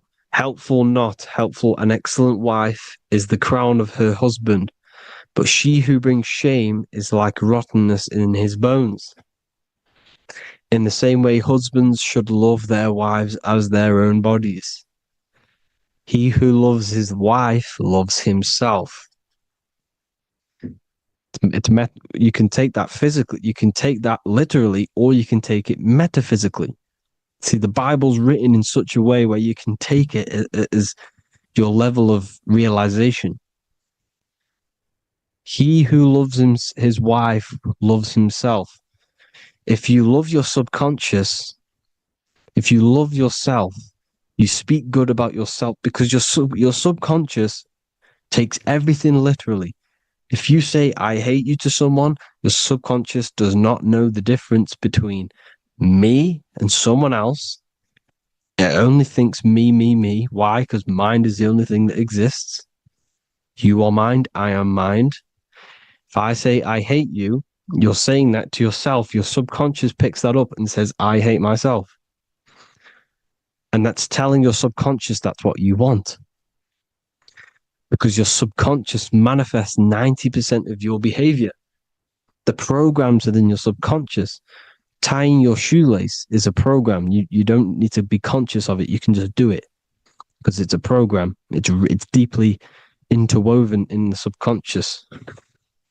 Driving your car, texting on your phone. You don't have to think about what letter. You just do it because you know where the letters are. It's a program. Therefore, if you look after your subconscious, they are a married couple. It's your wife. Your subconscious is your wife. And it manifests 90% of your daily basis thought patterns, actions, behaviors, emotions, all the things that you all the trauma that you've experienced is stored within your subconscious, which is affecting you. So let's say you were in a car crash 10 years ago and you had a really traumatic event, you really hurt yourself, and you had a very, very, very strong emotion that you felt of pain. That will still affect you today. And why? Because it will manifest into your behavior. How? Well, you'll be cautious of what cars to go in and who. You'll be cautious because of that event that stood within your subconscious, because of that feeling you felt was so painful and so strong. It's still manifesting into your behavior today. For example, you won't go in certain cars, you won't go with certain drivers. The subconscious stores everything, all your memories, the programs, and everything. So if you trick the subconscious, that's how you manifest your life. If you trick the subconscious, you already have something. And therefore it will manifest into your life and into your behavior, thoughts, and actions. This is why the golden rule is to treat others like you want to be treated. Because I am you and you are me. We are all subconscious. We all have subconscious. Whatever I do to you, I do to me. Because my subconscious picks that up and thinks I'm speaking to me. Mind is very powerful. Whatever I do to you, I do to me. Treat others like you want to be treated. The golden rule. That is the only rule we need in this realm, in the universe. If everyone understood this rule and how the subconscious works and how karma works, we'd live in heaven on earth, the Garden of Eden, the golden age. As a man thinketh in his heart, so is he. Proverbs 23:7. Where your heart is, there will be your treasure. Your heart's the emotions. This is the storehouse of emotions. It is where you feel emotions. You have to let your emotions move through you, not become you. You can't let your emotions become you. Or except be like the sky and let them pass through you. Be like the clouds and the stars passing over. Let them pass through you. Do not let them become you.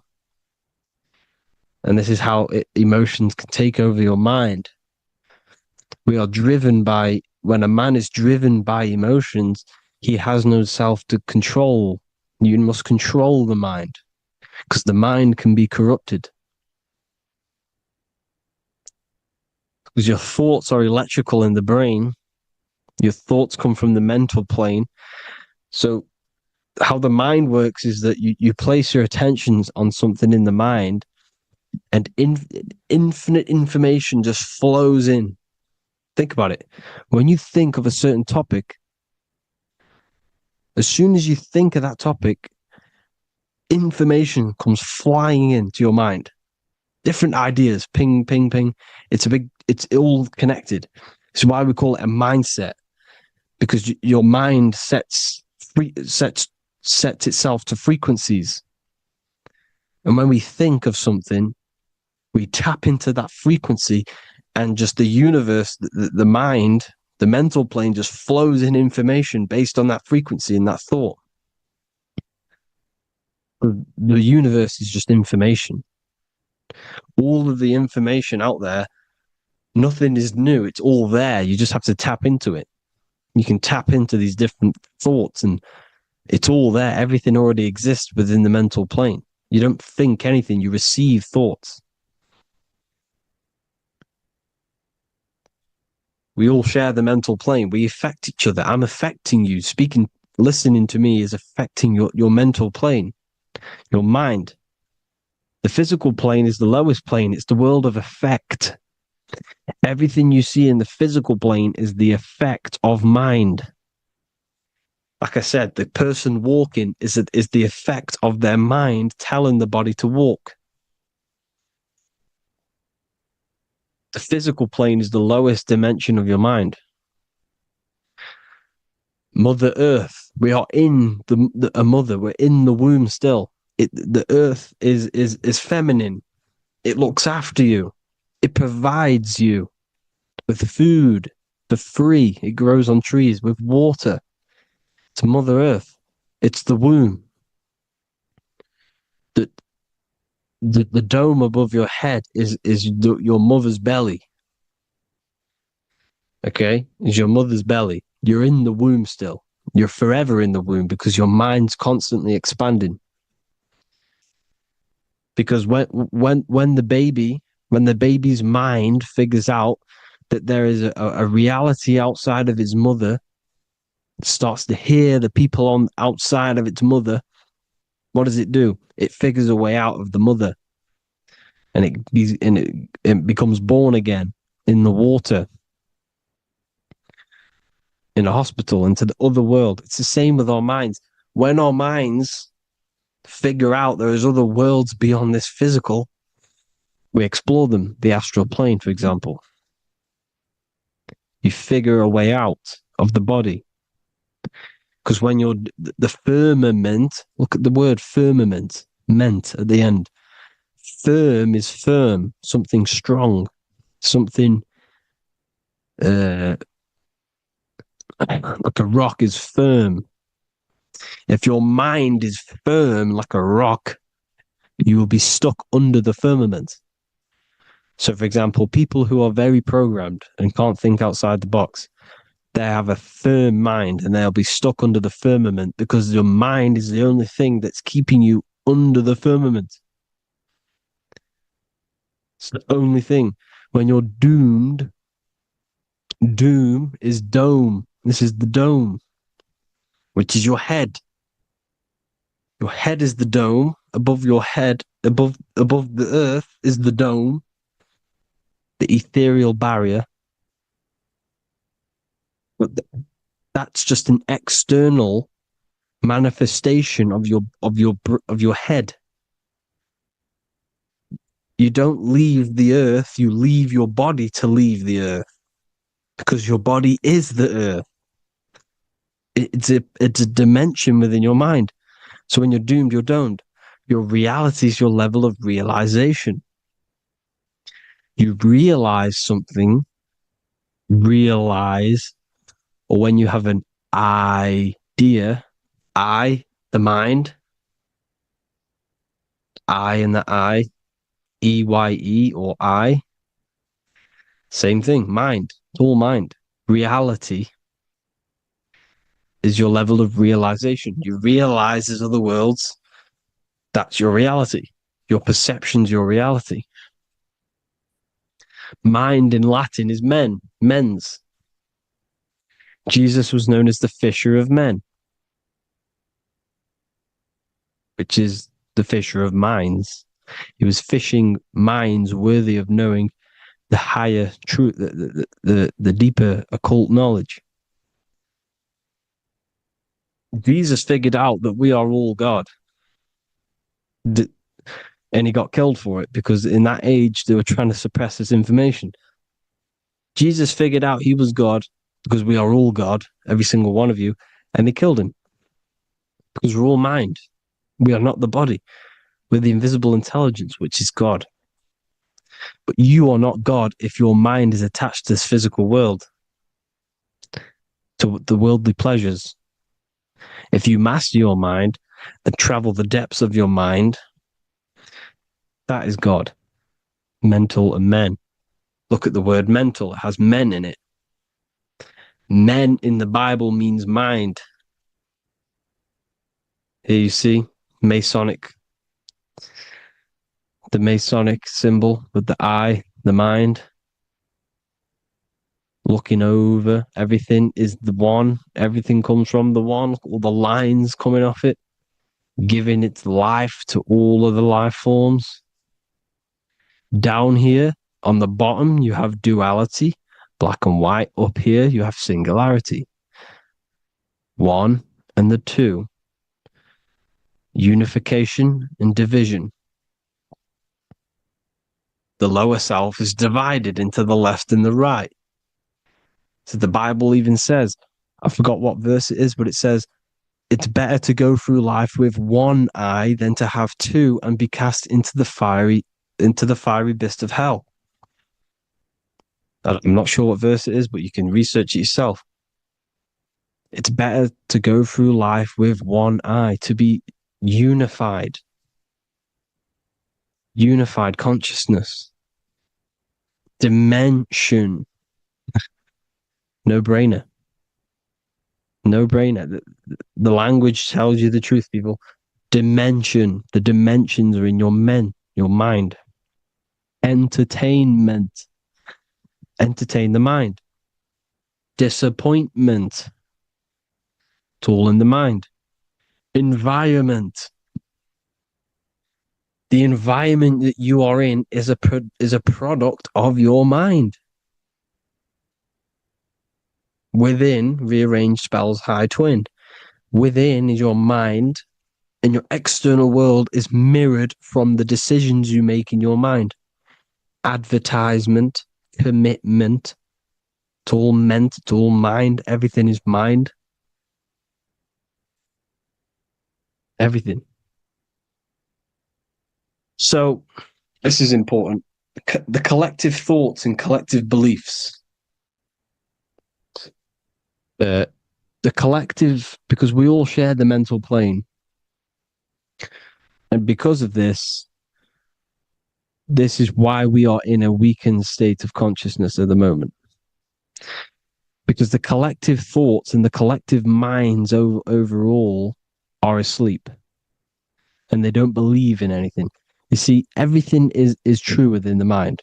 You think of something, it is there instantly. You think of a chair, it's there in your mind. You think of anything, it's there instantly. So everything's true within the mind. Anything can happen in the mind. Anything can happen on the physical plane if the collective consciousness, the collective minds, believe it to be true. This is why back in the days, in the ancient days, you look at all the old world stuff, you see all this crazy technology, and it's because as a collective, as humanity back then, they believed that they had much more open minds. Therefore, the things manifested in the physical world were a lot more out of the box, so to say, compared to today. For example, magic is not as powerful today because the masses don't believe in it. It's still powerful, don't get me wrong. But if the masses believed, or if everyone knew magic could be real, because it is, anything's real in the mind, it would be a lot more powerful. You see? So and what they're trying to do is create a hive mind worldwide. They're trying to make one religion, an external God. What happens when you worship something external? You give energy to it, because where attention goes, energy flows. Where your mind gives attention to, energy goes there. And when we all believe in external gods and give our worship and our power to these external things, we all give energy to it, which will manifest as a demon in the astral planes. It's a hive mind. They're trying to make a hive mind to summon our energy. Trying to summon our energy. And it through mind, through collective thoughts, the hive mind. They want one religion, one government, one currency, one belief system. And that will create a hive mind, which will limit our consciousness, which will limit what we can do in the physical world. Because if everyone doesn't believe in certain things, it cannot happen, because it's all in mind. Mind is so powerful. I am you and you are me. I hope you all enjoyed this video, people. If you haven't already, join the Wisdom Academy. The Wisdom Academy, we have many occult lectures just like this one. Also, we have just launched Mindwave Hub. If you want genuine frequencies, genuine binaural beats, because the ones on YouTube, the ones on Spotify, Apple Music, they're all tuned to A440 hertz, which shuts down the right hemisphere of the brain. If you want to gain access to your true consciousness, your mind, you need to balance the two hemispheres and balance the chakras. You can do that externally by listening to binaural beats. If you want true frequencies, true binaural beats to hemisync the chakras, hemisync the brain, to gain access to the different dimensions of your mind, well, you can gain access anyway, but it's going to help you if you're trying to learn this. Join Mindwave Hub. The link will be in the description. Listen to the binaural beats, meditate to them, listen to when you go to sleep. They'll massively benefit you. Thank you all, people. Hope you had an amazing, lesson. Hope you learned a lot. And please subscribe. God bless you all.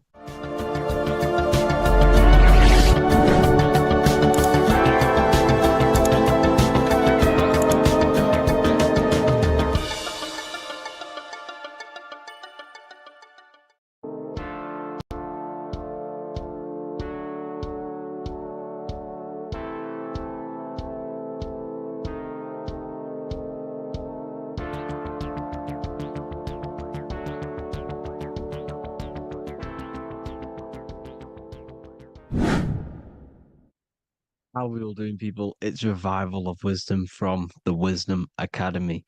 Today we're going to be breaking down God, consciousness, and the higher and the lower self, and how to overcome the lower self. Now, the first thing you need to understand is that you are the invisible intelligence within the brain, within the body. This invisible intelligence is known as the mind. But you are not the mind. You are the observer of the mind, which is the soul, the invisible entity. The mind is your intellect, your intelligence. Now, the mind is, it's hard to put this in words, but the mind is something that gives you the ability to explore the universe. And this inner self is the I am. It's the quiet, the inner self, the voice you see in you hear in your head. This is why within spells high twin, inside, internal. The I is also the number one, which is one line. Because the one and only, is the inner self, which is the I am. This is why you say, my name is Harry. You are not Harry, you are the I, the inner self, the intelligence. Okay, this is why Jesus in French is I am. You look with the two eyes and you see with the inner eye. I and I, the same thing. Okay, because the I inside is what gives you the perception of what you're looking at. So when someone's trying to explain something and then you catch on saying, I see now, it's because you're seeing with your inner eye, the one that gives you perception, gives you intelligence, gives you the ability to understand things. This is the internal I, the invisible self, which the physical body is nowhere near as complicated as this inner self. It's in infinite potential. God, G-O-D, generator, operator, destroyer, soul, mind, and body. Brahma, Vishnu, Shiva, the Father, the Holy Spirit, and the Son. They're all, the reason why you see God is always a triad is because it represents yourself. Your invisible intelligence is God. Me and you are the same invisible intelligence. We are the invisible intelligence experiencing the program being run by the central nervous system and the brain. I always say this in my videos, but I have to, in order for you to understand the things that I'm going to say later on in the video, you need to understand this concept, is that you are the consciousness experiencing the nervous system, the tree of knowledge of good and evil, which is you here. You would be in this invisible intelligence right here in the center of the brain. Now, this is why the ancient Christians show God is in the brain. This is the brain stem. This is the brain. This is also the brain stem and the brain. The brain stem and the brain. It's all depictions of the brain because the brain's the computer, the electromagnetic computer, which decodes the demands created by the invisible intelligence, the I, the inner self, you, your true self. The person moving, if you observe what someone moving, this is going to sound, but if you observe someone walking, it's not the body. The body is moving, but the thing telling it to move is the invisible intelligence. Before you kick a football, a decision is made within your invisible intelligence, your mind. And this consciousness, this invisible intelligence, is either stuck between the lower self and the higher self. Okay? When the invisible intelligence, meaning the true self, identifies itself with the physical body, it will trap its mind within physicality. This consciousness that we have is either operating in the lower self or the higher self. It's either feeding the material body or it's feeding the spirit. Okay? But because we are physical and spiritual, we need to be even.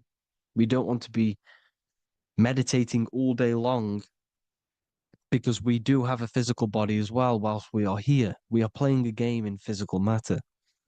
Okay? Now, the reason that you incarnated here is to learn a lesson because the mind can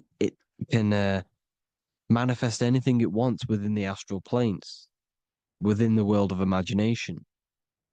It can manifest anything it likes, but it incarnates into matter, into this game, so we can understand labor, because anything in matter you have to labor to manifest. But in the astral, you can manifest at the click of a finger. You come here to learn the knowledge of good and evil.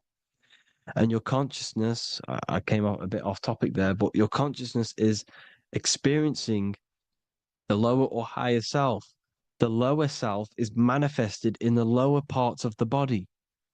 Sex, food, and power, the lower three energy centers. These centers are like mini brains. You are literally thinking with these centers. And when your mind is stuck within these lower centers, you'll think. Have you ever heard the term of thinking with your penis or thinking with your, you know what, as a man?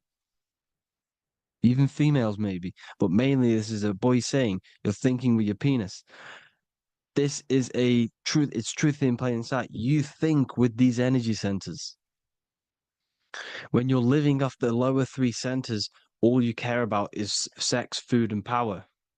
Eating, sleeping, and greed. Power's kind of like greed. Now, when we move up to the higher parts of the body, when we live our life within the higher parts of the body, this is considered heaven. Love, expression, intuition, and wisdom. This is what we need to be aiming to do, moving out of the lower half of the body and living our life within the higher self, the higher parts of the body, thinking with the higher energy centers, thinking with love, expression, intuition, and wisdom, spreading love, expression, intuition, and wisdom to others. Heaven is even. This is why Jesus is pointing at the heart chakra, always pointing at the heart. Earth rearranged his heart because in earth you're manifested as a physical being. You're in the heart, good and bad. You need to be balanced between the good and bad. Because love can be a demon too. That's a whole nother video, but love can be a demon. Now, the seven chakras are known as the seven seals in the Bible. When the Lamb opened the seventh seal, there was silence in the heaven for about half an hour. This is a verse from the Bible. The Lamb is Aries, which is the higher brain, the cerebrum, Ram, Aries. Because when the Ram opens the seven seals, you enter the kingdom of heaven. Because these chakras seal your invisible intelligence. They seal your true self. You are behind these seven seals, your true invisible self, your true consciousness. Because behind these seven seals, you do not think about anything materialistic. Your intelligence is not material. It's not physical. It's not from the physical world. It does not desire the physical world.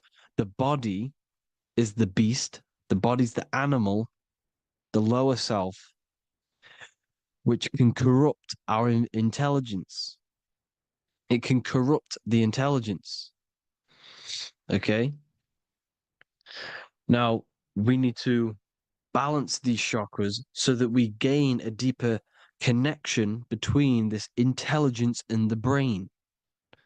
Because when there's a strong connection between the brain and the intelligence, your body and the intelligence, you have a strong connection. Therefore, you can manifest what the intelligence is saying at all times. Meaning, when, for example, your higher self, this is intelligence, the higher intelligence is always speaking to you. It's always guiding you. It's always telling you the right thing to do.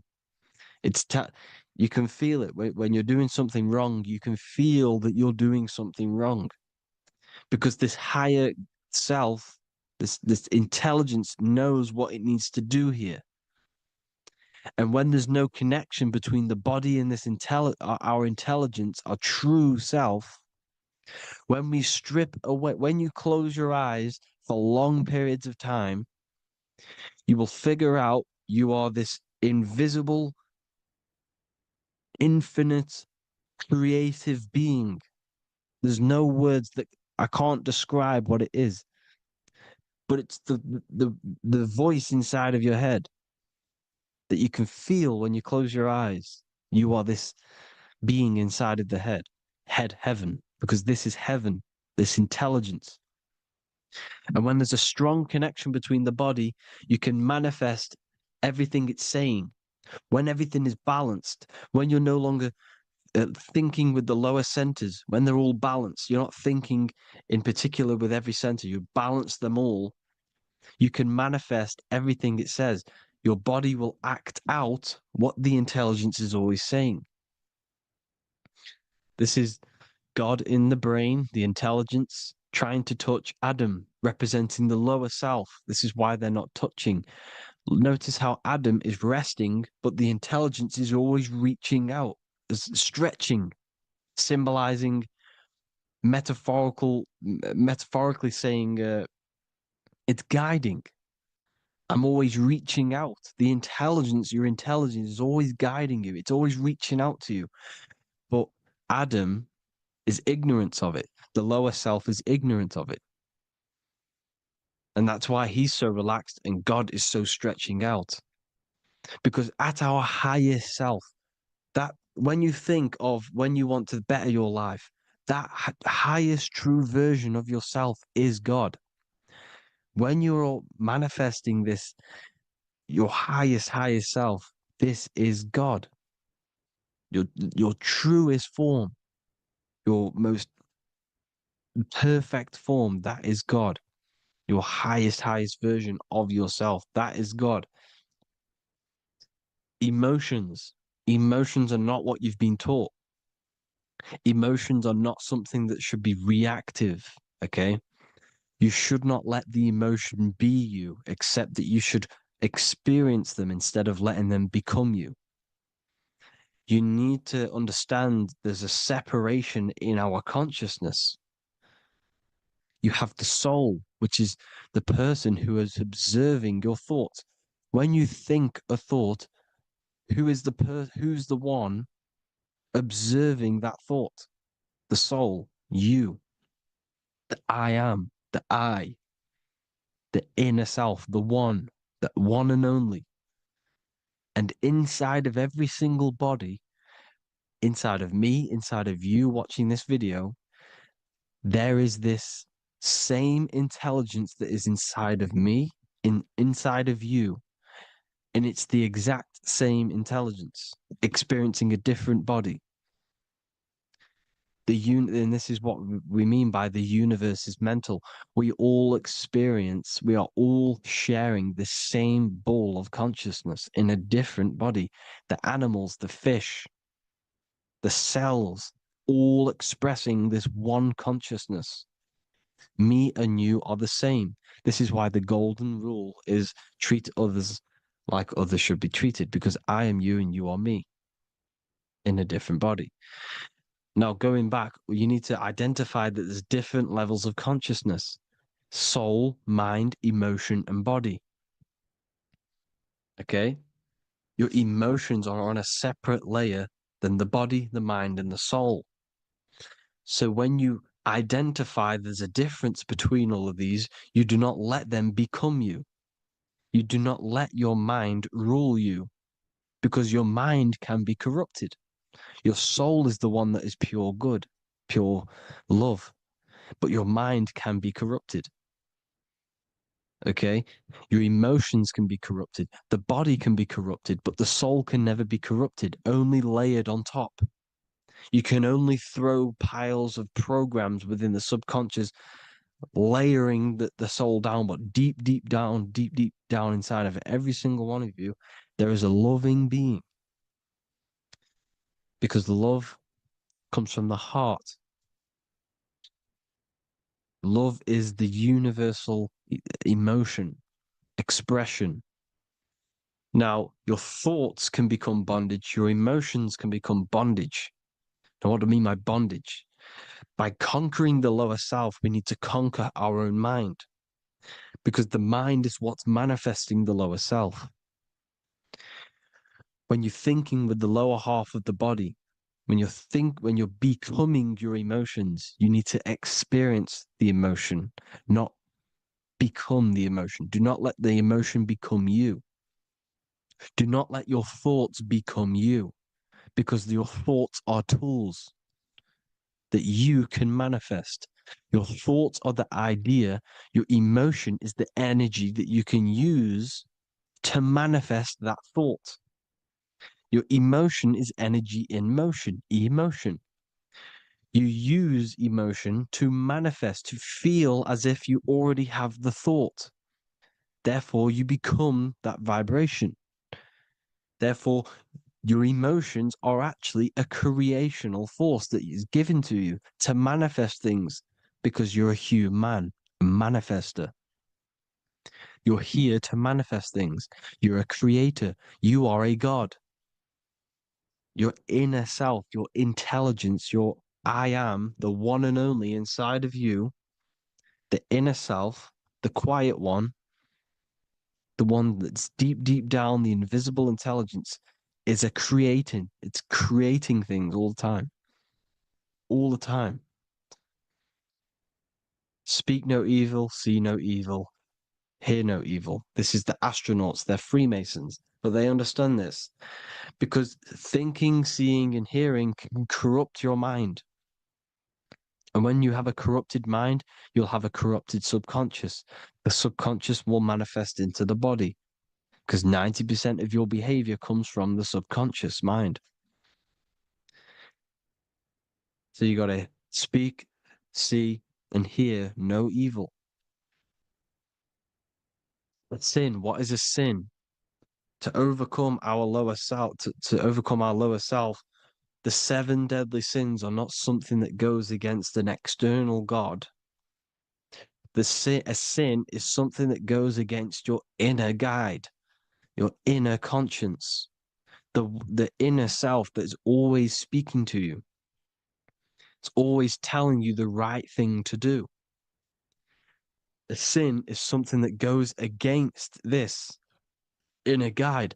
And this is why you can feel something where you can feel you're doing something wrong, because the inner guide is speaking constantly. And when you commit these 7 deadly sins, which are 7 internal states which keep your invisible intelligence bound to your physical body. Because evil, right? Evil love bondage. This is why they stay in this realm and they control this realm, because they love the bondage of the body. They like matter. They want to stay in matter for eternal life.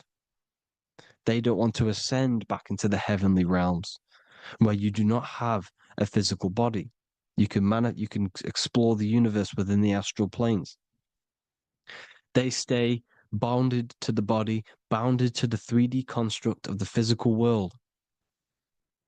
They have greed, lust, envy, gluttony, wrath, sloth, pride. They want all of this.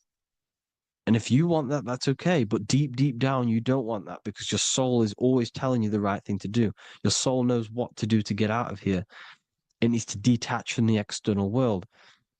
detach from all of these 7 internal states which bound you to your lower self, your lower centers. That's what a sin is. You have a left and right brain. The left brain is always analytic. The right brain is metaphorical. So the right brain is producing a holistic view of reality. Now, what do I mean? And not view, perception. When you see, because your eyes are parts of the brain, so when you look at something and you look, that image is produced in the back of the brain in the visual cortex. And then the right brain produces a perception, a holistic, it breaks down what you're seeing into a holistic image, a holistic perception. So, for example, if you're in a woods, the right brain sees the whole woods as one big woods. The left brain is breaking that perception down into individual trees, branches, and leaves. So the left brain's to do with duality, the right brain's to do with wholeness, unified. The left brain's dualistic, analytic. This is necessary so that we can pick things up and manipulate them and break things down. We need the left brain, we need the right brain. I'm not saying any of them's bad, but the left brain, sinister in Latin, means left. Because when you're left-brained, you see everything in dualistic. You see everything is dual, when everything's actually one. We need to be focusing and strengthening our right hemisphere. I'm not saying sit in the right hemisphere all the time, but we need to be strengthening our right hemisphere. And this is why left is sin and right is right. Because when you focus on the right hemisphere, you see the holistic perception of creation. The right hemisphere sees humanity as one unified consciousness. The left hemisphere sees everyone as individual persons and egos. Because the left hemisphere is dualistic. And this is why the Bible says, cast the net onto the right side of the ship and ye shall find. John 21:6. What does that mean? Cast your energy, cast your perception into the right hemisphere of the brain, and ye shall find unified consciousness. You shall find your higher self, the one and only. If then you have been raised with Christ, seek the things that are above, where Christ is seated at the right hand of God. Wow. Powerful. What does this mean? Seek the things that are above, where the Christ is seated at the right hand of God. God is your consciousness, your invisible intelligence between the two hemispheres. The right hand of God is the right hemisphere. Seek the things that are above the heart. Love, intuition, expression, and wisdom. Seek the things that are above the heart, the higher self, the higher part of the body. Because when you seek the things of love, expression, intuition, and wisdom, you create a strong aura. You attract the same frequency. And this frequency is heaven, God. This is the Sumerian artwork showing the lamb. This is a step symbolizing stepping upwards, raising up. He's stepping over the lamb up to the bird. His hand is going to the bird. The lamb symbolizes the lower self. Okay?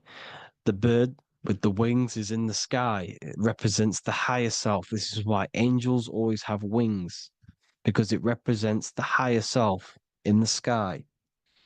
The lamb is a ground animal, symbolizing the lower self. He's stepping over the lamb to the bird, his higher self, his invisible intelligence.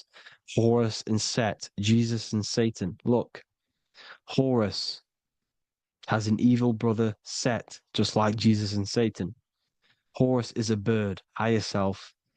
Set is a ground animal, lower self, which is the devil and the angel on your shoulder. You see?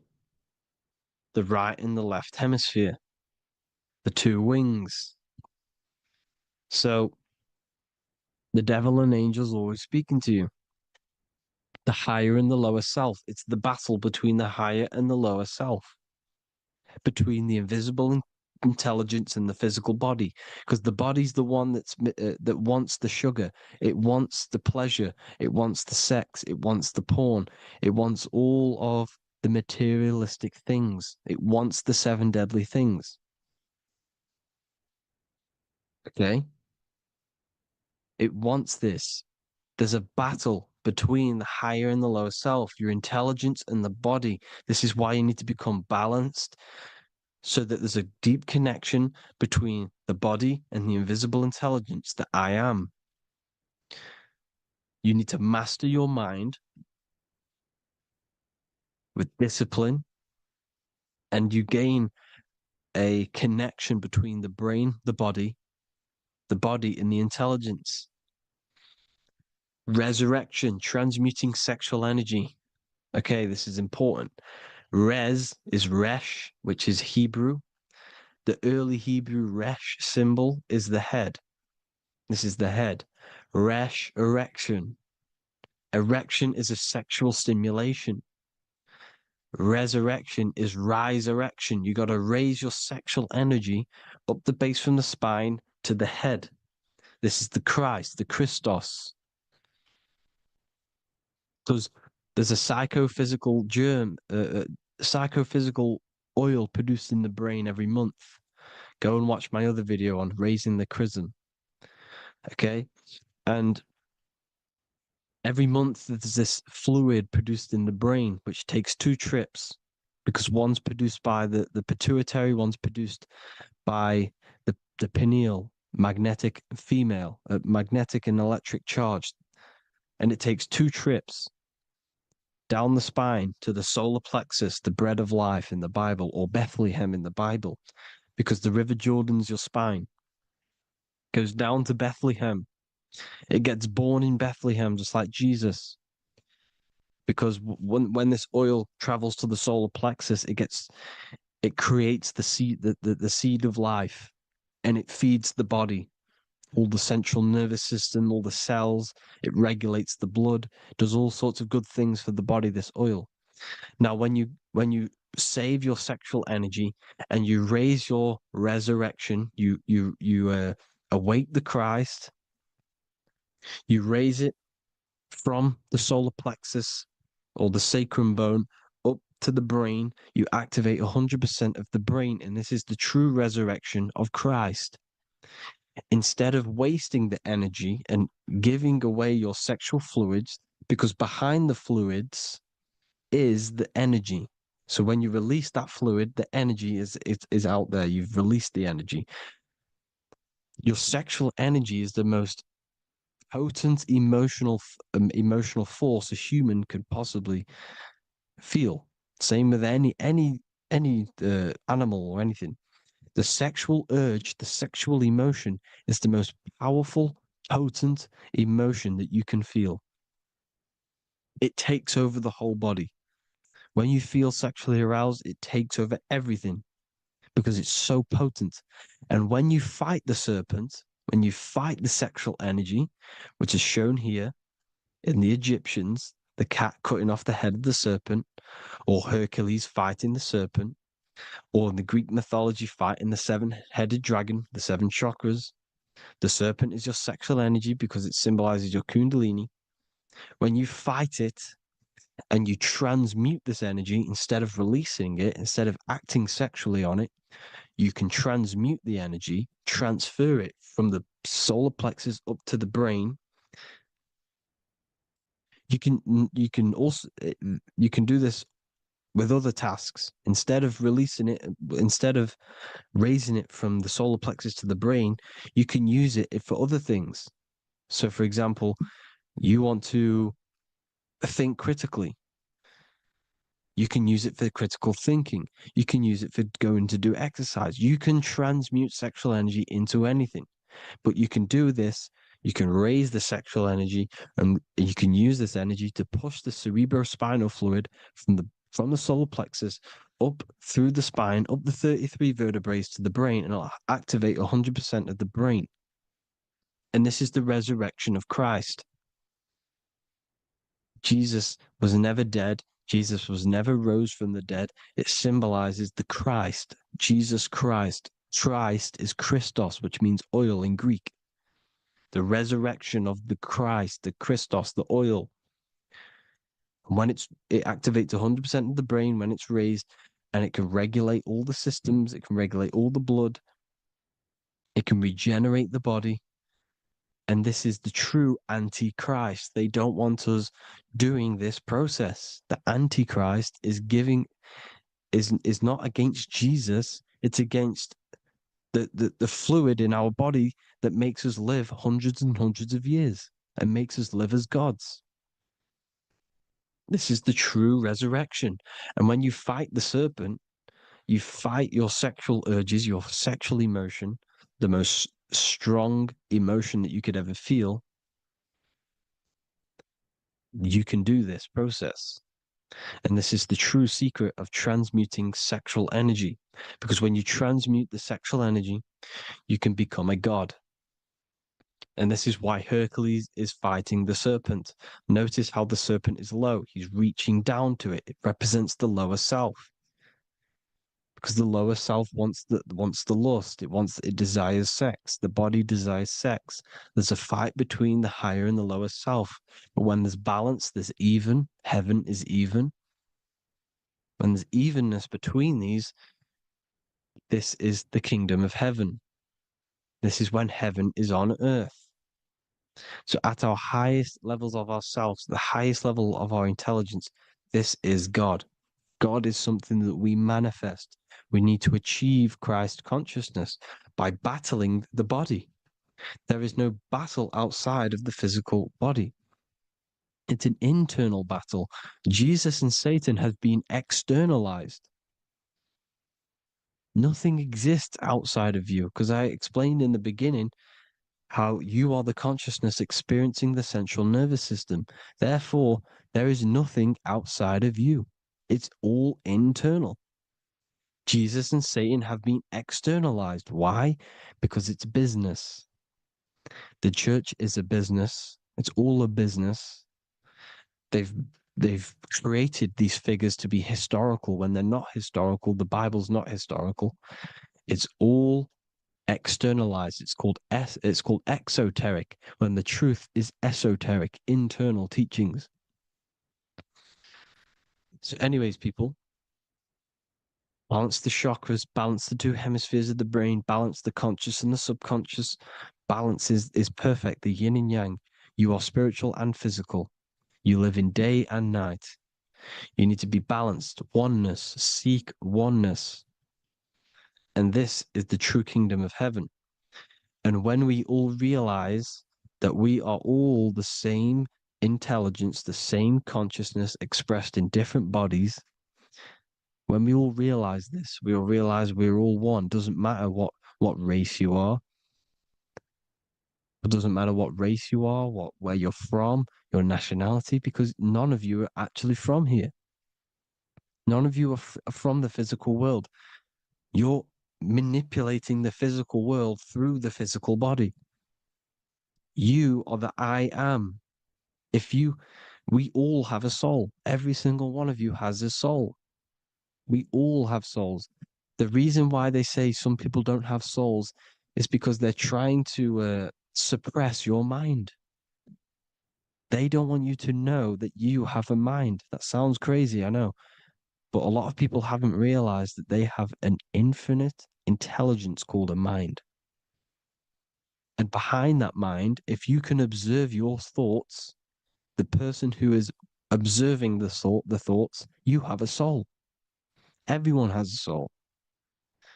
Don't listen to all these people saying some people don't have a soul, some people do. We all have a soul. Every single one of us. So anyway, you need to break the lower nature of yourself. At our highest levels, we are gods. Our intelligence, our universal intelligence, the I am, the intelligence that's inside of the brain, is God. Our minds are being corrupted within believing that you are the body, and the result of this is a society like today, because everyone thinks they're the body, and everyone's living in the lower nature of self, where everyone only cares about themselves. But when we realize we're all one big consciousness ball, we're all the same consciousness expressed in different bodies, there will be peace. So thank you all, people. If you do want to learn more, if you do want to read my book, it's called The Book of Wisdom. I'll put it in the description. It's an amazing book, people. It's going to give you the best understanding possible about creation, yourself, and the world. It's amazing. The Bible, everything. I have just launched a new cymatic library. A friend of mine has just added this to the website. He creates beats, and he creates the purest beats. So they are actually the frequency that it tells you.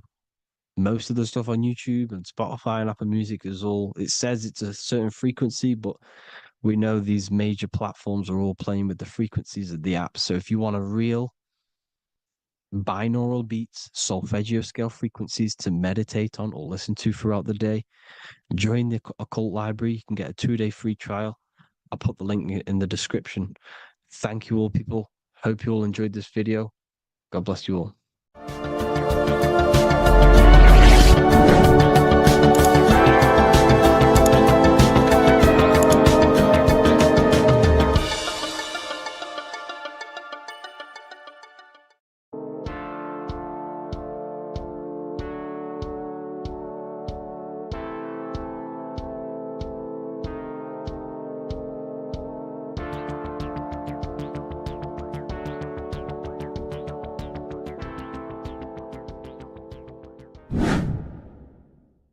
The earth has become a realm in order to trap souls within so that they can harness our electricity, our energy.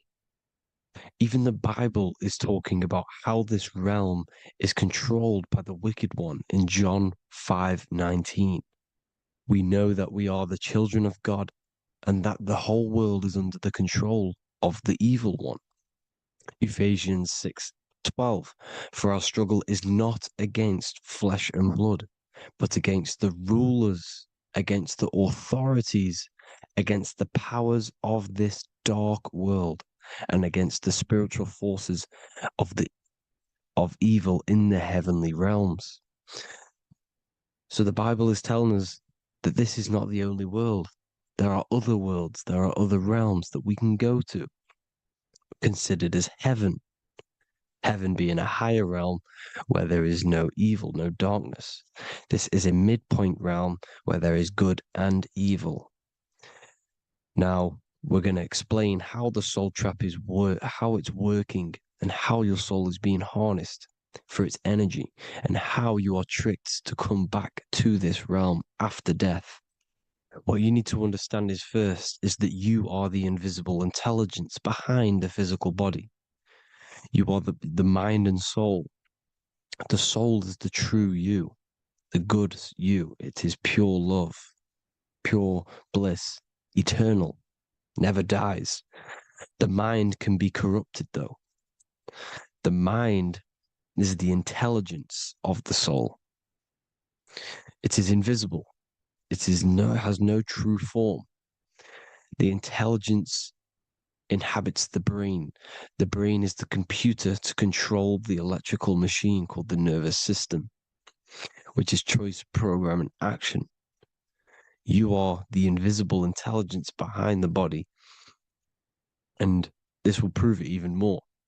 You do not even see into the external world.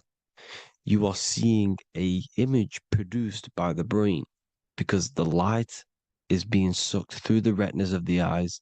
The image is produced in the visual cortex at the back of the brain. What does this mean? This means that we are the consciousness in the center of the brain, in the pineal gland, that is experiencing the program being ran by the central nervous system in the brain. This is the sigil of Lucifer. Lucifer in Latin is Lucy. Lucy is light in Latin. Lucifer is known as the light bearer. This is how the eyes work, people. It's not a demon or a devil. The sigil for Lucifer is how the eyes work, and how the left eye is controlled by the right brain. The right eye is controlled by the left brain. There is a crossover. It's the same with the body. The left side of the body is controlled by the right brain. The right side of the body is controlled by the left brain. There's a crossover with our hemispheres in the brain. Now, this empty chamber in the center of the brain is where this universal cosmic intelligence is held, known as the most holy place in the Bible, the throne of God. Okay? This is above the 33 vertebrae on the spine. As you can see here, you are the being in the center of this point. All of the nerves are being sent back to this one particular point, which is which is the seat of our invisible intelligence. You can see it's an empty chamber. Our consciousness, our intelligence is not a physical thing. This intelligence is the true voice inside of your head. This is why your head is heaven, your heart is earth, your heel is hell. Your head is heaven because this is the seat, the throne of God. God is in heaven because the consciousness, this divine intelligence that's controlling the body, is sat in the center of the brain. The brain is taking commands of this invisible intelligence. When you close your eyes, you can feel your awareness, your consciousness, your intelligence is all in the brain. Your awareness is not in the feet, the heart, the legs, the arms. It's all in the center of the brain. Now, if you meditate deeply, you will find that you are beyond the mind. You are the being observing the thoughts. You are the soul observing the thoughts.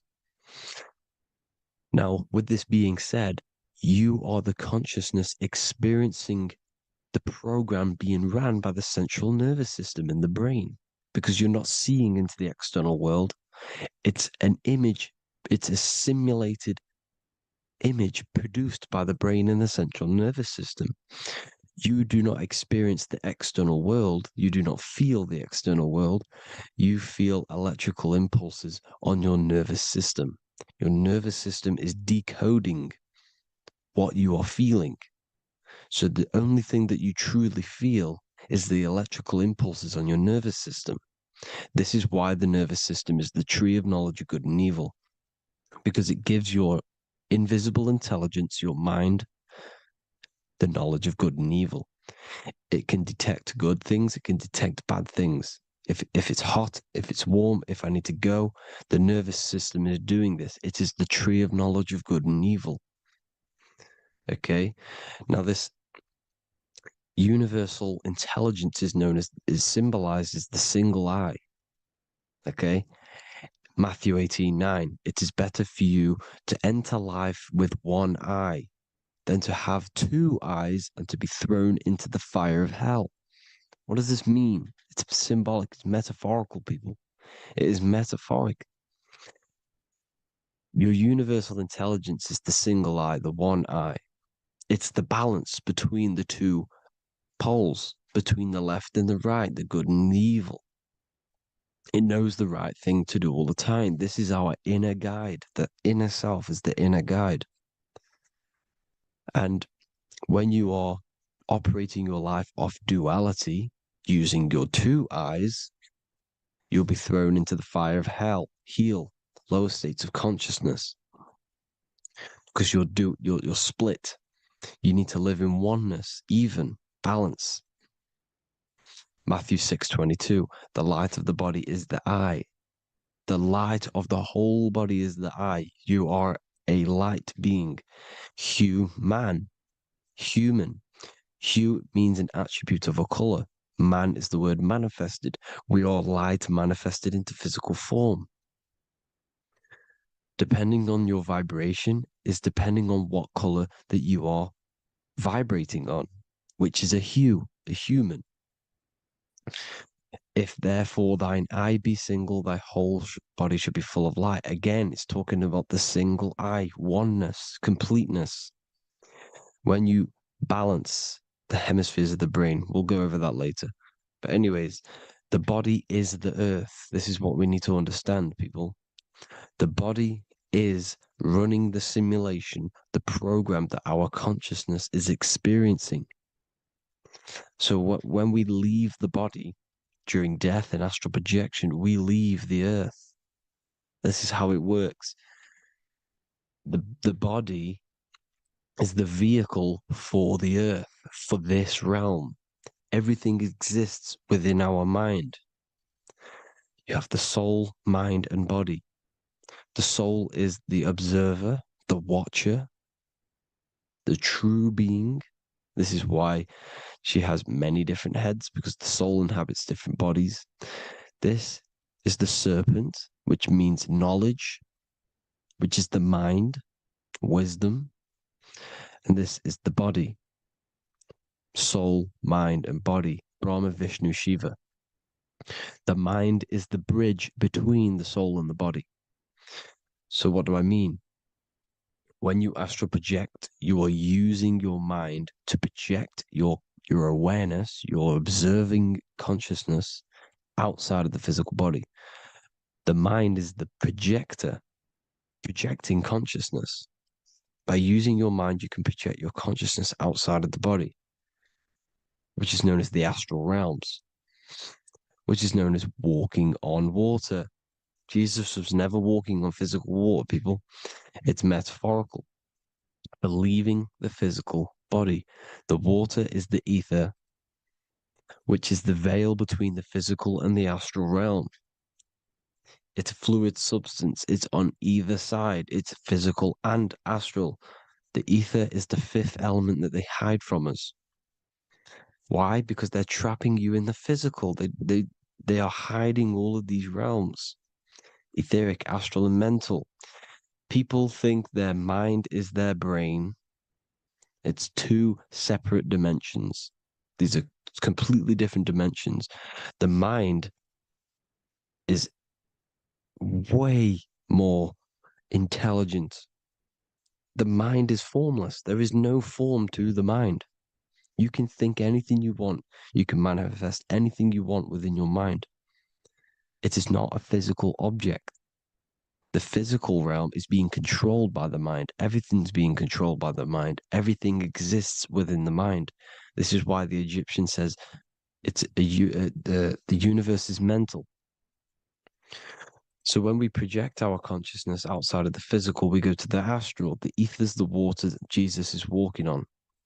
This is the veil between the physical and the astral world. The word together has ether within it because it joins the two worlds together, together, the astral and the physical. The word either is ether because the ether is on either side, physical and astral, physical and spiritual, physical and non-physical. In the astral realm, the mind can manifest anything we want. We incarnate to restrict our minds. This is why Saturn, if you go and watch my video on Saturn, how Saturn is this simulation, okay,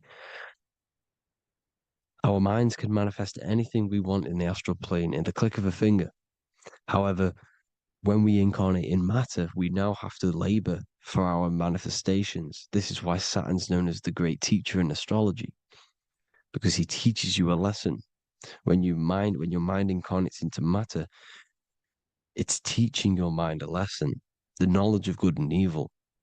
This is why the Bible says, you shall be gods and know the knowledge of good and evil. When you incarnate here, you have to know the knowledge, you need to know the knowledge of good and evil to become a god. Okay? Now, the square is the physical plane, the triangle's the ethereal plane, the circle's the eternal plane. The circle has no beginning, no end, it's eternal. The physical plane is the square, it's limited. The square is limited. the cube is the geometric shape which gives rise to matter. Now, the term think outside the box has truth in plain sight. You have to think outside the box to project your consciousness, use your mind to project your consciousness outside of the box, the physical plane, into the astrals. The astral realm is the realm of the stars. Above us is the stars. Through the stars is the astral plane. This is why astral has the word star within it. The devil is the de-veil. When you sell your soul to the devil, quote unquote, it's metaphorical. The devil exists in the physical plane. It's the lowest state of consciousness. The de-veil, you de-veil yourself into the physical when you are the devil. The de-veil. The ethereal plane. Now, we all know what the famous symbol of the all-seeing eye, right? The all-seeing eye with the eye in the triangle. Look at the Masonic artwork showing you the triangle above in the sky. This is symbolizing the ethereal planes. The eye in the triangle symbolizes your invisible intelligence, your mind, which has the ability to see on either side. Because the triangle is the ethereal plane. The eye is your consciousness, your intelligence. And this intelligence has the ability to see in the physical plane and to see in the ethereal planes, in the astral planes. This is why it's above the earth. It's above the ground. Because it can see here, it can see in the heavenly realms. Now, the stars are, well, this is known as heaven, the realms of the astral planes. This is some quotes from the Emerald Tablets of Thoth. Out of the darkness ye must rise upwards, one with the light and one with the stars. Man is in process of changing to forms that are not of this world. Grows he in time to the formless, a plane on the cycle above. So there's other worlds. The Bible's telling you there's other worlds, there's other realms. Know ye must become formless before ye are one with the light, the astral light above, which shining through the stars. Not of the earth are ye, earthy, but a child of the infinite cosmic light. You are the invisible intelligence controlling the physical body. The body's not you. It's the vehicle that your soul lands in when your mind projects your consciousness into that realm. Free from the body, I flashed through the night. Unlocked at last for me was the star space. Wow, that's powerful. The star space, the astral planes. This is what it's talking about. We are all a star. We descended from the astrals, which is the star. We are all a star. Look at the ancient paintings of Jesus' birth. It's the star beaming his consciousness down into the physical plane. Here's another one. Here's some Freemasonic artwork showing you, again, the ether, that invisible intelligence, the eye, manifesting itself inside of here, in the physical realm, where the people are. You see? It's the same here. This is Jesus. Here's the bird symbolizes the Holy Spirit, your invisible intelligence, descending into the waters, the ether, the ethereal, everything. The ether's the base of all physical matter. Here's truth in plain sight. Mr. Bean, the famous TV program in England, in the UK. He begins the program like we all begin the program from falling from the stars. He falls down with a beam of light. And this is truth in plain sight. This is false. The aliens don't exist. They're a lie, alien. But this symbolizes the star beaming our consciousness. And when we die, this star will suck us back up.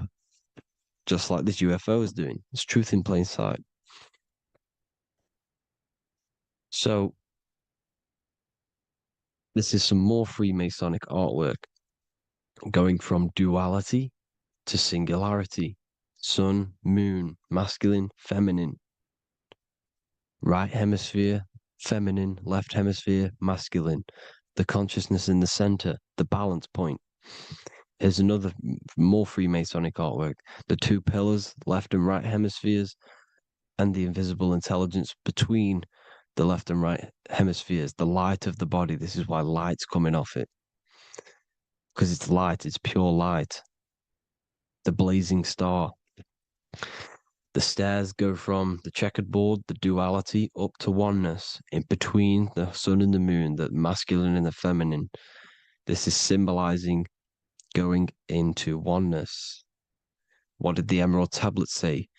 You've got to become one with the stars, one with the one with the self. Balancing the two hemispheres so that you can gain, because when the two hemispheres are balanced, you can gain a more deeper connection with your invisible intelligence. Same with the chakras. When the chakras, the 7 seals in the Bible, these are 7 seals because when you conquer the 7 chakras, when you balance the 7 chakras, you then gain a more deeper connection with your internal self because your mind is not filled, it's not being ran, it's not being dominated by these 7 deadly sins, the 7 seals, the 7 chakras. These are 7 energy centers which are concealing our true form. Balance makes us have a stronger connection with our true cosmic intelligence. Heaven is even. This is why Jesus is pointing at the heart. The even point is the heart. You got to balance the chakras and live from the heart because the heart is the earth. You're in good and evil. The body manifests the lower and the higher self. The higher self is in the higher parts of the body. Wisdom, intuition, expression. The lower self is in the lower parts of the body. Sex, food, and power. This is how they are trapping your soul, people. Like I said, the mind is the bridge between the soul and the body. So by tricking the mind, not giving it the right knowledge, and keeping the mind stuck in the lower 3 centers, thinking about power, food, and sex, this is low vibrating energy. It's going to keep your mind addicted to the physical realms. Okay? This is why you need to go even, balance, heaven. Okay? I will explain the soul trap in a second, how it fully works. But I'm telling you all the science behind it so you can understand. When you are doomed, you are domed. This is the dome, the firmament, the firmament, the mind. Ment is mind, firm is firm. A firmament is doomed under the firmament. You must have a loose mind, an open mind to expand your consciousness beyond the stars, beyond the ethereal barrier. You have to vibrate higher than this world. Your consciousness must be expanded more than the physical plane. You need to learn how to astral project. You need to learn how to leave the body, how to operate outside of the body, so that you, when you do leave the body, you will have recognition. You'll have knowledge. You'll have practice. But this is as above, so below. The woman's belly is the earth.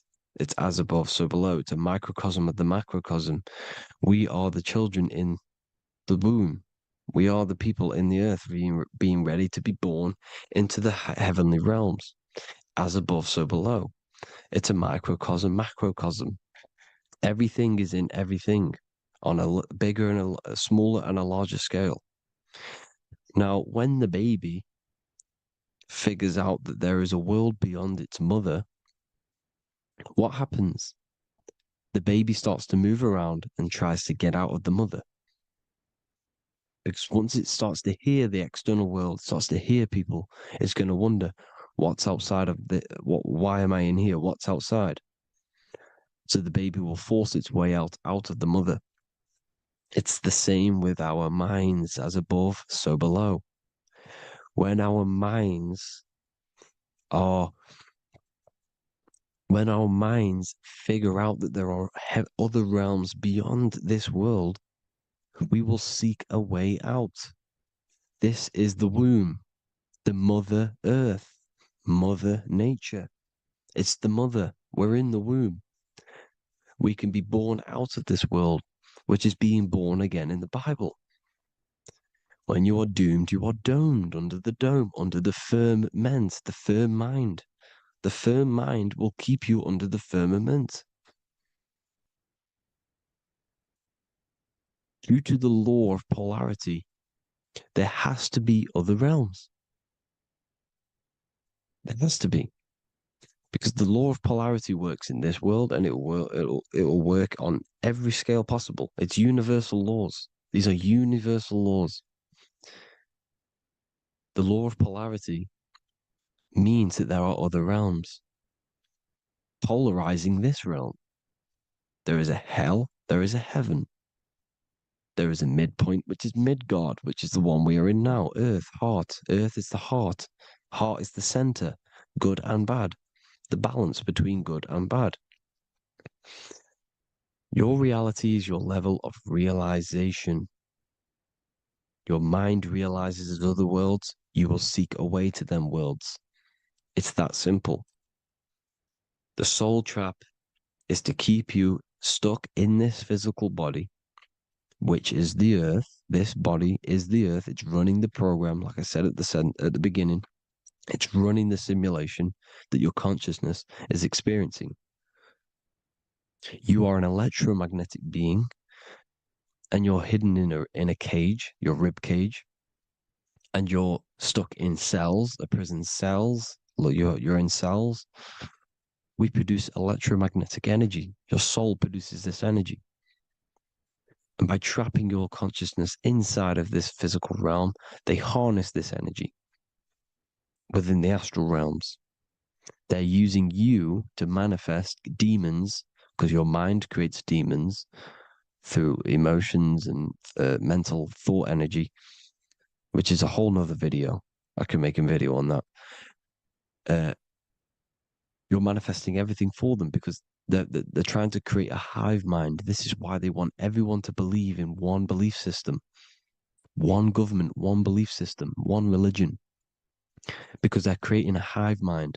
This hive mind will manifest and be summoned within the astral planes, because the mind manifests the astral plane. The astral plane is the realm of imagination. The mental plane is the realm of just thought alone. The etheric plane is the energy. The physical plane is the matter. So all of our minds together are manifesting these demons within these subconscious realms, the astral. Now, how are they keeping you stuck to this realm? Well, when you die and you're stuck in your lower three chakras, okay, when your mind and soul detaches from the body, which is the earth, when you leave the earth, you're still going to have these mental addictions to the food, the sex, the materialism, the phone, the cigarettes, everything. This is why they get you addicted to everything possible. The TikTok, the YouTube, they get you addicted to as many things possible. Because when your mind is addicted to these things, and when this mind leaves the physical body, you're still going to have these addictions. Okay? You're still going to have these thoughts. And you will be manifested into the lower astral realms because you're thinking materialistic, you're thinking negative, because your level of realization was your reality. You were manifesting hell on the earth. When you leave the body, you're going to manifest hell in the astral planes, which means you'll be vibrating on the very low, which will put you in the lower astral realms. So guess what? You're going to come back. You're going to come back into materialism. You're going to reincarnate. Because you haven't prepared for life after death. You must detach from the external world. Okay? Moon is mind. The sun is the soul. The earth is the body. The moon is the mind. This is why we say lunatic. In your mind, you have a specific moon. Money, M-O-N, is the moon. Money exists in the mind. They get you addicted to the money. The Bible's telling you this. Do not conform to the pattern of this world, but be transformed by the renewing of your mind. It's telling you, of this world, but be transformed by the renewing of your mind. Who knew that the Bible was this deep? Matthew 16:26, what good will it be for someone to gain the whole world yet forfeit their soul? James 4:4, don't you know that friendship with this world means enmity against God? Therefore, anyone who chooses to be a friend of this world, of the world, becomes an enemy of God. John 4:4, dear children, are from God and have overcome them, because the one who is in you is greater than the one who is in the world. It's talking about the invisible intelligence. It's greater than the physical world. John 2:15, do not love this world, nor the things it offers you, because this world will create you to, if your mind has attachments to what this world offers, sex, money, and power, pretty much, you will reincarnate here. You will come back here, because when you leave the body, your mind will still have these addictions. Do not love the world, nor the things it has to offer you. All of this is in my newly published book. The paperback versions are now available. Finally, for all the people who have been waiting, the Book of Wisdom. All of this knowledge is inside of the Book of Wisdom. The paperbacks are available. There's worldwide shipping. You can get it anywhere, pretty much, any country. My new website, it's amazing. There's going to be some amazing products coming on the new website. But I thank you all for the support. Before I leave, I need to explain what is going on with the soul trap.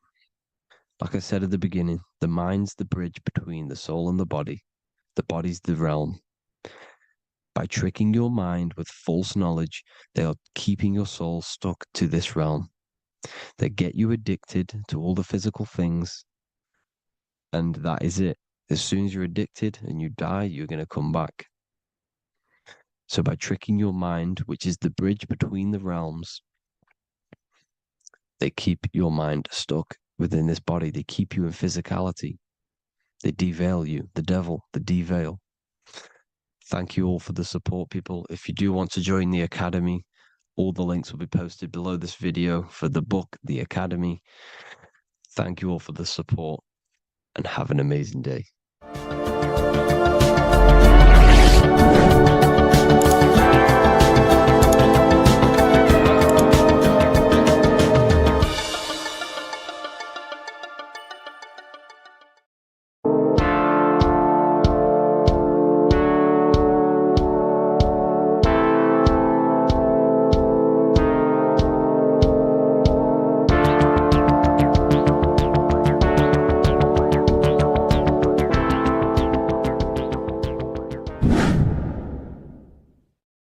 What is good, people? It's Revival of Wisdom. I hope you're all doing well.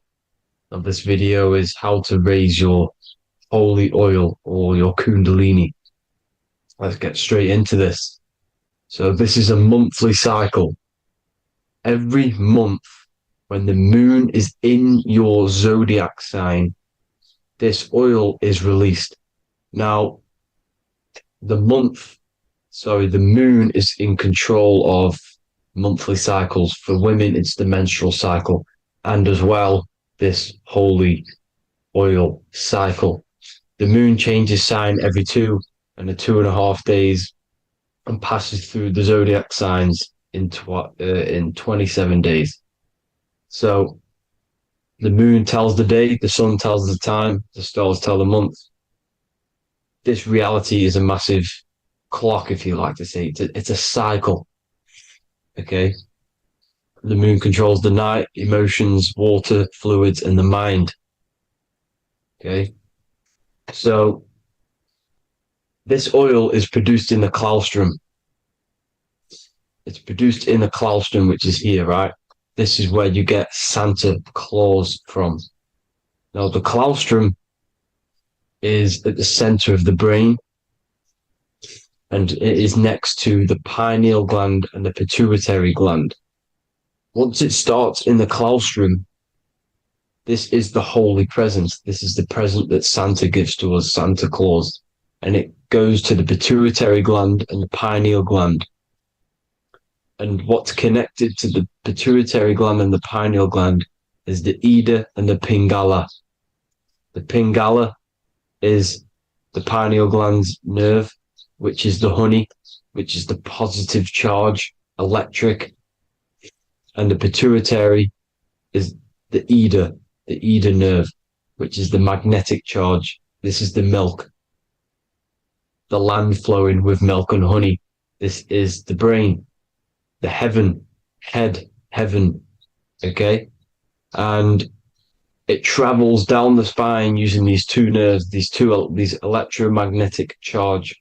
And this is what the ancients symbolized with the two serpents wrapped around the spinal cord, the Ida and the Pingala. And this travels down to the sacrum or the solar plexus. Okay. So once it's here, okay, the spine is an elongation of the brain. So the spine is pretty much the brain. It's an extension of it. And it's kind of a microcosm of how we descended from heaven to physical reality, to physical matter, which is our consciousness has done. Our consciousness has descended from heaven into physical matter, and this is a microcosm of it. Okay, so once we're in the sacrum bone, this holy oil, like I've just explained, this holy oil starts in the Santa Claustrum, goes down the chimney to the sacrum. This is the sacrum, the solar plexus, and drops the present off at the sacrum. Now, once we're at the sacrum, we need to raise our vibration to take this oil back up the spine. Okay. And the River Jordan symbolizes this in the Bible. King Herod wants to kill Jesus in Nazareth, which is here, this is the River Jordan, is Nazareth. He goes to be born in Bethlehem and then goes back up to Nazareth to Joseph and Mary. Joseph and Mary, the pineal gland and the pituitary gland. The Bible is huge symbolism. It's all metaphors for this sacred process which goes on inside of your body. You are the Temple of Solomon. You are the Holy Land. The Holy Land is your brain. Once this oil is at the sacrum, you need to raise your vibration in order to take it back up. Once this oil has gone back up to the pineal gland, it activates the crystals which are wrapped around your pineal gland. Your pineal gland is this tiny little beam here. This is the claustrum. This is the pineal gland. And it's wrapped in crystals. And when this oil travels back up the spine by raising your vibration, back to the upper room where Jesus met the 12 disciples, or the 12 cranial nerves in the brain, and it activates and it turns on this pineal gland. And once it's turned on, it illuminates all the cells and the nerves in your brain and turns them all on and activates the higher God man, the God consciousness, Christ consciousness. And it regenerates the whole body. This is the secret to regeneration. It regenerates all the cells in the body. And this is how the ancients lived for thousands and thousands of years, as talked about in ancient texts. They lived for hundreds and thousands of years because they knew this secret. And this fluid, this brain fluid, the secretion, or the Christos in Greek, which means gold, because this is the alchemical process from turning lead to gold. Your body is the alchemical furnace. Now, the ancients knew about this center of the brain because they symboled it. This is the Eye of Ra, and it's the brain, and this is what's wrapped around our consciousness. Our consciousness isn't wrapped around the brain. The brain is built around the consciousness. We are the consciousness. You don't have a soul, you are the soul. Okay? Now, the head, heaven, hell, heel at the bottom of your foot, that's hell. Head is heaven and hell. Simple. Now, the pineal gland produces DMT, which is dimethyltryptamine, which is known as the spirit molecule. So, let's move on. Now, when this oil travels up, back, the spine, the chimney, it crucifies at the top, which is called the vagus nerve. So when it reaches here, the optic thalamus, it crosses and crucifies once it's raised back up. And this is why Jesus dies at 33. He was crucified at 33. Because you have 33 vertebrae on the back of the spine. And then it's crucified by the cross of the vagus nerve. When this oil crosses the vagus nerve, this is the crucifixion at 33. And it symbolizes the death of the physical consciousness. You then become spirit. You then become God consciousness, activating the Kundalini, regenerating the body and the mind. Okay. The Garden of Eden. You are the Garden of Eden. The land of milk and honey is upstairs. The pituitary, which is the milk, the pineal gland, which is the honey, which is DMT. It even says this in the Bible. As he brought us into the place, and he has given us this land, a land flowing with milk and honey, which is also symbolized as the sun and the moon. The Bible also says, the light of the body is the eye, not the eyes, the eye. If therefore thine eye be single, thy whole body shall be full of light. This is the activation of the pineal gland by raising this oil back up to the pineal gland, to the center of the brain. Neither shall they say, see that here, or see there, for behold, the kingdom of God is within you. So he's saying, don't look out there. Nothing is out there. It's all inside of you. Everything's inside of you. You're the universe. Now, how to raise this oil back up to the pineal gland? Every month, like I said. The moon controls the cycle. The moon controls monthly cycles. When the moon is going into your zodiac sign every month, this oil goes down the spine and you must raise your frequency to get it back up. You must retain your seed. This is the most important. Your fluid, your secret, your holy fluid, your life force. You can't let that go. That life force is the reason you're alive. This holy oil is the reason you're alive, because it feeds all of the systems in your body. It feeds all the systems in your body. You have to retain your seed, alkaline diet, positive thinking and meditation. Okay? When you retain your seed, you will live longer. The moment you release it, you're killing yourself. You're killing a piece of yourself every time you release your seed. Every single time. You're killing a part of yourself. Okay? Now, this could be why this could be the illumination, the single eye on the Illuminati's symbol, the Freemasonic symbol, the illuminated eye, the triangle, which could symbolize the body, mind, and spirit, but the eye illuminated. Now, in the Bible, it talks about the two trees, the tree of knowledge and the tree of life. The tree of knowledge is the tree of good and evil, which is the most important system in your body, which is the nervous system. The nervous system, the most important. The tree of good and evil, and the tree of life, which is the cardiovascular system. Now, this oil, when it's released every month, feeds these two systems, and these two systems feed everything. Now, it's important you understand that. Okay? The ancients knew all of this knowledge. The Bible's telling you this knowledge. But it's in a metaphorical way. You have to understand the context behind it so you can read it properly. Now, eating of the tree of life, which is when it talks about in the Bible, eating from the tree of life is actually symbolizing a bad diet, ejaculation, because you're eating from these two systems. You're killing yourself with a bad diet. You're killing yourself with an ejaculation. Okay? So that's important to understand. Now, this is Jacob's ladder in the Freemasons. Jacob's ladder, which is the spinal cord, it's the stairway to heaven. And this is Jack and the Beanstalk when he goes up the beanstalk and finds the golden egg in the grey clouds.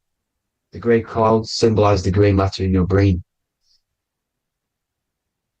Now, the Garden of Eden talks about the 4 different rivers in Garden of Eden. As we see here, the North Pole map, the ancient North Pole map, because the center of the earth is the center of the torus field. Everything's the torus field. Atoms are torus fields. Everything's torus fields. You are the universe. Everything is within you. The North Pole is your spinal cord. This is why they say Santa Claustrum comes from the North Pole. This is the North Pole. And the Santa Claustrum is the center of your brain. Now, these 4 rivers which come from the Garden of Eden is the blood, the Christ oil, which is the oil we're talking about, urine, and saliva. These are the 4 sacred oil, 4 sacred fluids in your body. And these are constantly abused in today's society. These secret societies are targeting these fluids. Okay? This is why porn is free. They sexualize society through Disney. Go and look at some of the Disney movies. There's so many subliminal messages which sexualize these children because they want you sexualized. So you release your seed, which is one of the holy fluids in your body, especially your semen, your sexual energy. So important you retain this. So important because it's your life force. It keeps you alive. Okay. Now, let's recap on this. If you want to raise your oil every month, you can't just retain your seed for the month. You have to retain your seed forever. Don't just do it for a couple of days. Have to do it. It's a lifestyle. You want to become God consciousness, you got to do what it takes. It's hard in this society because this society is made around, it's designed to kill you pretty much. It's designed to keep you in these lower states of consciousness with all the bad food, the chemicals in the food, the chemicals in the water, the sexualized TV programs, sexualized adverts, sexualized TikTok and apps, videos, subliminally stimulating you. Because that is your weakness, sex. It's your weakness. Now, you have to retain your seed, meditation, and an alkaline diet. Why alkaline? Because acidic is low vibrational. This is the color spectrum. And what's the highest vibrational color? Violet. It's the lowest, red. You have to have an alkaline body in order to raise this oil. When you drink, when you have a bad diet, when you drink alcohol, when you smoke, this destroys the oil. It destroys the oil in your sacrum and it can't be raised again, can't be raised up. This is why it's so important. Without that oil, you don't live. That oil makes you live. It feeds everything in your body. It's crazy how we're not taught this. It's insane. But that is how you raise the oil, people. I hope you all gain some knowledge out of this video. And I hope this assists you on your journey, your spiritual journey. And please like and share this video. We need this knowledge out to the public to wake up humanity. Thank you all, people. God bless.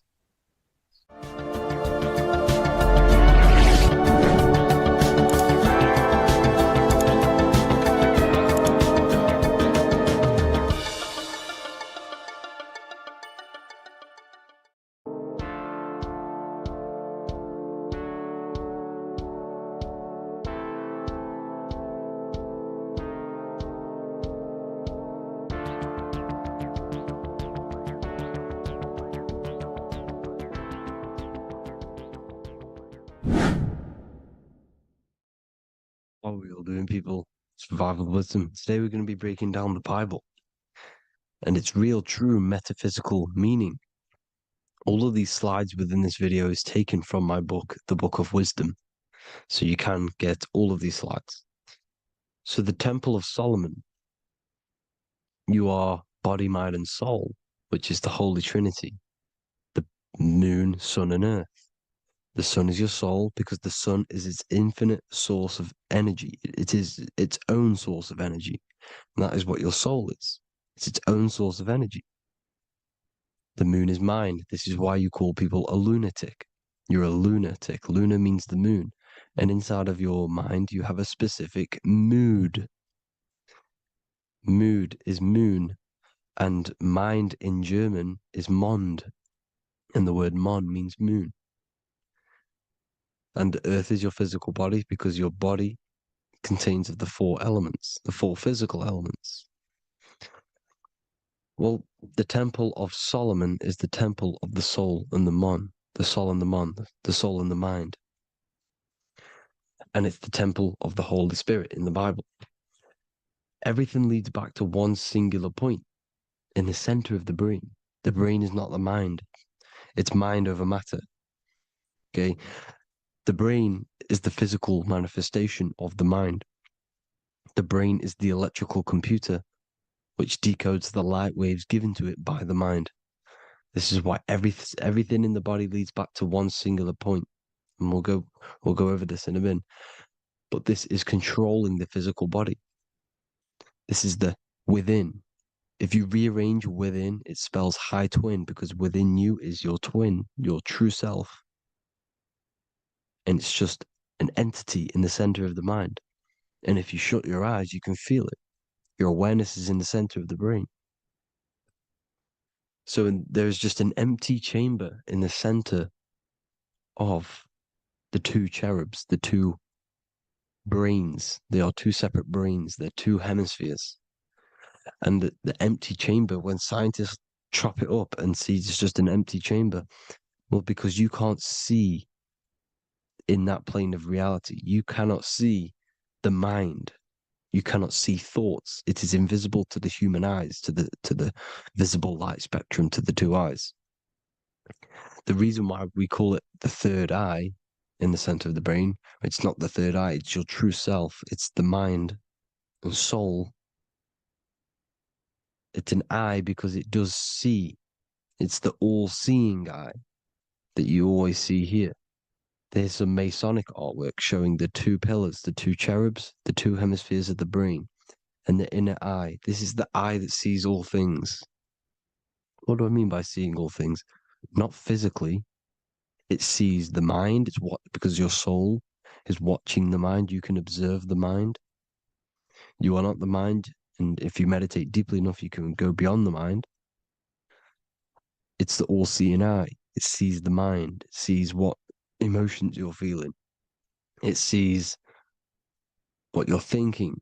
It sees what you're seeing with the two eyes. It's the all-seeing eye. It sees all things. It's omnipresent. It's everywhere. Because the mind can be anywhere. The mind can switch itself into any place it wants. There is no limitations with the mind. So there is two hemispheres in the brain. And in the Bible, there is a quote saying the most holy place between the two cherubs. The two cherubs is the two hemispheres of the brain, and the most holy place is between them, which is what the Masonic artwork is showing. This is the all-seeing eye, the soul and the mind in the center of the brain. And you will not see this with the two eyes. So when scientists come to seeing the empty chamber in the center of the brain, they wonder because they do not understand the occult side of the world. They do not understand the layers of reality. How the two eyes, everything physical comes from the unseen. Everything seen comes from the unseen. Now, the two hemispheres of the brain play a major role in our lives. The right hemisphere is the artist. The left hemisphere is the scientist. The right hemisphere controls the left side of the body. the left hemisphere controls the right side, so there's a crossover. Now, the right hemisphere is to do with your feminine energy, creativity, unification, metaphors, visualization, intuition. The left hemisphere is to do with sequencing, facts, materialistic details, language, and logic. So they keep us normally trapped within the male aspect of our mind, which is the left hemisphere. You know, if you listen to Spotify, Apple Music, and radio, they're all tuned to 440 hertz, which shuts down the right side of the brain, makes you left brain dominant. And we learn, well, 90% of people learn to write with their right hand. They're taught to learn with their right hand, which is to do with the left brain. You see, so we are being trapped within this left side of the brain, which is all to do with logic, thinking logical, not creative. You know, very analytic. But the right side of the brain is to do with your creativity. So the right side of the brain is perceiving reality as a holistic perception. Now, what do I mean? If you're riding through a woods, for example, if you're riding through a woods, your right hemisphere is seeing the whole woods as one unified woods. The left hemisphere's job is to break down the perception given to it by the right hemisphere and break it down into individual trees. So what am I saying? The right hemisphere is seeing humans and everything in creation as one unified consciousness. The left hemisphere is seeing individual egos. This is why the left hemisphere is the place of the ego, the right hemisphere is to do with the higher self. They're both needed, though. I'm not saying one's better than the other. It's balance. Now, they don't want you to see the unified picture, perception of creation. They want you to think everything is individual, everything doesn't come from the one, because all things come from the one. And we experience the two in this reality, dualism. In order to understand the one, we have to experience the two to advance. So, anyways, let's get away from the two hemispheres. The right hemisphere, like I said, is to do with the higher self. And this is why in John 21:6, it says, cast the net onto the right-hand side of the boat and you will find fish. Meaning, cast your energy, cast your perception into the right hemisphere of the brain, and you will find God, unification, and higher self. You will see things from a unified perspective. How we are all one, because we are all the same consciousness. The same spark that is in me is in you. This is why I am you and you are me. We are all the all-seeing eyes of God, just split up into individual bodies. We are all made up of the same essence, consciousness. And that consciousness, that mind and soul, is in the center of the brain. You are just in different avatars.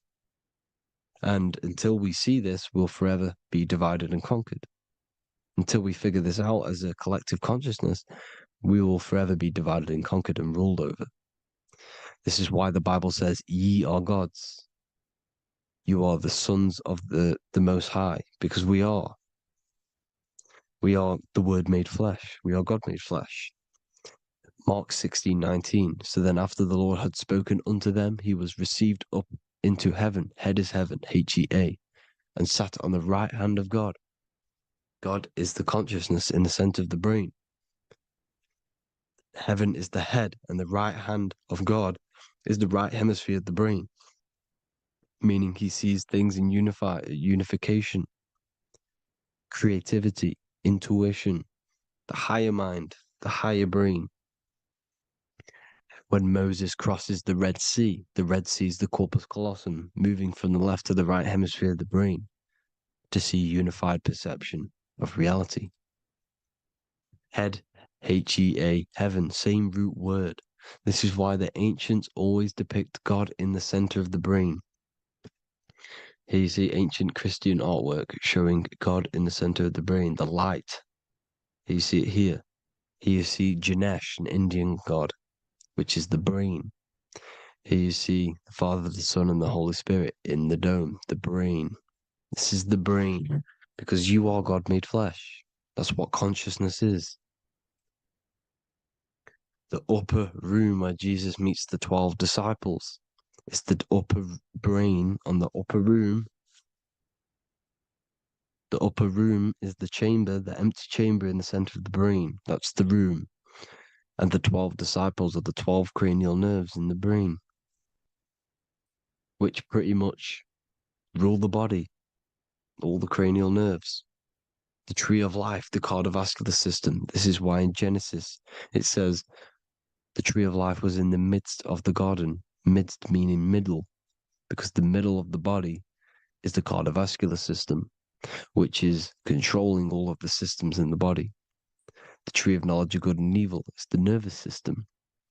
It's the spine and brain. This is what's detecting good and evil. The brain is the electrical computer with the left and the right hemisphere, decoding the dualistic world, decoding the light waves given to it by the external world.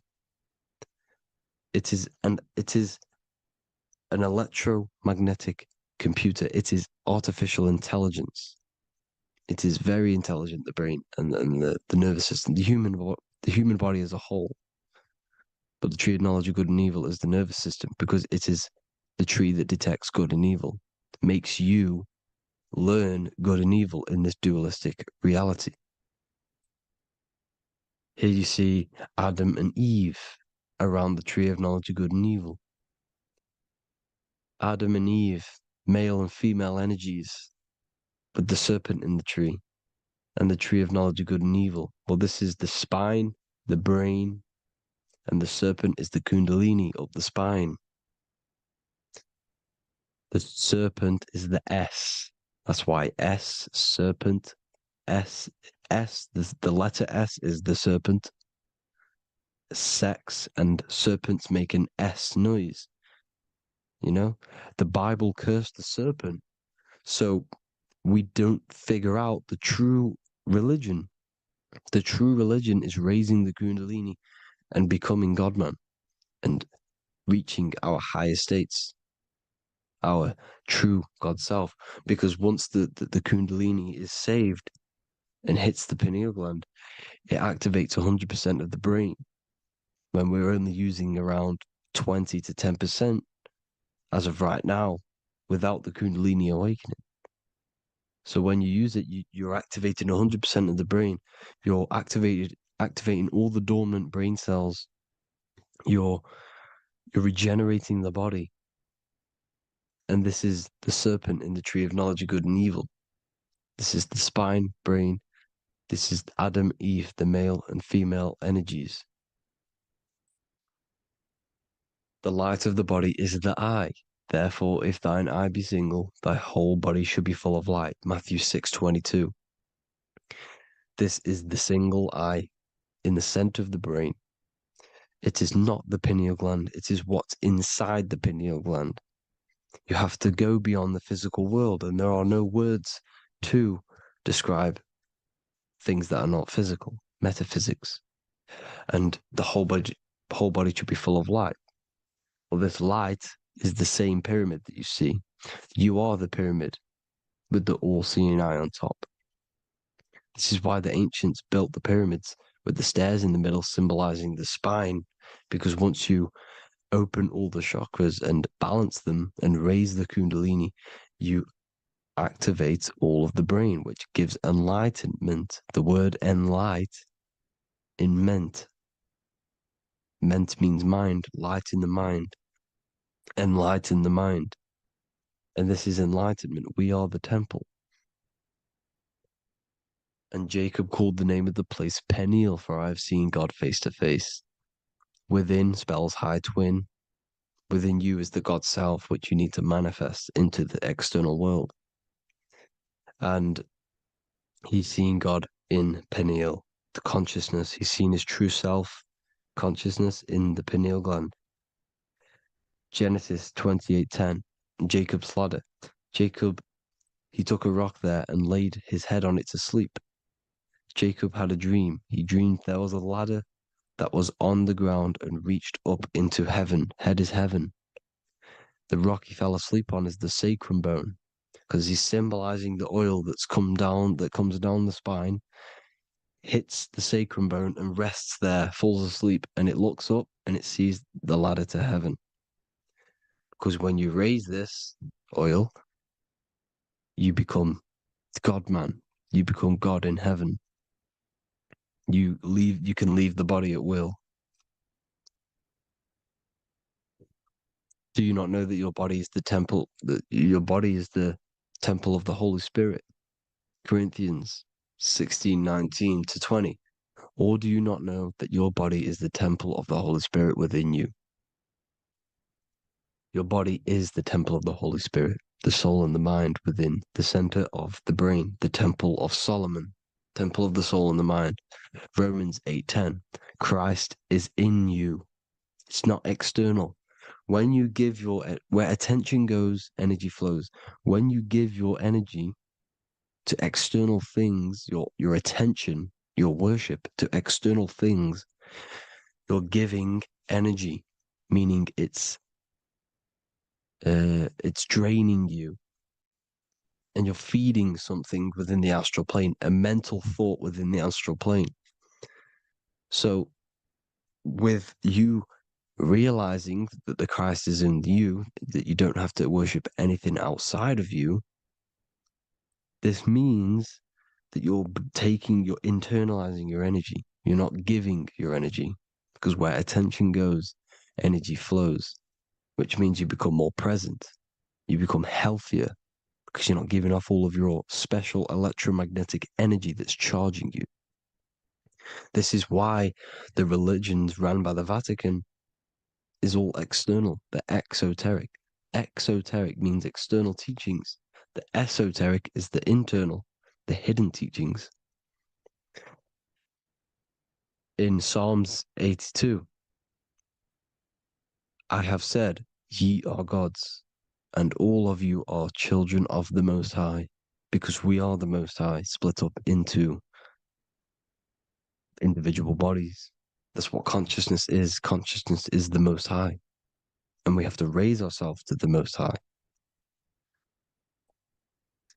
Brahma, Vishnu, Shiva, the Father, the Son, and the Holy Spirit. Why is it always a trio?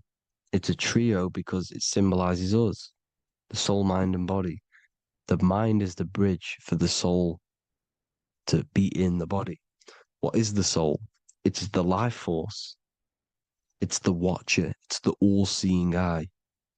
The soul sees into different realities, and it gives life to the body of every reality it goes in.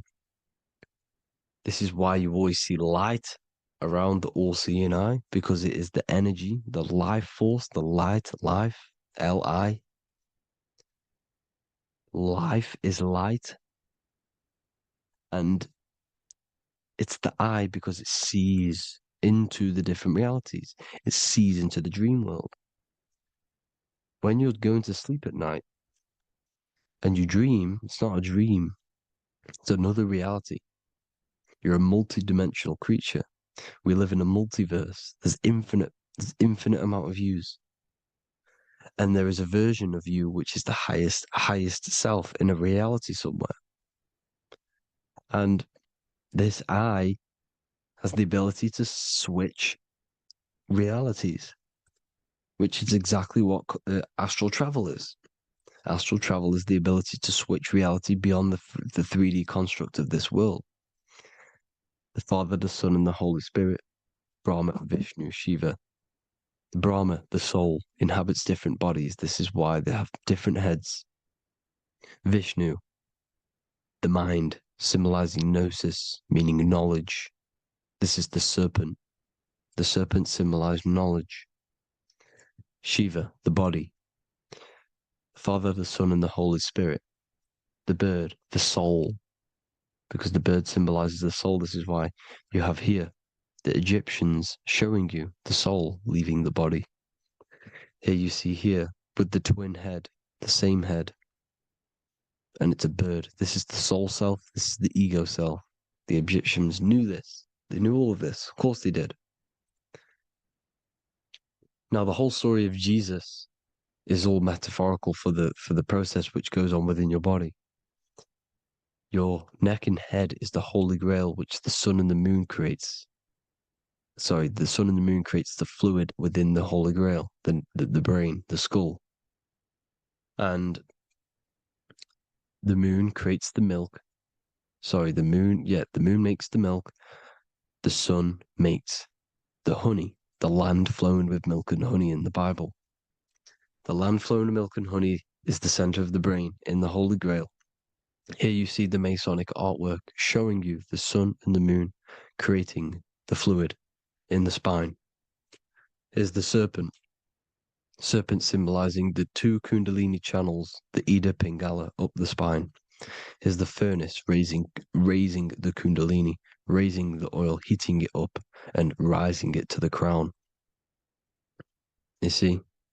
So here you see more Masonic art, seeing the sun and the moon creating the holy fluid in the brain, in the cup, filling the cup. This is why it's a cup, because it's the Holy Grail. This is the holy oil in the center of the brain that gets released down the spine, which is Jesus coming down from heaven. It comes down the spine, down the River Jordan in the Bible. This is when Jesus goes from Nazareth to Jerusalem. He comes down the River Jordan, and Joseph and Mary are in Nazareth waiting for Jesus' return. Joseph and Mary symbolize the pineal and pituitary gland, which produce the two oils created by the sun and the moon. And he returns. When he returns, he gets crucified at 33, because there's 33 vertebrae at the back of the spine, and it crosses the vagus nerve. The crucifixion of the oil past 33 vertebrae creates God-man, and it creates your higher self, and it activates 100% of the brain. And you turn into spirit, you turn to your spirit self. This is why Jesus dies. He didn't physically die, it metaphorically dies, and becomes his higher self. The ego self is left behind. It's the same with the whole story of Jesus. Jesus comes down from heaven, which is the oil. He dies in a cave for 3 days, which is the oil hitting the cave. Here's the cave. And resurrects after 3 days. If you resurrect the oil, comes up and gets crucified at 33 in Golgotha. Golgotha translates to a place in the skull. The three wise men from the east. Well, if you look at the Masonic artwork, they'll always show you a ladder up to the east. Okay? Here you see north, south, west. This would be east. Here you see east here. East here. The ladder up to the east. The east is the top, up. Three wise men from the east. The thalamus, pituitary, and pineal gland in the center of the brain. The most important glands in the body. Here you see the Egyptians with the spine, the sun, and the two hemispheres of the brain. What did I say at the beginning? The sun is the soul. The sun is its own source of energy. It's the life force, which gives life to anything it inhabits. The soul is the same thing. That's why sun and soul mean the same thing. So, what I'm saying is consciousness is God. And this is why when it refers to as God in the Bible, it means your higher self, pretty much. And returning back to this higher self, because God is something that you need to manifest. Consciousness is God, and your body is a reflection of the creation by God. This is why everything in the body corresponds with the stars. The stars rule the body. We are an image of the stars. This body is an image of the whole of creation.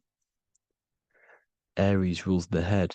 This is the cerebrum, the ram in the brain. Here's the ram, Aries. And we have something called the cerebrum, Aries, the ram. This is the Lamb of God moving to the higher mind. Taurus, which is the lower brain and neck, the cerebellum, the bull Taurus, the lower mind. And the cerebrum and the cerebellum, the ram and the bull, is what makes you ramble on. Ramble meaning walking. The higher mind and the lower mind working together makes the body ramble. Ramble is what makes you walk along. Thank you to Santos Bonacci. Gemini, the two twins, rules the two arms, the hands, and the lungs. These are the two twins of the body. Sagittarius, the horse, which rules the hips. Hips means hippo. Hippo means horse. Hippopotamus means water horse. Hippo means horse, and this is why we call them hips, because horses have massive hips. Capricorn, the kneecaps. Pisces, the two fish, the 2 feet. Then they make us swim. We are an image of the stars, people. Well, the body is anyway. Consciousness is God, and the body is the image of the whole of creation. It's a reflection of the whole creation, as above, so below. 12 systems in the body, 12 cranial nerves for the 12 constellations, 12 cell salts. The body's made out of 12 cell salts. So, this is where it gets kind of deep. You know, this is where we get deep. And he said Jesus was known as the fisher of man. And fisher of man, meaning man does not mean man as in the male. Man means mind. He's the fisher of minds. So the Bible is not patriarchal. It's not patriarchal. Man just means mind, pretty much. So the fisher of mind, man, because he was fishing minds out of this reality into the higher realities. He was teaching people how to leave the body when he walks on water. Walking on water is the physical, etheric, astral, and mental. These are the different planes of reality. The ether is the either, because the ether is the substance that's on either side, astral and physical. It's the 5th element, is ether. And the 5th element is the water. The same water at the beginning of the Bible when it says, let the firmament divide from the waters above from below. The water symbolizes the ether. It's the base of all physical matter. And the ether is known as the water. So when you're walking on water, you're walking on the ether, meaning you're leaving the physical body. So when Jesus walks on water and he's teaching Paul to walk on water, Paul becomes scared and falls back into the water. Well, when you astral travel and you become scared when you're projecting, you'll fall back into your body. So he's pretty much saying walking on water is leaving the body, and walking on the ether, because the ether is the veil between the astral, and that's what devil means. Devil has the word veil in it, because the devil is trapping you between one veil, which is this world. They're trapping you in this world, this thin layer of reality. Your dreams are different veils. The ether, the astral, the mental are different veils. Devil is deveil. Deveil. You need to escape being stuck in one reality and live in between realities. And this is when you truly become a multi-dimensional being, because your soul is just the eye. That's what you are. You're just an eye, and you see into different worlds. And it also, when Jesus means the fisher of man, the fisher of minds, he is. I truly believe, because of my research, that there is other worlds. It's not just this one. There's higher worlds. There's an infinite amount of you, and you've been in them dreams you call dreams. Them dreams are other realities that you are in. That's why when you're there, you don't feel like you're in a dream. You feel like it's 100% real, because it is real. So this is why the ancients always depicted the many different heads, because there's many different versions of you. And this I, the soul, the watcher, is switching itself into different bodies at all times. Well, when you sleep, when you astral project. And this is what the ancients were doing. They understood the multiverse, and they could switch bodies at will. And this is what the 7 seals are in the Bible, also known as the 7 chakras. These are literally portals within us to these different worlds. We're in the heart at the moment. Earth, rearranged spells heart, meaning middle. This is where good and evil exist. It's the middle point, the midpoint of realities. So, I hope you all enjoyed the video. All of this knowledge that I've give you in this video is inside of my book, the Book of Wisdom. The Book of Wisdom gets updated every single month with new pages. It's a one-time payment for a lifetime worth of research and knowledge by me. So if you do want to get it, the link will be in the description. But I hope you all gain some amazing insight. Please like, comment, and share to help the algorithm, and drop a subscription. And for more lectures, every 2 days, I drop lectures and knowledge within the Patreon. If you want to support the channel, join the Patreon. Everything's in the description, because we are not monetized on YouTube. Thank you all. Have an amazing day.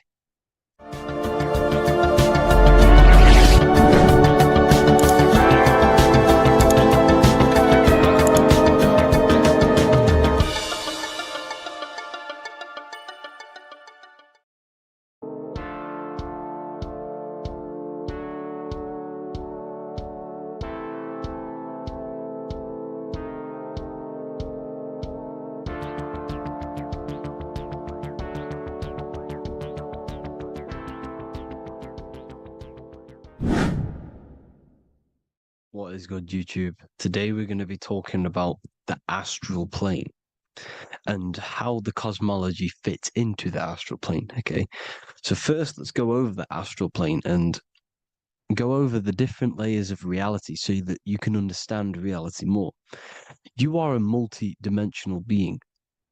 You are not in these, you are in all of these realities at the same time. They all interweave into one big reality. But there are different planes. They are different vibrational dimensions. There are different dimensions of reality.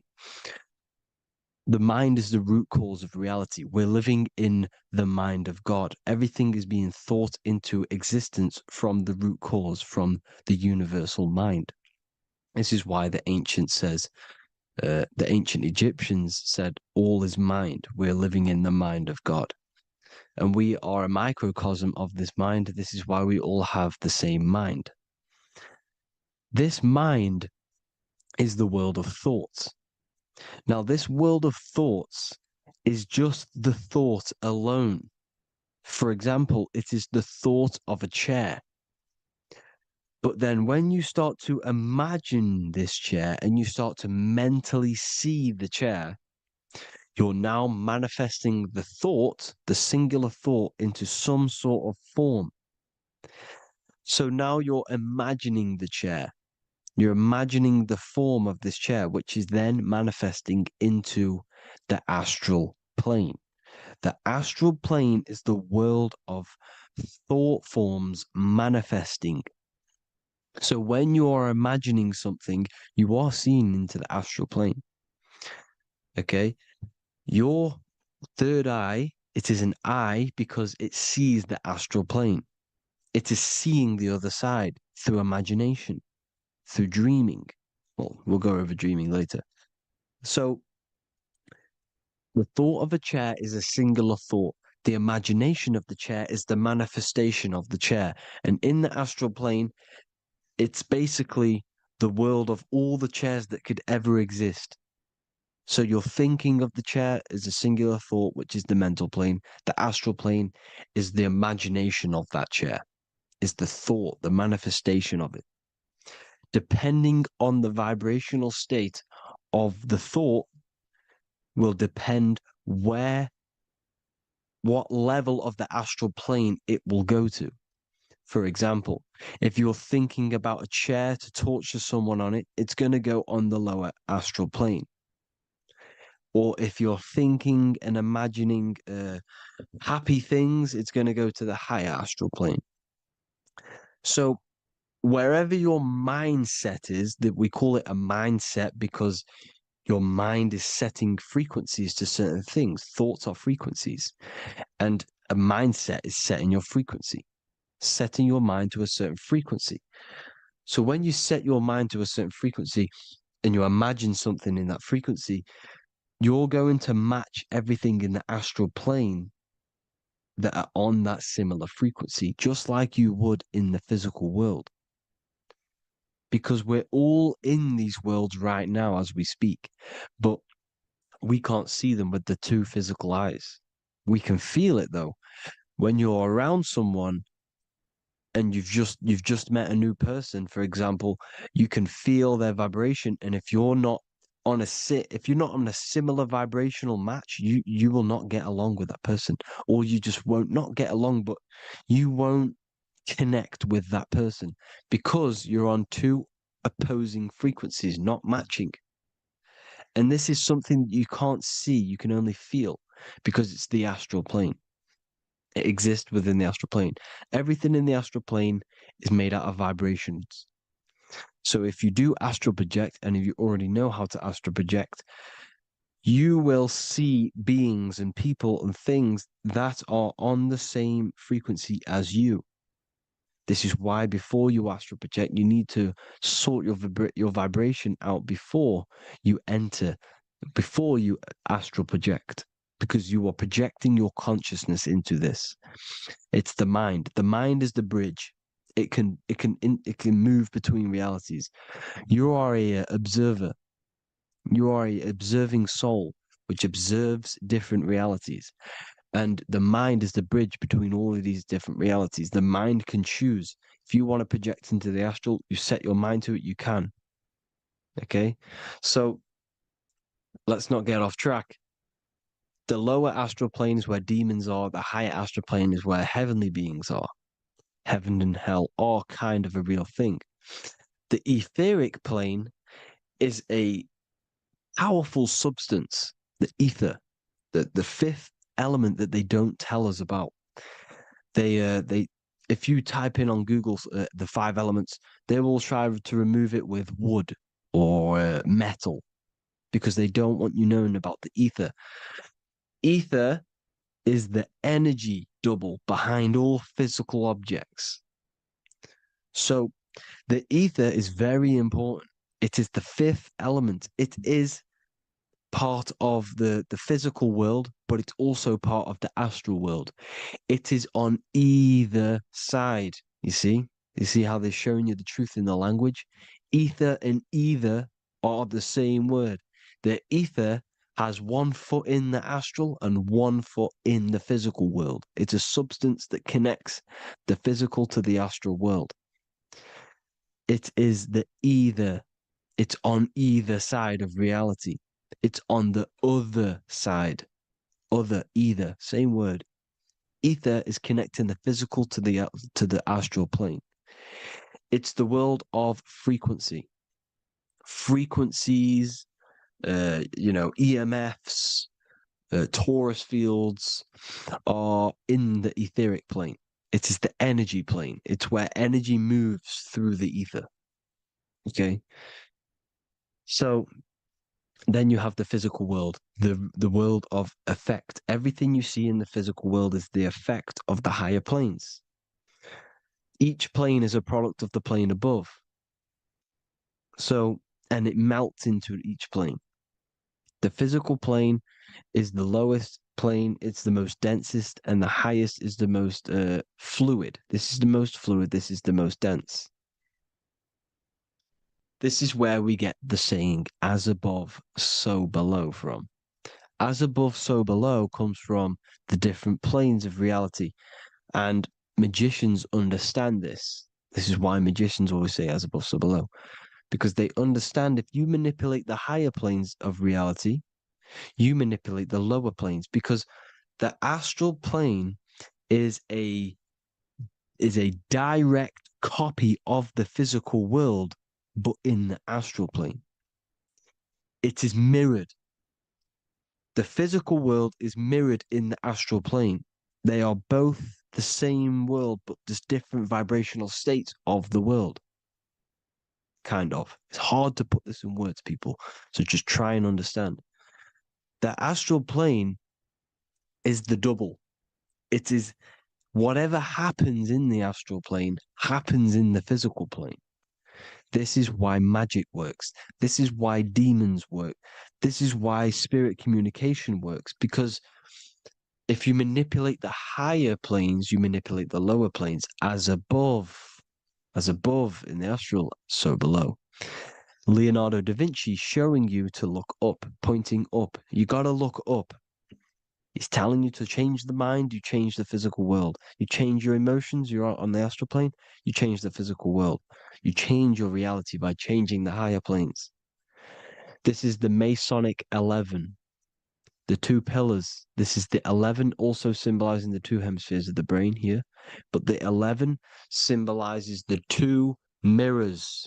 11, 9, 11.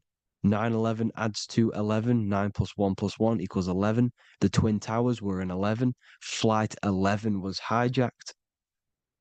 Because it's a mass ritual within the astral plane. Now, we're going to go deep into that later, and I'll show you these rituals they do in order to manipulate the astral plane. So, this is what the 11 is. It's the mirroring of reality. If you contact spirits and conjure spirits, you can either summon or attract demons and spirits. Summoning is creating a spirit. You create demons. Okay? Like I said here, the mind is the root cause of reality. If you think of if you think of a traumatic event that happened in your life over and over and over and over again for years and years and years, where attention goes, energy flows. The mind is the director of energy. If you are directing energy into the specific emotion, the specific thing that is torturing you in your mind, that will manifest as some sort of being in the astral plane, which is called an elemental. And this elemental being that you have created through your thought forms and emotions will latch onto you and feed off this energy. So it's important that you get your mind right, okay? It's important that you sort that you file the mind and you discipline the mind. Make sure it's only entertaining positive things, because you are quite literally creating your own demons. The word demon has the word mon in it. And if you've watched my videos to know, mon means moon. The moon is your mind, the sun is your soul, the earth is your physical body. Demon is mon means mind, moon is mind.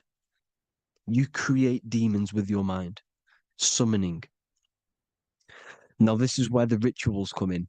9/11 was a ritual because everyone was thinking about this big fearing, the death of 9/11. Everyone was thinking about it. And all of their minds thinking about this horrific thing will manifest and summon a negative energy spirit elemental within the astral plane. That's how all of this works. This is why it was a mass ritual. Okay, Chris Brown, new album name 11/11, release date on the 11/11. This will be my 11th album and contain 11 songs. All of these people know the occult. This is Hermes Trismegistus with the star of Saturn, the six-pointed star, as above, so below. The mirroring of reality, physical and astral, the two Masonic pillars.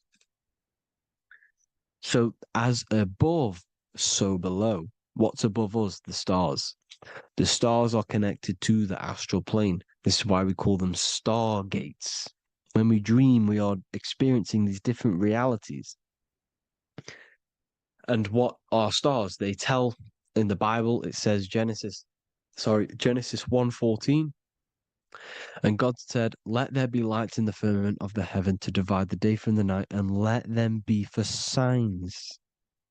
Signs translates to things to come. Why things to come? The stars tell the future. Why? And why do we say as above, so below? As above us is the astral plane and the etheric plane. As above, so below. Whatever happens in the stars happens on Earth. The stars are connected to the astral plane. Above us is the astral plane. We are a star in a physical body. This is why we say Mr., sister, stir equals star. The E and the A are interchangeable. We are stars, and the stars are the start of our incarnation. We start in the stars, same root word, and we descend through the seven energies, which are our seven chakras. Then we enter the heart of the soul system. Heart rearranged spells earth. And this is the true cosmology. Here's the Masonic cosmology. This is Masonic now. Here's the firmament. Let there be a firmament in the midst of the waters to divide the waters from above, from the waters that below. Genesis 1:6. The firmament, firmament comes from the word firma, Latin, I'm pretty sure, which means firm. When something is firm, meaning it's stable, it does not move, it is firm. The firmament is firm. So, is the firmament Genesis 1:6. What does he say? Genesis 1:3, sorry. Let there be light. This is before the sun and the moon was created. Let there be light. Before the sun and the moon was created, light was appeared. So what's that tell you? This is a holographic projection from some sort of light being, some sort of projector. And that projector is the all-seeing eye you see in the Masonic cosmology. This is the all-seeing eye projecting the light beams. Let there be light. Everything is made out of light. The universe is created out of light waves. The torus field is one unit of light. The light projecting this reality is Polaris. Okay, the famous all-seeing eye. Now, what else? Then we have after let there be light in Genesis 1:16, and God made the two great lights. This is the sun and the moon, electric, magnetic, male and female. Then we have the Masonic checkerboard, the black and white symbolizing dualities within the dualistic reality we're in, spirit and matter, light and matter, rest and motion, positive and negative, good and evil. Everything's dualistic here. Okay? And it's a dance. The universe is a dance between flickering of white and black light, which is the torus field. We're not going to go over that, but this is all connected to the astral plane. This is the true cosmology. The astral plane cannot work on a spinning monkey ball in the middle of space. Does not work. Cannot work. It's impossible. Okay? Impossible. So, even in the Quran, it says, Allah has made the earth for you as a carpet, flat. Quran 15:19. And the earth we have spread out like a carpet, set there on mountains, firm and immovable. It is immovable. In the Quran, it also says 65:12, it is Allah who has created the seven heavens of the earth. The seven heavens, meaning the seven layers of heaven, the seven planets. And Psalms 104:5, he set the earth on its foundations and it can never be moved. Never. So here you see in Isaiah 40:22, he sits enthroned above the circle of the earth and its people are like grasshoppers. He stretches out the heavens like a canopy and spreads them out like a tent to live in. We live in a tent. This is the tent. The projection of light. Here you see an ancient picture here. Here you see the ethereal barrier, meaning the firmament, the etheric barrier. And here you see his head popping out. Why is his head popping out? Because your head is heaven. Your heel is hell.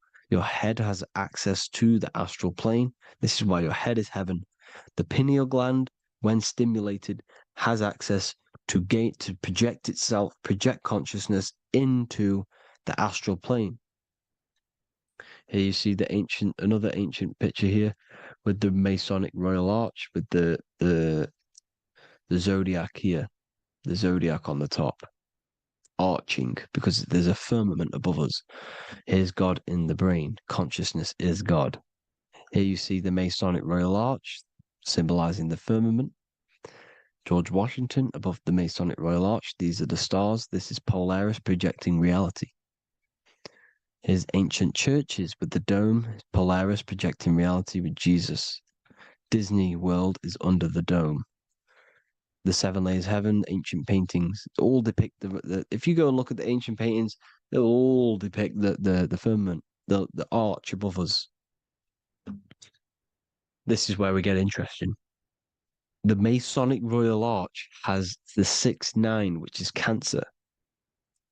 The constellation Cancer, which is 6-9 is associated with portals, because CERN is the 6-9. Okay, CERN is opening portals. They're trying to create a portal to the other side.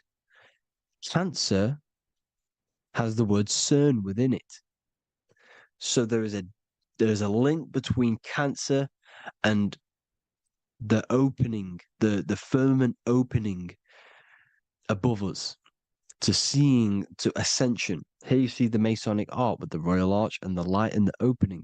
Here you see the light and the opening. This is the opening of the firmament. Here's the Hebrew cosmology with Sheol, the underworld, and the opening. So Cancer is definitely some sort of portal in and out of this reality. I'm just connecting dots here. Now, we're going to go change a bit now. These celebrities that you are seeing they have not sold their soul to Satan, okay? They have not sold their soul to Satan. Satan is a demonic, low vibrational energy that has been summoned over the thousands and thousands and thousands of years of evil occult arts. So since Babylon was summoning this demonic energy, and this demonic energy in the astral plane will grow and grow and grow. It has no form. It has no physical form. Okay? But you can see it in the rappers. If your third eye is open, you can see clearly that these people are demonic. You can sense the energy that they're manifesting. Selling your soul is not what you've been told. It is gaining, because your soul is pure love, okay? Your soul does not want to do anything bad. So when you sell your soul, you're gaining physical gain. You're gaining physical wealth, for example, like for these rappers. They will be given millions of pounds because the people in control of the music industry, which is the dark occultists trying to brainwash the masses, the people in charge, they're dark occultists. They understand Satan and the energy. They are satanic energy, which has been summoned in the astral plane. They see that they have influence over the masses, so they will go to them and say, "I'll give you this amount of money forever if you manifest this satanic, demonic energy through the music and through social media to blind the masses, to brainwash the masses into this demonic energy." Because when you listen to music is frequency. Whatever you listen to, you become that frequency. So if you're listening to these people, They're throwing energy, this demonic, satanic energy that they sold out to. Sold, soul, same word. When you sold something, you've got your soul involved. They have exchanged money, physical gain, so that they manifest this satanic energy within the astral plane and through the music, through the videos, through social media to keep us in this vibrational frequency, in this low state of consciousness. This is what it actually is. It's not, you're not selling your soul to some sort of devil. This satanic energy has no physical form in it is formless in the astral plane. It's a summoned energy. Now, the root chakra is red. This is why the devil is red, because it symbolizes the animal nature of man. When you are operating off your root chakra, you will kill, you will fight, you will do anything to survive, because it's all about survival mode in the root chakra. They want you keeping in that fighting mode, that surviving mode, so that you are manifesting this low vibrational frequency, this satanic energy, this demonic red energy. This is why the devil is red. And the devil has a tail with the red arrow pointing down because it symbolizes your light body. This is your Merkaba. Your Merkaba is your light body. Mer equals light, Ka equals spirit, Ba equals body. Merkaba, this is the devil's tail pointing down, the descension, your heel, up to your heel, hell. Ascension to heaven, head. You see, this is the all-seeing eye with the illumination coming off it, your head, when you're illuminated. The Merkaba is your celestial sphere to portray different planes of reality. It is the vehicle of ascension. It's your light body. It's in the word Kabbalah, Kabbalah, Ka, spirit, Ba, body, La, light. Same thing, Kabbalah, Merkaba. Same thing. It's all about the light body. This light body sees different realities. So when you see the goat in the music industry, it's this satanic summoned energy that's been summoning for thousands of years within the astral plane. When it becomes to the physical plane, it will manifest through different things. A goat, an owl, Satan, Moloch, Baal, same deity, same demonic energy that's been summoning in the astral plane. And this is why the Baphomet has a goat head. Drake's new album is the goat. The Polo G, the Masonic G, with the goat. And here's Ryla Rodriguez in the mirror with the goat in the mirror and him in his physical body. It symbolizes, the mirror symbolizes the astral plane because he's manifesting the goat, the demonic energy. He's sold out to the demonic energy. And in the physical plane, he's his physical body. The mirroring, the Masonic 11, the mirroring of reality, the astral and the physical. And what do you call them when they're an amazing rapper, the best rapper? You call them the GOAT. Because the GOAT, you're the GOAT because you're manifesting the GOAT energy, the satanic, demonic energy within the astral plane. So Baal, Moloch, all the same thing. Because in the astral plane, if you want to gain spirits to come to you and communicate you in the physical world, if you want to communicate with spirits, you have to gain their attention. You can either gain their attention or come together and agree to create some sort of being, which is Satan. Okay. You can, like I said earlier, you can create these beings, you can summon them or attract them. One way to attract them is sacrificing. In order for you to become God, man, to turn to God, you have to sacrifice your life. You have to sacrifice, not drinking, not doing things, not doing anything demonic, not doing anything bad, not eating meat. You have to sacrifice yourself to become the light. However, if you want quick, instant gains in the physical world, you can sacrifice something else to communicate with these spirits, because these demonic energies feed off demonic energy, your demonic energy. So these dark occultists will give away babies, they will sacrifice, torture babies so that they gain, so that they can communicate with these spirits for physical exchange. Yes, you can do this. These powerful spirits, these powerful demons can give you powers. They can give you certain things. And this is what they are doing. They're summoning and attracting these demonic energy. This is why, trafficking is one of the most, Balenciaga.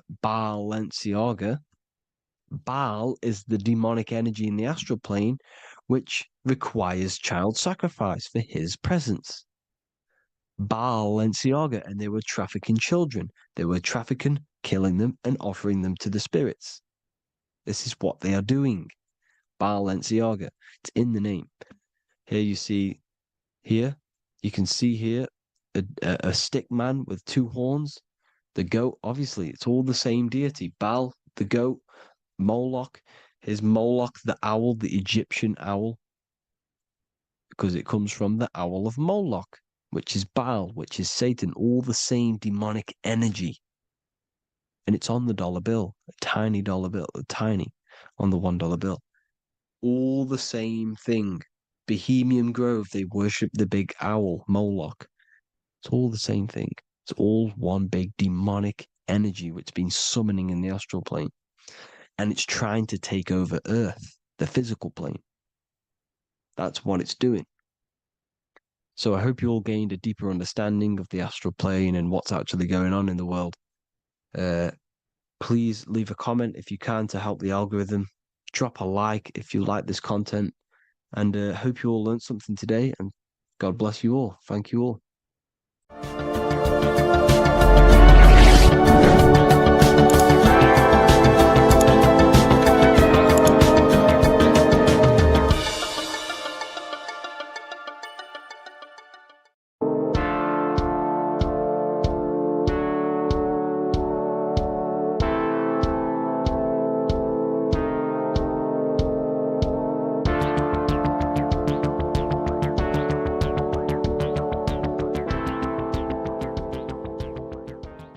Welcome back everyone to another video. Today we're going to cover everything that you need to know about the mind, starting with the two aspects of the mind, the conscious and the subconscious. The male aspect of your mind is the conscious. This is the 10% of your mind. The conscious part of your mind is only aware of everything around you, your vision, your sight, your smell, your taste, your hearing, and your current state of emotion and thought. Every thought that you consciously think about has an emotion directly attached to it. That emotion is then impressed onto the subconscious part of the mind. The subconscious part of the mind is the female aspect of your mind. It is also a whopping 90% of your mind. Subconscious mind is controlling all of the subconscious processes which happen within your body. For example, your subconscious mind is controlling your heartbeat, your digestion of food, and all of the things that you do not have to tell the body to do. It is the hidden part of our mind which is controlling all of the hidden things. The subconscious mind is like a recording supercomputer. Everything that you have experienced in your life is all recorded and stored within the subconscious mind. One of the most important things about your subconscious mind is that it stores your mental programs. Everything in the subconscious mind manifests into behavior and actions within the body. Your daily basis routine and habits are all mental programs within your subconscious mind. These mental programs are created by mainly two ways. 1, repetition, and 2, emotional impact. The repetition is fairly simple to understand. The more you do something, the more it impresses onto your subconscious mind and becomes a program. That program will then manifest into your behavior. However, with the emotional programs, they work a bit different. The stronger that you feel an emotion, the stronger it is impressed onto the subconscious mind. And then that emotion becomes a program. For example, you had a very traumatic moment happen when you were a young child. The emotion that you felt was so strong in that moment that it impressed into your subconscious mind so hard that you can recall that moment like it was yesterday. That traumatic event that happened to you when you were young will still manifest into your daily basis behavior even to this day. However, it manifests subconsciously. For example, if you were in a car crash, you will be wary to enter cars with certain people, all because of that traumatic emotion that you felt and impressed onto your subconscious mind. Another example of the subconscious manifesting into our behavior is posting on Instagram. Most of the time, the reason why you post is because your subconscious mind is seeking gratification. So before you actually do something, question yourself and find out the root cause of why you are doing this. Another thing that you need to understand about the subconscious mind is that it takes everything you say in here literally. So for example, if you go and say, "You are an idiot" to someone, your subconscious mind will only pick up the word idiot. It only knows yourself. It doesn't know anyone else. You are casting a spell on yourself just by saying that to someone else. This is why the golden rule is to treat others like you'd like to be treated. Now, you can rewrite these programs which are already in your subconscious mind. However, it does take consistency. You have to change these programs which have been running for years. And by changing these programs, you change your behavior, because these programs manifest into your behavior. The best way to do this, personally, is to listen to affirmations first thing when you wake up in the morning, and do this for 10 minutes every single morning. Then at night time, you want to think and feel that you are becoming the reality that you desire. The more that you feel this reality, the more it will become a program and impress your subconscious mind. For example, you're trying to gain financial freedom. If you trick your subconscious mind into creating a program saying that you are financially free, this will manifest into your behavior. You will start doing more work. You will start looking for ways to make money. Your mind will be set on the frequency of money and financial freedom. Therefore, you will receive thoughts based around this program. If you take enough action, your life will dramatically change because of this program that you created in the mind. This is why we call it a mindset, because your mind is a frequency tuner which sets its frequency onto different thoughts, because thoughts are frequency. If you fill your mind with a specific frequency, you will gain thoughts and ideas based around that frequency. To create a stable mind, you need to master your emotions. You need to change your mindset. Everything that you experience is neutral. Based upon the mindset that you see it, you either give it a positive or negative charge. By understanding this deeply, you will then control your emotions. I hope you gained some wisdom and enjoyed this video. Please, if you can, leave a comment and a like, and subscribe to the channel if you like this content. Love and light to you all.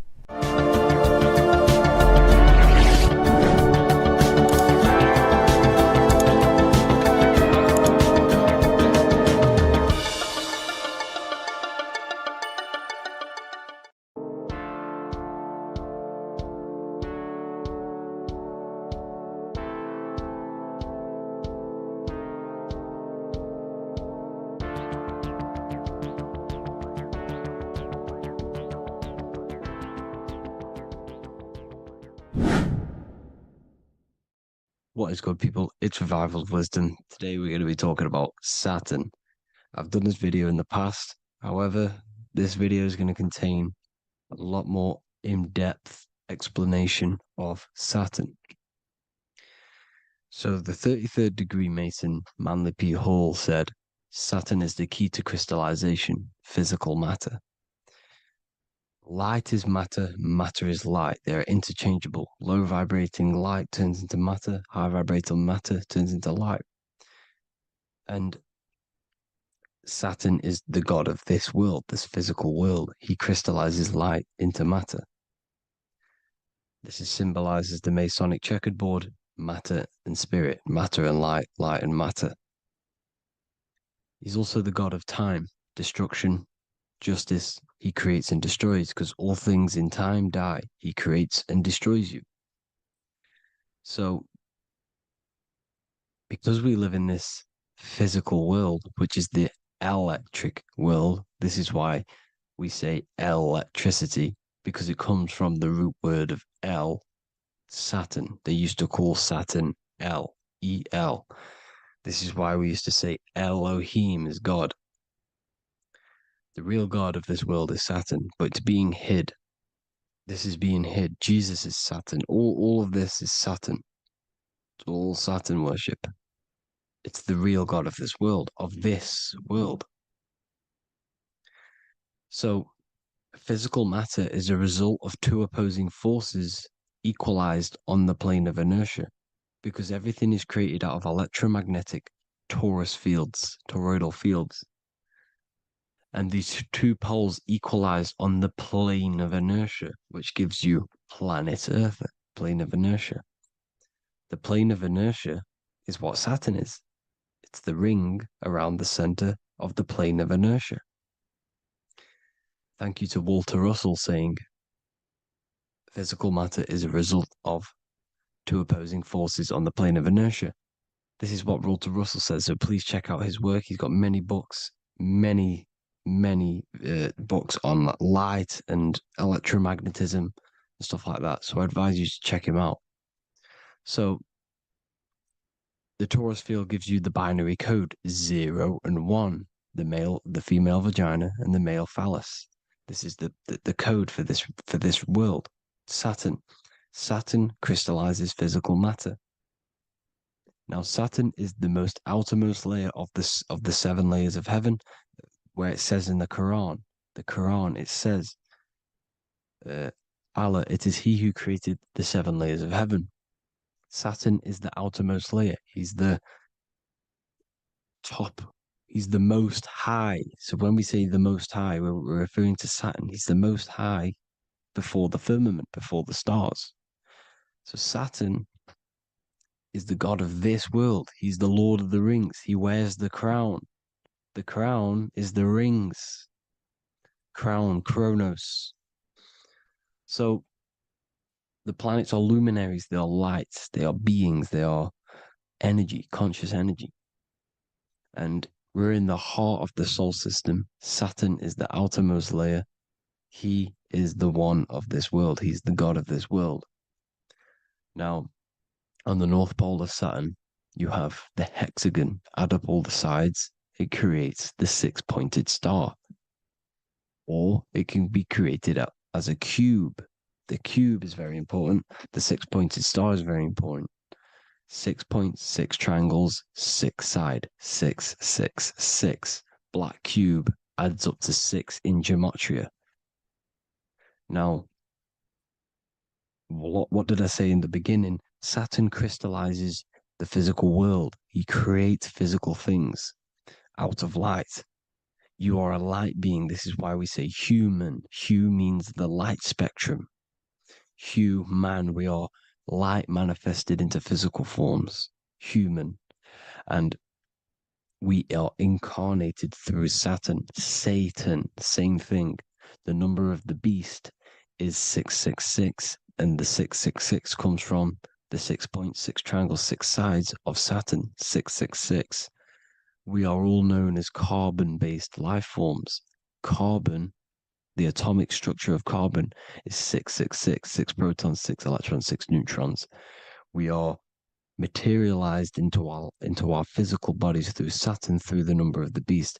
These bodies are the beast, it's the animal. The divine, the Christ, is the consciousness within, because you are a physical, spiritual being combined into one, hexed into one. Hexagram. This is a hexagram. You're hexed into physical matter, spirit and matter, light and dark, combined into one. Now you contain of the mark of the beast, the mark of your body. Your body's the beast. It says in the Bible, Satan, who is the god of this world. this world. There are many different worlds, but this world is run by Saturn, and it says that in the Bible. Saturn is Satan. It's the same thing. And look at the crown of thorns are wrapped around the heart. The soul is in the heart. The mind is in the brain. The soul is wrapped around the rings of Saturn. You're wrapped in physical matter. This is what it's showing you. This is symbolizing the rings of Saturn wrapping you. And the cross on top is the cross of the cube. The cube, the black cube of Saturn, unfolds into a cross. So Satan, who is the god of this world, Corinthians 4:4 in the Bible, Satan, who is the god of this world, has blinded the minds of those who don't believe. Saturn blinds your mind because the god of this world materializes you and he blinds your mind when you incarnate into physical matter. When you enter this soul system, not the solar system, you hit Saturn first. He materializes you. And look at the symbol for Saturn. This is the symbol for Saturn. All of the planet symbols are created out of the Holy Trinity. The Earth, Moon, and Sun. Body, mind, and soul. The Sun is your soul, the Moon is your mind, the Earth is your body. Your body's made out of the 5 elements. The Sun is your soul because the Sun is life force. Gives life to everything. Your Sun is a soul. Your soul is the sun of your body. The Moon is the mind. The Moon is the moon of your body, the mind of your body. Intelligence. So all of the symbol of the planets are created out of these. The Saturn symbol is created out of the Earth cross, matter, and the Moon crescent, moon, mind, matter over mind. This is why Satan, who is the god of this world, has blinded the minds of those who don't believe. He blinds your mind. Look at the symbol, it's showing you.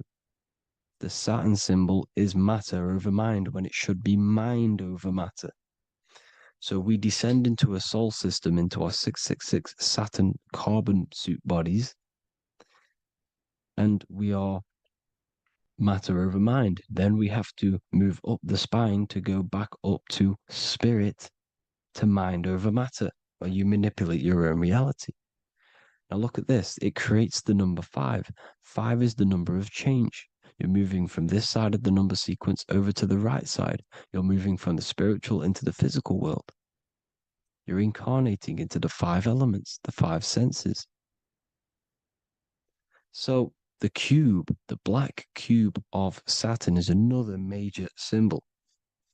Very important symbol.